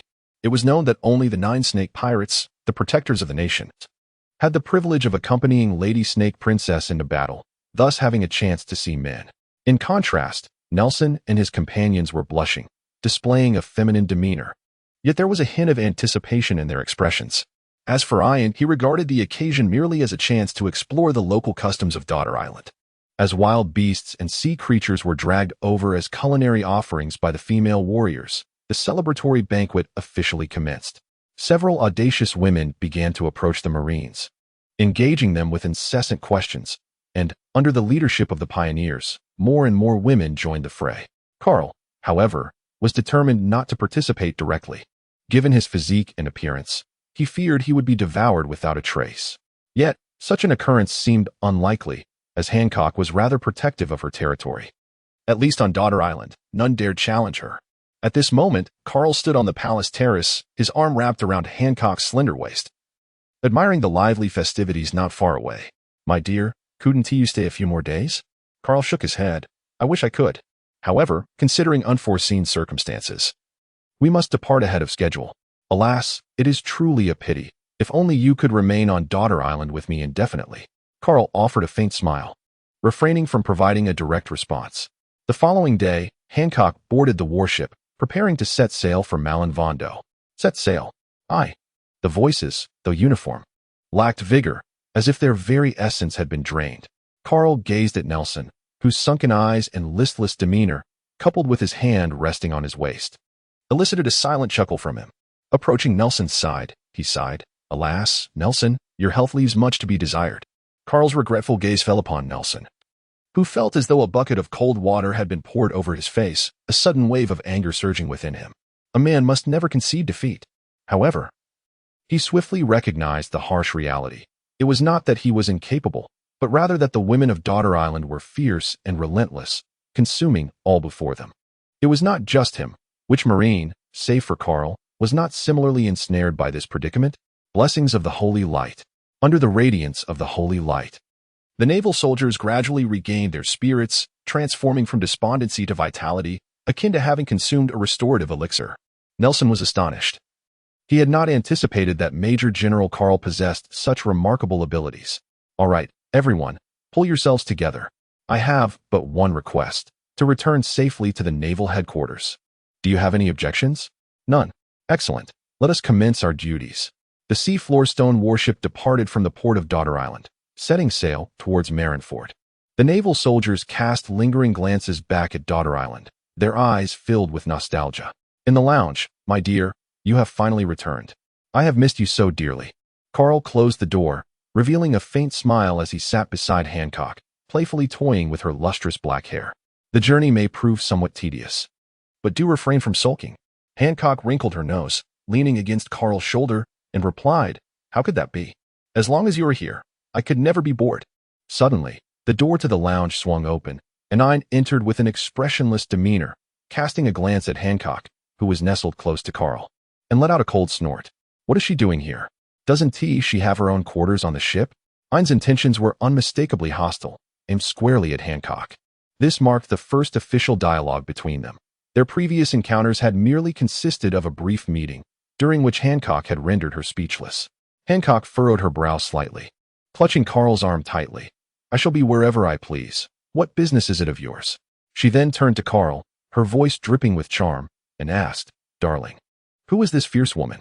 Please, show her the door. At this moment, Carl felt a prickling sensation at the nape of his neck, inexplicably engulfed by a sense of impending turmoil. Reflecting on his interactions with Aide, Carl vowed he had truly done nothing wrong. Aide, Hancock is my girlfriend. It is I who invited her to accompany me here. Hancock's enchanting gaze flickered provocatively towards Aide before she planted a gentle kiss on Carl's cheek. Meanwhile, Aide's complexion drained of color as he clenched his fists tightly, the sound of his knuckles cracking echoing in the tense atmosphere. Carl, you are a Navy officer. And she is a pirate. How can you? Hancock, clearly displeased by this remark, raised an eyebrow and retorted, What do you mean by calling me a pirate? At present, I hold the esteemed title of one of the 7 warlords of the sea. Go ask Sengoku if I'm a pirate. You. Aide bit down hard on his silver teeth, casting a furious glare at Carl before storming off in a huff. Carl sighed, feeling a sense of helplessness. Why must he endure such turmoil before even having the chance to establish his own harem? What do you think, Brother Chung? In the room, upon witnessing Aide's retreat, Hancock breathed a sigh of relief, yet a warning bell rang in her mind. This naval officer named Aide seemed to harbor feelings for Carl as well. Although she had temporarily secured victory, Aide possessed a closeness to Carl that she envied. What about her? Once the 7 warlords conference concluded, Carl would return to Amazon Lily, and their opportunities for encounters would diminish significantly. If that Aide were to take advantage of the situation and steal Carl away, she would be left utterly powerless, reduced to weeping daily. Even if she were to confront him, Carl, having shifted his affections, would likely side with that woman against her. What was she to do then? Carl observed a fleeting transformation in Hancock's expression, vividly illustrating the gradual fading of a smile from her lips, ultimately morphing into a look of sorrow that left him utterly bewildered. My dear, will you forsake me in the future? He inquired. Of course not. How could that be? Hancock replied, her lips pursing in a melancholic manner. That Aide is not only youthful and beautiful, but also possesses a commendable figure. Do you perhaps harbor feelings for her? With a resounding slap to his forehead, Carl found himself momentarily at a loss. Soon after, Carl, breathless from the kiss with Hancock, found himself utterly enraptured. And Hancock instinctively cast aside thoughts of Aine. Through Carl's actions, she felt the depth of his affection. The absence of soundproofing in the lounge meant that the two ultimately refrained from crossing certain boundaries. Fortunately, Carl's experience proved invaluable, as long as their thoughts remained steadfast. Solutions would always outnumber challenges. After all, Hancock's striking figure was undeniable. Meanwhile, in Aine's room, frustration boiled over. That insufferable Carl, such a fickle heart. She seethed. And what of that infuriating, infatuated girl? What merit did she possess, merely because of her beauty? Aine lashed out at a pillow adorned with Carl's photograph, relentlessly striking it until the picture lay in tatters. After a prolonged moment, she exhaled deeply and, employing the power of the reverse fruit, restored the torn image. Subsequently, she contacted Guillaume. Sister Guillaume, Carl he. An hour later, Aine's countenance brightened once more as she gazed at the photograph of Carl on her pillow, a faint smile gracing her lips. I will not yield, she declared, resolute in her determination. In the afternoon, the battleship, constructed of sea prism stone, had navigated beyond the windless zone, allowing the soldiers to finally relax their vigilance against potential Sea King ambushes. Admiral Sengoku, we shall reach Marineford within a day at most. Rest assured, all is proceeding smoothly. Upon concluding the call, Carl turned to Nelson and instructed, continue onward. We shall anchor and rest once night falls. Yes, sir. Just as Carl was about to retreat to his quarters, Aine approached him with a smile, inquiring, resting so early? Have you grown accustomed to it? Carl gazed at Aine in astonishment, sensing something amiss, something decidedly out of sorts. Just this morning, Aine had stormed off in a fit of rage. How could he appear so composed now? Aine seemed somewhat embarrassed under Carl's scrutiny, shyly turning his head away and tucking a stray lock of hair behind his ear. Why are you looking at me? He stammered. Is there something dirty on my face? Not at all. You're not angry anymore? Aine replied, his expression unyielding. Angry? What anger?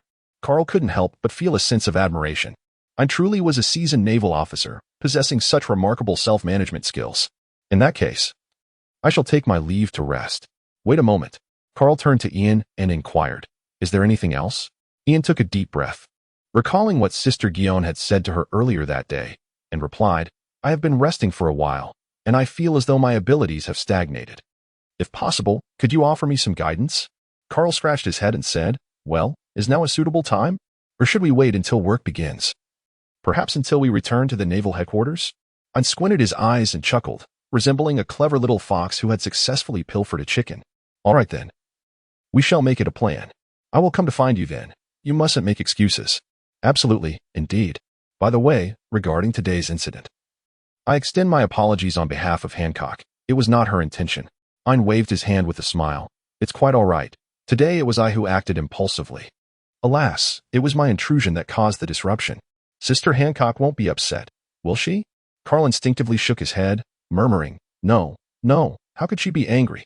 Besides, with your understanding, even if she were upset, she would surely forgive you. Wait, why does it feel as though something is amiss? Before Carl could ponder further, Aine had already drifted away. Scratching his head as he watched her retreating figure, Carl had no choice but to turn and leave. The following day, the battleship powered by seafloor stone set sail towards Marineford. In the lounge, Hancock remarked, that day when we clashed, the aura you exhibited was indeed the color of Conqueror's Haki. Hancock nodded in affirmation, responding, yes, I have awakened it many years ago, dear. Do you also wish to awaken Conqueror's Haki? Not quite, he replied, I am merely curious. If my memory serves me right, you have mastered all 3 types of Haki. Was this understanding all your own? At that moment, curiosity radiated from Carl's face, as if he were genuinely intrigued. The plot thickens. Carl waited for 3 days, yearning for an opportunity to assert himself, not out of a desire to prove his own greatness, but to convey to the system that what he had lost must be reclaimed by his own hands. To Carl, Hancock was an open book, and without the slightest hesitation. She proclaimed, certainly not. In the Amazon Lily, there exists a unique method designed to help warriors awaken their Conqueror's Haki. My own Conqueror's Haki was awakened during the trials of my childhood. If you desire, I can share this knowledge with you.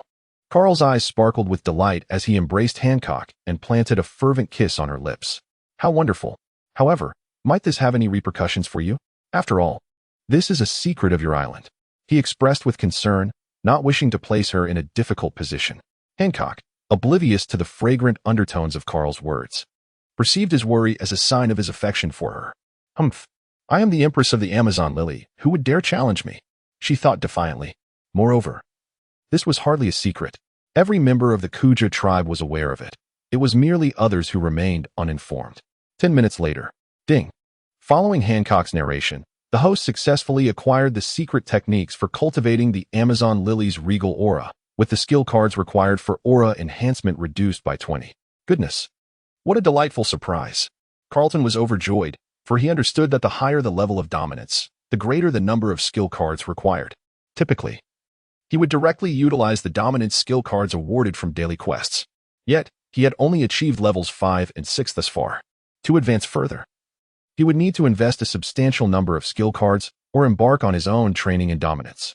Although Carl actively engages in cultivation, he only practices to a minimal extent, merely to familiarize himself and adapt.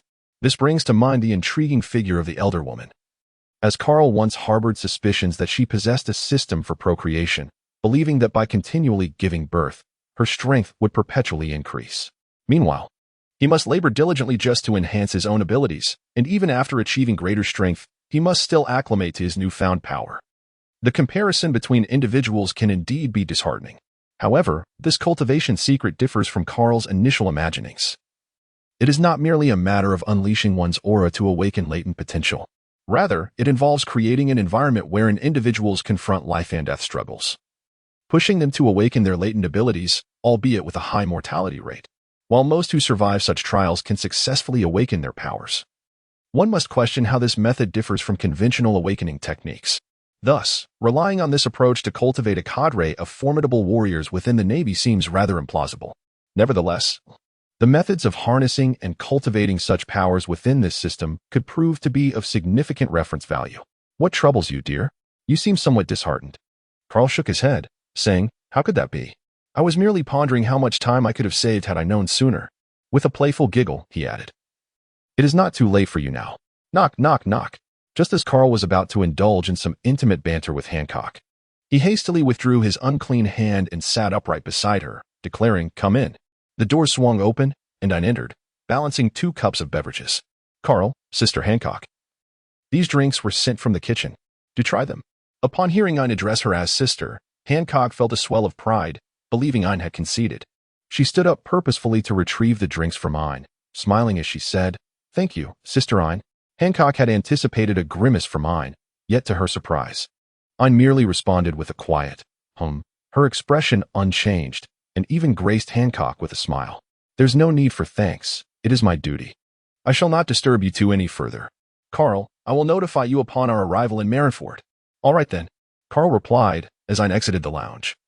Devoid of the previous day's tense atmosphere, Hancock found Ein's demeanor somewhat peculiar, but dismissed it, assuming Ein had admitted defeat. Here, my dear. By the way, what is the purpose of the Warlords of the Sea meeting? Will it affect me in any way? Carl, uncertain himself, could only respond. It may influence the power dynamics among the warlords, but not significantly. The recent actions of certain warlords have been rather excessive. Hancock quickly interjected, My dear. It is not I. I have not set sail recently. Of course, I was not referring to you, but rather to Mihawk and Moria, and perhaps Doflamingo as well. What has transpired with them? Carl shrugged, expressing indifference.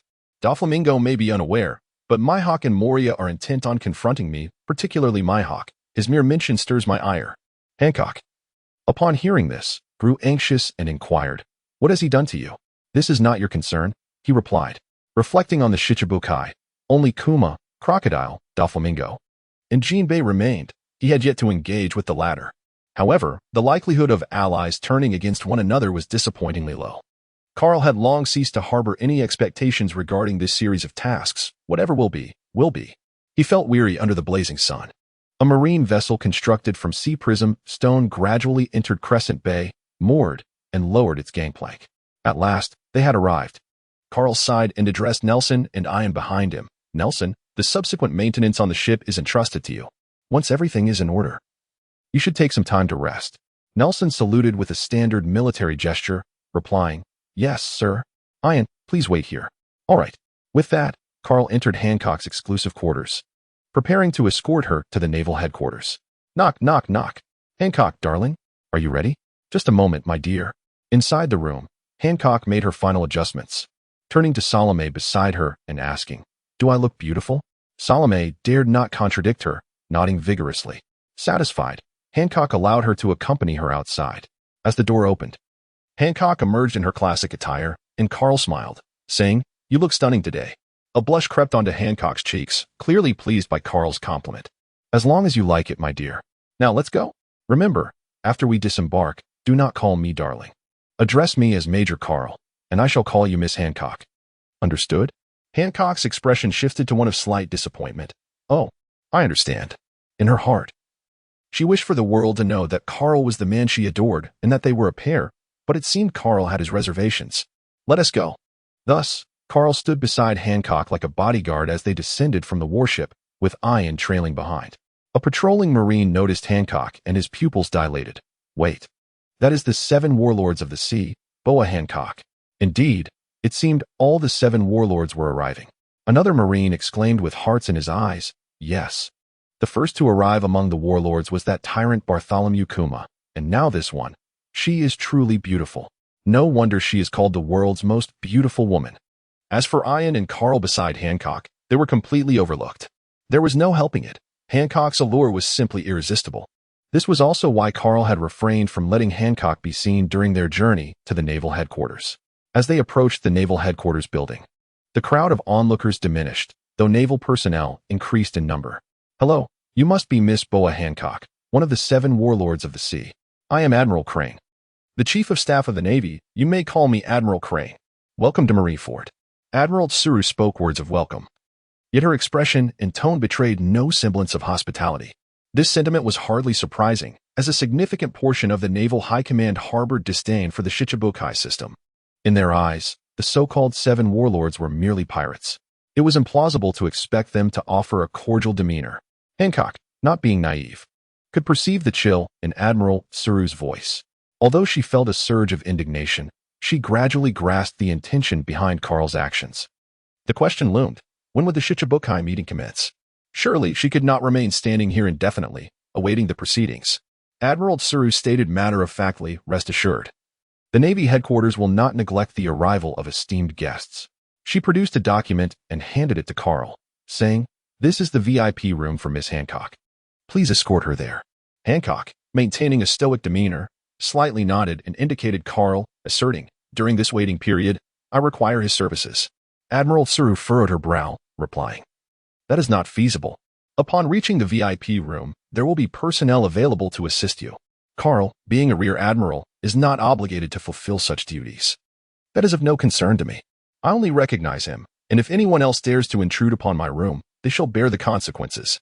Faced with Hancock's unreasonable demands, Admiral Kizaru felt a sense of helplessness and could only cast a glance at Carl, urging him to comprehend the situation on his own.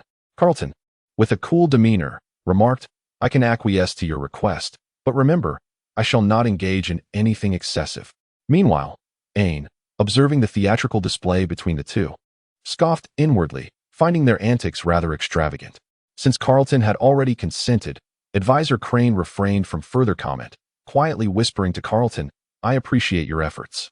Once you escort her to the VIP room, do remember to report to Sengoku. Rest assured, I shall attend to it immediately." As they escorted Hancock to the VIP room and closed the door, she promptly abandoned her act, leaping into Carlton's embrace. "Darling, will you stay here with me today?" "Of course, but I must first report to Sengoku. Please wait here a moment, all right?" Hancock, understanding, nodded, closed her large eyes, tilted her head back, and pouted. Carlton chuckled softly, wrapping his arm around her slender waist. 10 minutes later, in the marshal's office. "Carlton, you've arrived. Please, take a seat." Once Carlton settled down, Sengoku clasped his hands together, smiling at Carlton. "You handled this matter splendidly. Hancock is quite a formidable character. I did not anticipate you would bring her to the Navy headquarters so swiftly. Indeed, I did not misjudge your capabilities." Carl nodded earnestly. "Indeed, it has become quite burdensome. Had Hancock been better prepared mentally, he might have had to support himself while entering. Just a moment ago, I also heard Xiaohe mention that I will be relying on you a great deal in the coming days.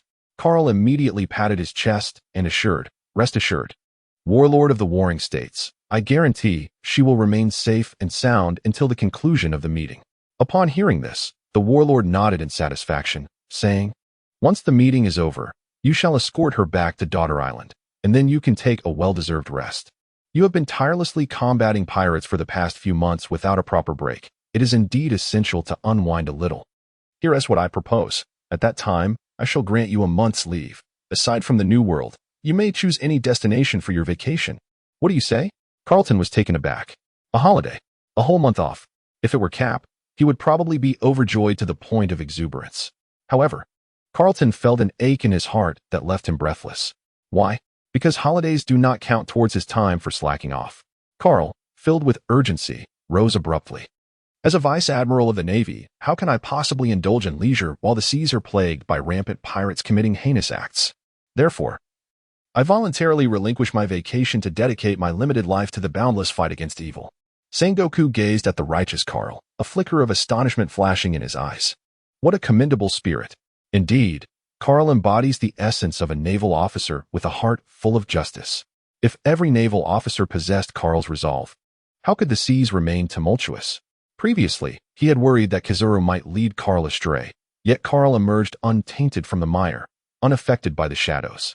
Sengoku's admiration and regard for Carl deepened, pondering that if Carl could ascend to the rank of admiral, he would undoubtedly be the prime candidate for fleet admiral. Well said. Carl, your words bring me great solace. If only Kizaru and Akiji could learn from you, it would lighten my burdens. However, there is a reason I insist you take a break. Sengoku produced a stack of wanted posters marked with an X and placed them on the table. Behold. These are the recent achievements. The pirate crews bold enough to show their faces in recent months have mostly been captured or eliminated. Outside the New World, there are hardly any formidable adversaries worthy of your prowess. The lesser pirate crews can be adequately handled by other commanders. Your skills should be employed on more challenging missions. I cannot have a vice admiral of your caliber chasing after petty bounties.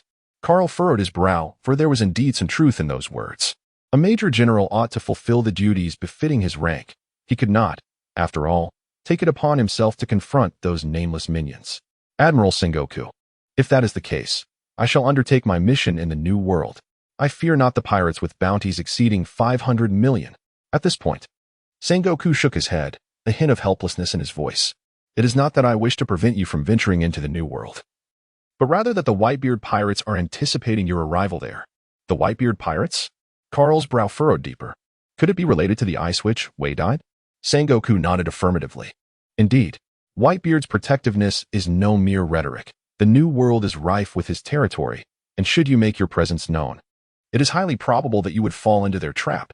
For your safety, you require further growth before I can permit you to embark on a mission in the New World. The underlying message was clear. Carl was of significant value to the Navy, and confronting a formidable opponent like Whitebeard directly was ill-advised. He must first hone his skills before proceeding. Carl fell silent for a moment before continuing. Very well, Marshal Sengoku, but I still have no desire to take a vacation. How about this? I am quite intrigued by Fishman Island, and the investigation into Princess Otoheim's cause of death should still be unassigned, correct? Sengoku paused briefly before shaking his head. In that case, I shall take on this task. After the conclusion of the Shichibuke meeting, I will proceed to Fishman Island for the investigation. If I uncover the truth, splendid. If not, I shall consider it a vacation. What do you think? Tap, tap, tap. Sengoku tapped his fingers on the desk, remaining silent for a while, before finally letting out a sigh. Very well. I shall grant you this for the time being. But for now, all matters must take precedence from the Shichibukai meeting. We shall discuss this further at a later time. Carlton let out a sigh of relief. Finally, he wouldn't have to take a genuine vacation. Keep observing and learning, my friend, even while we indulge in leisure. This Warring States period still has its praises for us. When Carlton departed from the naval headquarters, an unexpected old acquaintance had been waiting for quite some time. Hey, Carlton, it's been months. You've been promoted to Rear Admiral. Upon recognizing the visitor, Carlton broke into a smile and walked towards him. As he drew near, he extracted a cigar from his chest pocket, placed it in his mouth, and lit it, exhaling a cloud of smoke in the form of a ring. Carl looked down at Smoker with an air of arrogance and said, "Is Carl what you call me? Address me as commander." Smoker was momentarily taken aback, nearly dropping his cigar. "So, you're pulling this on me, Carl?" "Ha, just a jest. What's the matter on leave?" Upon hearing this, Smoker's expression darkened, and he shook his head. "Not on leave, but suspended." "Suspended? You must be joking." "Why? It's some filthy, wretched business that just infuriates me to recall. So let us not speak of it. Today, we have finally reunited. Why not join me for a drink?" It was just noon, and since Carl hadn't eaten, he accepted the invitation. "Carl, do you truly believe that the current Navy deserves the title of justice?" Carl stroked his chin, contemplating deeply before he spoke. "The Navy is undoubtedly just, yet in the realms where the light of justice fails to shine, darkness will inevitably thrive." Smog gulped down the entirety of his drink in one go, wiping the remnants from the corner of his mouth with his sleeve, and sighed heavily. "Indeed. Yet, the proliferation of this darkness seems rather excessive." Carl was unaware of the darkness that Smog had encountered. However, it was certain that at this moment, he felt a sense of disappointment towards the Navy, believing it to be far removed from the just army he had envisioned. Therefore, what can a mere naval major change? "I believe change is unattainable." Carl chuckled and said, "So, cheer up. On the vast ocean, only the strong possess the authority to speak, be they navy or pirates. If you detest the darkness and yearn for change, you must possess the means to effect that change." As a seasoned veteran of 10 years and a traveler through realms, how could Carl be oblivious to the intricacies within the Navy? Yet, what does that knowledge matter? In the past, he was merely a lieutenant in a branch, filled with ambition but lacking strength. Now, despite holding the rank of rear admiral, he still finds himself without substantial influence. The only course of action available to him is to strive to enhance his own prowess, elevate his reputation, and ascend in rank. Only then can he attain a voice, a capacity to alter the current state of the Navy. The ability to change is one facet, while the decision to change is another. For Carl, the distinction is inconsequential, as he is merely treading water. Smoker furrowed his brow, gazing at Carl as if he grasped something profound. Yet, he said nothing, instead consuming his drink in silence. Before eventually resting his head upon the table, Carl shook his head with a sigh and snapped his fingers. "Hello, how may I assist you?"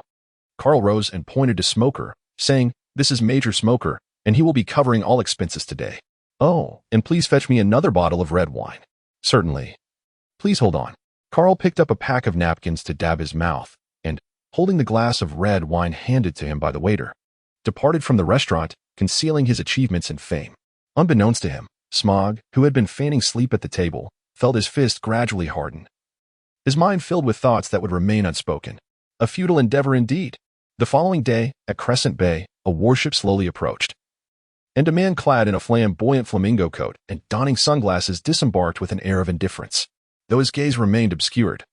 The agility of his tongue revealed that he was in high spirits. "Ha ha ha, is this the Navy headquarters? It doesn't seem so impressive." The Vice Admiral, responsible for escorting Don Quixote da Flamingo, remarked with careless sarcasm, "Da Flamingo, you ought to be grateful for your status as a warlord of the sea. Otherwise, you would be destined for the depths of the underwater prison." This assertion held truth. Prior to Da Flamingo's elevation to warlord status, he was relentlessly pursued by Admiral Kizaru, a formidable woman who had once cornered the Don Quixote family into a dire situation. Had it not been for Da Flamingo's coercion of the world government with celestial gold to secure his position as one of the 7 warlords, he might well have found himself imprisoned beneath the ocean. Da Flamingo couldn't help but recall the relentless pursuit by Admiral Kizaru, letting out a cold snort as he swaggered towards the Navy headquarters. Outside the VIP room, Carl, having spent a solitary night at home, was preparing to visit Hancock when he unexpectedly encountered Vice Admiral Kizaru, who was walking towards him. "Good morning, Vice Admiral Kizaru," Carl greeted. Vice Admiral Kizaru smiled at him, saying, "You've certainly been efficient. You've managed to secure even the most difficult one." Carl smiled silently. It remains uncertain who ultimately prevails. Is that not the world's most handsome man, Carl? Indeed, it is a rare sight to behold, as he possesses a strikingly delicate visage. Admiral Firefist turned to glance at Da Flamingo behind him, a flicker of danger flashing in his eyes. "Da Flamingo, do not be too arrogant. This is the Navy headquarters." "Ah, Admiral Firefist, do not say such things. Just look at him. He wears sunglasses every day, unwilling to reveal his true self." It is only natural for him to envy my looks. I have grown accustomed to it. Fire Fist chuckled as he patted Carl on the shoulder, saying, "You rascal." Doflamingo's expression suddenly darkened as he approached Carl, looking down upon him. "What a silver-tongued fellow you are." With that, he walked directly towards his VIP room. "Carl, pay him no mind. By the way, I must report to Admiral Sengoku. I shall take my leave." "Indeed, Admiral Fire Fist, take care." Watching Doflamingo's retreating figure, Carl gradually fell into contemplation. It seemed that Doflamingo knew him quite well. Could it be that he had long since developed a habit of reading the news? Inside the VIP room, "Hancock, here is the breakfast I brought you. Come and eat. Oh, and there is some for Salome as well." "Thank you, my dear. You are truly wonderful." Carl embraced Hancock and planted a kiss on her lips, chuckling as he remarked, "Foolish girl, if I do not treat you well, whom shall I treat kindly?" He continued, "By the way, I may not be able to stay in the room with you today." Hancock immediately became anxious and inquired, "What? Why?" Subsequently, Carl revealed to Hancock that all the 7 warlords were soon to be gathered, and after soothing her, he managed to calm her down. They then exited the VIP room and made their way to Crescent Bay, perhaps due to the news of many 7 warlords arriving today. A larger crowd had gathered to witness the spectacle. For instance, there was a certain man who intended to trick Carl into treating him to a meal, only to find himself ensnared instead, though we shall refrain from naming him. TSK, Mihawk. I have heard that you inflicted an injury upon him. Is that true?" Carl rolled his eyes, exclaiming, "Nonsense. If it's published in the newspaper, it must be true." Nonetheless, Mihawk is indeed formidable. While his physique may not be exceptional, his charisma and swordsmanship are undeniably powerful. In my opinion, the strongest among the 7 warlords are Mihawk and the tyrant Kuma. Smoker exhaled a ring of smoke. Nodding in agreement, "You make a valid point. However, I believe Crocodile is also quite strong. I've heard that he once fought Douglas Bullet, a crew member of the Pirate King, and they were evenly matched. Furthermore, after challenging Whitebeard, he managed to retreat unscathed." Carl stared in astonishment at Smoker, pondering when this robust fellow would begin to entertain rumors. The notion of a complete retreat was merely a reflection of Whitebeard's desire to adopt him as a son, only to be met with resistance from Crocodile, leading Whitebeard to forego the pursuit. While there is some credibility to such ancient tales, it is rather limited. In his own experience, he was evenly matched with Marco, and his narrow defeat against Mihawk was already quite absurd. Yet, there remained a multitude of individuals at sea who firmly believed otherwise. "Do not heed those rumors," he cautioned, "for such gossip is the least reliable. That man has laid eyes upon me." Smoker regarded Carl with a puzzled expression, only to notice Mihawk striding directly towards them, his piercing gaze devoid of any emotion, precisely directed at Carl. "You have indeed grown stronger," Mihawk remarked, confirming his initial assessment.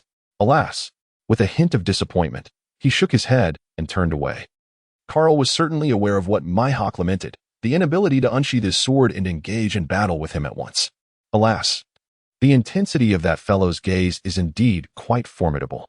"By the way, it seems that Mihawk holds you in high regard, doesn't he?" Carl decisively shook his head, saying, "No, he does not value me. He is simply too bored. I ought to keep my distance from him, at least until he becomes adept at idleness." Carl had no inclination to engage with Hawkeye. It would be a thankless endeavor. Moreover, should he happen to prevail, it would lead to dire consequences, as Mihawk's temperament might very well result in him bestowing the title of the world's greatest swordsman upon Carl. Consequently, he would be besieged by an incessant stream of challengers. And how could he then enjoy his leisurely pursuits? Approximately half an hour later, the hefty and affable Moonlight Moria made his entrance. Were it not for the fear of Moria's seeking repayment, Carl would have relished the opportunity to personally welcome his comrade. What a splendid individual he was. Not only did he provide swords, but he also willingly assisted Carl in completing tasks. If only the other 7 warlords could learn a thing or two from him. Smoker, observing Moria's rotund figure, could not help but scoff. "Humph. Can this fellow really be a warlord of the sea? The world government's judgment leaves much to be desired.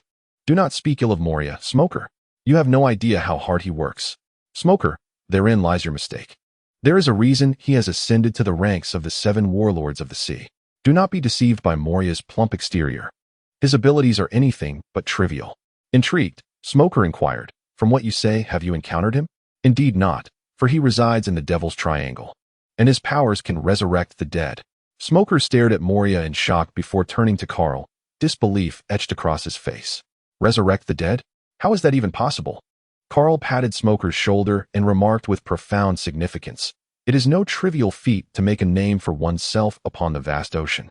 After all, Moria is a man who has clashed with Kaido. He continued, let us depart. There is nothing more to behold. Since we find ourselves with some spare time, shall we not head to the training grounds for a practice session? Smoker exhaled a ring of smoke, smiling as he cast a glance at Carl, who returned the smile. Though a glimmer of cunning danced in his eyes, it appeared that Smoker was still unaware that he had awakened the dual haki. After all, while on missions, news does not travel swiftly. Seeing your demeanor, it seems that your strength has seen recent enhancement? Smoker sighed and waved his hand dismissively. Just a minor improvement. Hardly worth mentioning. Carl chuckled softly, seemingly amused by the Versailles-like atmosphere. 10 minutes later, on the training ground, both stood empty-handed on opposite sides. Smog, with his hands in his pockets and a cigar clenched between his teeth, appeared oblivious to the notion of having an opponent. This time, I shall employ elemental transformation. I hope you do not suffer too great a defeat. Carl smiled and nodded reassuringly. Fear not. Come at me. White Python. Smoker launched the first attack. He transformed his arm into smoke, then shaped the smoky tendrils into two gigantic pythons that lunged toward Carl. No matter how Carl attempted to evade, it proved futile. For this technique possessed an inherent tracking system. You cannot escape. Is that so? As Carl activated his observation haki, he sensed two enormous pythons swiftly approaching from behind. Suddenly, he turned around and delivered a powerful kick known as Gale Kick. Sever. A striking blue wave of slashing energy precisely cleaved through the serpent's bodies. However, this was merely a temporary measure, for the smoke pythons quickly rejoined, seemingly unaffected. Ha ha ha. I told you it's futile. Unbeknownst to them, Carl had already traversed using moonwalk and positioned himself before Smoker. With his right hand enveloped in armament haki, he struck. In the midst of Smoker's astonished gaze, Carl's fist connected squarely with his head, sending him flying. Ah, that hurts. Smoker exclaimed, clutching his head as he was left bewildered. The pain was excruciating. Perhaps the most intense he had felt since becoming a Logia-type user. This is unbearable. When did you awaken your armament haki? At that moment, Smoker found himself questioning his life choices. He had joined the Navy at a young age, navigating its tumultuous waters for over a decade, only to discover that Carl had surpassed him in rank and strength. Just months prior, they had engaged in evenly matched combat. Even when reading about Carl's split with Marco in the newspapers, which included his injury to Mihawk, Smoker had merely attributed it to Carl's solid foundation and superior martial skills. Who could have anticipated that he had awakened the power of armament haki? It awakened during the training mission. So soon, Smoker exclaimed, utterly flabbergasted. Carl nodded. Indeed. That time, I almost lost my life. Smoker fell silent, sitting dazed on the ground, speechless. It was at this moment he realized he had become somewhat complacent. After a period of contemplation, he arrived at a definitive conclusion. Yes, he had indeed grown lazy. He had always been entangled in the naval corruption and depravity, forgetting the most crucial aspect for a Navy officer, strength.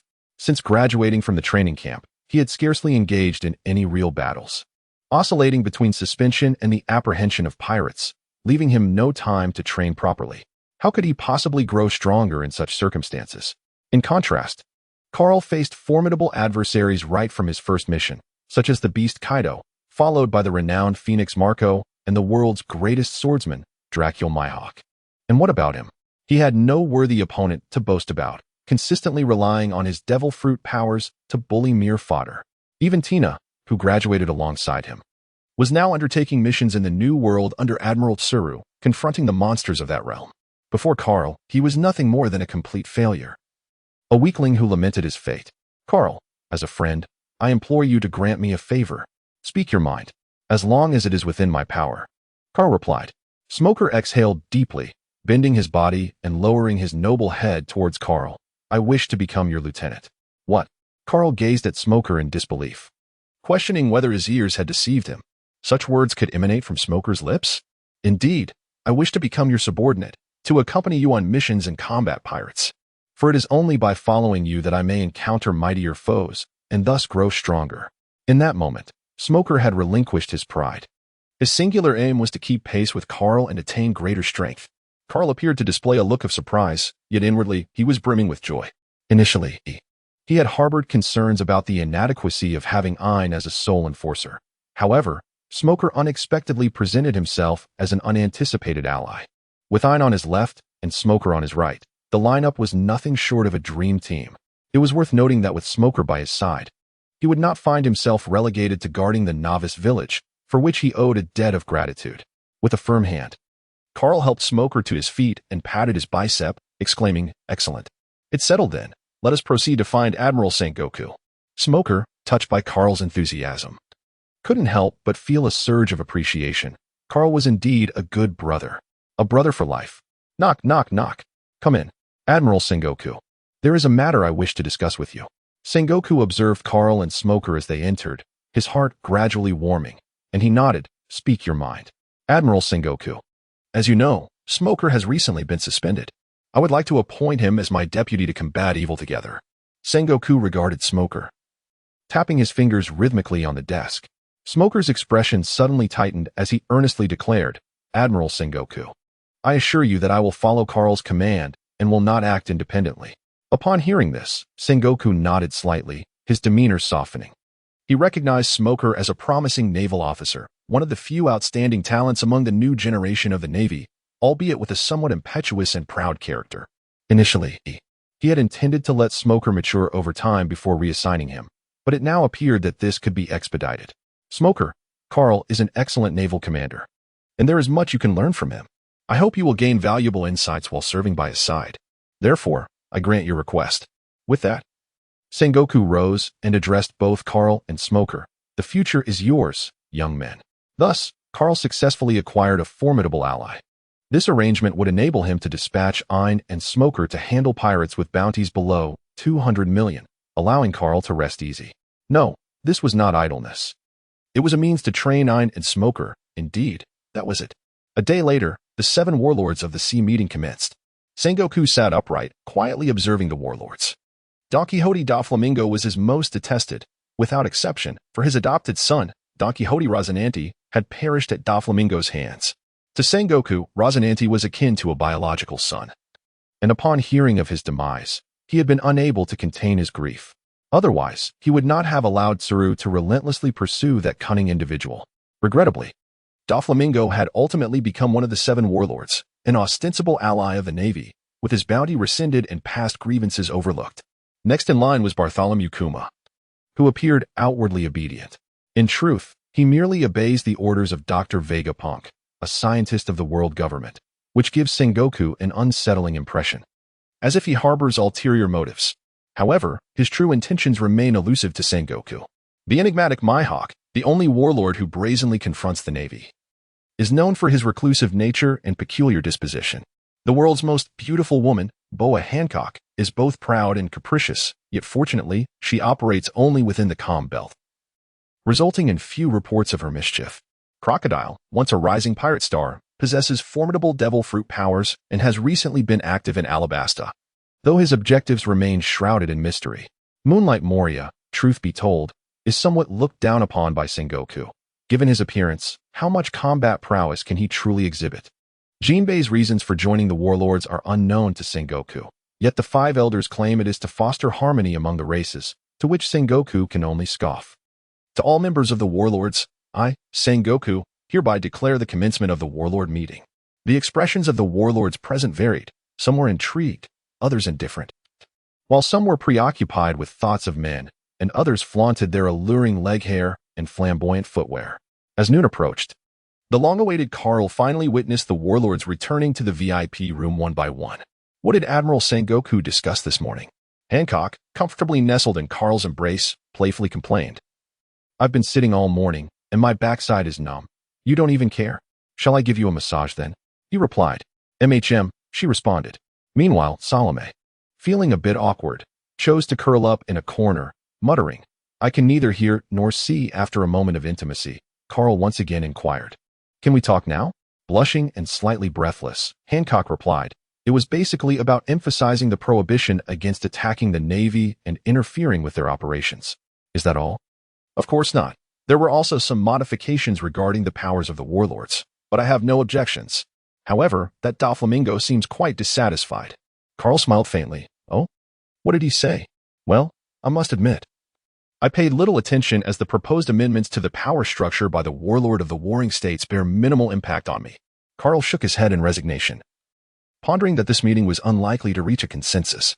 The 7 warlords were not inclined to relinquish their authority, and Sengoku's objective seemed merely to admonish this group of warlords. Would the discussions resume in the afternoon? Most likely. However, a conclusion should be forthcoming soon. Carl nodded and addressed Hancock. Hancock, could you do me a favor? Once the meeting concludes, please ask Jinbei to wait for me. I wish to discuss certain matters regarding Fishman Island. Jinbei? Is he the one known as the Blue Giant? Carl. Indeed. This afternoon, in the conference room. After a morning filled with negotiation, Sengoku did not expect the warlords of the sea to acquiesce to his amendments, for his sole objective had been unwavering from the outset. That is, as long as the warlords did not overstep their bounds, they could act as they pleased. However, they must refrain from engaging the navy or impeding its operations. To his surprise, aside from Crocodile and Doflamingo, the other warlords appeared to harbor no objections. Esteemed colleagues, since we have reached a consensus, I shall now announce the modifications to the Warlords of the Sea Agreement. Firstly, all members of the warlords must fulfill their obligation to combat piracy annually, with the total bounty captured or eliminated not falling below 200 million berries. Secondly, should any warlord fail to meet the piracy combat criteria, it will be deemed that their capabilities do not merit the position, and the world government will revoke their title and reissue a bounty. Thirdly, any malevolent actions detrimental to the interests of the world government and its allied nations, including but not limited to attacking the navy or invading member states, are strictly prohibited. At first glance, these demands appeared modest and easily achievable. Yet, this was the result of Sengoku's arduous negotiations. Do we have any dissent? The warlords present fell into silence. Sengoku subtly smiled, exhaling deeply as he stood and proclaimed, "In that case, this meeting of the warlords of the sea is hereby concluded. Tomorrow, naval vessels will escort you back to your respective bases, though you may also depart at your leisure." Doflamingo, his countenance darkened, was the first to exit, followed closely by Hancock, and then the others. Once the warlords had dispersed, Sengoku, feeling somewhat fatigued, rubbed his temples and revealed a faint smile. This meeting was deemed a resounding success in his eyes, as he reflected on the dissent expressed by Doflamingo and Crocodile regarding the modified agreement. Sengoku murmured to himself, "Doflamingo, Crocodile, these two certainly harbor ulterior motives." Meanwhile, as Doflamingo stepped out of the conference room, his brow furrowed, lost in thought. For him, the position of Warlord of the Sea was of paramount importance. Only by holding this title could his influence expand and his business flourish across the seas. Thus, he could not afford to lose his status as one of the warlords. To be prudent, I must eliminate a few troublesome toys. Crocodile's expression was equally grim, as his plans had not yet commenced, yet he was already facing significant setbacks. If the Navy were to uncover his actions, aspirations of being hailed as a hero in Alabasta would be dashed. "Mr. Jinbei, please wait a moment." Jinbei, who was preparing to return to Fishman Island, turned slightly, frowning. Was that not the world's most beautiful woman? They seemed to have no prior connection. "Miss Hancock, may I inquire what brings you to seek me out?" It seemed that Hancock was rather amiable in her demeanor. She thought to herself and spoke. "General Carl wishes to converse with you, so please do not rush to depart. It pertains to matters regarding Fishman Island," she added in a hushed tone. Jinbei was initially inclined to refuse, but upon hearing the mention of Fishman Island, he paused momentarily, and after careful consideration, he nodded in agreement. "Very well. I shall remain for a short while." No. You may proceed directly to the VIP room. General Carl has been waiting for quite some time." Jinbei cast a perplexed glance at Hancock. If he recalled correctly, this pirate empress was known for her difficult temperament. Why was she so attentive to General Carl? Wait a moment. Could it be the same Carl who was evenly matched with Marco? Jinbei, burdened with thoughts, nodded once more and followed Hancock down the corridor leading to the VIP room. Carl was playfully teasing the Raven when a brilliant flash of golden light appeared, heralding the arrival of a dashing figure. "Admiral Kizaru, what brings you here?" Kizaru pouted slightly and remarked, "You've certainly been quite busy lately. Now a rear admiral. Huh? How formidable." Carl waved his hand dismissively, exclaiming, "Who can compare to you?" He then inquired, "What brings you to me this time?"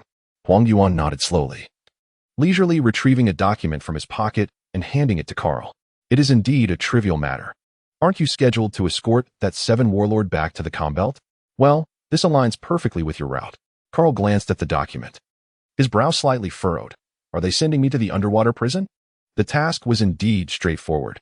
He was to extract 500 prisoners from Impel Down and escort them to Punk Hazard. Well, I have been rather busy lately. Are you up to the challenge? No problem at all. It just so happens that I wish to visit Impel Down. Then I shall leave it to you. I must take my leave. With that, Kizaru transformed into a flash of light and vanished, leaving Carl to reflect on the fact that the admiral was indeed a man of great busyness, despite his seemingly laid-back demeanor. Kizaru was undeniably a true, chosen worker of destiny. What is the Navy's most pressing concern? Timeliness. Often, by the time the Navy receives word of pirates pillaging towns, it is already too late. The marauders have long since fled. Yet this is the harsh reality. No matter how swift the warships may be, they cannot instantly traverse the ocean. Kizaru, however, is different. When there is a mission, he can arrive on site in mere moments to combat the pirates. As for the nature of his engagement, that is entirely contingent upon his mood. Major General Carl. Carl turned his head to see Hancock elegantly standing beside him, her eyes sparkling as they gazed at him, accompanied by a chubby blue figure. I am Major General Carl of the headquarters. A pleasure to meet you. In response to Carl's display of goodwill, Jinbei, with a stoic expression, said, Major General Carl, may I inquire what brings you to seek my assistance? Carl's expression shifted as he cast a knowing glance towards Hancock, who then retreated to her chamber, leaving only him and Jinbei in the corridor. Recently, I have been pursuing a band of pirates who are poised to traverse Fishman Island en route to the New World. I intend to ambush this crew directly at Fishman Island. Given that this territory falls under your jurisdiction, it is only proper that I first inform you of my intentions. Jinbei furrowed his brow, questioning, is it not possible for you to execute the ambush directly in the New World? Why must it be at Fishman Island? Carl shook his head, stating, no, this band of pirates is exceedingly cunning. Once they reach the New World, it will be exceedingly difficult for me to track their movements. After all, they are a notorious crew with a bounty exceeding 300 million. I presume you would not wish for them to cause any disturbances at Fishman Island. Would you? Jinbei replied, no need for concern. A mere 300 million can be dealt with by me alone. With that, Jinbei turned away without offering Carl a chance to respond. Left in place, Carl stroked his chin, pondering the rather evasive nature of the conversation. Was his excuse too superficial? Nevertheless, he resolved that since the precaution had already been taken, he would simply steer the ship closer when the time came. In the VIP room, Hancock languidly leaned against Carl's shoulder, idly toying with the buttons on his chest. Alas, upon returning to Amazon Lily, I shall find it exceedingly difficult to see you again. What shall I do? Enveloped in the throes of love, Hancock yearned to be by Carl's side every moment, yet this was an impossibility. As the sovereign of a nation, she bore the weight of her responsibilities, and for the time being, she could not cast aside this burden. As long as we love each other. Does it truly matter if we are together day in and day out? Could it be that one day you might suddenly cease to love me?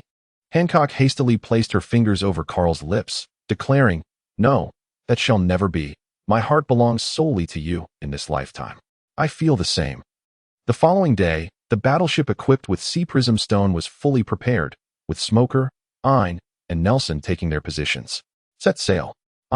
After escorting Hancock to her quarters, Carl emerged and noticed Aide and Smoker engaged in conversation, so he stealthily approached them. Hey, what are you two discussing? Aide smiled serenely. Oh, nothing much. Major Smoker was merely curious about my abilities. Indeed, such a remarkable power. Carl mused. I feel it surpasses his own by quite a margin. How did he end up consuming a smoke fruit? Look at Tina with her barrier fruit, effortlessly capturing pirates. Then there's Carl with the holy light fruit, capable of enhancing and healing, truly versatile. And Aide with her backward fruit, able to rejuvenate and restore vitality in an instant.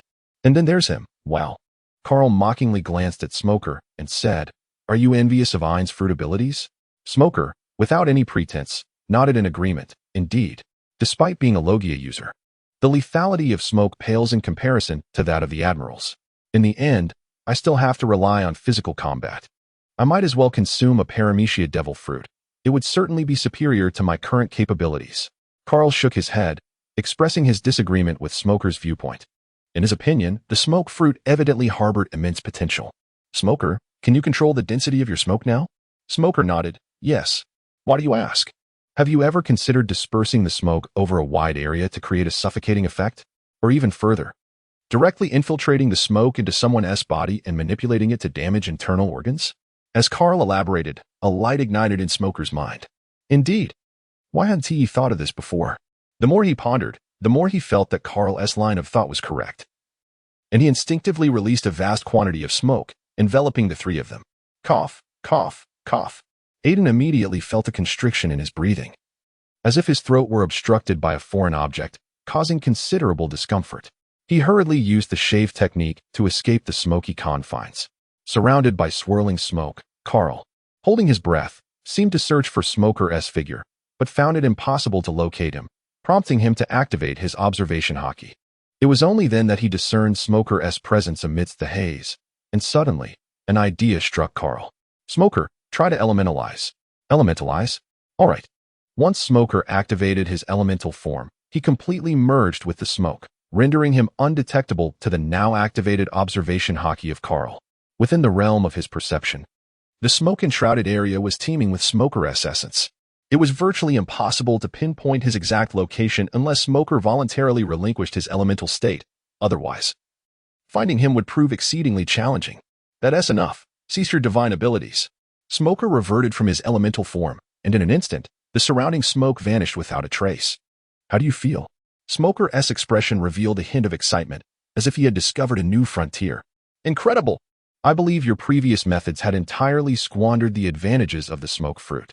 Smoker nodded, confessing, to be honest, I had been trying to develop my abilities by emulating the methods of the three admirals, but can smoke truly be compared to magma and ice? It is evidently not. Precisely. My developmental direction was completely misguided. Carl nodded with a sense of relief. It appears you already have some thoughts in mind. Coincidentally, I also have some ideas regarding the smoke fruit. I might as well share them with you. Smoker hurried over, eager to listen attentively. The first direction is precisely what I just mentioned, a vast coverage of smoke, utilizing it to occupy space and displace air, thereby causing difficulty in breathing. Additionally, it has another effect. It interferes with the perception of observation hockey. Smoker was taken aback. Does it really have such a function? How come I was unaware of it? Did Carl just utilize observation hockey? Indeed, just as you surmised. When you are not fully elementalized, I can still sense your position. However, once you become elemental. Smoker interjected, I merge with the smoke, making it impossible for even observation hockey to discern my location. Is that correct? Congratulations. You've learned to answer quickly. Indeed. Smoker nodded thoughtfully, realizing the significance of this revelation. Within the smoke, his perception would remain entirely unaffected. Was this not superior to using hockey imbued with sea prism stone? What about the second point? Do share. Carl cast a casual glance at Smoker, extracting a cigar from his possession and placing it between his lips. With a click, Smoker's lighter obediently ignited the cigar, prompting Carl to nod in acknowledgement. The second method involves compressing the density and volume of smoke, instantly injecting it into the enemy's body to induce suffocation. Alternatively, one could surreptitiously manipulate the smoke to infiltrate the opponent, leading to a similar suffocating effect, akin to an advanced technique that encompasses a wide area with smoke. Whichever approach is taken, the enemy can be swiftly incapacitated, rendered defenseless, and at your mercy, unless they can hold their breath throughout the encounter. Smoker clenched his fist, his eyes gleaming with understanding. Yes, precisely, brother.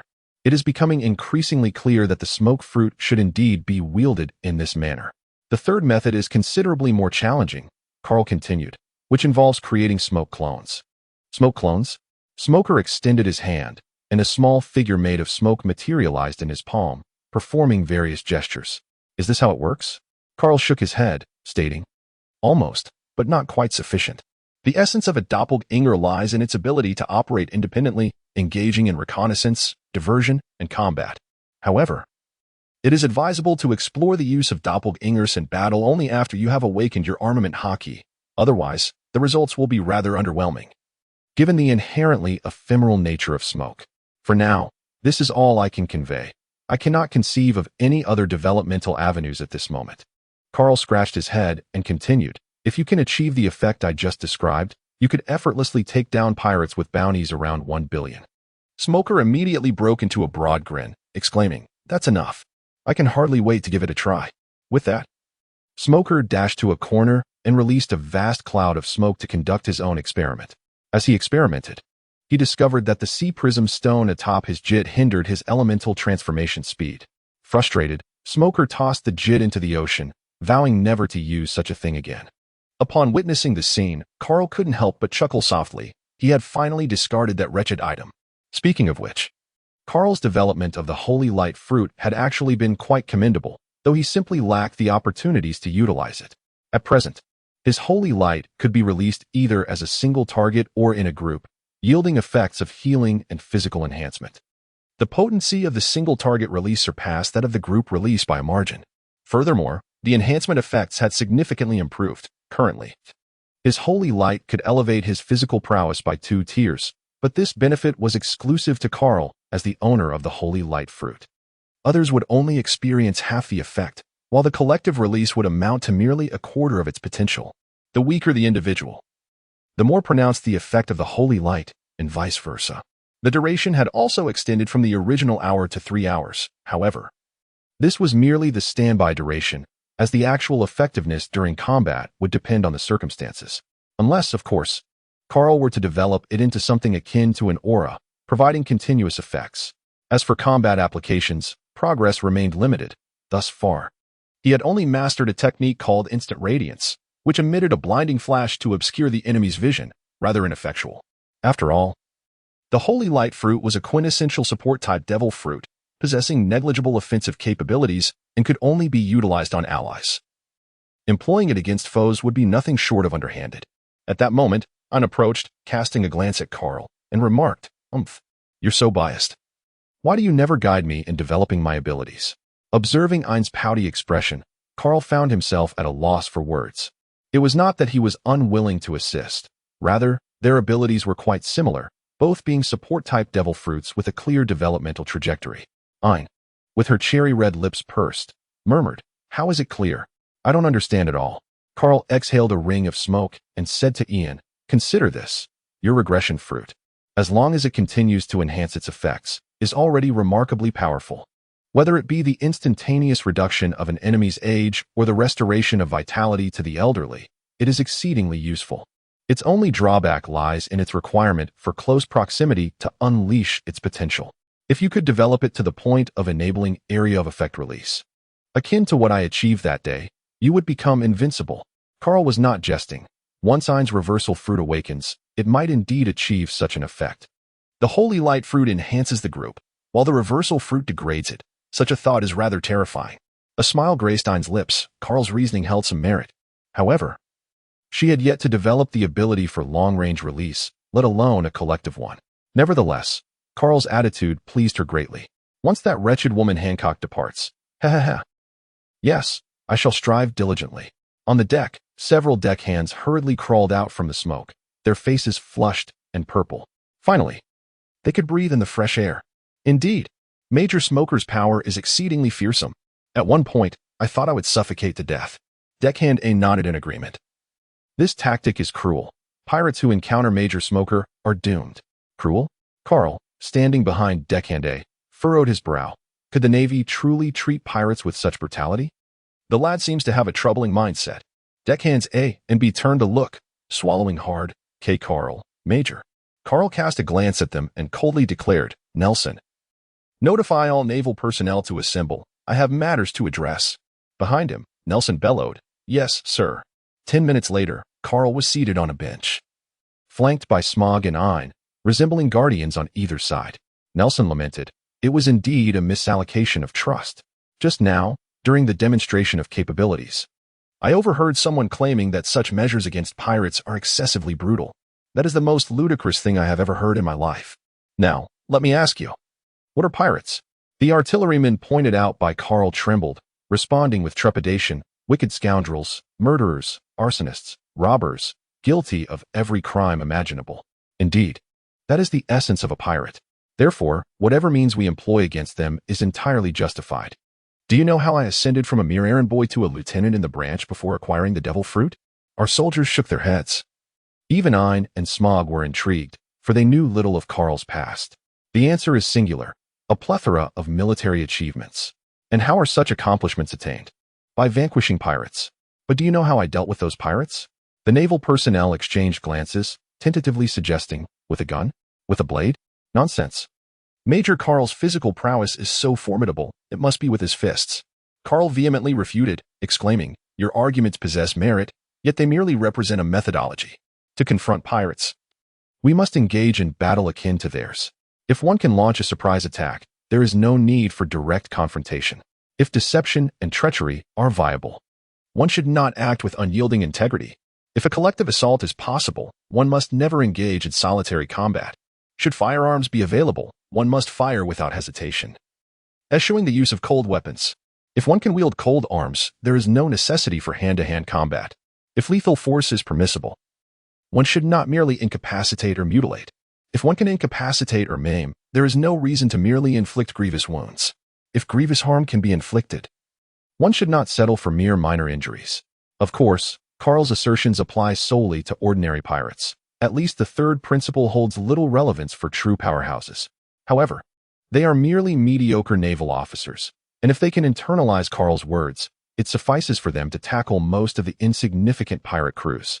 In essence, one must adopt a ruthless approach, prioritizing efficacy over consequences in their assaults, annihilating the enemy, leaving them standing only to be carried away.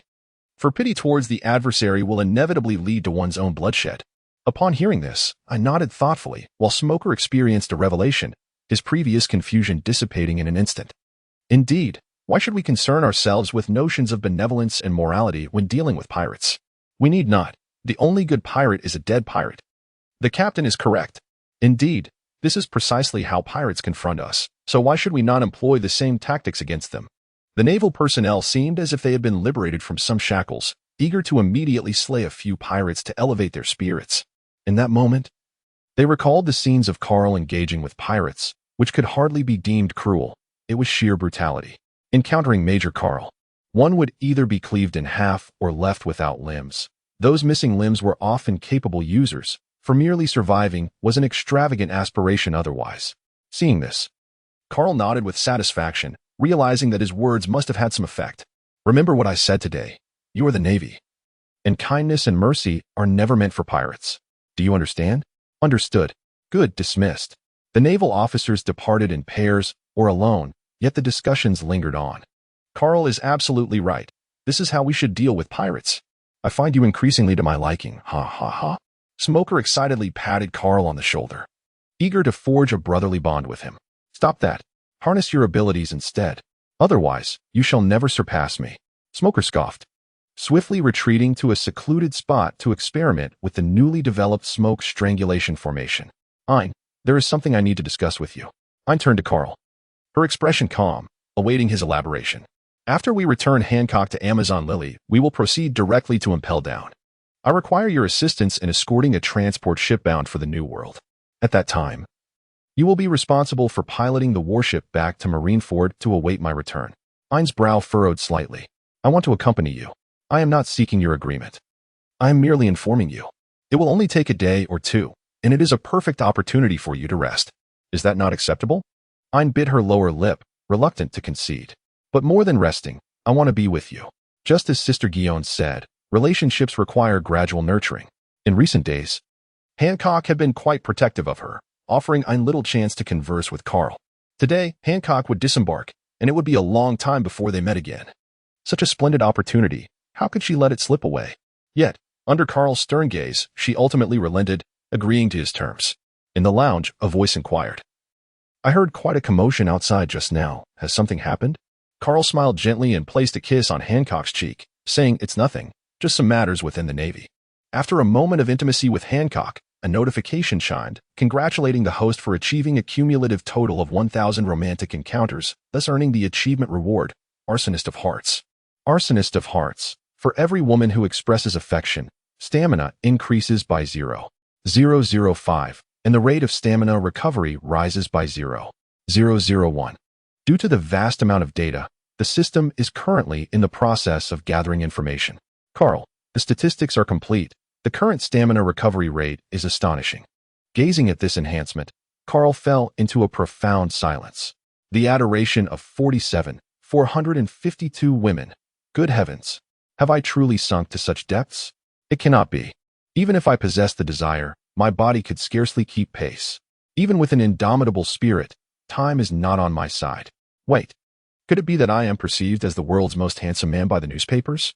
Just like the countless admirers of my former self. Having a minuscule fan base is entirely normal. Alas, if not for the underdeveloped entertainment industry in the world of One Piece, Carl would have contemplated honing his skills for a year before debuting. My dear, what troubles you? Carl smiled faintly. No, it's fine. The following day, on Daughter Island. Everyone. Look, is that not the warship of Major General Carl? Indeed, it is. Splendid. Lady Snake is returning. The female warriors stationed at the port of Daughter Island rushed to share the news, eagerly awaiting the approach of the ship. It appears your subjects have been waiting for quite some time.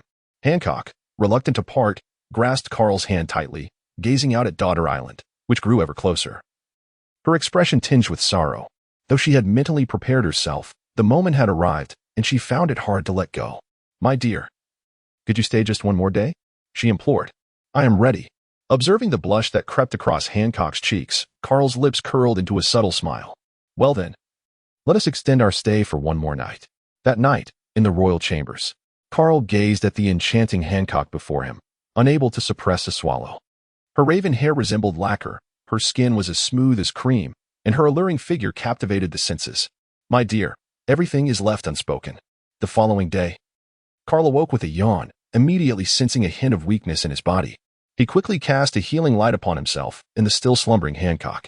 Regarding the previous night, Carl could only remark that the bed was spacious and soft, albeit with a significant leak. Fortunately, he was quite adept at plumbing. Ah, my dear, you are awake, he murmured. Hancock instinctively nestled into Carl's embrace, pressing her ear against his chest to feel the steady rhythm of his strong heartbeat. The two remained entwined, whispering sweet nothings to one another, until the sound of the phone interrupted their intimate moment. Carl cast a glance at Hancock, took a deep breath, and ended the call. One last time then. An hour later, Carl donned his attire, draped himself in the mantle of justice, and gently kissed Hancock on the forehead as he lay in slumber. Before turning away, as he approached the door, he suddenly halted, turning back to gaze tenderly in Hancock's direction, softly uttering, I shall visit you often. The sleeping Hancock seemed to hear those words, murmuring in his dreams, I shall await your return. At the Daughter Island port, one couldn't help but exclaim in astonishment, what a well-kept secret. If it weren't for Ein's revelation, I would have remained oblivious to your affair with the world's most beautiful woman. Carl cast a disdainful glance at the gossiping smoker and remarked, so what? You are already 27 and have yet to even touch a girl's hand? Smoker, momentarily taken aback, flushed with embarrassment and retorted, you're talking nonsense. My mother's hand doesn't count? Carl cast a disdainful glance at Smoker and remarked, TSK, a virgin. To which Smoker retorted, what? Do not slander me with such baseless accusations. Carl, uninterested in Smoker, directly addressed Nelson, let us depart for Impel Down. Impel Down, also known as the Undersea Great Prison, stands as the world's foremost penitentiary, nestled within the calm belt of the Grand Line, a mere 2 days' journey from Daughter Island. At long last, we have arrived at Impel Down. The atmosphere here is indeed foreboding. The section of Impel Down that rises above the sea resembles a medieval fortress, characterized by imposing walls and vigilant sentinels. The sole entrance is a drawbridge, guarded by a formidable iron gate. This cannot be your first visit, can it? Smoker inquired, casting a doubtful glance at Carl. Carl shrugged. This is indeed the first time. You see, the pirates I have sent to Impel Down comprise only about 1% of those I have dispatched to meet their demise. Typically, I deliver them to the branches and allow others to facilitate their transfer to Impel Down. Smoker then came to a sudden realization. No wonder. Are we to disembark now? Carl shook his head, saying, no need. I can manage on my own. Come along with me. He then turned to Ian and added, from this moment forth, you shall assume the role of commander. Your mission is to safely navigate the warship back to Malinvondo. Very well, Lieutenant Nelson, let us proceed. After Carl and Smog disembarked, the battleship imbued with sea stone gradually departed from the advancing city. Halt! Who are you? Carl produced the document given to him by the monkey and handed it to the prison guard. I am Major General Carl from headquarters, and this is Major Smog. Here is my document. I wish to see Director Magellan. After carefully examining the document, the guard's demeanor shifted to one of great respect. Major General Carl, please wait a moment. I will inform Director Magellan at once. 3 minutes later, the guard hurried back. Major General Carl, Major Smog, please follow me. Director Magellan is already waiting for you. Oh, and remember to wear this. The guard retrieved 2 gas masks. As they passed through the iron gate, Carl officially entered and impelled down. Welcome, Major General Carl and Major Smog. I am Director Magellan, and this is Deputy Warden Domino. Before Carl stood a towering figure, nearly 5 meters tall, clad in a black uniform, adorned with horns and wings, resembling the legendary demon Satan. As he spoke, a faint purple gas escaped his mouth, which likely explained the necessity of their gas masks. Seeing Magellan, Carl felt a twinge of emotion. This was the man who had single-handedly bested 3 of the 4 emperors. If not for the traitor Shiryu, Blackbeard would have had no part in the Summit War. However, glancing at the blonde beauty Domino beside Magellan, Carl surmised that Shiryu was likely already in the depths of infinite hell. He was certainly not a man of restraint. Greetings, Director Magellan. My mission is quite simple, as clearly stated in the document. Just as Magellan was about to respond, his expression changed abruptly, and he hastily declared, Domino, could you please attend to Major General Carl? I have an urgent matter to attend to. A series of sounds escaped him, indicating a rather pressing need. Carl instinctively glanced at Magellan, realizing that the man could no longer contain himself. Domino's expression darkened.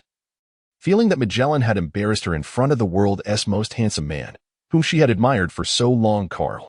How dare he behave so rudely in the presence of Major General Carl? Ahem, Miss Domino, shall we make our exit? Domino graciously opened the elevator doors and, slightly flustered, said to Carl, please, step inside. Major General Carl, and that other fellow, Smoker. Upon entering the elevator, Carl swiftly removed his gas mask. With Magellan absent, it was no longer necessary. Domino, standing nearby, was entranced, wondering if she was truly fortunate enough to witness such breathtaking beauty for free. Smoker scoffed derisively, thinking, isn't he merely a touch more handsome than I? Humph. Miss Domino, may I inquire how long it will take to prepare approximately 500 prisoners? Domino snapped back to reality, slightly embarrassed, and replied, I apologize, Major General Carl. I didn't quite catch that.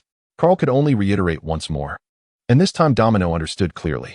Rest assured, when you arrived, Deputy Director Hannibal was already assembling personnel to escort the inmates aboard the ship. Well, it should take approximately an hour.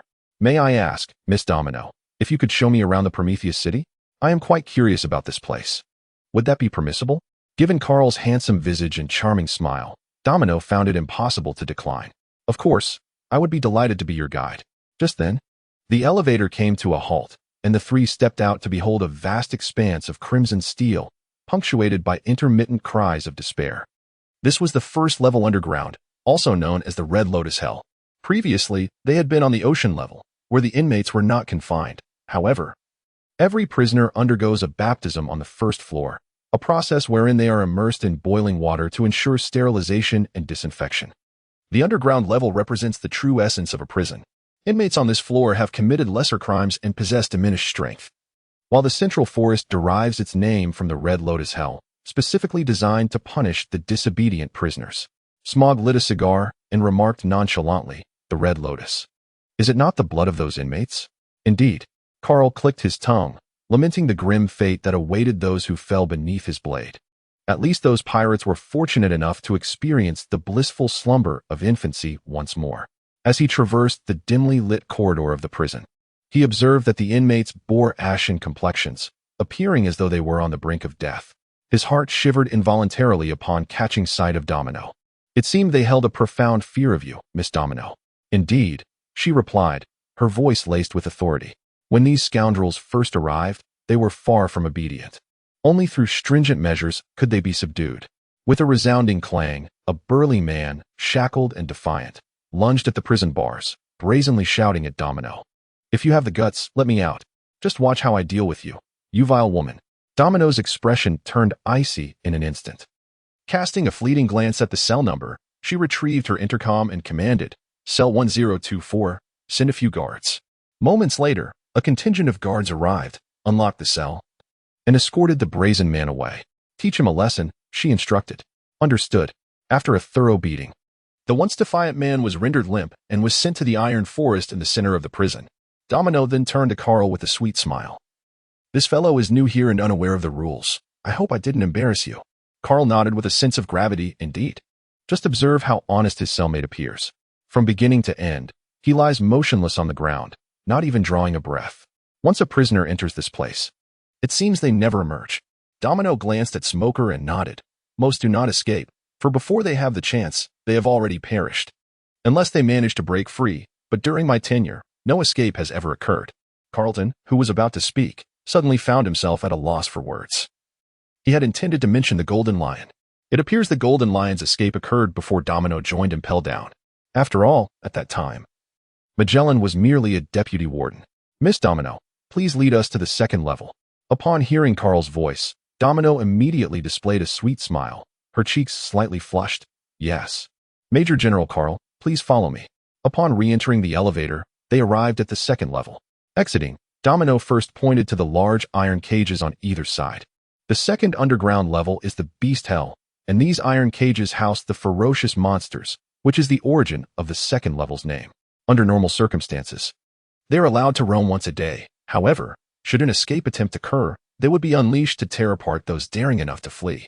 Carl nodded, observing the guards busily at work ahead, and inquired, "Are all the prisoners I am to escort from the second tier?" "Indeed," came the reply. "Look over there.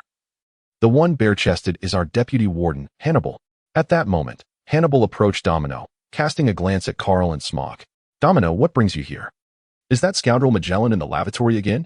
"Humph. He is utterly derelict in his duties. As the warden, he is most unfit. He cannot even attend to our guests properly. If you ask me, I should be the one to assume the role of warden." After uttering these words, Hannibal seemed to realize something and hastily covered his mouth, glancing at Carl and Smog as he whispered, "Oh no, I have inadvertently revealed my ambitions once more." Carl gazed at the man before him, who bore an uncanny resemblance to a pharaoh, his upper body bare, and couldn't help but smile slightly. "Greetings, Deputy Director Hannibal. I am Major General Carl from headquarters." Hello. You may call me Director," Hannibal responded promptly. "Deputy Director," Domino interjected immediately. Hannibal shot a fierce glare at Domino. "Humph. I will eventually become the director." "Humph. No matter how inadequate Director Magellan may be, his strength far surpasses yours. Aspiring to be the director? Perhaps wait until you become a bit stronger." Hannibal's expression fell, revealing a countenance akin to that of a scorned woman. How infuriating. He had no retort, for indeed, his prowess was not on par with Magellan's. Otherwise, he would have assumed the role of director long ago. Carl hastily remarked, "Excuse me, Deputy Director Hannibal. How many prisoners have been transported thus far?" Well, they are currently being escorted, but it will take some time. After all, we still need to select those who are in good health." Carl nodded in understanding. "Then I shall trouble you, Deputy Director Hannibal. Since that is the case, we shall not disturb your work any further. Domino, lead us to the next level." Descending to the third underground level, known as the Hunger Hell. The atmosphere transformed into something almost surreal. The air was both scorching and arid. This level housed criminals with bounties exceeding 50 million. Logically, their physiques should vastly surpass those of the inmates on the first and second floors, yet their condition was alarming. Haggard faces, cracked lips, and emaciated bodies. One inmate, still gasping for breath, caught sight of Carl and his companions and weakly implored, "Please, I beg you, give me some water, just a bit of water." Domino disregarded his plea entirely, turning to Carl and stating, "Do not pay him any mind. This level is aptly named Hunger Hell because it is devoid of both food and water. They are offered only a meager portion of sustenance and hydration once every fortnight, intended solely for their torment." Carl nodded thoughtfully, acknowledging the dual benefits of resource conservation and the efficient elimination of physically weaker criminals, thus ensuring a commendable vacancy rate in the cells. "What a remarkable strategy," Domino remarked, casting an astonished glance at Carl, recognizing him as a connoisseur of such matters. Indeed, that was the initial thought of the first director. Moreover, under these harsh conditions, the inmates hardly possess the energy to contemplate escape. We scarcely need to supervise this place. That makes sense. The former Carl had always advocated for the execution of pirates, believing it far more resource-effective to dispense justice on the spot rather than waste resources by sending them to Impel Down. However, his perspective had shifted. "Well, it is settled then. From now on, we shall refrain from executing criminals with bounties exceeding 50 million, allowing them instead to experience the free accommodations of Impel Down." Smoker wiped the sweat from his brow and, somewhat exasperated, exclaimed, "Let us depart. It is unbearably hot here. My clothes are soaked with sweat." In a short while, Smoker was drenched, a stark contrast to Carl, who remained unperturbed. Oh, I nearly forgot. Carl conjured 2 orbs of holy light, which seamlessly merged into the bodies of Domino and Smock. Instantly, they felt a significant alleviation, as a refreshing chill surged through them. Indeed, the healing properties of holy light proved effective even in high-temperature environments, akin to an enhanced version of cooling balm. How is it that you aren't sweating at all? One remarked. Is this the power of Major Carl? Ah, this feels delightful. Laughter erupted. My apologies. Let us proceed. There seems to be little of interest here. Let us descend to the next level. The 4th level, a scorching inferno. Here lay Magellan's office, though it would be more accurate to call it a private restroom. Additionally, there was a kitchen and granary. All supplies for the advancing city were stored here. Upon stepping out of the elevator and nearing the blood pool, a wave of searing heat enveloped them. This place resembled a colossal cauldron, with the bubbling blood pool and sea of flames. Carl observed the rising steam and immediately comprehended the origins of the arid climate on the 3rd level. The temperature within was considerably elevated, necessitating the donning of specialized protective attire to remain unaffected. General Carl, do you wish to venture inside? No, it seems too cumbersome. Carl is here for leisure, not to endure suffering. Observing that this group of offenders is being well taken care of brings him a sense of relief. By the way, this is the office of Director Magellan. However, he is likely preoccupied with personal matters at the moment, so it would be best for us not to intrude. Smoker quickly nodded in agreement, still haunted by the memory of the series of unfortunate events during his first encounter with Magellan. Fortunately, he wore a gas mask. Otherwise, the consequences would have been dire. Indeed, let us proceed directly to the 5th underground floor for a closer look. Wait a moment. Carl turned to see who was speaking. It was Magellan, who had just emerged from his office. Director Magellan, what brings you out here? General Carl, swiftly don your gas mask. Smog interjected, you are remarkable. So high-minded. Without needing further prompting from Domino, they all donned their gas masks. General Carl, are you here to tour the penitentiary? Indeed. Transporting the inmates to the escort vessel requires some time, and I am not one to remain idle. Thus, I entrusted Miss Domino to guide us through the penitentiary. This won't violate any regulations, will it? Magellan pondered. In principle, it is not permitted. However, it is not without merit. The next 2 tiers house some truly heinous criminals. Domino may struggle to manage them. Perhaps it would be best if I were to lead the tour instead? Upon hearing this, Domino exclaimed, no way. This is a once-in-a-lifetime opportunity to be in the presence of the world's most handsome man. How can you, who daily deals with toxins, even suggest such a thing? Director, are you certain your health is intact? Allow me to take charge. Magellan scratched his head, conceding that while he had just emptied his bowels, his digestive system was unpredictable. The thought of soiling himself in front of a general was mortifying. Just then, his stomach growled ominously, and Magellan's expression shifted. Oh no, it had struck again. Upon witnessing this, Carl chuckled softly and remarked, Director Magellan, why not allow me to give it a try? With that, Carl concentrated a sphere of holy light in the palm of his hand and infused it into Magellan's body. Magellan felt a warm current flowing through his abdomen, and the excruciating pain that had previously afflicted him began to dissipate significantly. Magellan, being a person affected by the poison fruit, exhaled toxic air, which inadvertently contaminated any food that approached his lips. Consequently, he often found himself overwhelmed by the potency of the toxins, leading to bouts of diarrhea. The divine light of Carl expelled the toxic food he had consumed in the morning from his body, thus sparing him from the discomfort of diarrhea. My abilities possess healing properties, and poisoning is but a manifestation of injury. You are momentarily restored. A glimmer of astonishment passed through Magellan's eyes. Such remarkable powers exist in this world. I am immensely grateful to you, General Carl. Even if it is but a temporary reprieve, I am exceedingly satisfied. Were it not for the fear that getting too close would compromise my gas mask, Magellan would have been inclined to grasp Carl's hand in gratitude. Now that Director Magellan is in good health, why not guide us through the remaining realms of the frozen hell and the infinite hell? Certainly. Upon entering the 5th layer, the frozen hell, one finds it populated by pirates with bounties exceeding 100 million. The environment here is in stark contrast to the previous layer. If the last layer could be likened to a steamer, this one resembles a refrigerator. A blanket of white envelopes everything, the cold biting sharply. Fortunately, with the protection of divine light, Carl would otherwise have shivered as he walked on. Let us avoid that forest over there, for it houses a multitude of military wolves. Despite their modest size, They are far more ferocious than the beasts of the beast hell. For prisoners in this lair, an escape attempt would likely result in either freezing to death in the icy expanse or being torn apart by the military wolves. To be candid, Magellan was not fond of such bright and open spaces. However, today he felt elated. Happiness outweighed all else. Smoker, observing the snowflakes cascading onto his hand, remarked, "Indeed. In such weather, not only does the body grow stiff, but one's fighting spirit might also be frozen." Director Magellan, let us proceed to see the prisoners here. If memory serves, I believe I have some old acquaintances among them. A few months prior, 2 captains with bounties surpassing 100 million were among the pirate crew captured by Carl.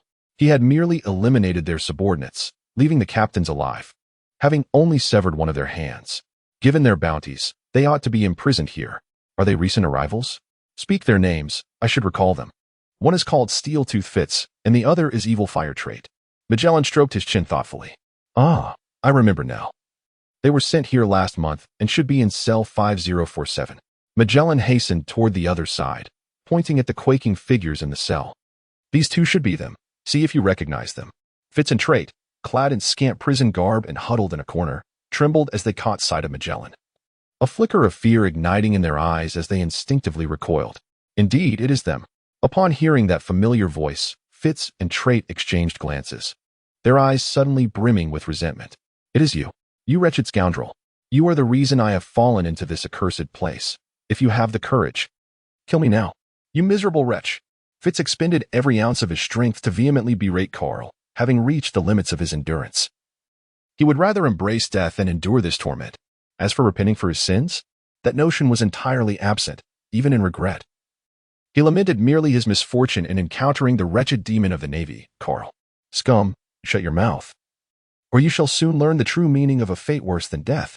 The more he spoke, the more fervent Fitz became, hoarsely shouting towards Magellan, "Come on. Kill me." Magellan snorted dismissively, extending a finger towards Fitz, ready to unleash his fury, yet he was halted by Carl. Enough, Director Magellan. Would it not be a disservice to inadvertently end his life? Perhaps we should consider severing his remaining hand. No, let us refrain. He will need it to eat. How about we just dispose of him altogether? He is of no use anyway. Magellan widened his eyes in astonishment at Carl's ruthlessness. By the heavens, how merciless. Even Satan would need a tattoo of you on his back. Fortunately, Major Carl was not one of the guards and impelled down. Otherwise, he might have to relinquish his position in favor of Carl. Ha ha ha, merely jesting. No need to be so tense. A profound silence enveloped the room as all present exchanged glances, recognizing the gravity of the situation. After a brief tour, Magellan led them to the elevator. Descending to the final level, the depths of the deep-sea prison. An infinite hell. Here, there existed neither extreme climates nor varied forms of torment. What remained were only heavy shackles and damp cells. Once confined here, one would never again see the light of day. The inmates on this level were either sentenced to death or life imprisonment. More specifically, this tier housed the most malevolent and erased from history, monstrous pirates. The prisoners here were nearly legendary figures, each facing either execution or life behind bars. Hee, Magellan, have you come to visit me? As they entered the prison, a chorus of cold laughter erupted from a nearby cell. Magellan, unflinching, replied, "Be silent, Shiryu. I have no time to pay you a visit. This man is." Magellan lowered his gaze and recounted. He was once the chief warden of Impel Down, but due to his cruel bloodlust, he would often kill inmates for his amusement.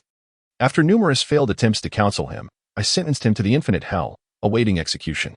Carl approached the vicinity of the cell, his footsteps echoing distinctly in the stillness of the surroundings.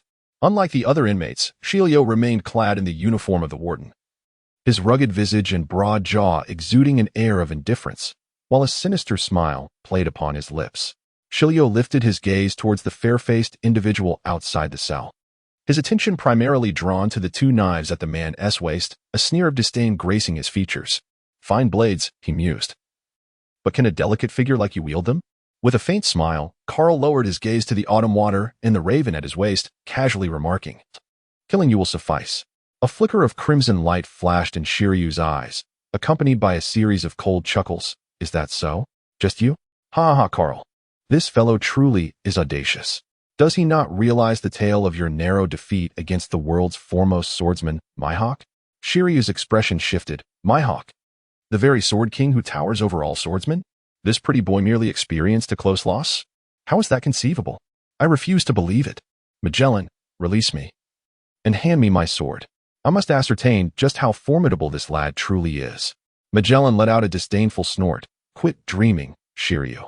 Do you still fancy yourself as the chief warden? Now, you are merely a criminal. You lack the standing to make demands of me. After speaking, Magellan turned his attention to Karl. Though he resided within Impelled Down, he had certainly heard of Mihawk's reputation. Given that Karl had only narrowly lost to Mihawk, it was clear that his swordsmanship must be exceptionally formidable as well. Rubbing his comfortably warm belly, Magellan felt a stir of inspiration and addressed Karl. Major Karl. Shiryu is also a swordsman, and his blade appears to be quite renowned.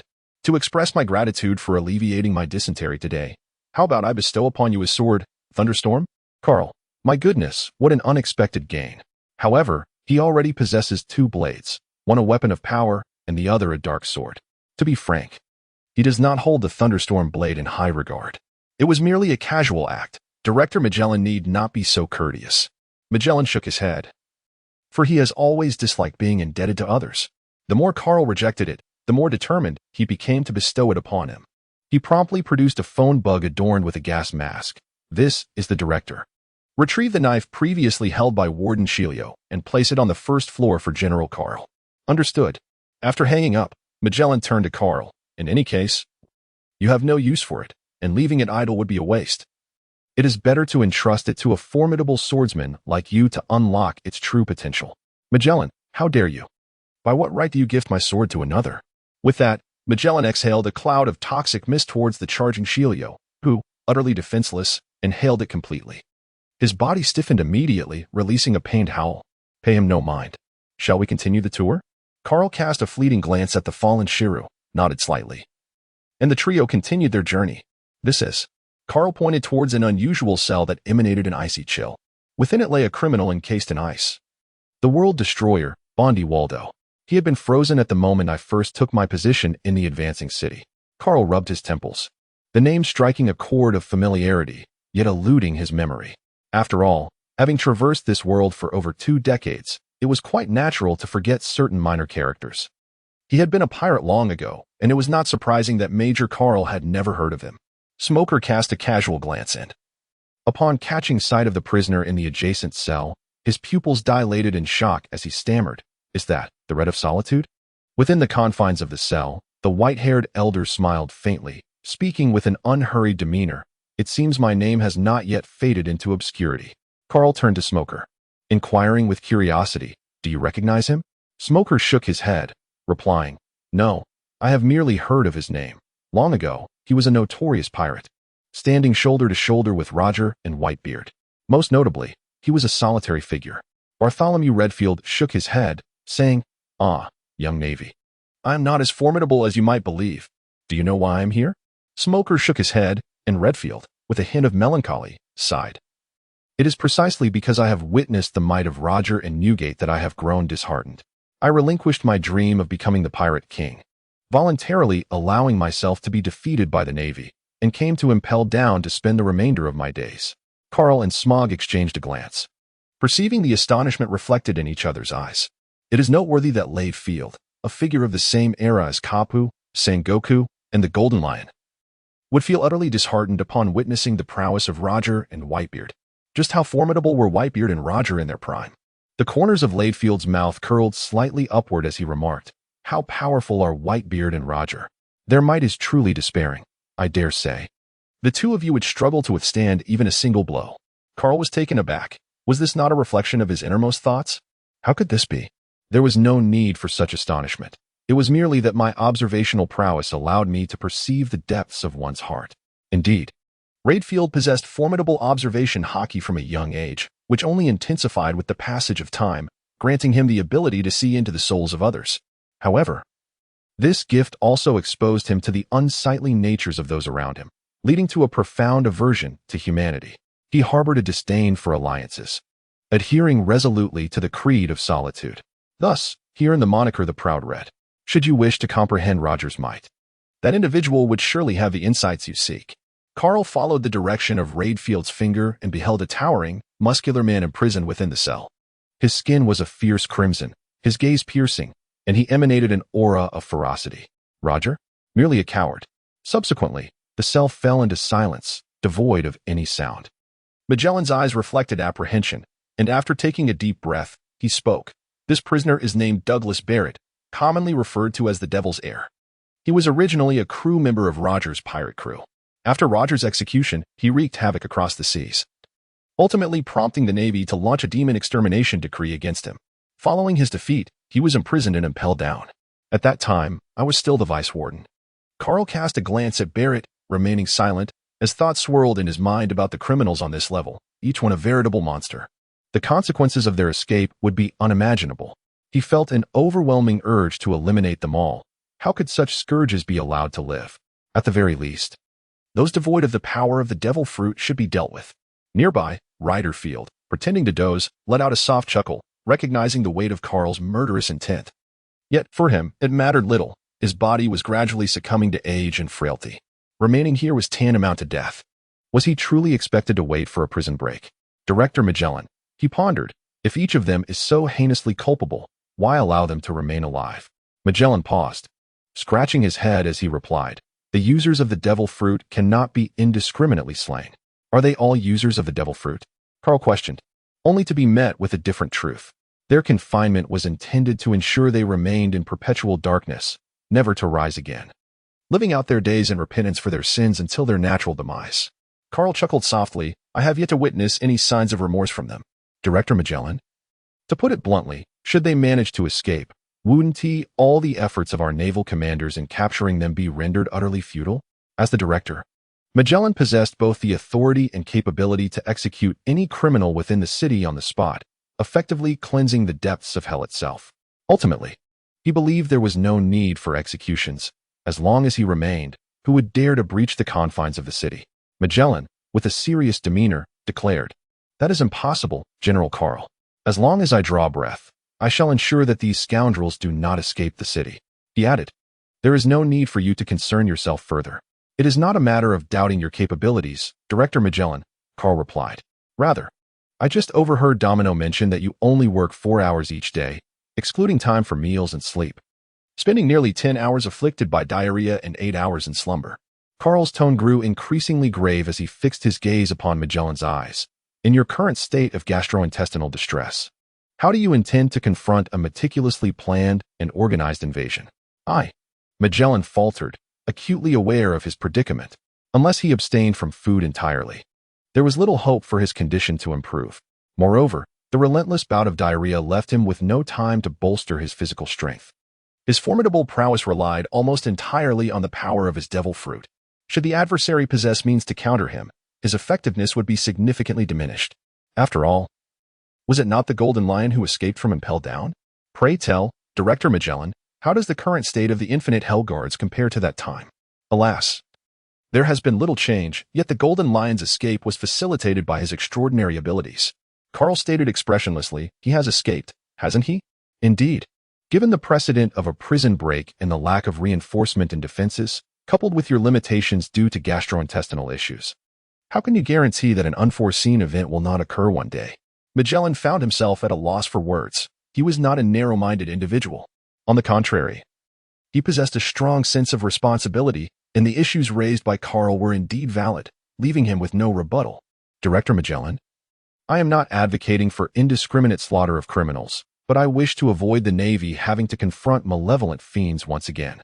Those endowed with the powers of devil fruits should be imprisoned for life without issue. However, for those lacking such abilities, I believe it would be prudent to execute them, thereby eliminating future threats. Smoker nodded in agreement. Indeed, I find this proposal quite reasonable. After all, their deaths would have little impact, would they not? The non-ability criminals, upon hearing Carl's words, became exceedingly agitated, shouting in protest. Damn the Navy!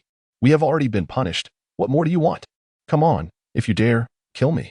Magellan remained silent, his mind in turmoil as he contemplated what he would do if the scenario proposed by Major Carl were to manifest. He feared that he would have no hesitation in sacrificing himself to atone for his failures. Observing the turmoil on Magellan's face, Carl, concerned that he might harbor resentment, quickly added, Director Magellan, please forgive me. I merely offered some insights from the Navy's perspective. After all, you are the warden of Impel Down. And how to handle these inmates is your prerogative. I shall refrain from further commentary. Carl spoke the truth, and even if Magellan did not heed it, it mattered not. For with his presence, the wheels of destiny had already begun to turn quietly. Who can predict the future? Magellan sighed heavily, ultimately unable to make a firm decision. I appreciate the suggestion, General Carl. I assure you, I will give your advice due consideration. Oh, it seems time is of the essence. Let us depart. With a heavy heart, Magellan turned towards the elevator. As he passed by the cell of Shilio, the latter was still bellowing, Magellan, if you dare to share Thunderstorm with anyone else, I swear I will kill you. Humph. A glimmer of coldness flashed in Magellan's eyes as he extended his left hand, conjuring a slender, dragon-shaped stream of venom. In a low voice, he remarked, apologies. But you shall have no opportunity. Shilio, incredulous, widened his eyes in disbelief. You intend to kill me? Have you forgotten that we were once known as the Iron Wall of Push City? Shilio, due to your wanton slaughter of both prisoners and comrades, I sentenced you to the infinite hell, where you should have faced the death penalty.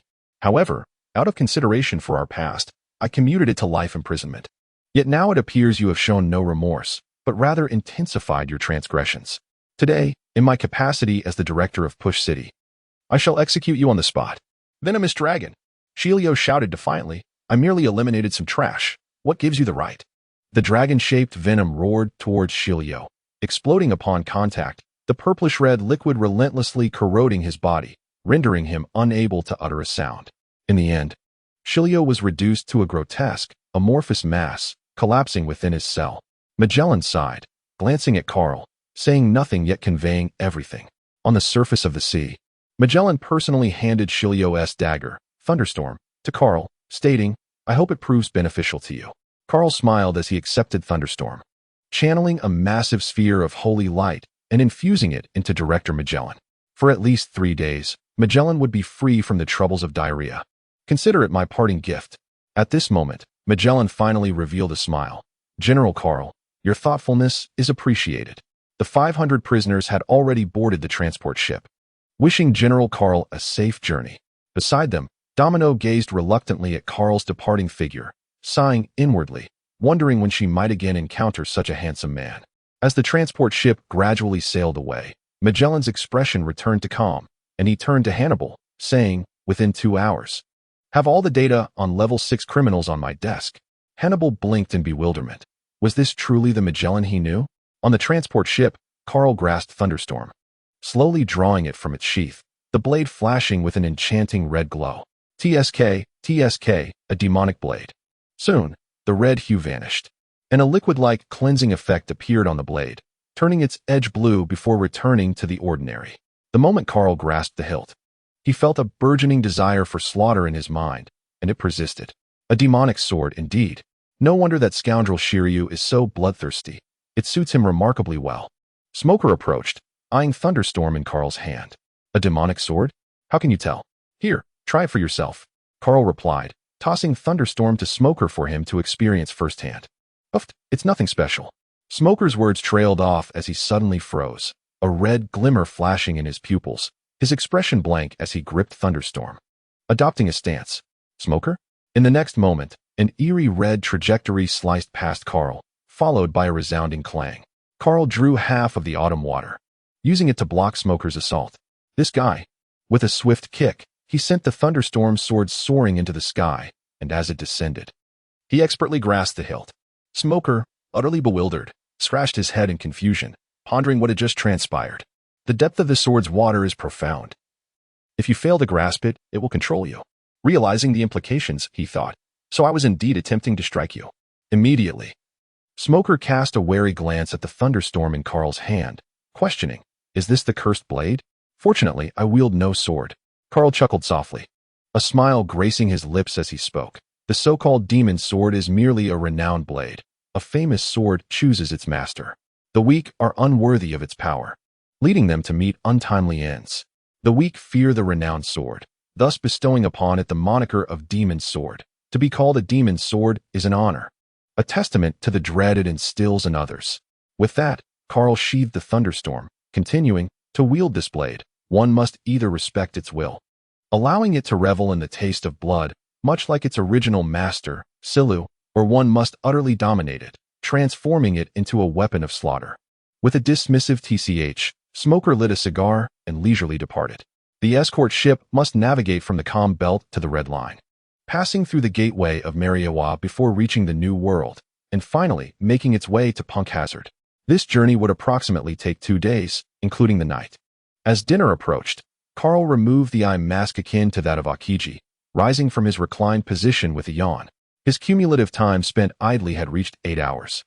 And his daily tasks were complete, rewarding him with 7 designated attribute enhancement cards and a random bonus of 4, which could be stored. Carl silently murmured, "Enhance my physique entirely." Subsequently, he refrained from making any further movements.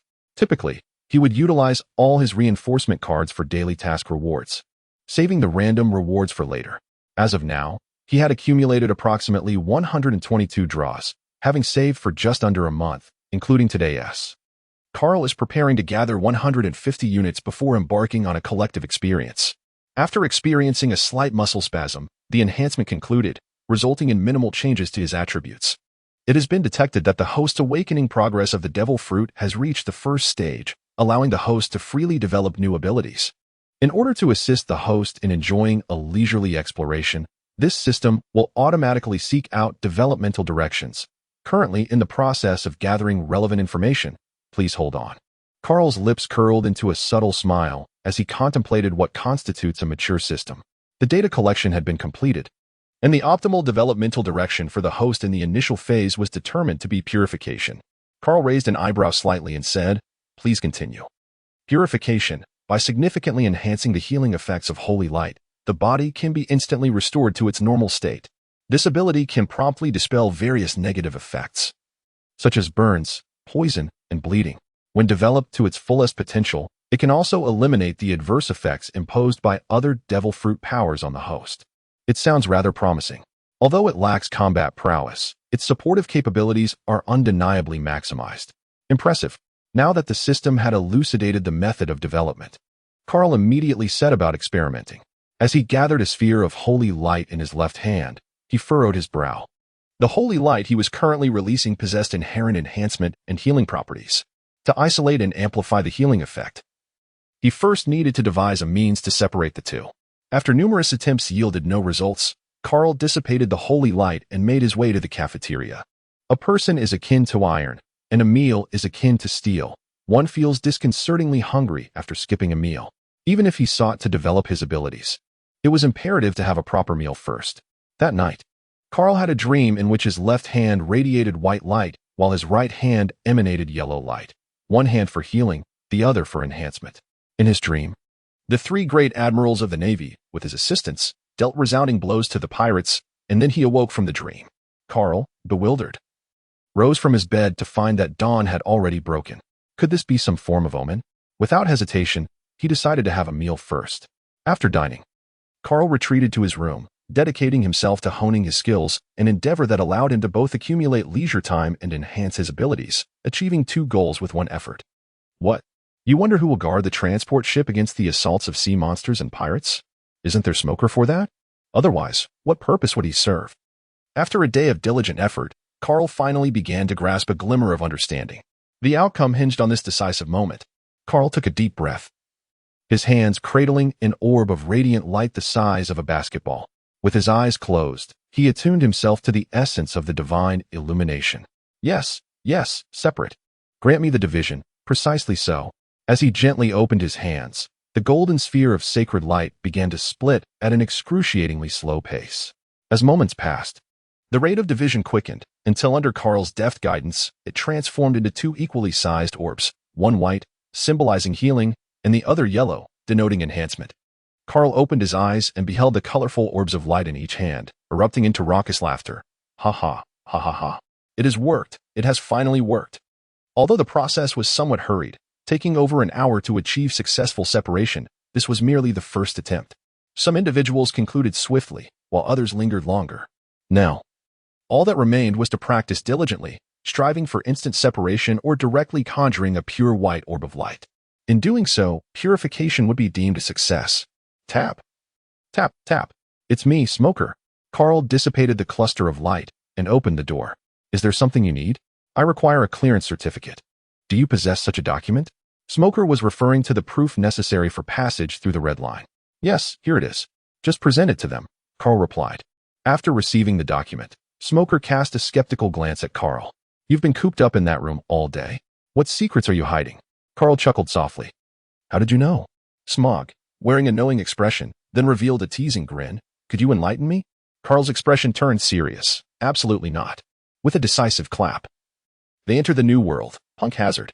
Punk Hazard was not far from the Red Earth continent, and at the speed of the escort ship. It would take merely half a day to arrive. Carl stood before the railing, sipping his coffee as he observed the prisoners being transported to the island, one by one. Reflecting on the past, he recalled that his last visit here was not long ago. These prisoners, it seemed, were brought here to serve as subjects for experimentation. Were they not? Carl cast a glance at Smoker and remarked, and what then? Smoker scoffed disdainfully. Humph, I knew it. The world government has always indulged in inhumane experiments. Why bother with the details? They are merely a bunch of lawless pirates, ripe for exploitation, aren't they? Surely, it's far preferable to abduct innocent civilians for their experiments. Smoker seemed to have another outburst, snorting coldly as he said, It's easy for you to speak so casually. What if the world government assigned you to capture civilians for their experiments? Would you comply? Firstly, such a scenario is highly improbable. Secondly, even if I were ordered to undertake such a task, I would do so without hesitation. Humph. In your eyes? The lives of civilians pale in significance compared to the mission, do they not? Carl shook his head, stating, Of course not. As the saying goes, where there are countermeasures above, there are policies below. If you are instructed to apprehend civilians, will you simply seize civilians? I could capture a band of pirates and then declare them civilians. Would that pose a problem? Smoker widened his eyes, gazing at Carl in disbelief. Is that really a viable approach?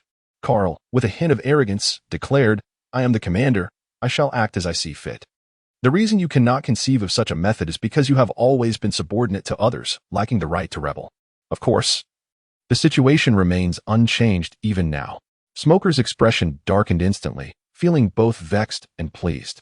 He lamented his previous stubbornness in arguing over right and wrong rather than rectifying erroneous actions. Yet, he was delighted that Carl, true to form, had imparted a valuable lesson, ensuring that he would not succumb to impotent rage in similar circumstances in the future. Report, Major General Carl. The prisoners have been successfully transported. Shall we return immediately? Return. Just take us back to Marineford. Understood. A day later, the transport ship arrived at Marineford, and Carl and Smoker disembarked. With the day drawing to a close, they decided to rest well, with plans to assemble at the warship the following morning. Smoker nodded, inquiring, What mission awaits us this time? You will find out in due course. The next day, at 9 a.m, in the office of the Fleet Admiral. Fleet Admiral Sengoku. The warlord Boa Hancock has safely returned to Amazon Lily. Regarding the mission at Fishman Island, what do you think? Sengoku sighed. Very well. I will assign this task to you. However, do not feel pressured. If you cannot uncover anything, consider it a vacation on Fishman Island. Remember, you have only 1 month. Regardless of your findings, you must return to me by then. Do you understand? Carl revealed a faint smile.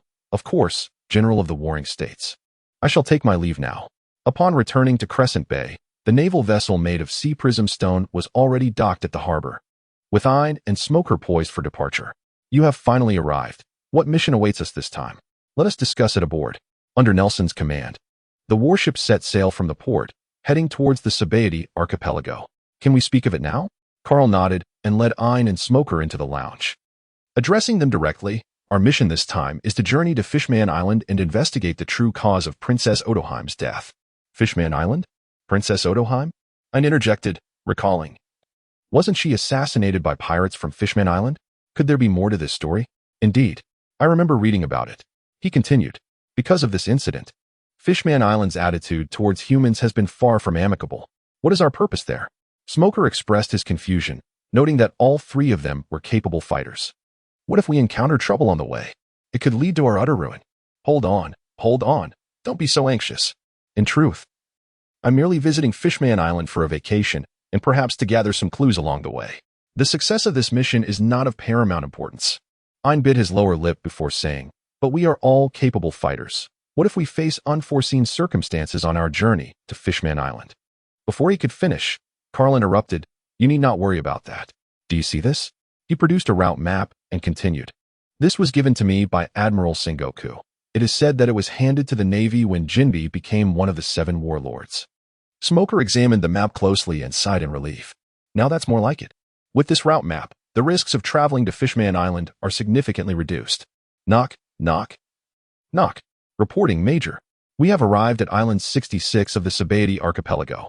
Brigadier General Gregory is awaiting your arrival. Understood. Carl rose from the sofa, fastening the autumn water and thunderstorm at his waist, while a raven perched upon his shoulder. Let us proceed. Upon disembarking, Carl beheld a towering figure, his visage weathered, adorned with a lengthy beard, and bearing a formidable axe upon his back, exuding an aura of raw strength. Greetings, Major Carl. I am Gregory, and it is a pleasure to make your acquaintance. In an instant, Carl transformed into the epitome of a disingenuous smile, engaging in cordial conversation with Brigadier Gregory. Allow me to introduce, this is Major Ein, and this is Major Smog. They are both my aides. Greetings. After a brief introduction, the group proceeded to the guest quarters within the branch. By the way, Gregory, how long will it take to coat my warship? Gregory patted his chest and replied, Rest assured, I have already arranged for the shipwright at Chambord to be notified. In no more than 2 days, your vessel will be ready to set sail. That is reassuring. In that case, I will trouble you for the next couple of days, Gregory. Gregory waved his hand dismissively. You are too kind. We are all part of the Navy. Such trivial matters are nothing. Well then, I shall not disturb you further, Gregory. We shall take the opportunity to explore Chambord. No problem. However, do be cautious as Island 129 is a lawless area. Major Smog furrowed his brow. How can there still be places beyond the Navy's control so close to the headquarters? Carl patted Smoker on the shoulder, signaling him to remain silent. Let us depart. Once they had exited the naval branch, Carl remarked to Smoker, The waters here run deep. It is far more complex than you presume. Smoker, perplexed, responded. But this place is so close to the naval headquarters. You must understand that the current state of Sabaody is the result of a delicate compromise among various factions. The Sabaody Archipelago is divided into 79 regions, with regions 60 to 69 serving as the naval base. The stationed military force here rivals that of the G-class naval strongholds in the New World. Once Luffy strikes down a celestial dragon, a substantial fleet of the Navy will undoubtedly arrive, illustrating the Navy's considerable influence here. However, it is important to note that the Sabaody Archipelago also harbors illegal zones, numbered 1 to 29, alongside the audacious presence of Don Quixote, who openly conducts auctions here. This indicates that the forces residing in the Sabaody Archipelago are not merely pirates in the Navy. Politics. Such a troublesome affair. I truly fail to comprehend why the Navy entangles itself in political matters. From Smoker's perspective, the Navy's duty lies in combating pirates. It is precisely due to their involvement in politics that justice becomes tainted. Otherwise, do you think your uniform, my warship, and our salaries simply fall from the sky? Are you suggesting that the Navy is destined to be intertwined with politics? Carl nodded. It's more or less the same. Unless the Navy can be self-sufficient. Do you know how to eliminate pirates? How to generate income? How to negotiate? At this point, Smoker fell silent. So don't overthink it. Just look at Inez's composure. And shot a glance at Carl. Though her thoughts mirrored Smoker's, she merely kept her questions to herself. By the way, let us change our attire and stroll through that illicit zone. Why? Carl nonchalantly remarked. Of course, it must be fishing for human traffickers. I have heard that this place harbors quite a number of them, and human traffickers are the bane of my existence. Since we are already here, we might as well apprehend a few before we depart. While he spoke with bravado, Carl secretly hoped to strike luck and perhaps uncover a den of fishmen or mermaid slaves, thus ensuring a more secure journey to Fishman Island. He was keen to avoid any unforeseen circumstances that could lead to the demise of their group. Smoker pondered for a moment and found merit in Carl's reasoning. If they indeed encountered human traffickers, it would provide an excellent opportunity to test his newly developed smoke strangulation technique. A quarter of an hour later, the three emerged from their respective quarters. After exchanging glances, Carl and Ein simultaneously burst into laughter at Smoker's appearance. Smoker was clad in a leather jacket without an undershirt, paired with leather pants adorned with chains and various embellishments, presenting an unmistakable rogue image. What on earth are you wearing, Smoker? You can't possibly have only that outfit. Smoker's face flushed with indignation as he retorted, You simply don't understand. This is fashion. Do you even grasp the concept of trends? Ein, adopting a serious expression, pointed at Smoker and declared, your appearance could easily reveal our intentions if we were to walk together. How about Carl and I team up, while you operate independently?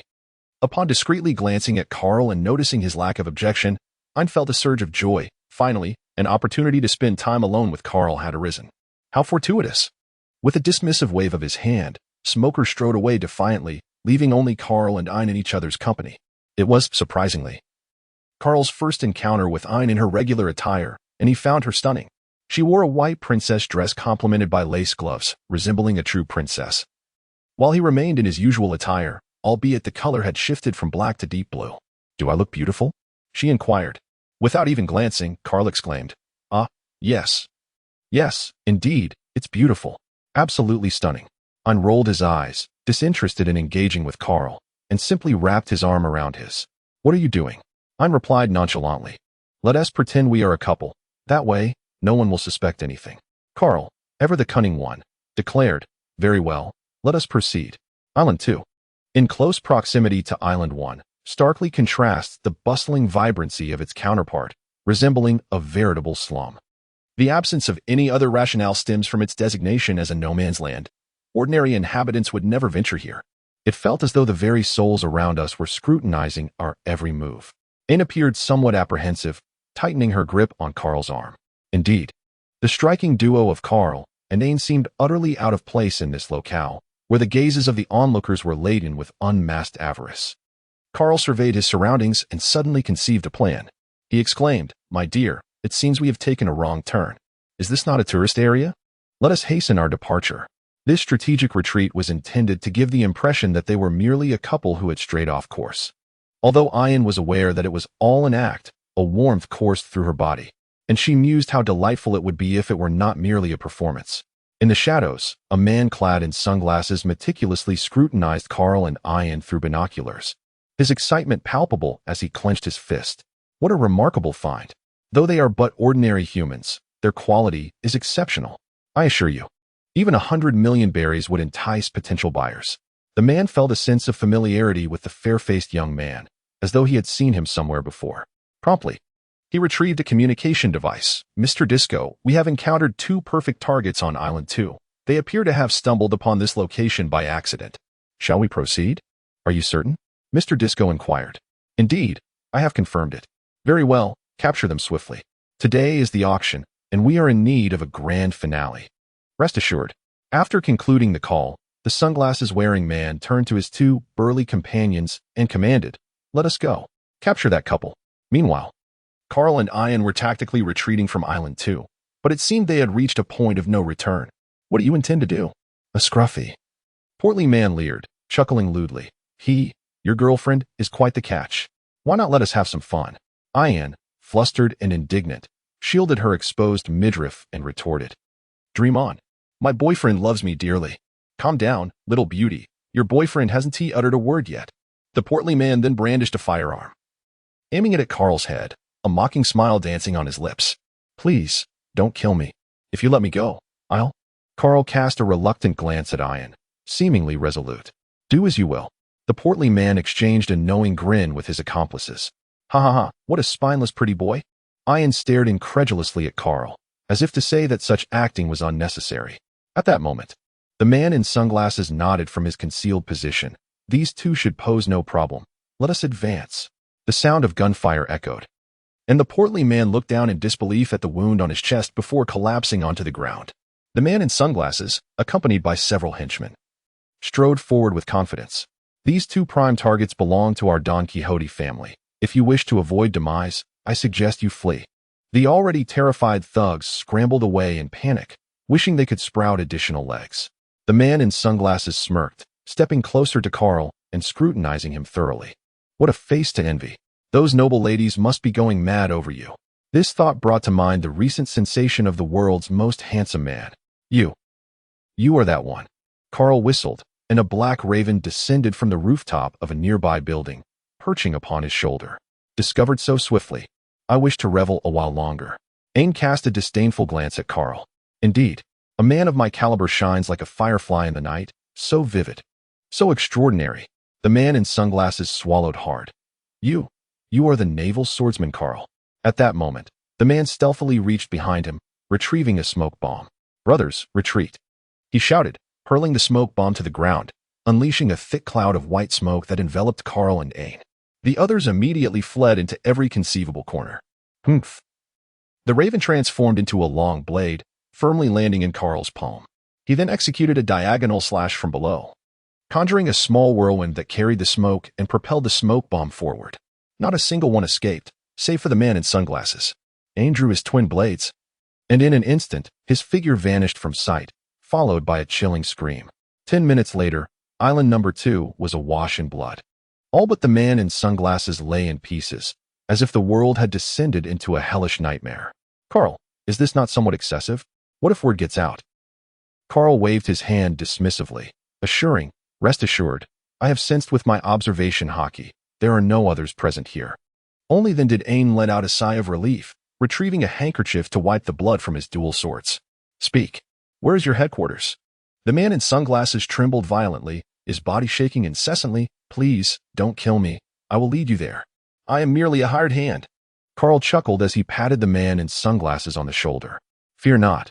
We are from the Navy. The Navy does not indiscriminately slay the innocent.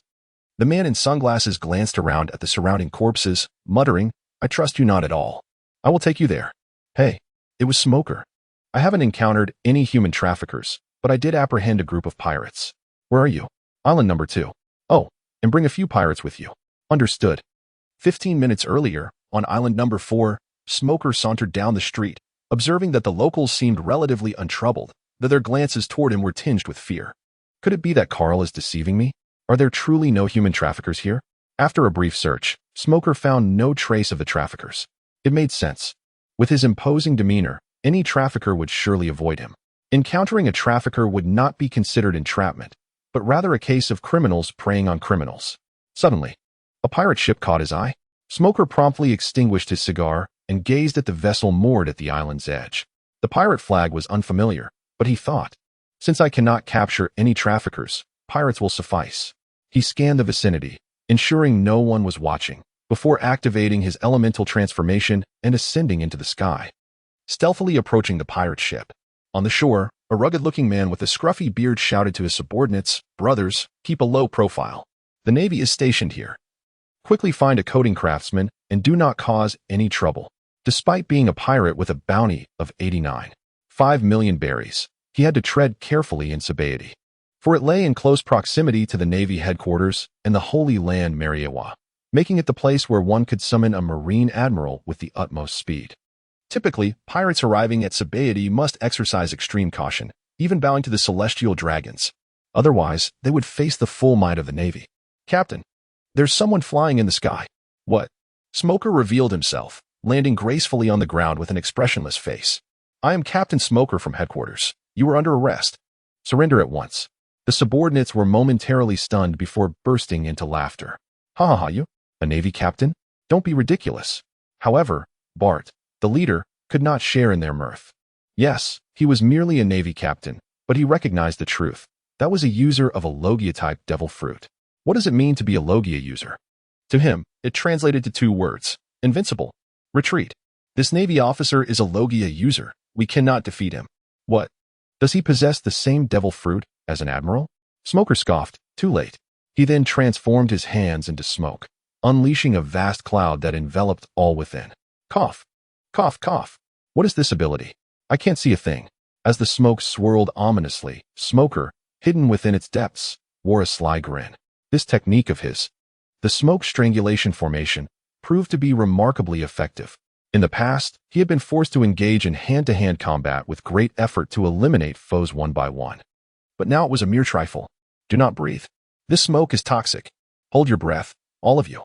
Smoker suddenly emerged from the haze, his voice booming. Futile efforts, pirates.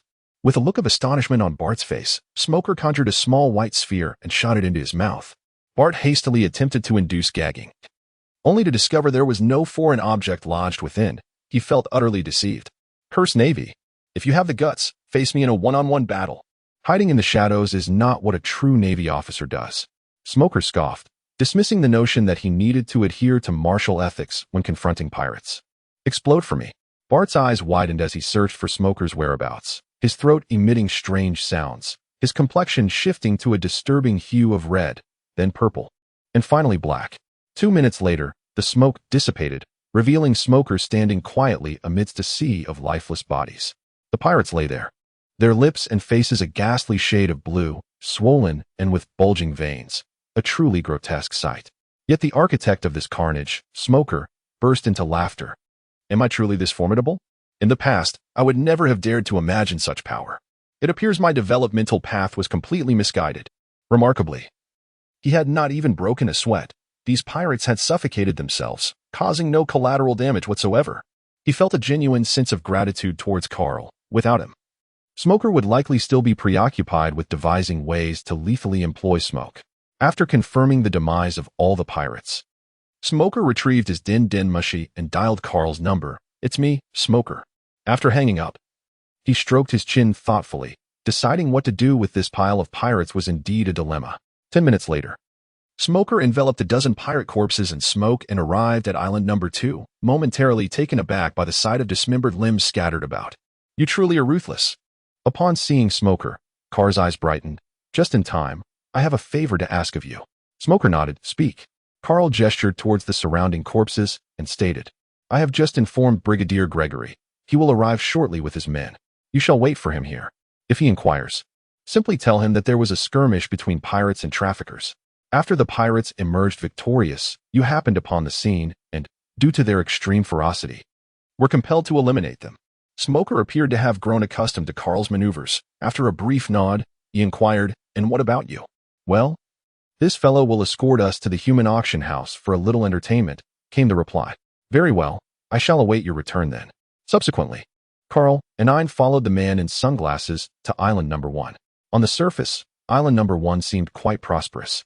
Yet this aide of wealth was sustained by the nefarious establishments of human trafficking and auctions, with the underlying filth being all too evident.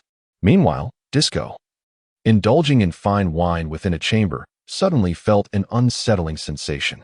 He hurried to the window and, upon seeing the man in sunglasses accompanied by a man and a woman, his pupils constricted in alarm. Damn it, I knew it. Disco, burdened by foreboding thoughts, hastened to the entrance of the auction house with his subordinates. Halt. Who are you? Do you not realize this is the property of the Don Quixote family?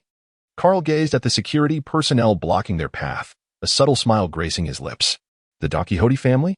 Is it the warlord Don Quixote da Flamingo? Indeed. Our esteemed employer is none other than the warlord of the sea, da Flamingo. What is it that you seek? Disco's demeanor turned icy as he cast a cold glance at Carl, then shifted his gaze towards the man in sunglasses, who remained silent and bowed his head. Oh, this is troublesome. A band of pirates has just invaded your auction house. For your safety, we must conduct a search to prevent any potential loss to the warlord's assets. With that, Carl turned to Aine, signaling her to cooperate. Indeed, the warlord of the sea is an ally of the Navy. As members of the Navy, how could we possibly stand idly by? Disco, infuriated by the blatant falsehoods uttered by the two, felt his temper flare. Yet, considering Carl's formidable strength, he held his anger in check. Pirates? What pirates? We haven't seen any. Even if there were, we are perfectly capable of handling it ourselves. Gentlemen, please take your leave. Carl shook his head with exaggerated seriousness, exclaiming, No, this is unacceptable. Capturing pirates is the Navy's sacred duty. We cannot overlook any clue. Did you not just see a pirate enter here? The man in sunglasses quickly nodded, affirming, Yes, indeed. I saw several pirates enter this auction house. Well, we have an eyewitness here. Even if Lord Doflamingo himself were to appear, I would still insist on searching this place. With that, Carl strode confidently inside, pulling on along. Disco trembled with anger, his mind clouded with rage. In a fit of impulsiveness, he drew his pistol and aimed it at Carl, only to feel a chill at his neck. Lowering his gaze, he discovered a white short sword poised against his throat. Looking up, he met Aine's cold, wine-red eyes. Do not move, Aine warned.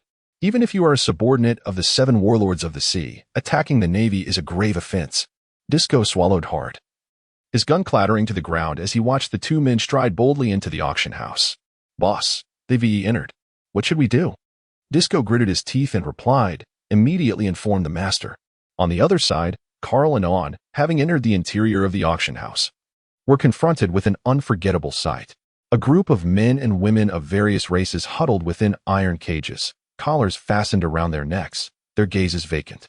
Even upon seeing Carl and An, they exhibited no signs of disturbance. These wretched human traffickers. An clenched his fists, yearning to rush out and eliminate those despicable traffickers. Do not act rashly. This is Doflamingo's territory. We cannot strike without just cause, Carl cautioned. An shot a glance at Carl, his chest heaving. Then can you not devise a legitimate reason? Rest assured, Carl replied. This was indeed a last resort. Had Doflamingo been merely a pirate, Carl could have dispatched him without hesitation. However, as a warlord of the sea, without a valid justification, he would surely face repercussions from the world government. Though his connections might shield him from severe consequences, even a brief suspension would jeopardize his accumulated leisure time. Wait, is that a mermaid? An pointed in wonder. Following his finger, they spotted a mermaid with flowing red hair, dressed rather poorly in a scant piece of fabric, her appearance unremarkable, striking a middle ground in beauty. Carl nodded slightly, feeling that today's undercover operation had not been in vain, as he had successfully caught the genuine fish, thus ensuring greater safety for their arrival at Fishman Island. At that moment, Disco hurried over, and upon seeing that Carl had not harmed the slaves, he breathed a sigh of relief and exclaimed, Major General Carl. Carl turned his head and inquired, What is it? Our master has something to convey to you. He then produced a phone bug adorned with sunglasses, holding it with utmost reverence. Don Quixote Doflamingo? Major Carl, you are indeed audacious. Are you not aware that the enterprises of the 7 warlords of the sea are shielded by the world government? Carl's expression grew serious as he calmly replied, Of course, I am aware of that. However, rest assured, there is a band of pirates seeking to plunder your auction house. As a member of the Navy, I cannot simply stand by. Leave it to me. Doflamingo was momentarily taken aback, never having been rendered so speechless in his life. My subordinates will certainly handle those pirates, so there is no need to trouble Major Carl. Carl spoke with a grave expression that cannot be allowed. The 7 warlords are allies of the Navy, and your enterprises are essentially Navy enterprises. Now, your interests are on the verge of being infringed upon by pirates, and I cannot turn a blind eye to this. Doflamingo retorted, Fortunately, I have maintained my composure. Otherwise, I would have unleashed a torrent of curses. Are you feigning ignorance? Major Carl, you are playing with fire. Your Excellency Doflamingo, I am merely fulfilling my duty as an ally. There is no need for excessive gratitude. With a sharp sound, Doflamingo abruptly hung up the phone, muttering, I thank your grandmother. Carl, you would do well to avoid Dressrosa. Otherwise, I shall make your existence a living hell. It was merely a slave auction house. Losing it was an inconvenience he could bear, yet this grudge was now firmly established. After the call ended, a smile crept onto Carl's face, while cold sweat trickled down Disco's back. Is that man, Ein, truly him? What a cunning pirate, disguising himself as a slave to hide here. You cannot escape now. At that moment, Carl felt akin to the corrupt officials of the Lighthouse Nation, adept at framing and slandering at will. The burly slave he pointed at looked bewildered, but soon a glimmer of hope ignited in his eyes. The other slaves began to grasp the situation. It seemed this Navy officer was there to rescue them. Their previously vacant gazes regained their luster, and they trembled with excitement as they turned to Carl. Hey, where are the keys? Carl's gaze fixed intently on Disco. What could Disco do? With the head of the house abandoning him, could a mere subordinate change the tides? Reluctantly, he produced the keys from behind him and unlocked the iron cage. Though he could have easily snatched the keys, he sought a pretext instead. It was truly disheartening. The phone bug rang again, and Disco, stiffened, turned towards Carl. What are you staring at? Answer the call. Master, is that Navy officer beside you? Disco felt the cold blade at his throat and swallowed hard. And no, he isn't. Very well, immediately. Doflamingo paused, sensing the insincerity in Disco's words. After a moment of silence, he hung up the phone. The call had ended. And yet you still linger? Hurry and release these pirates' collars. Soon, under Disco's reluctant compliance, the collars of the slaves were unfastened. One by one, their eyes gleamed with excitement as they expressed their gratitude to Carl. Ein furrowed his brow and said, Silence. You have chosen to associate with pirates, which undoubtedly raises suspicions. Now you shall all be taken to the Navy base for interrogation.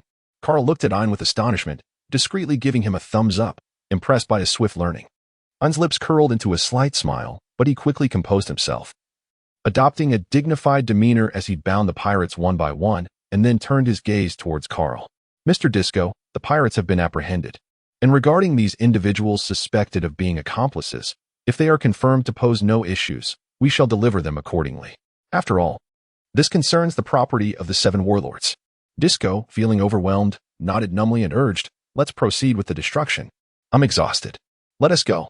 Half an hour later, all the slaves had been escorted back to the marine base at Sabaody, yet regaining their freedom was no easy feat. Due to the possibility that some among them could be pirates, interrogation was deemed necessary. Following the questioning, the identities of these 32 slaves became clear. Among them, 25 were civilians, including the mermaid, while 7 were suspected pirates, albeit without bounties, rendering their identities unverified. Greg, these 7 individuals will be your responsibility. The others are civilians. And I have my own plans for them. Gregory nodded and instructed his men to take away the 7 suspected pirates. At that moment, Ein and Smoker entered the room together. Ein remarked, aside from the mermaid Mina, all other civilians have been adequately arranged. Well then, where is Mina? I have some inquiries to make of her. She is in the adjacent lounge. Carl immediately stood up and walked to the adjacent lounge. Greetings. I am Rear Admiral Carl from the Navy. You must be Miss Mina, am I correct? Upon seeing Carl, Mina quickly bowed in gratitude, exclaiming, thank you, thank you.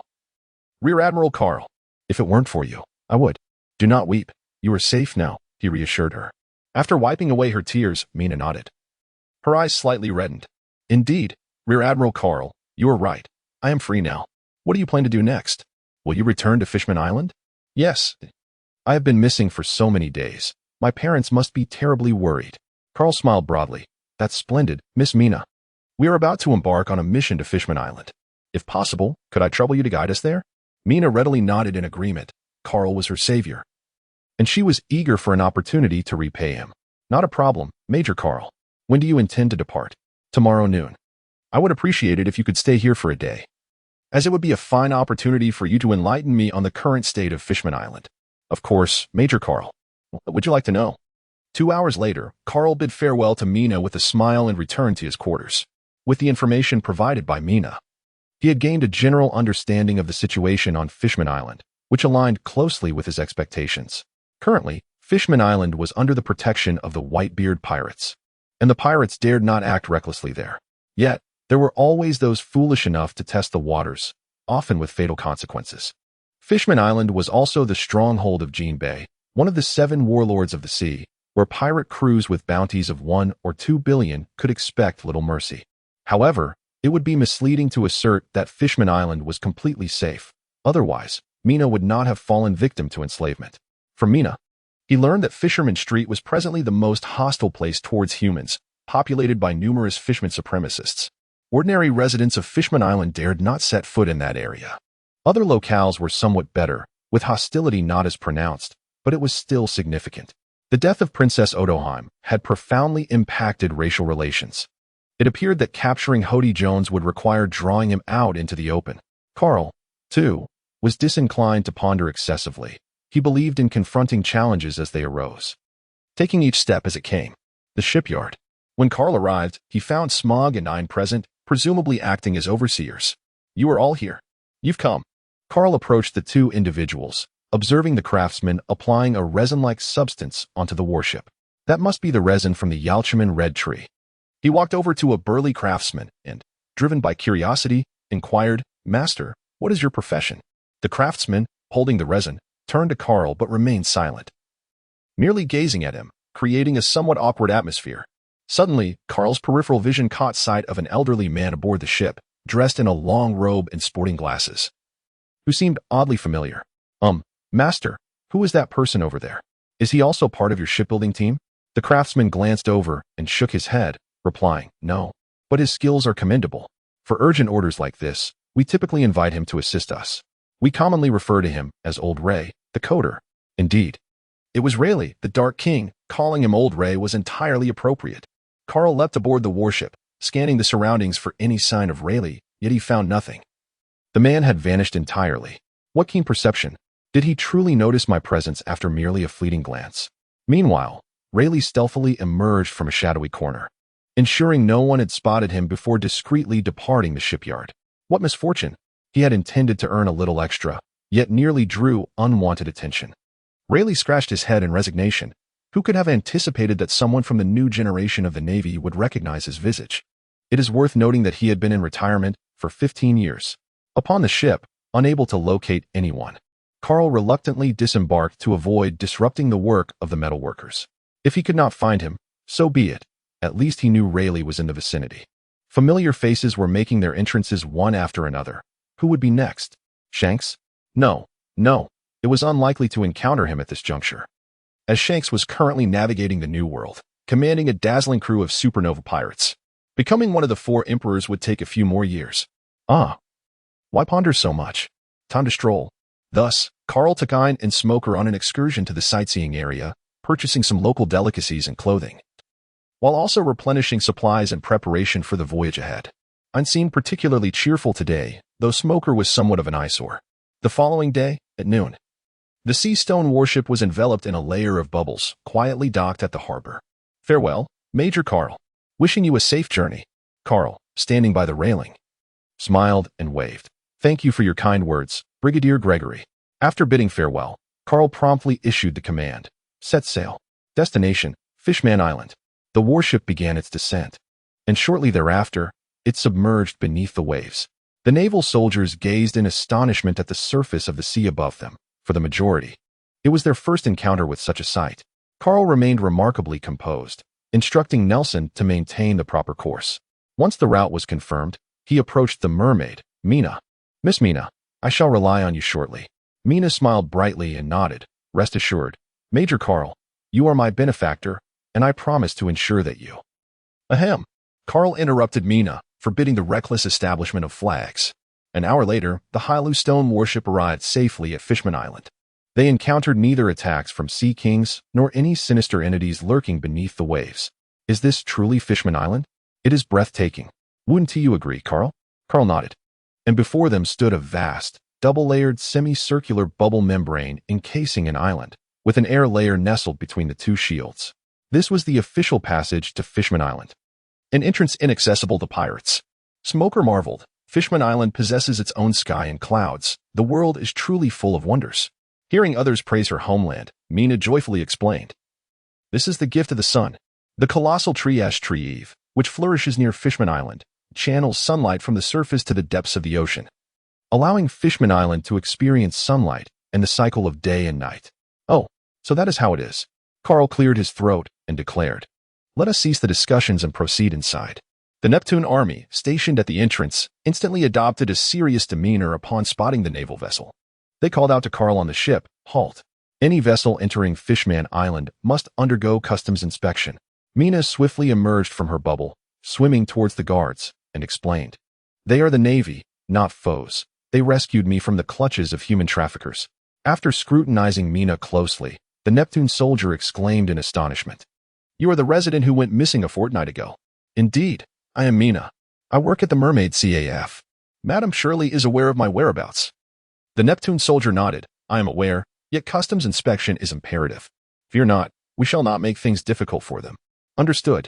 10 minutes later, the warship successfully passed through the entrance, officially making landfall on Fishman Island. News of the Navy's arrival naturally reached the Dragon Palace. King Neptune stroked his fluffy orange beard. Pondering, the Navy? What brings them to Fishman Island? Uncertain. According to their account, they are here for a holiday. A holiday? One can only hope. At the Mermaid CAF. Upon hearing news of the naval ship's arrival, Charlie's expression shifted dramatically. She hurried into her room, her gaze fixed on the scene unfolding within the crystal ball. Her pupils dilating in shock. They have come, truly they have arrived. But how could it be so swift? The image within the crystal ball materialized like a nightmarish vision, revealing countless fishmen corpses scattered about. In the midst stood a man clad in a naval uniform, his features obscured, confronting a rotund blue fishman. Coral Hill, located in the southeastern part of Fishman Island, represented the most bustling port town of the Dragon Palace Kingdom, adorned with restaurants, clothing shops, amusement facilities, and an array of peculiar fishmen alongside stunning mermaid maidens. General Carl, Mina remarked, having been missing for so many days, my mother must be yearning for me. Please, explore the area for now. I shall return to find you shortly, if that pleases you. Carl chuckled. Ha, of course. Go ahead. We will be here waiting for you. After Mina departed, Carl turned to the naval soldiers and remarked, "This is Fishman Island. Everyone should be extra cautious and refrain from speaking indiscreetly." "Rest assured, Commander," one responded. "Indeed. In such a beautiful place, I must take the time to explore thoroughly." Carl waved his hand dismissively and declared, "Enough, enough. Disperse. Notify me immediately if any issues arise." "Yes, sir." The soldiers departed in groups, leaving only Carl and two others on the empty street. Smog gazed at the water-laden Fishman Island, experiencing an inexplicable sense of discomfort. His nerves heightened as he observed the transparent tubes suspended in the sky. Is it through these conduits that the fishmen traversed to various locations on the island? How intriguing. Carl cast a glance at Smog, retorting, "You inquire of me. But who shall I inquire? This is my inaugural visit to Fishman Island, you know." Suddenly, Aine wrapped her arm around Carl's, her excitement palpable as she pointed towards a nearby boutique. "Look, there's a clothing store over there. Shall we go explore?" Carl glanced at the nearby Mermaid CAF and then at the fashion boutique. Was there really a choice to make? Suddenly, I felt a pang of thirst. "How about we head to the Mermaid CAF for a cup of coffee?" Aine cast a skeptical glance at Carl, her cheeks slowly puffing out like a little hamster. "All right then, but do hurry." Carl, damn. Cough, cough. "Smog, would you like to join us?" Smog shook his head. "I think I'll stay here and wait for you all." Aine's lips curled into a slight smile. "Welcome to the Mermaid CAF. May I take your order?" As Carl gazed at the two alluring mermaid sisters before him, he couldn't help but inhale deeply. Indeed, Fishman Island is a veritable paradise for men.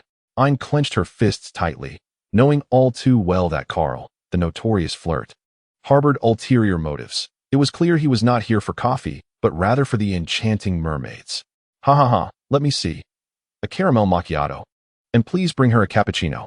After jotting down the order, the mermaid waitress nodded. "Yes, I've noted your order, dear customer. Please hold on for a moment. It will be ready shortly." Another blue-haired mermaid licked her lips, her gaze fixated on Carl. "Sir, you are truly handsome." Carl smiled faintly. "Oh really? You are quite beautiful as well. May I ask your name?" "Daphne. You can just call me Daphne." Daphne replied.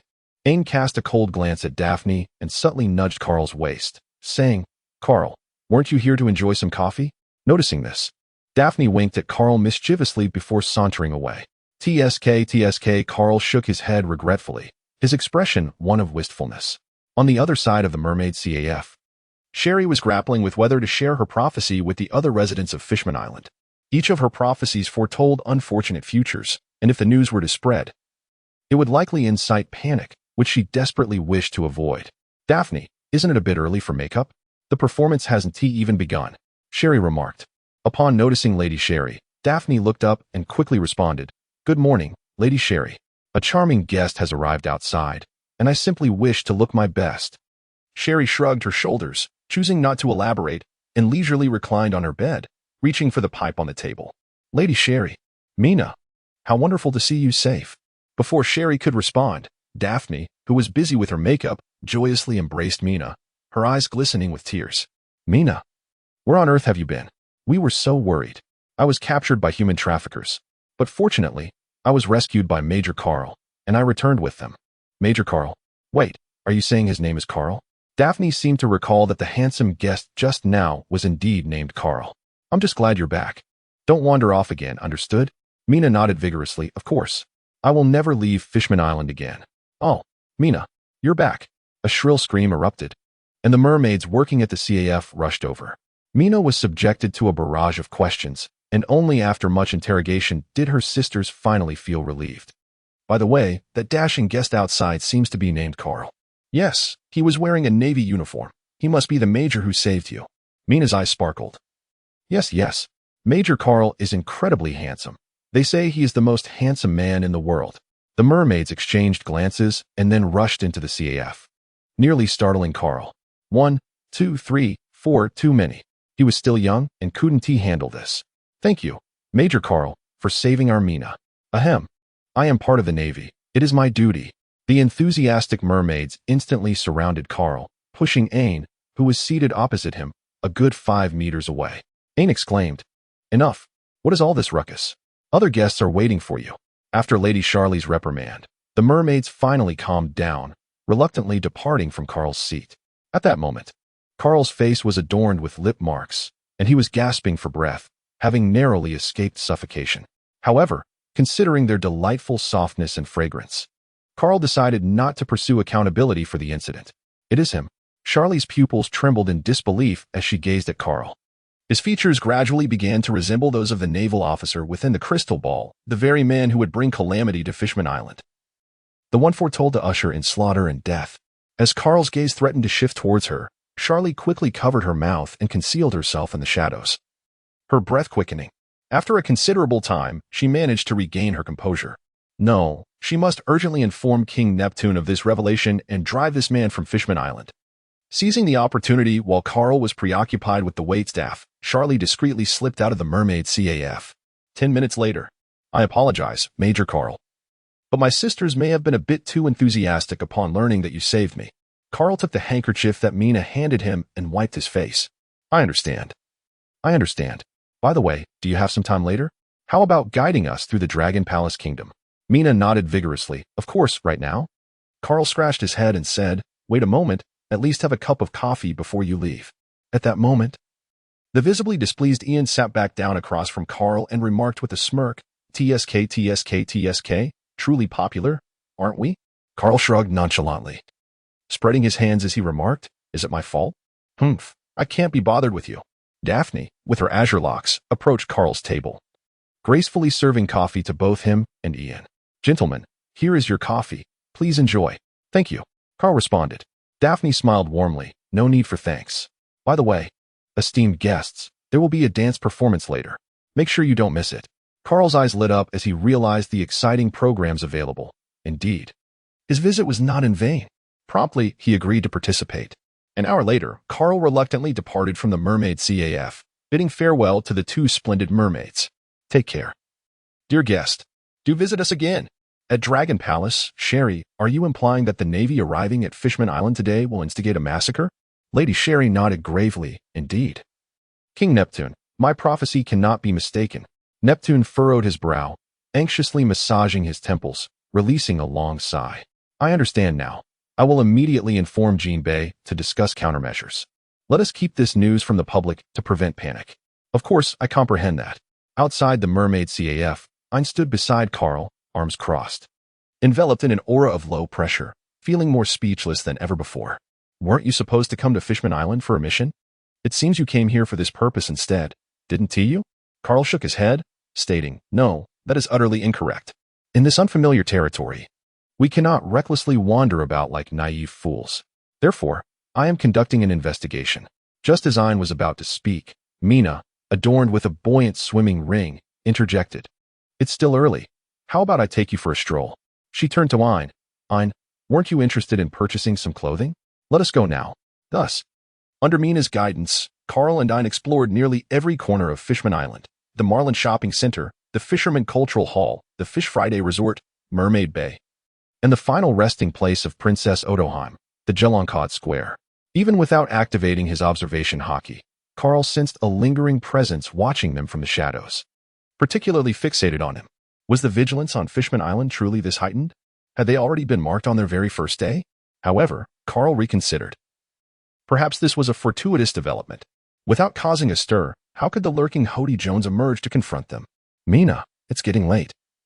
You ought to return and rest, he suggested. And what about you two? She inquired. Carl waved his hand reassuringly, saying, rest assured, we are not children. Mina considered this for a moment, and then pointed to the nearby Mermaid CAF, stating, I work at the Mermaid CAF, so if you need any assistance, feel free to come and find me. Carl solemnly remarked, of course, after all, you are the only friend we have in Fishman Island. Once Mina departed, Ein's smile gradually faded, and he cautiously surveyed his surroundings before whispering, why do I have the constant feeling that someone is watching us? Your intuition is indeed correct, came the reply. To be precise, we have been under surveillance since the very moment we set foot on Fishman Island. Ein gasped in surprise, covering his mouth. Who? Carl shook his head dismissively, exclaiming, what does it matter? As long as the enemy remains motionless, so shall we. Let us return for now. In the Dragon Palace, the left minister inquired, what is the situation? An elder, adorned with a top hat and a monocle over his left eye, grasping a cane made of horn, nodded slightly before responding, Your Majesty, according to the reports from my subordinates, It appears that these naval forces have come merely for sightseeing, showing no signs of any misconduct. Furthermore, we have questioned several residents, and they too have not heard of any specific purpose from the Navy. King Neptune stroked his beard, his mind wandering to Sherry's prophecy, pondering whether she might have erred. After all, it was the Navy that had arrived, not pirates, surely. Even the most unruly Navy would not engage in indiscriminate slaughter without cause. In that case, let us observe for a few days. Perhaps they will depart in due time.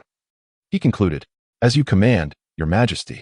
Noah, a vessel crafted collectively by the inhabitants of Fishman Island centuries ago and stationed in Fisherman Street, bore the titles of Vow Boat, an unfinished mission ship. Having fallen into neglect for far too long, it had become a stronghold for the local ruffians. Following the assassination of Princess Odoheim, Hody Jones, having left the Sea King Army, took residence there. "Brother, we have news." A tall and menacing fishman opened his piercing eyes, revealing a mouth full of sharp teeth. "Oh, speak, then." "It is the Navy. A group of them has landed on Fishman Island today. Their purpose remains unclear. They seem to be here for tourism, engaging in nothing beyond sightseeing." Hody Jones scoffed. "How audacious. Those inferior humans dare to strut into Fishman Island with such arrogance. What are the merchants?" It's unclear, but they appear quite pleased. It has been a long time since so many visitors graced us after Princess Odoheim's passing. A bunch of obsequious wretches. Truly they have forgotten their pain." Hody Jones rose from his seat, harboring animosity towards humans, a sentiment he held sincerely, despite never having faced direct persecution from them. "Dharma." A diminutive, crimson fishman sprang forth from the ground, speaking with an air of haughtiness. "Boss, shall we crush their flesh and consume it?" "Heh. No. I shall bring disgrace upon the Navy. Go and injure a few of those residing above. Then frame it upon the Navy. Do you understand? Leave it to me." Dharma swiftly vanished into the earth, disappearing without a trace. The following morning, Carl emerged from the inn, stretching leisurely, only to find that the residents of Fishman Island regarded him with a seemingly altered gaze. While their demeanor had been somewhat reserved yesterday, it remained within the bounds of normalcy. What could have prompted such a sudden reversal in attitude today? Carl's expression shifted dramatically. Something must have transpired last night. Soon after, Ian emerged as well. Upon encountering the gazes of the fishmen, he immediately sensed that the situation was dire and hurried to Carl's side, inquiring, "What has happened?" Carl silently shook his head. "I do not know." Last night, Smoker had summoned the soldiers back to the ship for rest while also keeping watch over it. He and Ian had chosen to stay at an inn, of course, in separate rooms. There was no wrongdoing on their part. If any faults were to be found, they would likely lie with Smoker, whose temperament could be rather volatile. "It is you who harmed my husband." "Indeed, I witnessed it clearly last night.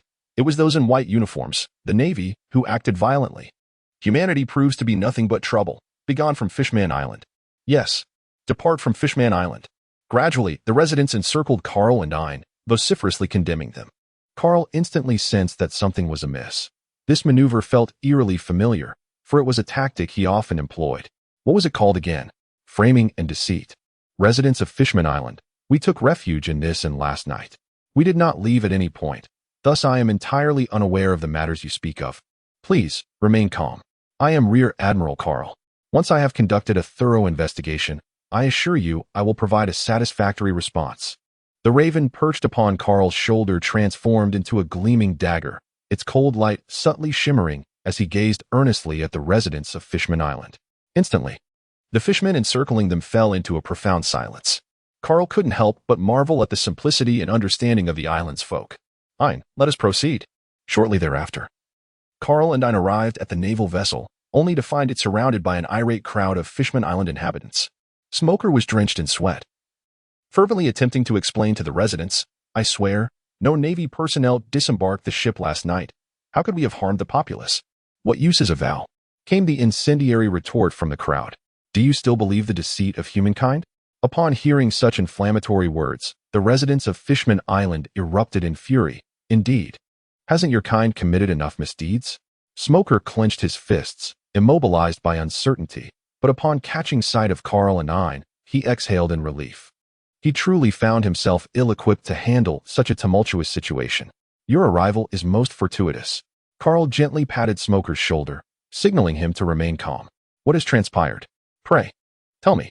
"Well, it appears that upon rising this morning, Smoker discovered that the warship was encircled by merfolk. They accused us of having injured several of their kind. Demanding an explanation for the matter, Smoker recounted, gesturing towards the injured merfolk on the ground. Of course, I firmly deny such allegations. All naval personnel were aboard the ship last night.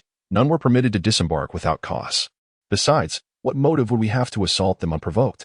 Nevertheless, the merfolk remained unconvinced, insisting that humanity had wronged them, which left Smoker feeling utterly exasperated. Needless to say, I understand now. This is a deliberate scheme against us. Smoker nodded emphatically, indeed. Every time I manage to quell the unrest, someone swiftly redirects the conflict towards issues of racial tension. Carl rubbed his brow, internally convinced that this was indeed the handiwork of Hody Jones. It seemed likely that he had employed similar tactics during the assassination of Princess Odoheim. Previously, he had shifted the blame onto pirates. Now, it was directed towards the Navy. Hody Jones truly exemplified the extreme nature of racism. Observing the agitated residents of Fishman Island below, Carl felt a headache coming on. Engaging them was out of the question. Should they take action? They would inevitably bear the blame, whether they deserved it or not. The paramount task at hand was to exonerate the Navy from these accusations. Everyone, please remain calm. I am the captain of this warship, and I invite you to voice any grievances you may have directly to me. Kindly afford me a moment to investigate and uncover the truth, if you would. Without waiting for a response from the residents, Carl swiftly approached the injured fishman. What time were you attacked last night? The injured parrotfish man lifted his heavy eyelids, casting a glance at Carl. Slowly, he raised his bruised arm and pointed at Carl, exclaiming, "You are the one who did this to me." Meanwhile, a lionfish fishman hidden among the crowd revealed a smirk. His expression laced with mockery as he looked at Carl, as if to say, "Now you cannot deny your culpability." Carl was about to speak, but after a moment's contemplation, he summoned Aine and whispered, "Take the other injured mermen to a more distant location. Ensure they cannot overhear my conversation with this merman." Aine nodded and, under the pretense of tending to the wounded, organized a group of naval soldiers to carry the 4 other injured mermen to a secluded corner. Carl felt that the distance should be nearly sufficient, and thus addressed the parrotfish merman. "Are you certain it was I who inflicted this upon you? Can you recount the time, place, and means by which I caused your injury? Were there any others aside from yourself?" The injured merman remained silent for a moment before speaking haltingly. "It was last night, after I had dined and was out for a stroll. When I reached the corner of the Marlin shopping center, you appeared abruptly. I accidentally bumped into you, and you exclaimed, 'You wretched merman, how dare you obstruct my path? Perish!' At that moment, a sharp pain struck my head, and then I lost consciousness. As for others, there were none." Standing nearby, the lionfish merman immediately added fuel to the fire. "Did you see that? It was the Navy's doing. They dare to call our kind wretched. Fellow beings, can we endure this? Humans, do not be so arrogant. We mermen are not a contemptible species. Damn those humans." Carl turned to Smoker and Aine, calmly stating, "Maintain order." Yes. The Navy immediately sprang into action, forming a human barricade to obstruct the advancing mermen. Nelson fired a shot into the sky. Bang. The resounding gunshot instantly silenced the merman. Carl cast a fleeting glance at the lionfish merman not far away. This individual seemed problematic. Yet it was still premature to take action.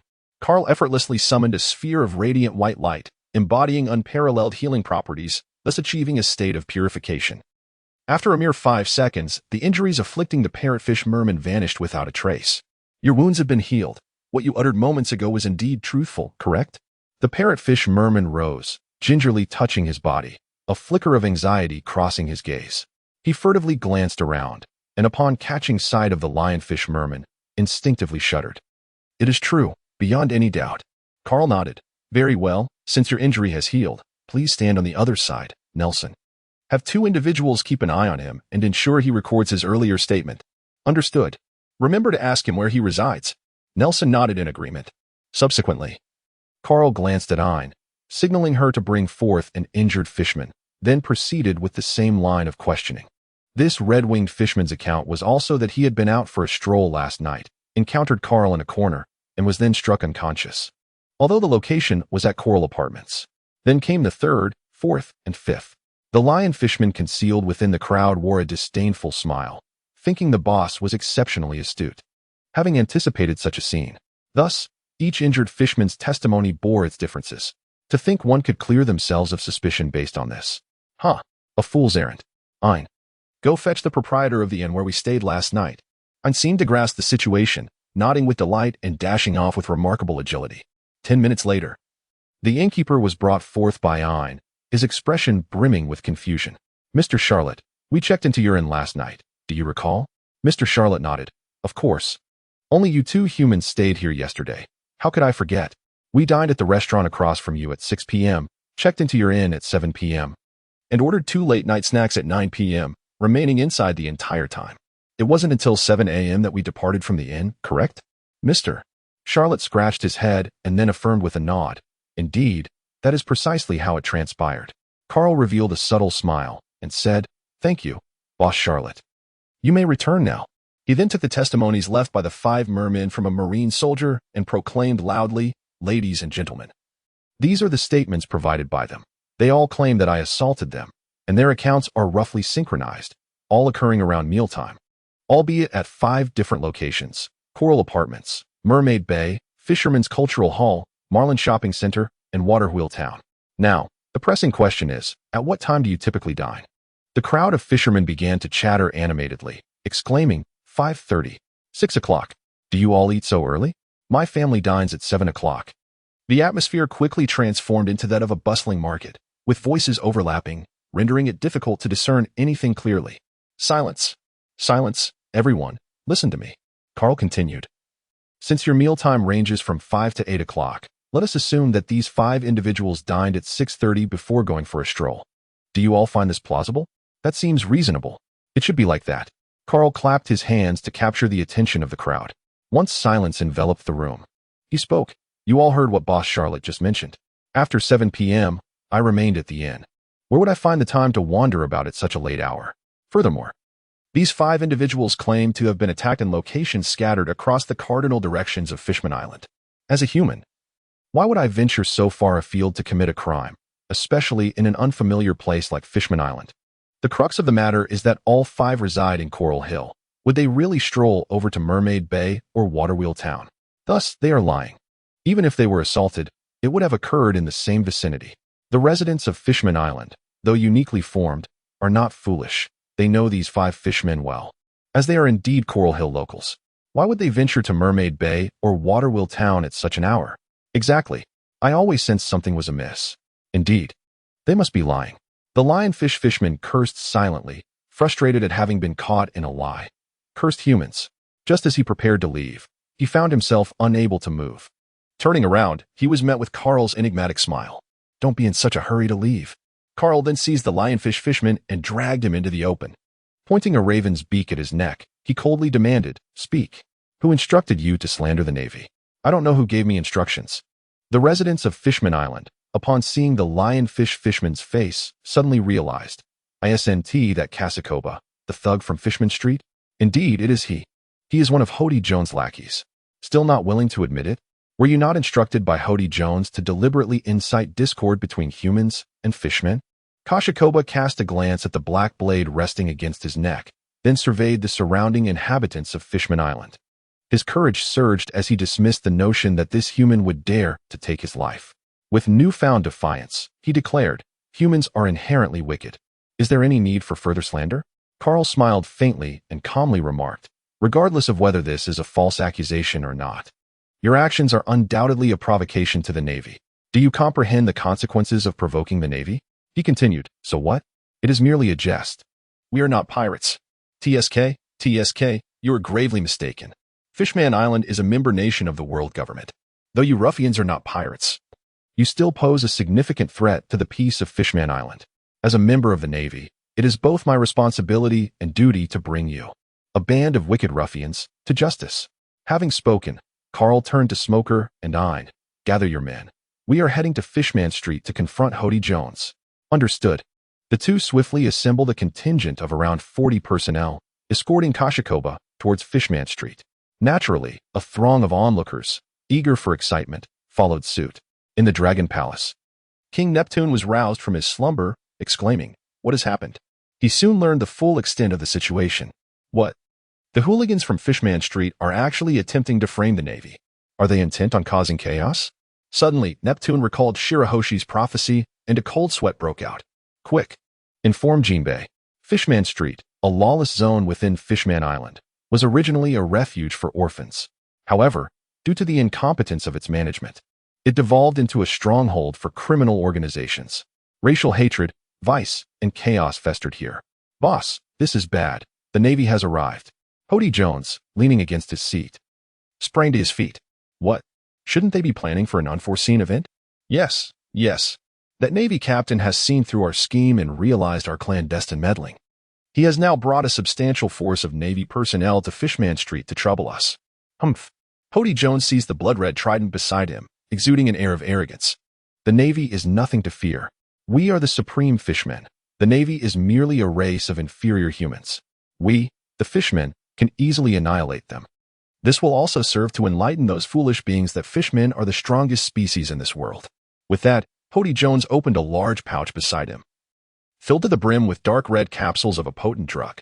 Following the death of Princess Odoheim, he had pilfered this deadly drug from the Dragon Palace, concealed within the royal treasure. Consuming this drug would exponentially enhance the user's strength. 1 capsule doubles it, 2 capsules quadruple it, and so forth. This was the foundation of his confidence in defeating the Navy. Soon, Hody Jones distributed the lethal drug among his subordinates, each clutching a vial. Meanwhile, the voice of Navy Captain Carl echoed, "This is Navy Captain Carl. You are surrounded. Surrender immediately, or face the consequences."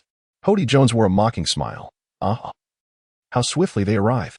He casually tossed 10 deadly pills into the cavernous maw before him. Subsequently, Hody Jones's veins bulged, his muscles writhed, and his physique grew even more robust and imposing, his eyes a crimson hue. The other minor leaders followed suit, consuming the lethal pills, their powers surging instantaneously. Now, let those contemptible humans suffer. Jiao, Baotsong, Demo, and the other minor leaders promptly issued commands. Brothers, charge forth. Annihilate those Marines. Just as Carl concluded his routine proclamation and set down the megaphone, his gaze fell upon the deep, dark edifice before him, the corners of his mouth curling upward slightly. All units, remain vigilant. In the next instant, a horde of fishmen erupted from the building, roaring fiercely, brandishing an array of weapons, showing no inclination to surrender. Open fire. Bang, bang, bang. The volley of gunfire felled some of the less formidable fishmen thugs, yet many more remained standing. May the holy light bestow upon you strength and courage. Holy light blessing. Carl raised his right hand, conjuring a magnificent orb of golden holy light, the energy emanating from it swiftly radiating to every naval soldier. Nelson twisted his neck and could not help but exclaim, such a splendid display. Fighting for justice. Oh, justice shall prevail. With little time to execute another volley, Nelson abandoned his firearm and directly rallied the soldiers for close combat. The soldiers, heeding Carl's teachings, resolutely refrained from engaging in solitary duels, opting instead for back-to-back combat, significantly enhancing their safety. Die humans. A naval soldier intercepted a harpoon, spitting a thick glob of phlegm onto the face of a fishman. Seizing the moment while the creature gagged, he swiftly drew his pistol and aimed at the fishman's lower body. Bang! A piercing scream erupted as the fishman writhed on the ground, while nearby sailors rushed in to deliver a fatal blow, stabbing directly into the fishman's heart. Such scenes unfolded in every corner of the battlefield, leaving the observing male fishmen with an inexplicable sense of discomfort. These naval soldiers were indeed formidable. Smoker felt a twinge of impatience but was halted by Carl's command. Trust them. Smoker paused, then nodded in agreement, given his stature. It would be inappropriate to directly confront these fishmen, and it would be far more beneficial to allow the Marines to hone their skills. A massive door hurtled towards Carl, who remained unfazed. Standing beside him, Ein brandished his twin swords, executing a cross-slash that cleaved the door into splintered pieces. The main adversaries had arrived. It was their turn to engage. All fishmen were to be eliminated except for the one that appeared most formidable. Smoker and I nodded and charged towards the intimidating fishman. As for Carl, he felt no inclination to move. After all, wasn't he the purpose of Smoker and Ein's presence to assist him in such matters? Did he truly need to intervene against Hody Jones? Before long, the lesser foes were vanquished, most falling on the spot, while a few were taken captive. Nelson, accompanied by a contingent of soldiers, regrouped behind Carl, leaving the battlefield to Smoker and Ein. At this juncture, Ein was locked in combat with 2 minor commanders, one capable of earth manipulation and the other of invisibility, which vexed Ein greatly. As for Smoker, His actions were obscured by a dense fog. No one could discern the details of his skirmish. "I will crush your skull," he growled fiercely. Aine heard a voice behind her and deliberately chose to remain unresponsive. It was only when Dharma approached that she tilted her head to evade, conjuring an otherworldly flame that struck him. With a resounding thud, Dharma fell to the ground, and his already diminutive stature seemed even more pitiful. Chopper had to bow his head to look at him. Seizing the opportunity, Aine delivered a couple of resounding slaps, imbued with her powers. Thus, Dharma transformed into a semi-transparent figure. Geo, concealed nearby, gazed at Aine in astonishment. What had this woman done to obliterate Dharma with mere slaps? However, there was no time for contemplation. His immediate goal was to execute a lethal strike and mercilessly eliminate this human woman. Divine Hidden Chain, 66 strikes. A chain erupted with a clattering sound, flying towards Aine's neck. Caught off guard, she was ensnared by the chain. A figure adorned with numerous black and white stripes gradually materialized, revealing Aio, who coldly declared, "Whale. Perish in agony." Aine's face flushed crimson as she hastily employed her ability, striking the chain, which swiftly shrank into a mere ingot of iron, lying quietly in Aio's grasp. "Hey!" Aine turned to the astonished Aio and exclaimed, "Double sword slash." This technique combined the movement of the shave with swordsmanship. Grasping her twin blades, Aine vanished from her position, only to reappear behind Aio. Performing a flourish before sheathed her blades and silently approached Carl. Her mission had been accomplished. Meanwhile, the white smoke formation gradually dissipated, revealing a cerulean double-bun shark man, a crimson giant octopus man, and a yellow-ringed octopus man, all collapsed on the ground, lifeless due to asphyxiation. Smoker exhaled a puff of smoke and shook his head. "TCH, I thought Fishman didn't need to breathe." Water strike. Suddenly, Hody Jones, who had yet to engage, unleashed a barrage of massive water spheres towards Smoker. Just as Smoker attempted to evade with the shave technique, he was doused with seawater. Consequently, Smoker wilted. The suppressive effect of seawater on those with abilities was formidable. Hody Jones disdainfully regarded his fallen subordinates, coldly remarking, "Useless bunch." Major Smoker. Carl helplessly scratched his head, unable to blame Hody Jones for his ambush.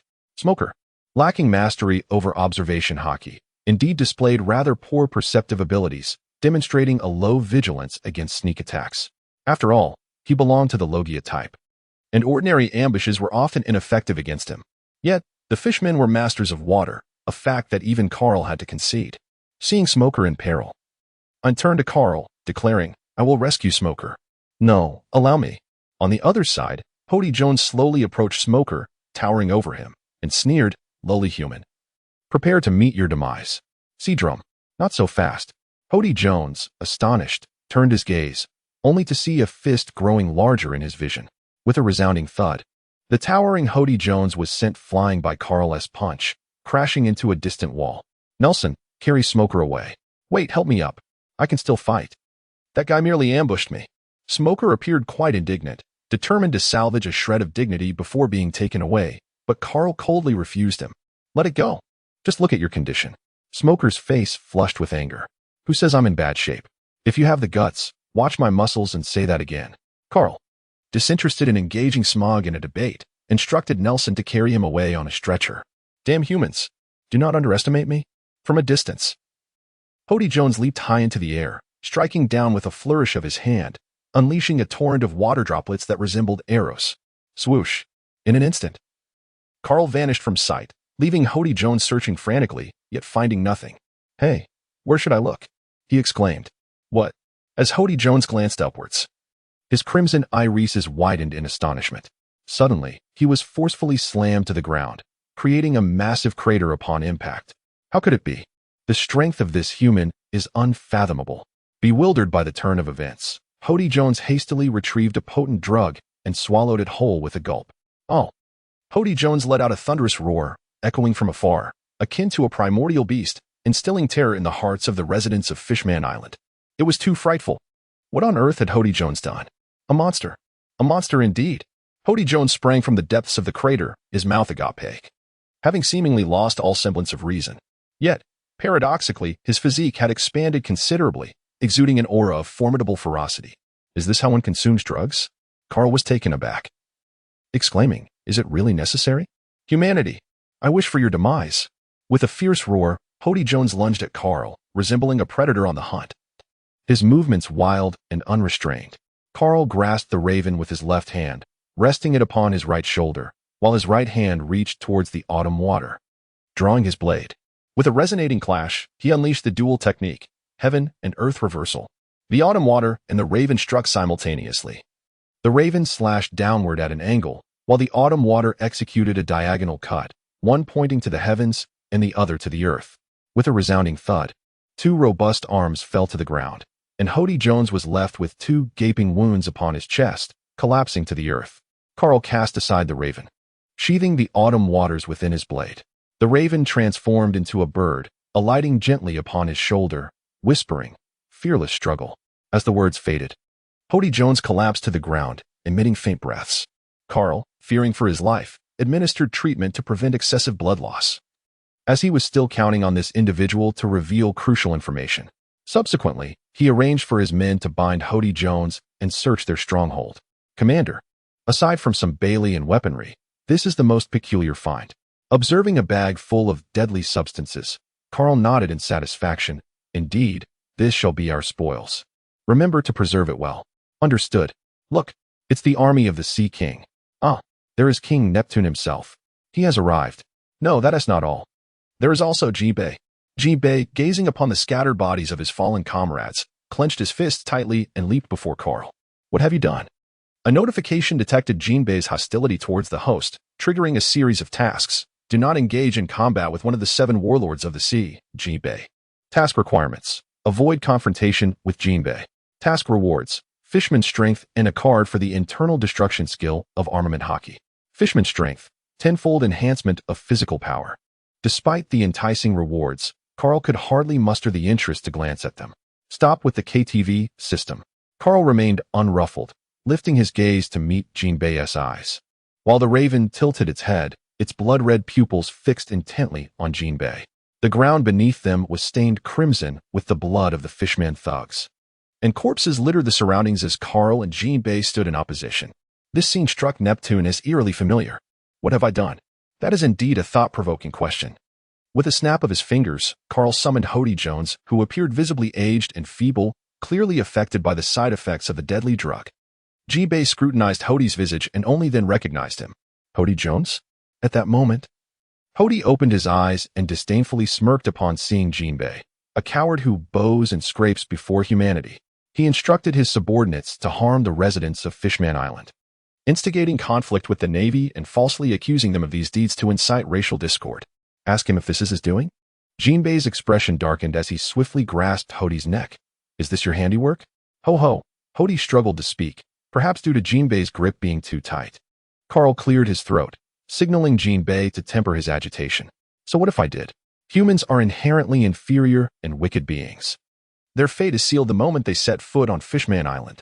Jinbei's arm trembled slightly as he stifled his fury, saying, "So, the human tourists who went missing recently were all you're doing?" "Ha ha ha, indeed it was I." Hody displayed no intent to deny his actions, proudly owning up to them. Jinbei took a deep breath, then exhaled a long sigh. "I apologize, Major Carl. I have misjudged you." Carl shook his head and said, No, it is far too early for an apology, Sir Jinbei. You should recall our conversation from some time ago, correct?" "Indeed, I remember it well," came the reply. Carl smiled faintly. "In truth, I have deceived you. My genuine intention is to investigate the true circumstances surrounding the assassination of Princess Odoheim." "Princess Odoheim? Was she not shot by human pirates?" "Indeed, she was assassinated by pirates, a notion I initially shared." However, Carl shifted his tone, gesturing towards Hody Jones. "If my memory serves me correctly, at the very moment Princess Odoheim was slain, he swiftly eliminated the pirate and boldly declared before the citizens of Fishman Island that it was humans who had killed her. Do you not find this rather suspicious?" "Are you implying?" Carl snapped his fingers sharply. "Indeed, I suspect he orchestrated the assassination of Princess Odoheim by human pirates, directing the blame towards humanity. The goal was to undermine the fragile racial harmony that Princess Odoheim had painstakingly cultivated, inciting racial discord and fostering disdain and despair among the residents of Fishman Island towards humans." This statement plunged Jinbei into deep contemplation. He had been present at the scene last year, and when Odoheim fell, he was profoundly shaken. How could a mind engulfed in wrath discern such trivial details? Perhaps Lord Jinbe thinks my claims are unfounded, but have you not noticed that this method of casting aspersions feels eerily familiar? A thunderous realization echoed in the minds of all the Navy personnel and the Fishman populace. Indeed, they had just experienced it today. It could not be deemed coincidental. It was utterly identical. Ha ha ha, have I erred? Everything I have done is merely to raise your awareness of the vile and wicked nature of humanity. Am I wrong? That foolish woman, disregarding the dignity of Fishman, sought peace with humans and attempted to forge some absurd friendship. What a farce. Thus, I bribed human pirates to set fire to the petition box and personally assassinated her while she was collecting signatures. This revelation ignited not only Jinbe's fury, but also that of every resident of Fishman Island present. Princess Odoheim was the most revered among them, a person who dedicated her life to the future of the Fishmen. Yet this Hody Jones, kill him. Avenge Princess Odoheim. Neptune trembled uncontrollably, his eyes reddening, nearly overcome with the urge to slay Hody Jones on the spot. Maintain order. The Navy soldiers promptly sprang into action, forming a barricade to restrain the agitated residents of Fishman Island, preventing further chaos. Jinbe raised his hand several times, yearning to crush Hody Jones, but he restrained himself. Silently approaching King Neptune. Your Majesty, Hody Jones is guilty beyond measure. I intended to execute him immediately. However, the truth must be made public. We cannot let Princess Odoheim's efforts be in vain. Neptune nodded vigorously. I understand. Someone seize him. Several members of the Sea King army swiftly apprehended Hody Jones and brought him before Neptune, who fought against his impulse to impale him in disgust and waved his hand dismissively. Confine him in the prison tower. He shall be publicly executed in 3 days at Galongcott Square. Yes. Afterward, Neptune approached Carl with a complex mix of emotions, expressing his gratitude. Thank you, Major Carl, for uncovering the true culprit behind my beloved's assassination. No need for thanks. Racial tensions are escalating, and it is these extreme racists who stir the pot from the shadows. The place known as Fishman Street should cease to exist, Major Carl asserted. You are right, Major. I shall issue an immediate decree to seal off that area, prohibiting residents of Fishman Island from entering. Carl nodded slightly. That is good. Nelson, let us gather our team. Wait a moment.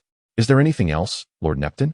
With sincerity, King Neptune expressed in gratitude for Major Carl's efforts. I would like to extend an invitation for you and the Navy to join us for dinner at the Dragon Palace this evening. What say you, Major Carl? Ha ha. We are indeed grateful for King Neptune's warm invitation. We shall attend the banquet punctually tonight. Ein, let us be on our way. The series of tasks, no harm shall befall our own, has been completed. Task reward, strength of the Fishmen, armament hockey, and internal destruction skill card. How should one put it? In truth, Carl had already prepared for the possibility of failure, as Jinbe might indeed take action, considering the number of Fishmen his crew had slain. Yet, the task was accomplished nonetheless. One cannot help but feel vexed, can one? Carl silently chanted. Utilize the skill card. With this, Carl had mastered all known techniques of the armament hockey. To enhance further, he could only strengthen his physique, thereby elevating the quality of his hockey. As for the Fishman strength skill, it provided significant advancement for Carl, for as a swordsman, the power of his wrists was of utmost importance. In simpler terms, Carl's dexterity had markedly improved. At the Mermaid CAF, having resolved the matters at hand, Carl decided to indulge in a cup of coffee, not because he sought to cozy up to the mermaid maidens, but rather due to the astonishing speed at which news spread. Soon, all that transpired in Fishman Street reached the entirety of Fishman Island. Several mermaids clung to him, gazing at him with adoration, showering him with affection and rewards, which became rather bothersome. Madame Sharif gazed intently at the crystal ball, her expression a complex tapestry of emotions. While her prophecy had indeed come to pass, it was not entirely accurate. Who could have anticipated that Carl's presence would herald a boon for Fishman Island? As evening fell upon the Dragon Palace, perched atop Fishman Island where sunlight graced its presence, a magnificent palace constructed from large coral reefs, shells, and other materials stood, with a colossal dragon coiled around it. This was the royal stronghold of Fishman Island. Upon arriving aboard a gigantic halibut equipped with a massive bubble membrane, the naval officers were left agape at the breathtaking splendor of the Dragon Palace. The extravagant banquet hall was extraordinarily spacious and lofty, featuring a shell-shaped stage at its center. surrounded by an array of delectable delicacies that tantalized the senses. Most thrilling for the naval officers were the beautiful mermaids, each radiant and smiling, captivating their attention and leaving them exhilarated. Could this be paradise? There was no doubt. Indeed, this was heaven. The naval officers quickly took their seats, while Carl and Ein Smog positioned themselves near Neptune, with Jean Bay across from them. I extend my gratitude to all naval officers for apprehending the vile criminal Hody Jones. As your king, I raise my glass to you. At that moment, all eyes turned to Carl, for he was known for his strict regulation of alcohol consumption. During their last visit to Amazon Lily, he had permitted them only a single drink, citing the need to work the following day. What are you all staring at? Drink up. Oh. This signaled the official commencement of the banquet. After a light repast, Neptune initiated a performance of song and dance, with several enchanting mermaids singing and dancing, creating an atmosphere of unparalleled festivity. Ein, why aren't you eating? Ein glanced around before quietly whispering to Carl. I've had quite enough seafood over the past couple of days. Don't mind me. The mere mention of it prompted Carl to feel somewhat queasy himself, particularly at the thought of the mountainous piles of clams. Major Carl, allow me to introduce you to my eldest son, Shark Star. Greetings, Major Carl. A tall, blue-haired merman with an upright demeanor offered a shy smile before returning to a more composed expression. Carl nodded, remarking on the eldest son's remarkable composure. Indeed, he shall surely grow to be a revered king in the future. Neptune smiled gently. Oh, not at all. Shark Star still has much to learn. He continued. By the way, this is the second prince, Royal Star, and this one is the third prince, Calamity Star. Major General Carl. We are grateful for all that you have done for Fishman Island. Carl nodded slightly, indicating that the ages of the three princes were quite young. The eldest, Shark Star, was scarcely 16, while the youngest, Flip Star, was just over 10. The only one resembling a human was Shark Star. As for the other two, well, perhaps it's best left unsaid. It seems that Lord Neptune has a successor. By the way, I heard you have a daughter as well. Why has she not made an appearance? Neptune scratched his head in embarrassment. You see, Major General Carl, what you may not know is that when White Star was 6, she became the target of a depraved individual who harassed her daily through intimidation. I have ordered a manhunt for him for quite some time, yet with no success. Thus, I had no choice but to construct a special dwelling to protect White Star from harm. At that moment, Ein, enjoying dessert, looked up. Is this the pirate known as Vanderdecken 9? Neptune nodded. Indeed, that is him, the captain of the flying pirate crew. Vanderdecken 9 possesses the powers of the target fruit. Once he sets his sights on an object, it will automatically pursue its target to the ends of the earth, ceasing only if shot down or obstructed along the way. If memory serves, it appears that if he were to wash his hands, the target locked onto that hand would be released, which implies he hasn't washed his hands in over a year. How foul must those hands be? Curiously, Ein inquired, Lord Neptune, how has this Vanderdecken 9 been harassing Princess White Star? At this point, Shark Star interjected. He claims to be a cursed user of the target fruit. During the chaos when our mother was shot by Hody Jones, he took the opportunity to touch White Star, and since then, she has become his target. Initially, he merely sent her letters of proposal, but over the years, his harassment escalated to throwing hammers, swords, and various weapons. To protect White Star, our father had no choice but to construct a hard-shelled tower for her to reside in, shielding her from this wretched sniper.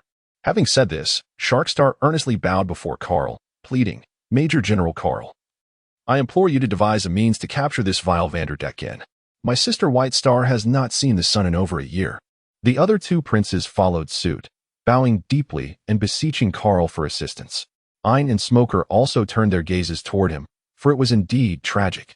A 6 or 7-year-old child tormented by such a depraved individual must bear an immense psychological burden.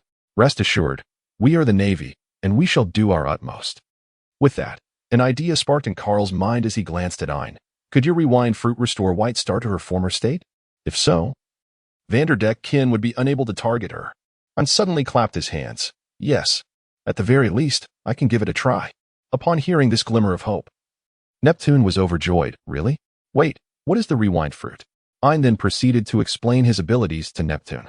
Ah, I see now, Miss Ein. I entrust this task to you. Ein quickly waved his hand, saying, Your Grace, Neptune, you flatter me. I can only do my utmost. After the banquet concluded, Smoker led a contingent of naval soldiers back to their warship to rest, while Karl and I accompanied King Neptune to the Shell Tower.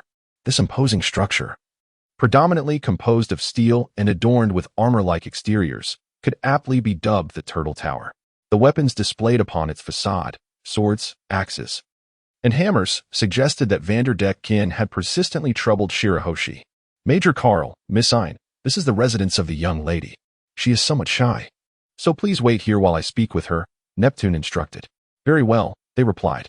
Once Neptune and the others entered, Ein scoffed, exclaiming, Vanderdecken 9 is truly a reprehensible pervert. Shirahoshi appears to be barely over 7 years old. What a crime. Why are you silent? Karl gazed at the array of weapons atop the hard-shell tower, stroking his chin thoughtfully. Tell me, if your abilities truly come to fruition, do you think this fellow would be anxious? He mused. Indeed, it stands to reason. Should he dare to set foot on Fishman Island, I assure you, he shall never return. Yet, as he spoke, the matter ultimately hinged on how desperately Vanderdecken coveted Shirahoshi. After all, the Navy's presence on Fishman Island must have long been common knowledge. If he possessed even a modicum of intelligence, he would refrain from coming here. However, how can one apply the logic of a rational mind to a perverse individual? Following a brief exchange of pleasantries, Sharkstar emerged. Major Karl, Miss Ein, you may enter, he announced. Upon stepping into the hard-shell tower, Karl observed that many areas were submerged underwater. The room featured an expansive bed draped with long curtains, accompanied by nightstands and 2 bedside lamps, all illuminated by a delicately carved chandelier. Allow me to introduce my youngest daughter, Shirahoshi, Sharkstar said.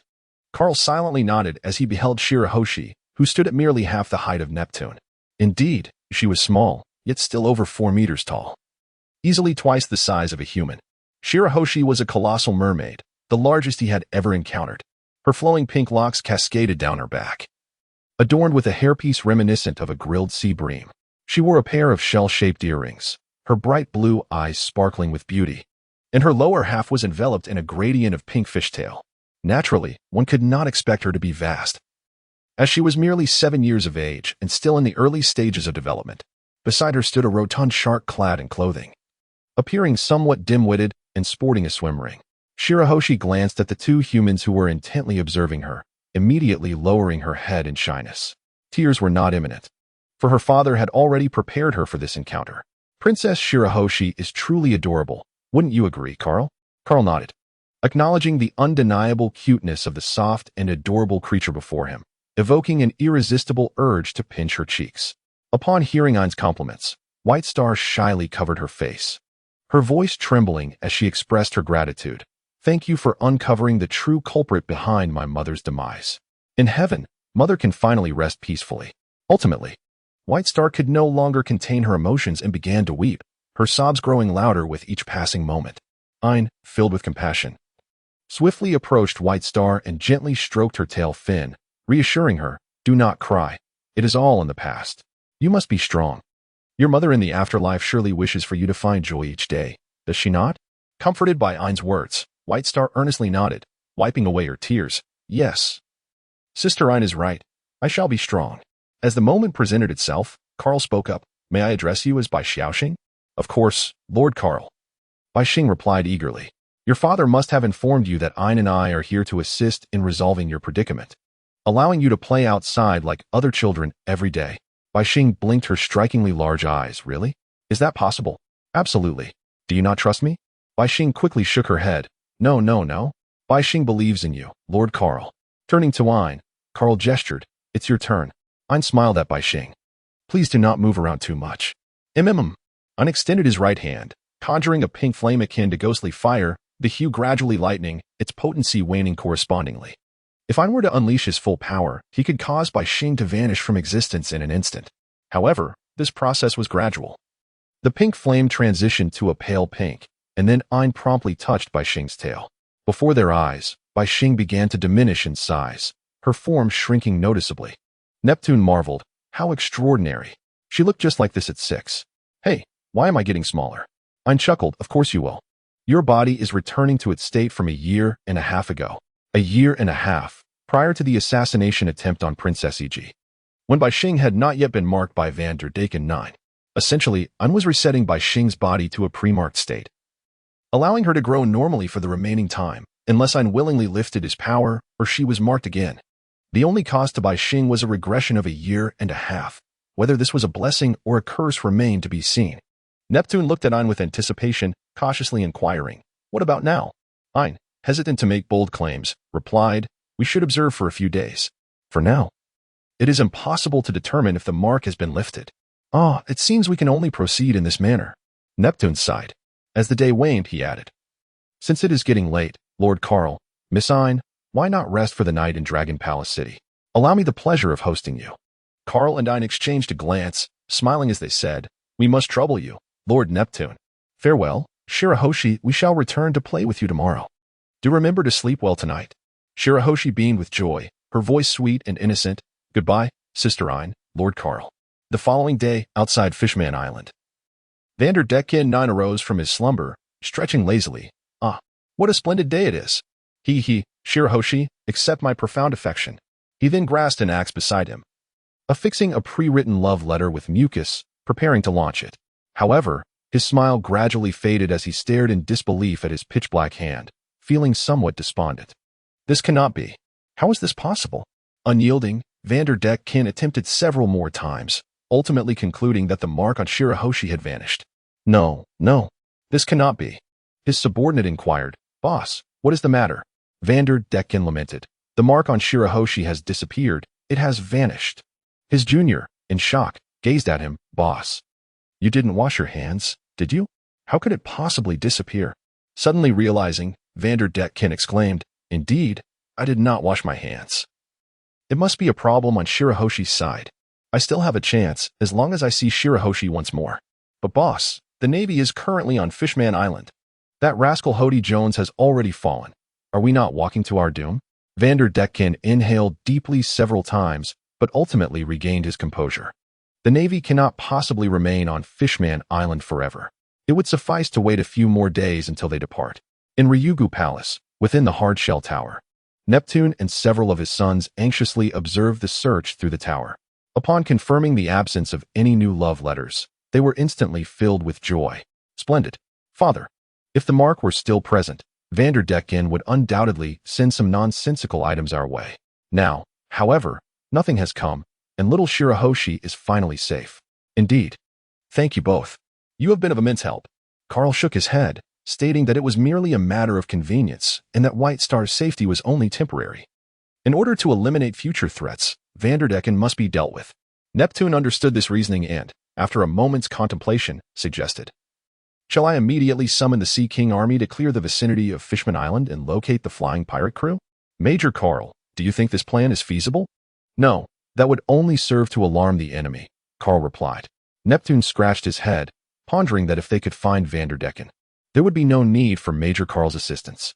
Ein poked Karl in the side and whispered, "You are the most resourceful among us. Do not hold back.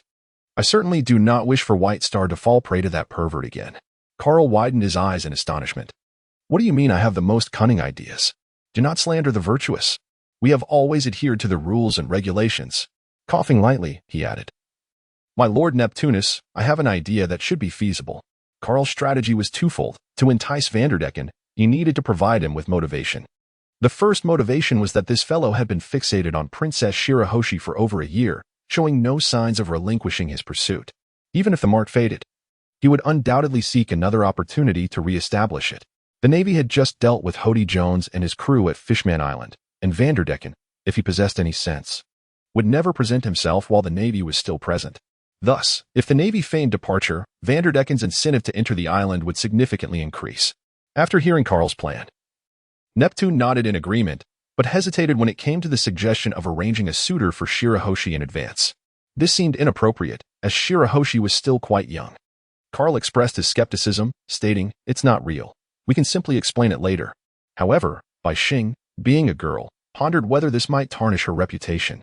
At that moment, Shark Xing countered, "Father, this is for little Bai's healthy growth. Such a sacrifice is worthwhile, and the citizens will surely comprehend your good intentions." Neptune, remaining calm, nodded thoughtfully after careful consideration. "Very well, Major General Karl. We shall proceed as you suggest. In that case, I will prepare for our return. As for how to address the public execution of Hody Jones tomorrow, that will be entirely up to you. Of course, Major General Carl must be present. Upon returning, Ein took the initiative to brief all naval officers on their plan, which was quite straightforward. They would feign departure from Fishman Island after the public execution of Hody Jones.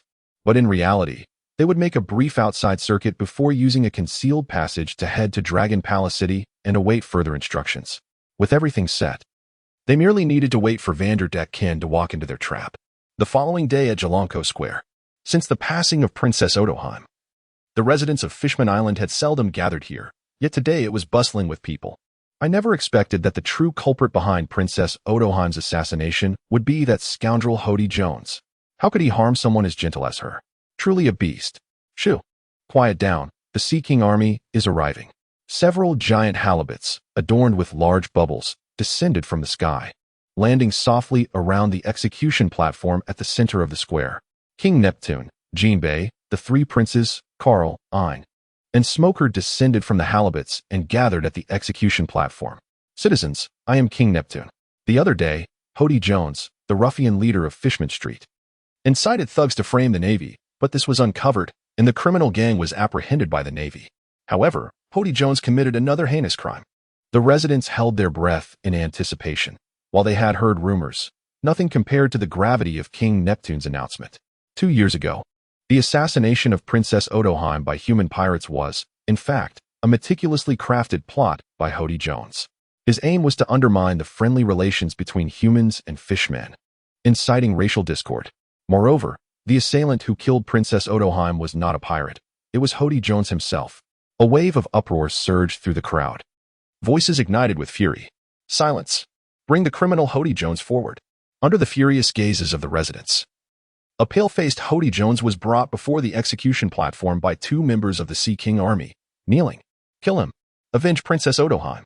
Die, Hody Jones, you scoundrel. Hody Jones, you. Several red-eyed merman brutes yearned to rush forward and unleash their fury upon Hody Jones. Yet they were restrained by the forces of the Sea King. Smoker, witnessing this, felt a twinge of apprehension. It was fortunate that he had held his tongue during the accusations. Had he not only would he have faced dire consequences, but his dear comrade, Carl, would have also been ensnared in the turmoil. Hody Jones, do you acknowledge your crimes? With an air of arrogance, Hody raised his chin, casting a disdainful gaze upon the furious inhabitants of Fishman Island. Acknowledge my crimes? What transgressions have I committed? Humanity is inherently a base and malevolent species. That foolish woman humbly bowed to the celestial dragons. It is utterly incomprehensible. The fishmen are the supreme race. You cowards express gratitude for the slightest favors from humans. Where is your honor as fishmen?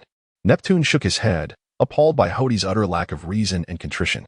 Hody Jones, for the assassination of Princess Odoheim, incitement of racial discord, and slander against the Navy, your crimes are unforgivable. As the king of Fishman Island, I hereby sentence you to death. The gathered crowd erupted in applause. Execute him. Come on. Even in death, my will shall endure, my spirit shall achieve immortality. With a swift motion, Hody's head fell to the ground, eliminating yet another scourge from the world. Good riddance. Such an easy demise was far too lenient for him. As the crowd gradually calmed, Neptune addressed Carl, raising his voice. Citizens, please quiet down and listen to me. It is thanks to Rear Admiral Carl that we were able to unearth Hody Jones. A plethora of accolades for the Navy and Carl ensued, significantly enhancing the residents' regard for both. Now, shall we allow Rear Admiral Carl to address us? Yes. Long live Rear Admiral Carl. I want to bear your children. Carl remained unperturbed by flattery, whether praised or scorned. Such words were mere trifles to him, for anyone can speak them. Fellow residents of Fishman Island, I express my heartfelt sorrow over the passing of Princess Odoheim. Yet, the past is immutable, and we must not dwell in it. Our gaze must be directed towards the future. We cannot allow Princess Odoheim's efforts to be in vain. There exists no hierarchy between fishmen and humans. Both possess their own virtues and vices. What I wish to convey is that, regardless of race, there will always be both good and bad individuals. We must refrain from naively believing that humans are inherently good, nor should we hastily condemn them as wholly wicked. Let us maintain kindness, stay vigilant, coexist peacefully, and forge a brighter future together. Thank you all. As proponents of harmonious coexistence between fishmen, merfolk, and humans, Neptune wholeheartedly concurred with Carl's sentiments, acknowledging the duality of both humans and fishmen. He believed that the majority of both species harbored goodwill towards one another, though it is a handful of greedy humans and fish supremacists who tarnish this promising landscape. Hody Jones serves as a stark example of this. Once the cheers and applause subsided, Neptune seized upon Carl's words. Esteemed residents of Fishman Island, the sentiments expressed by Major Carl resonate deeply with my own, Princess Odoheim's endeavors. While Neptune elaborated in his discourse, I discreetly remarked to Carl, "Where did you acquire such eloquence? You speak with remarkable finesse." Carl glanced around and, noticing that no one was paying attention to him, murmured, "It is merely a collection of seemingly sensible nonsense." "What, do you wish to learn? Never mind, with you here. Is there even a need for me to speak?" Carl curled his lips in disdain, showing no ambition whatsoever. After a considerable pause, Neptune finally addressed the crux of the matter. "I shall announce two significant developments. First, from today onwards, Fisherman Street will be off-limits to all residents, and the Sea King Army will seal off this area entirely. Furthermore, Dragon Palace City will provide funding to establish an orphanage to shelter the homeless children. Second, I believe everyone is already aware of Princess Shirahoshi's peculiar affliction. However, thanks to the assistance of Major Carl and Miss Aide, Princess Shirahoshi has been cured of her malady. Therefore, I am preparing to seek a suitable husband for Shirahoshi, so that upon her coming of age, she may wed him with the following requirements." Neptune felt a twinge of awkwardness as he spoke, yet it was, after all, a means to an end. Nevertheless, the males of Fishman Island were oblivious to such reservations, immediately erupting in excitement. "What? Such a fortunate opportunity. If I become the prince consort of Dragon Palace, I could circumvent years of hardship. I must participate. Haha." Observing the exuberant crowd, Neptune glanced at Carl, who nodded slightly. Having achieved his objective, it was time to withdraw. A day later. "What? Neptune is already seeking a husband so soon. Damn it. Shirahoshi is mine." Vanderdecken seethed with rage upon hearing the news relayed by his subordinate. In his eyes, Shirahoshi was his forbidden treasure, his destined bride, and he would allow no other male fish to share a life with her.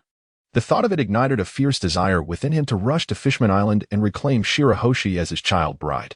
However, with the Navy still present on the island, he lacked the courage to do so. Cursed Navy! What if they linger and refuse to depart? The more Vanderdecken pondered, the more frantic he became, contemplating whether to storm Fishman Island and confront the Navy directly. "Boss, the Navy has already left." Vanderdecken was taken aback, then exclaimed in delight. "What did you say? The Navy has departed? Is this information reliable?" His subordinate nodded. "Certainly." After the public execution of Hody Jones concluded, the Navy's ships set sail from Fishman Island and are likely already ashore. Vanderdecken leapt to his feet. Brimming with determination, "Let us depart immediately. We must land on Fishman Island. I cannot allow Shirahoshi to be touched by another. When the Navy was present, I was meek. Now that they have left, I shall strike with full force. As for the Sea King Army, I apologize, but in Vanderdecken's eyes, they were merely a group of inept fools, with only Jinbe warranting caution, yet he could simply send a few subordinates to distract him." Meanwhile, in Dragon Palace City, in the former residence of Princess Shirahoshi, "Sister Aine, come find me. You would never guess where I'm hiding." Aine feigned exasperation as she responded, "Oh dear, Shirahoshi. Where on earth are you? I can't seem to locate you." In reality, Shirahoshi's large tail had already betrayed her hiding spot. Yet she remained blissfully unaware of her poor concealment. Carl let out a disdainful snort, uttering, "Children," before resuming his perusal of the newspaper. Alas! In an effort to maintain a semblance of decorum, he too could not freely make his appearance on Fishman Island. He had originally intended to explore the Mermaid CAF, a place he had just acquired a pass for. Meanwhile, Aine seemed to be enjoying herself immensely, for reasons unknown.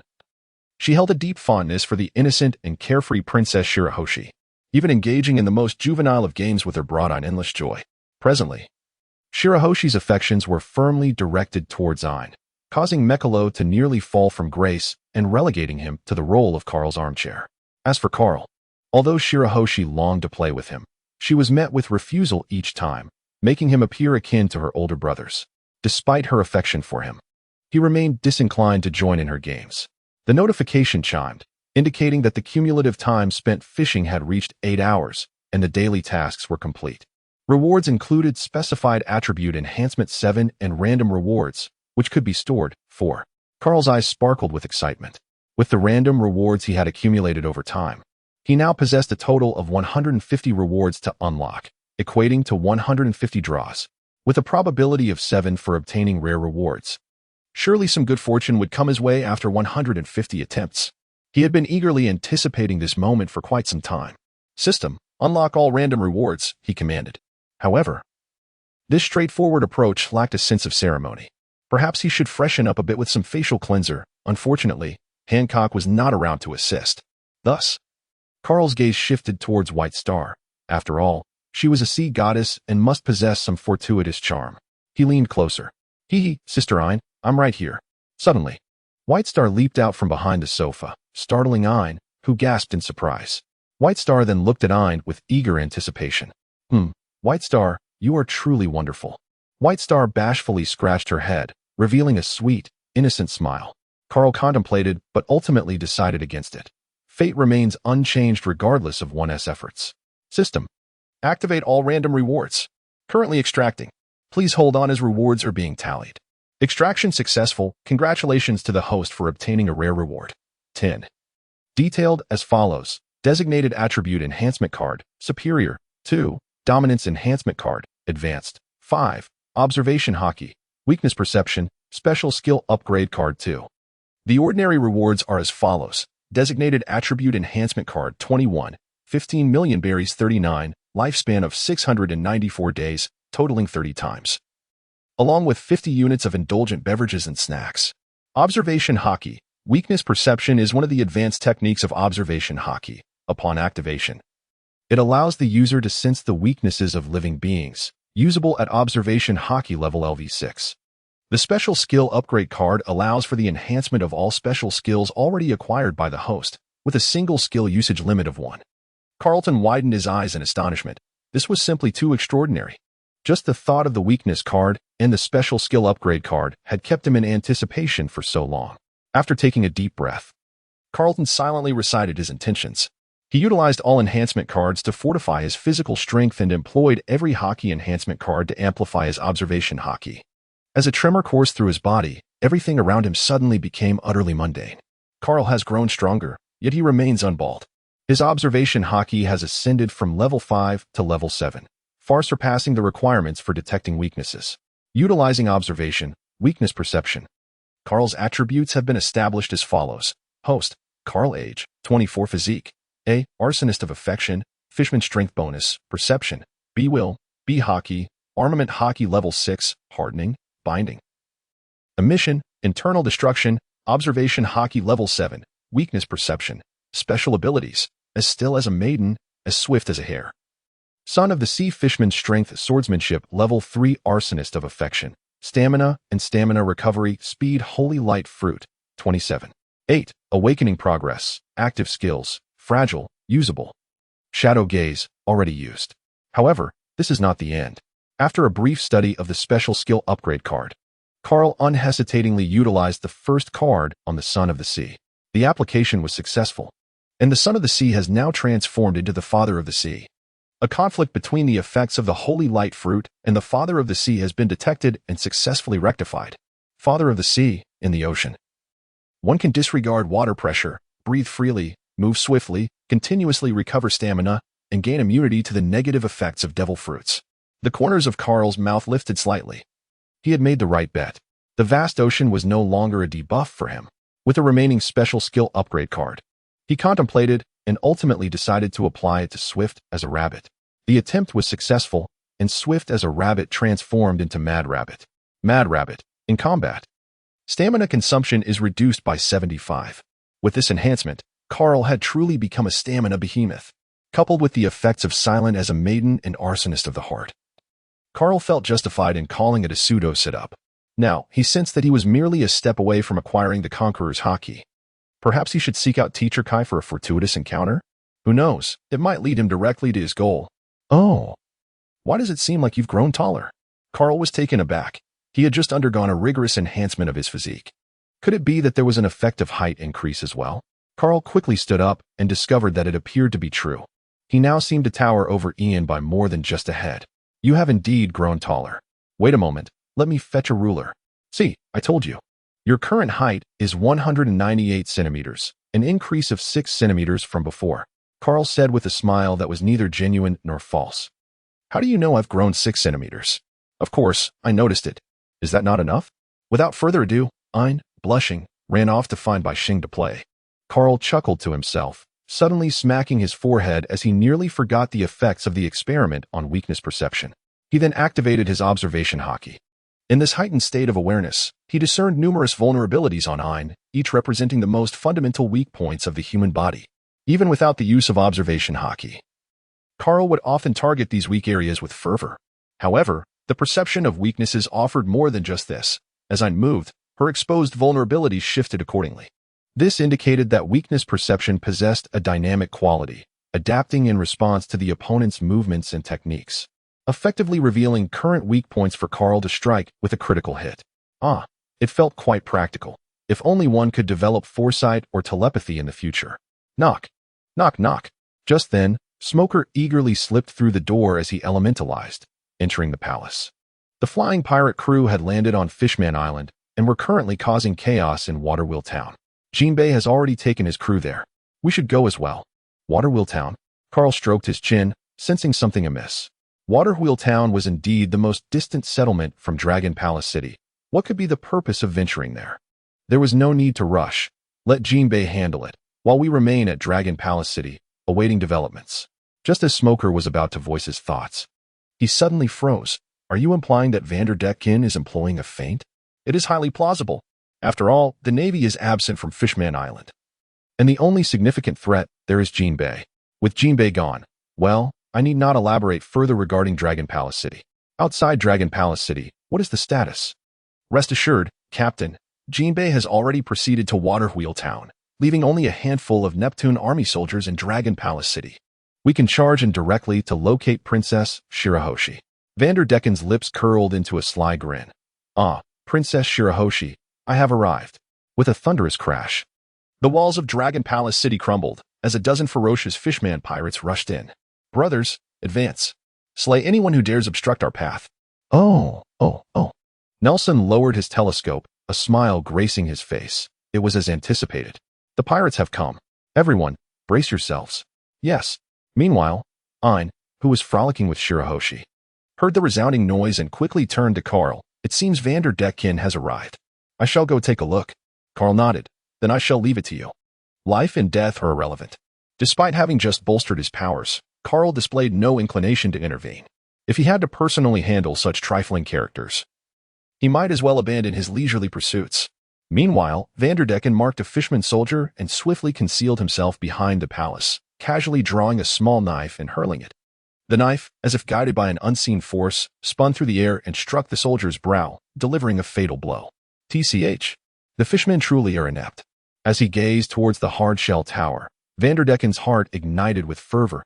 After a year, he would finally reunite with his beloved Shirahoshi. After dispatching a group of fishmen with his subordinates, Vanderdecken arrived before the hard-shell tower. The absence of guards struck him as peculiar. Yet the weapons adorning the tower assured him that Shirahoshi was within. Shirahoshi, look who has come to see you. With a hearty push, Vanderdecken swung open the great door, only to be taken aback.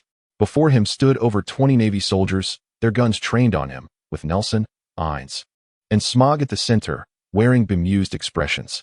The Navy? How can there be Navy here? Weren't you supposed to leave? Aines replied with a mocking smile. Indeed. We have departed, but we have returned. Perverted pedophile, prepare to meet your end. With that, Aines charged at Vanderdecken. Vanderdecken's soul fled in terror as he shouted, Damn it. We fell for their trap. Retreat. Retreat. Submit, pirate. Vanderdecken hastily pushed his underlings towards Aines and bolted away with all his might.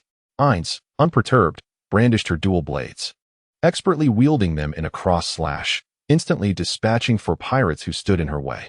Hearing the screams behind him sent a jolt of fear through Vanderdecken. Hastening his flight. Run. Run for your life. Do not look back. This singular thought consumed him as he realized that the allure of marrying Shirahoshi and the Navy's supposed departure from Fishman Island were mere smokescreens intended to lure him into a trap. Is this the Navy? It felt rather different from his expectations. Thankfully, he had not ventured into the open sea. Otherwise, his entire crew would have been obliterated. Gasping for breath behind a coral tree, Vanderdecken's heart raced as he gathered strength upon seeing a gap in the wall nearby. He could not perish. Only by surviving could he wed Shirahoshi and wield the power to command the Sea Kings, thus ascending to the pinnacle of his fishy existence. After ensuring no one was following him, Vanderdecken dashed towards the opening. Dual blade style, reverse spiral slash. 2 beams of sword light flashed. And Vanderdecken felt a sharp pain in his legs, rendering them numb. It hurt so much. Ainz had severed his legs with a single stroke, leaving him with only his upper body able to move. Do not kill me. I surrender. Ainz remained unmoved, poised to deliver a lethal strike, but suddenly hesitated and quietly inquired, "Are you an ability user?" "Yes, indeed, I am an ability user." I nodded thoughtfully, then severed Vanderdecken's arms, eliciting another anguished scream. "Find him." "Yes, in the White Star Palace." "Is it done?" Ainz replied with a smile, quite effortlessly. Subsequently, Ainz dashed to White Star's side, beaming as she said, "Little White Star, you shall never have to reside in the hard shell tower again. Are you happy?" White Star gazed at Ainz in astonishment. "Really? That wicked man will no longer bully me?" Ainz assured her, "Absolutely. I am certain your father will not let him escape justice." "Thank you, Sister Ainz." White Star joyfully embraced Ainz, twirling in delight. Indeed, upon learning of Vanderdecken Ix's capture, Neptune was overjoyed and promptly imprisoned him, intending to find the opportune moment to eliminate him, thereby eradicating any future threats. He then immediately apologized to all the residents of Fishman Island, clarifying the sequence of events. Consequently, peace returned to Fishman Island, prompting Carl to pen a diary entry. January 12th, the 7th day on Fishman Island. The matters concerning Fishman Island have largely reached a conclusion. I intend to utilize the remaining time to familiarize myself with my powers, preparing for any unforeseen challenges that may lie ahead. January 13th, Mermaid CAF. January 14th, Mermaid CAF. January 15th, Mermaid CAF. January 16th. After Ainz discovered my daily visits to the Mermaid CAF, she offered some comforting words, and once her ire subsided, I stealthily returned to the Mermaid CAF. January 17th. Carl. Oh Carl, how could you have fallen so low? Are the charming ladies of the Mermaid CAF truly that alluring? Do not forget your duty as a naval officer. Where is your commitment to justice? This cannot continue any longer. From today forth, I shall have no dealings with gambling and drugs. Indeed, I shall no longer visit the Mermaid CAF. January 18th, Mermaid CAF. January 19th, Mermaid CAF. On the 28th day of my arrival at Fisherman's Island, February 2nd. Tomorrow, I shall return to naval headquarters, and opportunities to come here again will be scarce. Thus, I shall visit the Mermaid CAF one last time.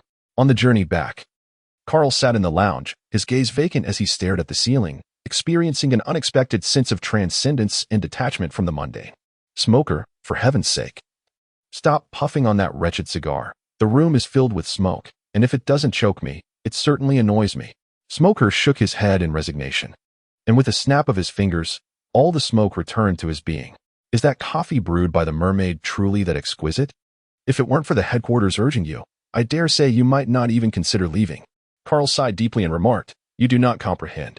By the way, did the headquarters mention what the mission entails?" Carl shook his head, expressing uncertainty. In any case, let us return and discuss it further. In the marshal's office at Marineford, he was taken aback by the revelation that the death of Princess Oki indeed harbored deeper mysteries. You must have known about Hody Jones's issues all along, hadn't you? Carl shook his head in disbelief, exclaiming, "How is this possible?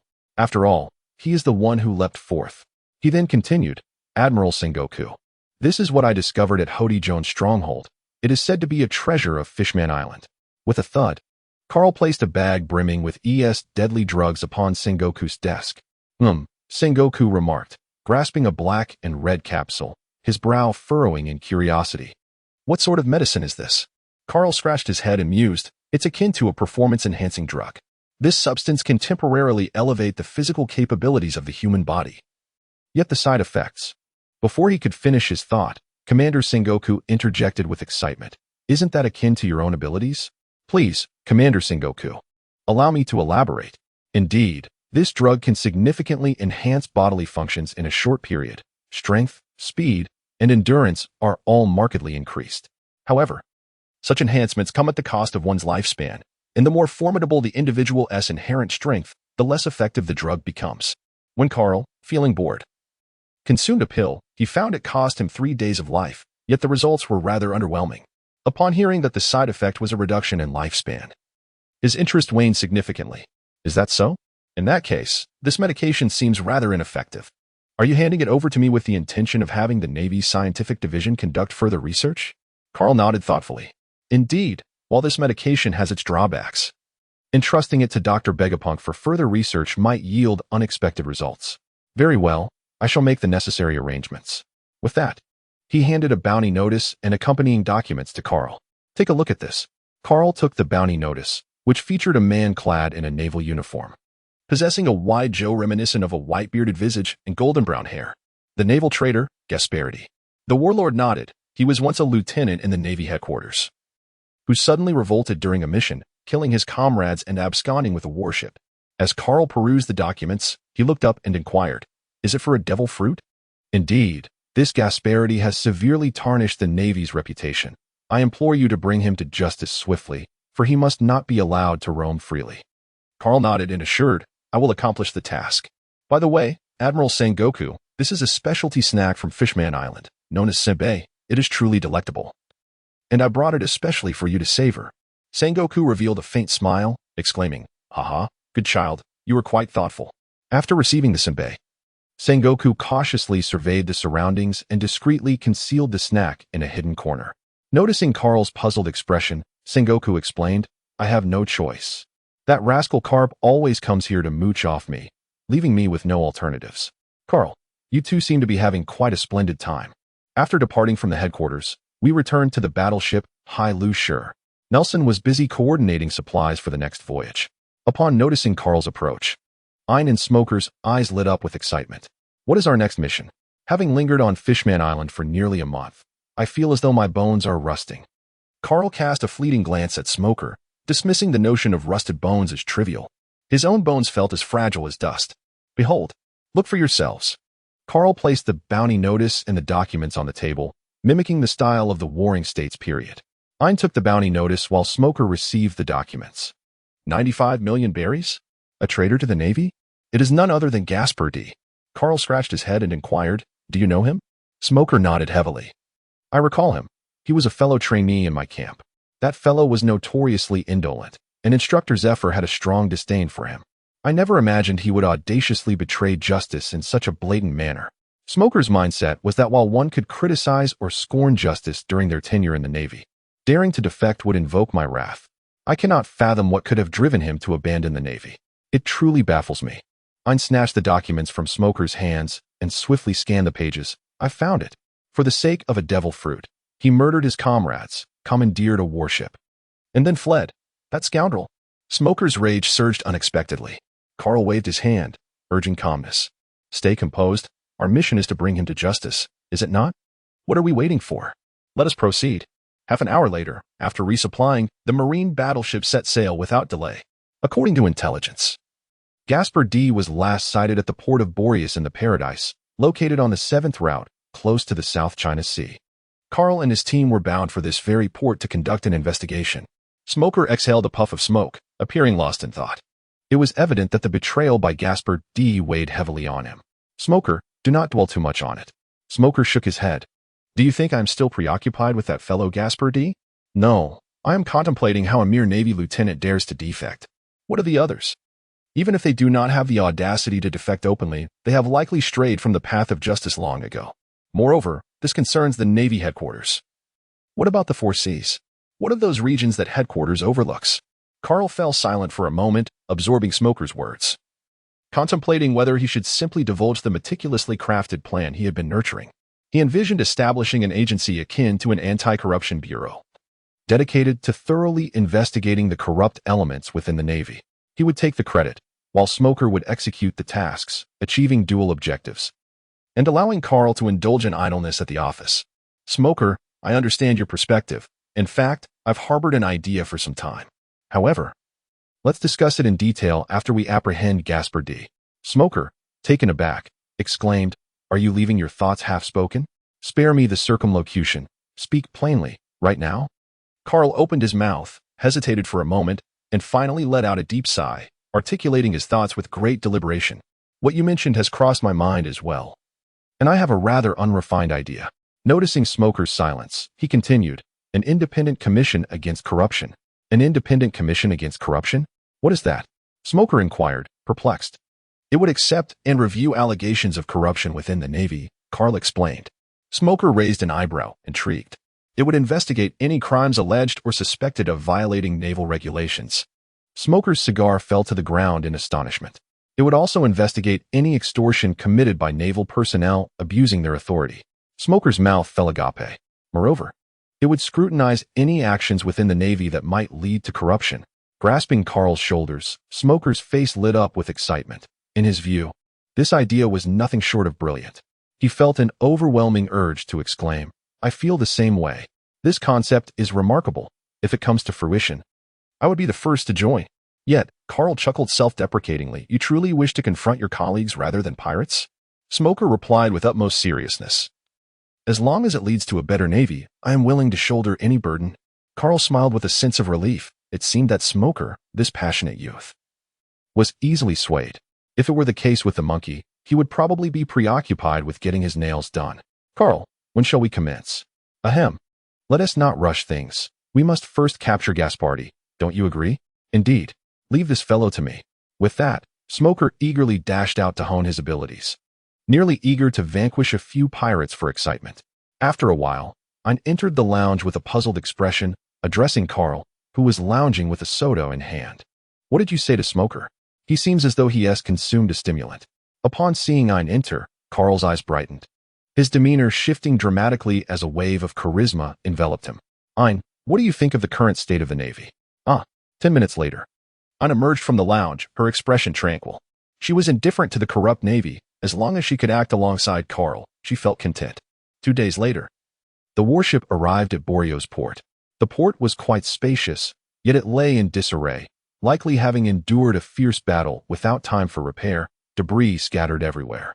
As the warship approached, the civilians on the dock pointed at it in panic, shouting, The Navy! It's the Navy! The VE returned. Run, Carl. Carl turned back to glance at the naval flag above him, ensuring it was indeed hung correctly. Could it be that Gaspardi had raided this place, casting a shadow upon the Navy? Smoker snorted disdainfully. That scoundrel. Nelson, drop anchor and assemble the crew. Upon entering the town, the streets were desolate. Yet a dozen armed civilians eyed them warily. Stay back. Move, and we will open fire. This proclamation stirred a tumult of emotions within the Navy ranks. When had they ever endured such treatment, reduced to the status of pirates? Yet they were the Navy. Everyone, please remain calm. I am Rear Admiral Carl from the Naval Headquarters. We have come to investigate the assault on Port Boreos. We mean you no harm. Trust us. The burly leader shouted fervently, Do not lie. It was your Navy that attacked us. Just as Nelson was about to respond, Carl intervened. Do not complicate matters. Understood. Carl then turned to the robust man, displaying a benevolent smile as he produced a wanted poster and stated, The assailant who attacked you is the naval traitor Gaspardi. He was active just a few days ago. We have come to apprehend him. We kindly ask for your cooperation, so that we may swiftly capture him and restore your losses. After a prolonged silence, the leader of the group remained taciturn.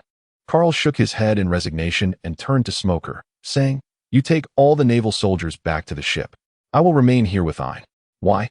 Carl remained silent. It would be inappropriate to accuse someone of lacking virtue based solely on appearances. Once Smoker and his companions departed, Carl and Ein instantly appeared harmless. Now, it is just us. Please place your trust in us and in the Navy.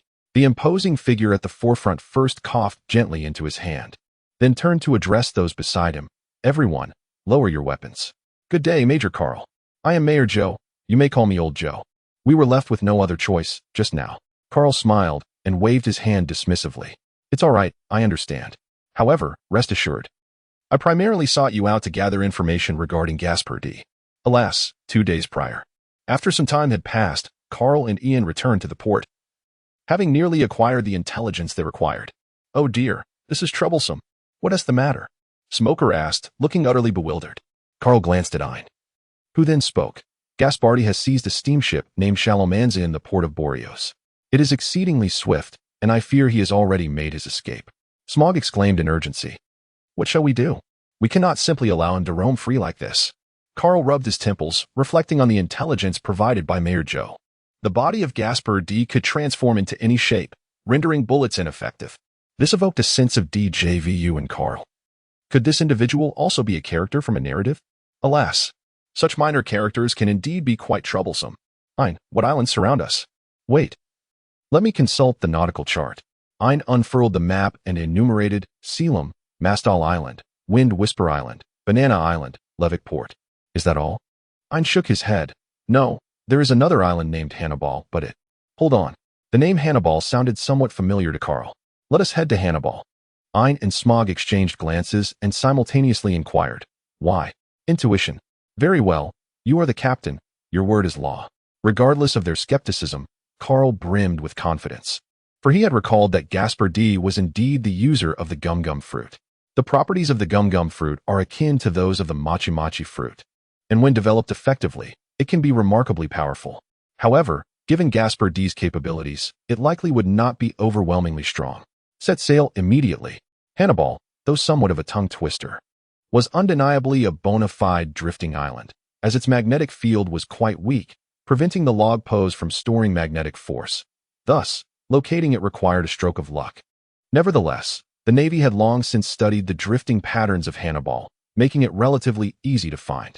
In merely 3 days, they successfully arrived in the waters surrounding Hannibal. The island appeared as a formidable barrier, dominated by a towering peak at its center. Remarkably, at the summit of this peak, there was a stream of water cascading directly into the sea. It was said that Hannibal hosted an annual death match, with exceptionally generous rewards, attracting a myriad of pirates. Hence, this place had effectively become a haven for pirates. Should they approach directly, it would likely raise alarms. Carl nodded in agreement. That makes sense, Ein. You stay aboard the ship while Smoker and I venture to Hanambar. Why me again? Smoker questioned. Well, fine. In an effort to remain inconspicuous, Smoker donned a casual outfit, while Carl opted for the quintessential attire of a gentleman, a floral shirt, beach shorts, and flip-flops, complemented by a pair of oversized sunglasses. That should suffice. We shouldn't attract any attention. Let us proceed. As for the journey from the ship to Hanambar, it was a matter of each employing their unique abilities. Observing Smoker's transformation as he soared away, Carl mounted the enlarged crow, deeming the moonwalk too laborious. Upon their arrival in Hanambar, they attracted no notice whatsoever. Smoker maintained an air of authority, while Carl appeared as nothing more than a mere tourist. Goodness,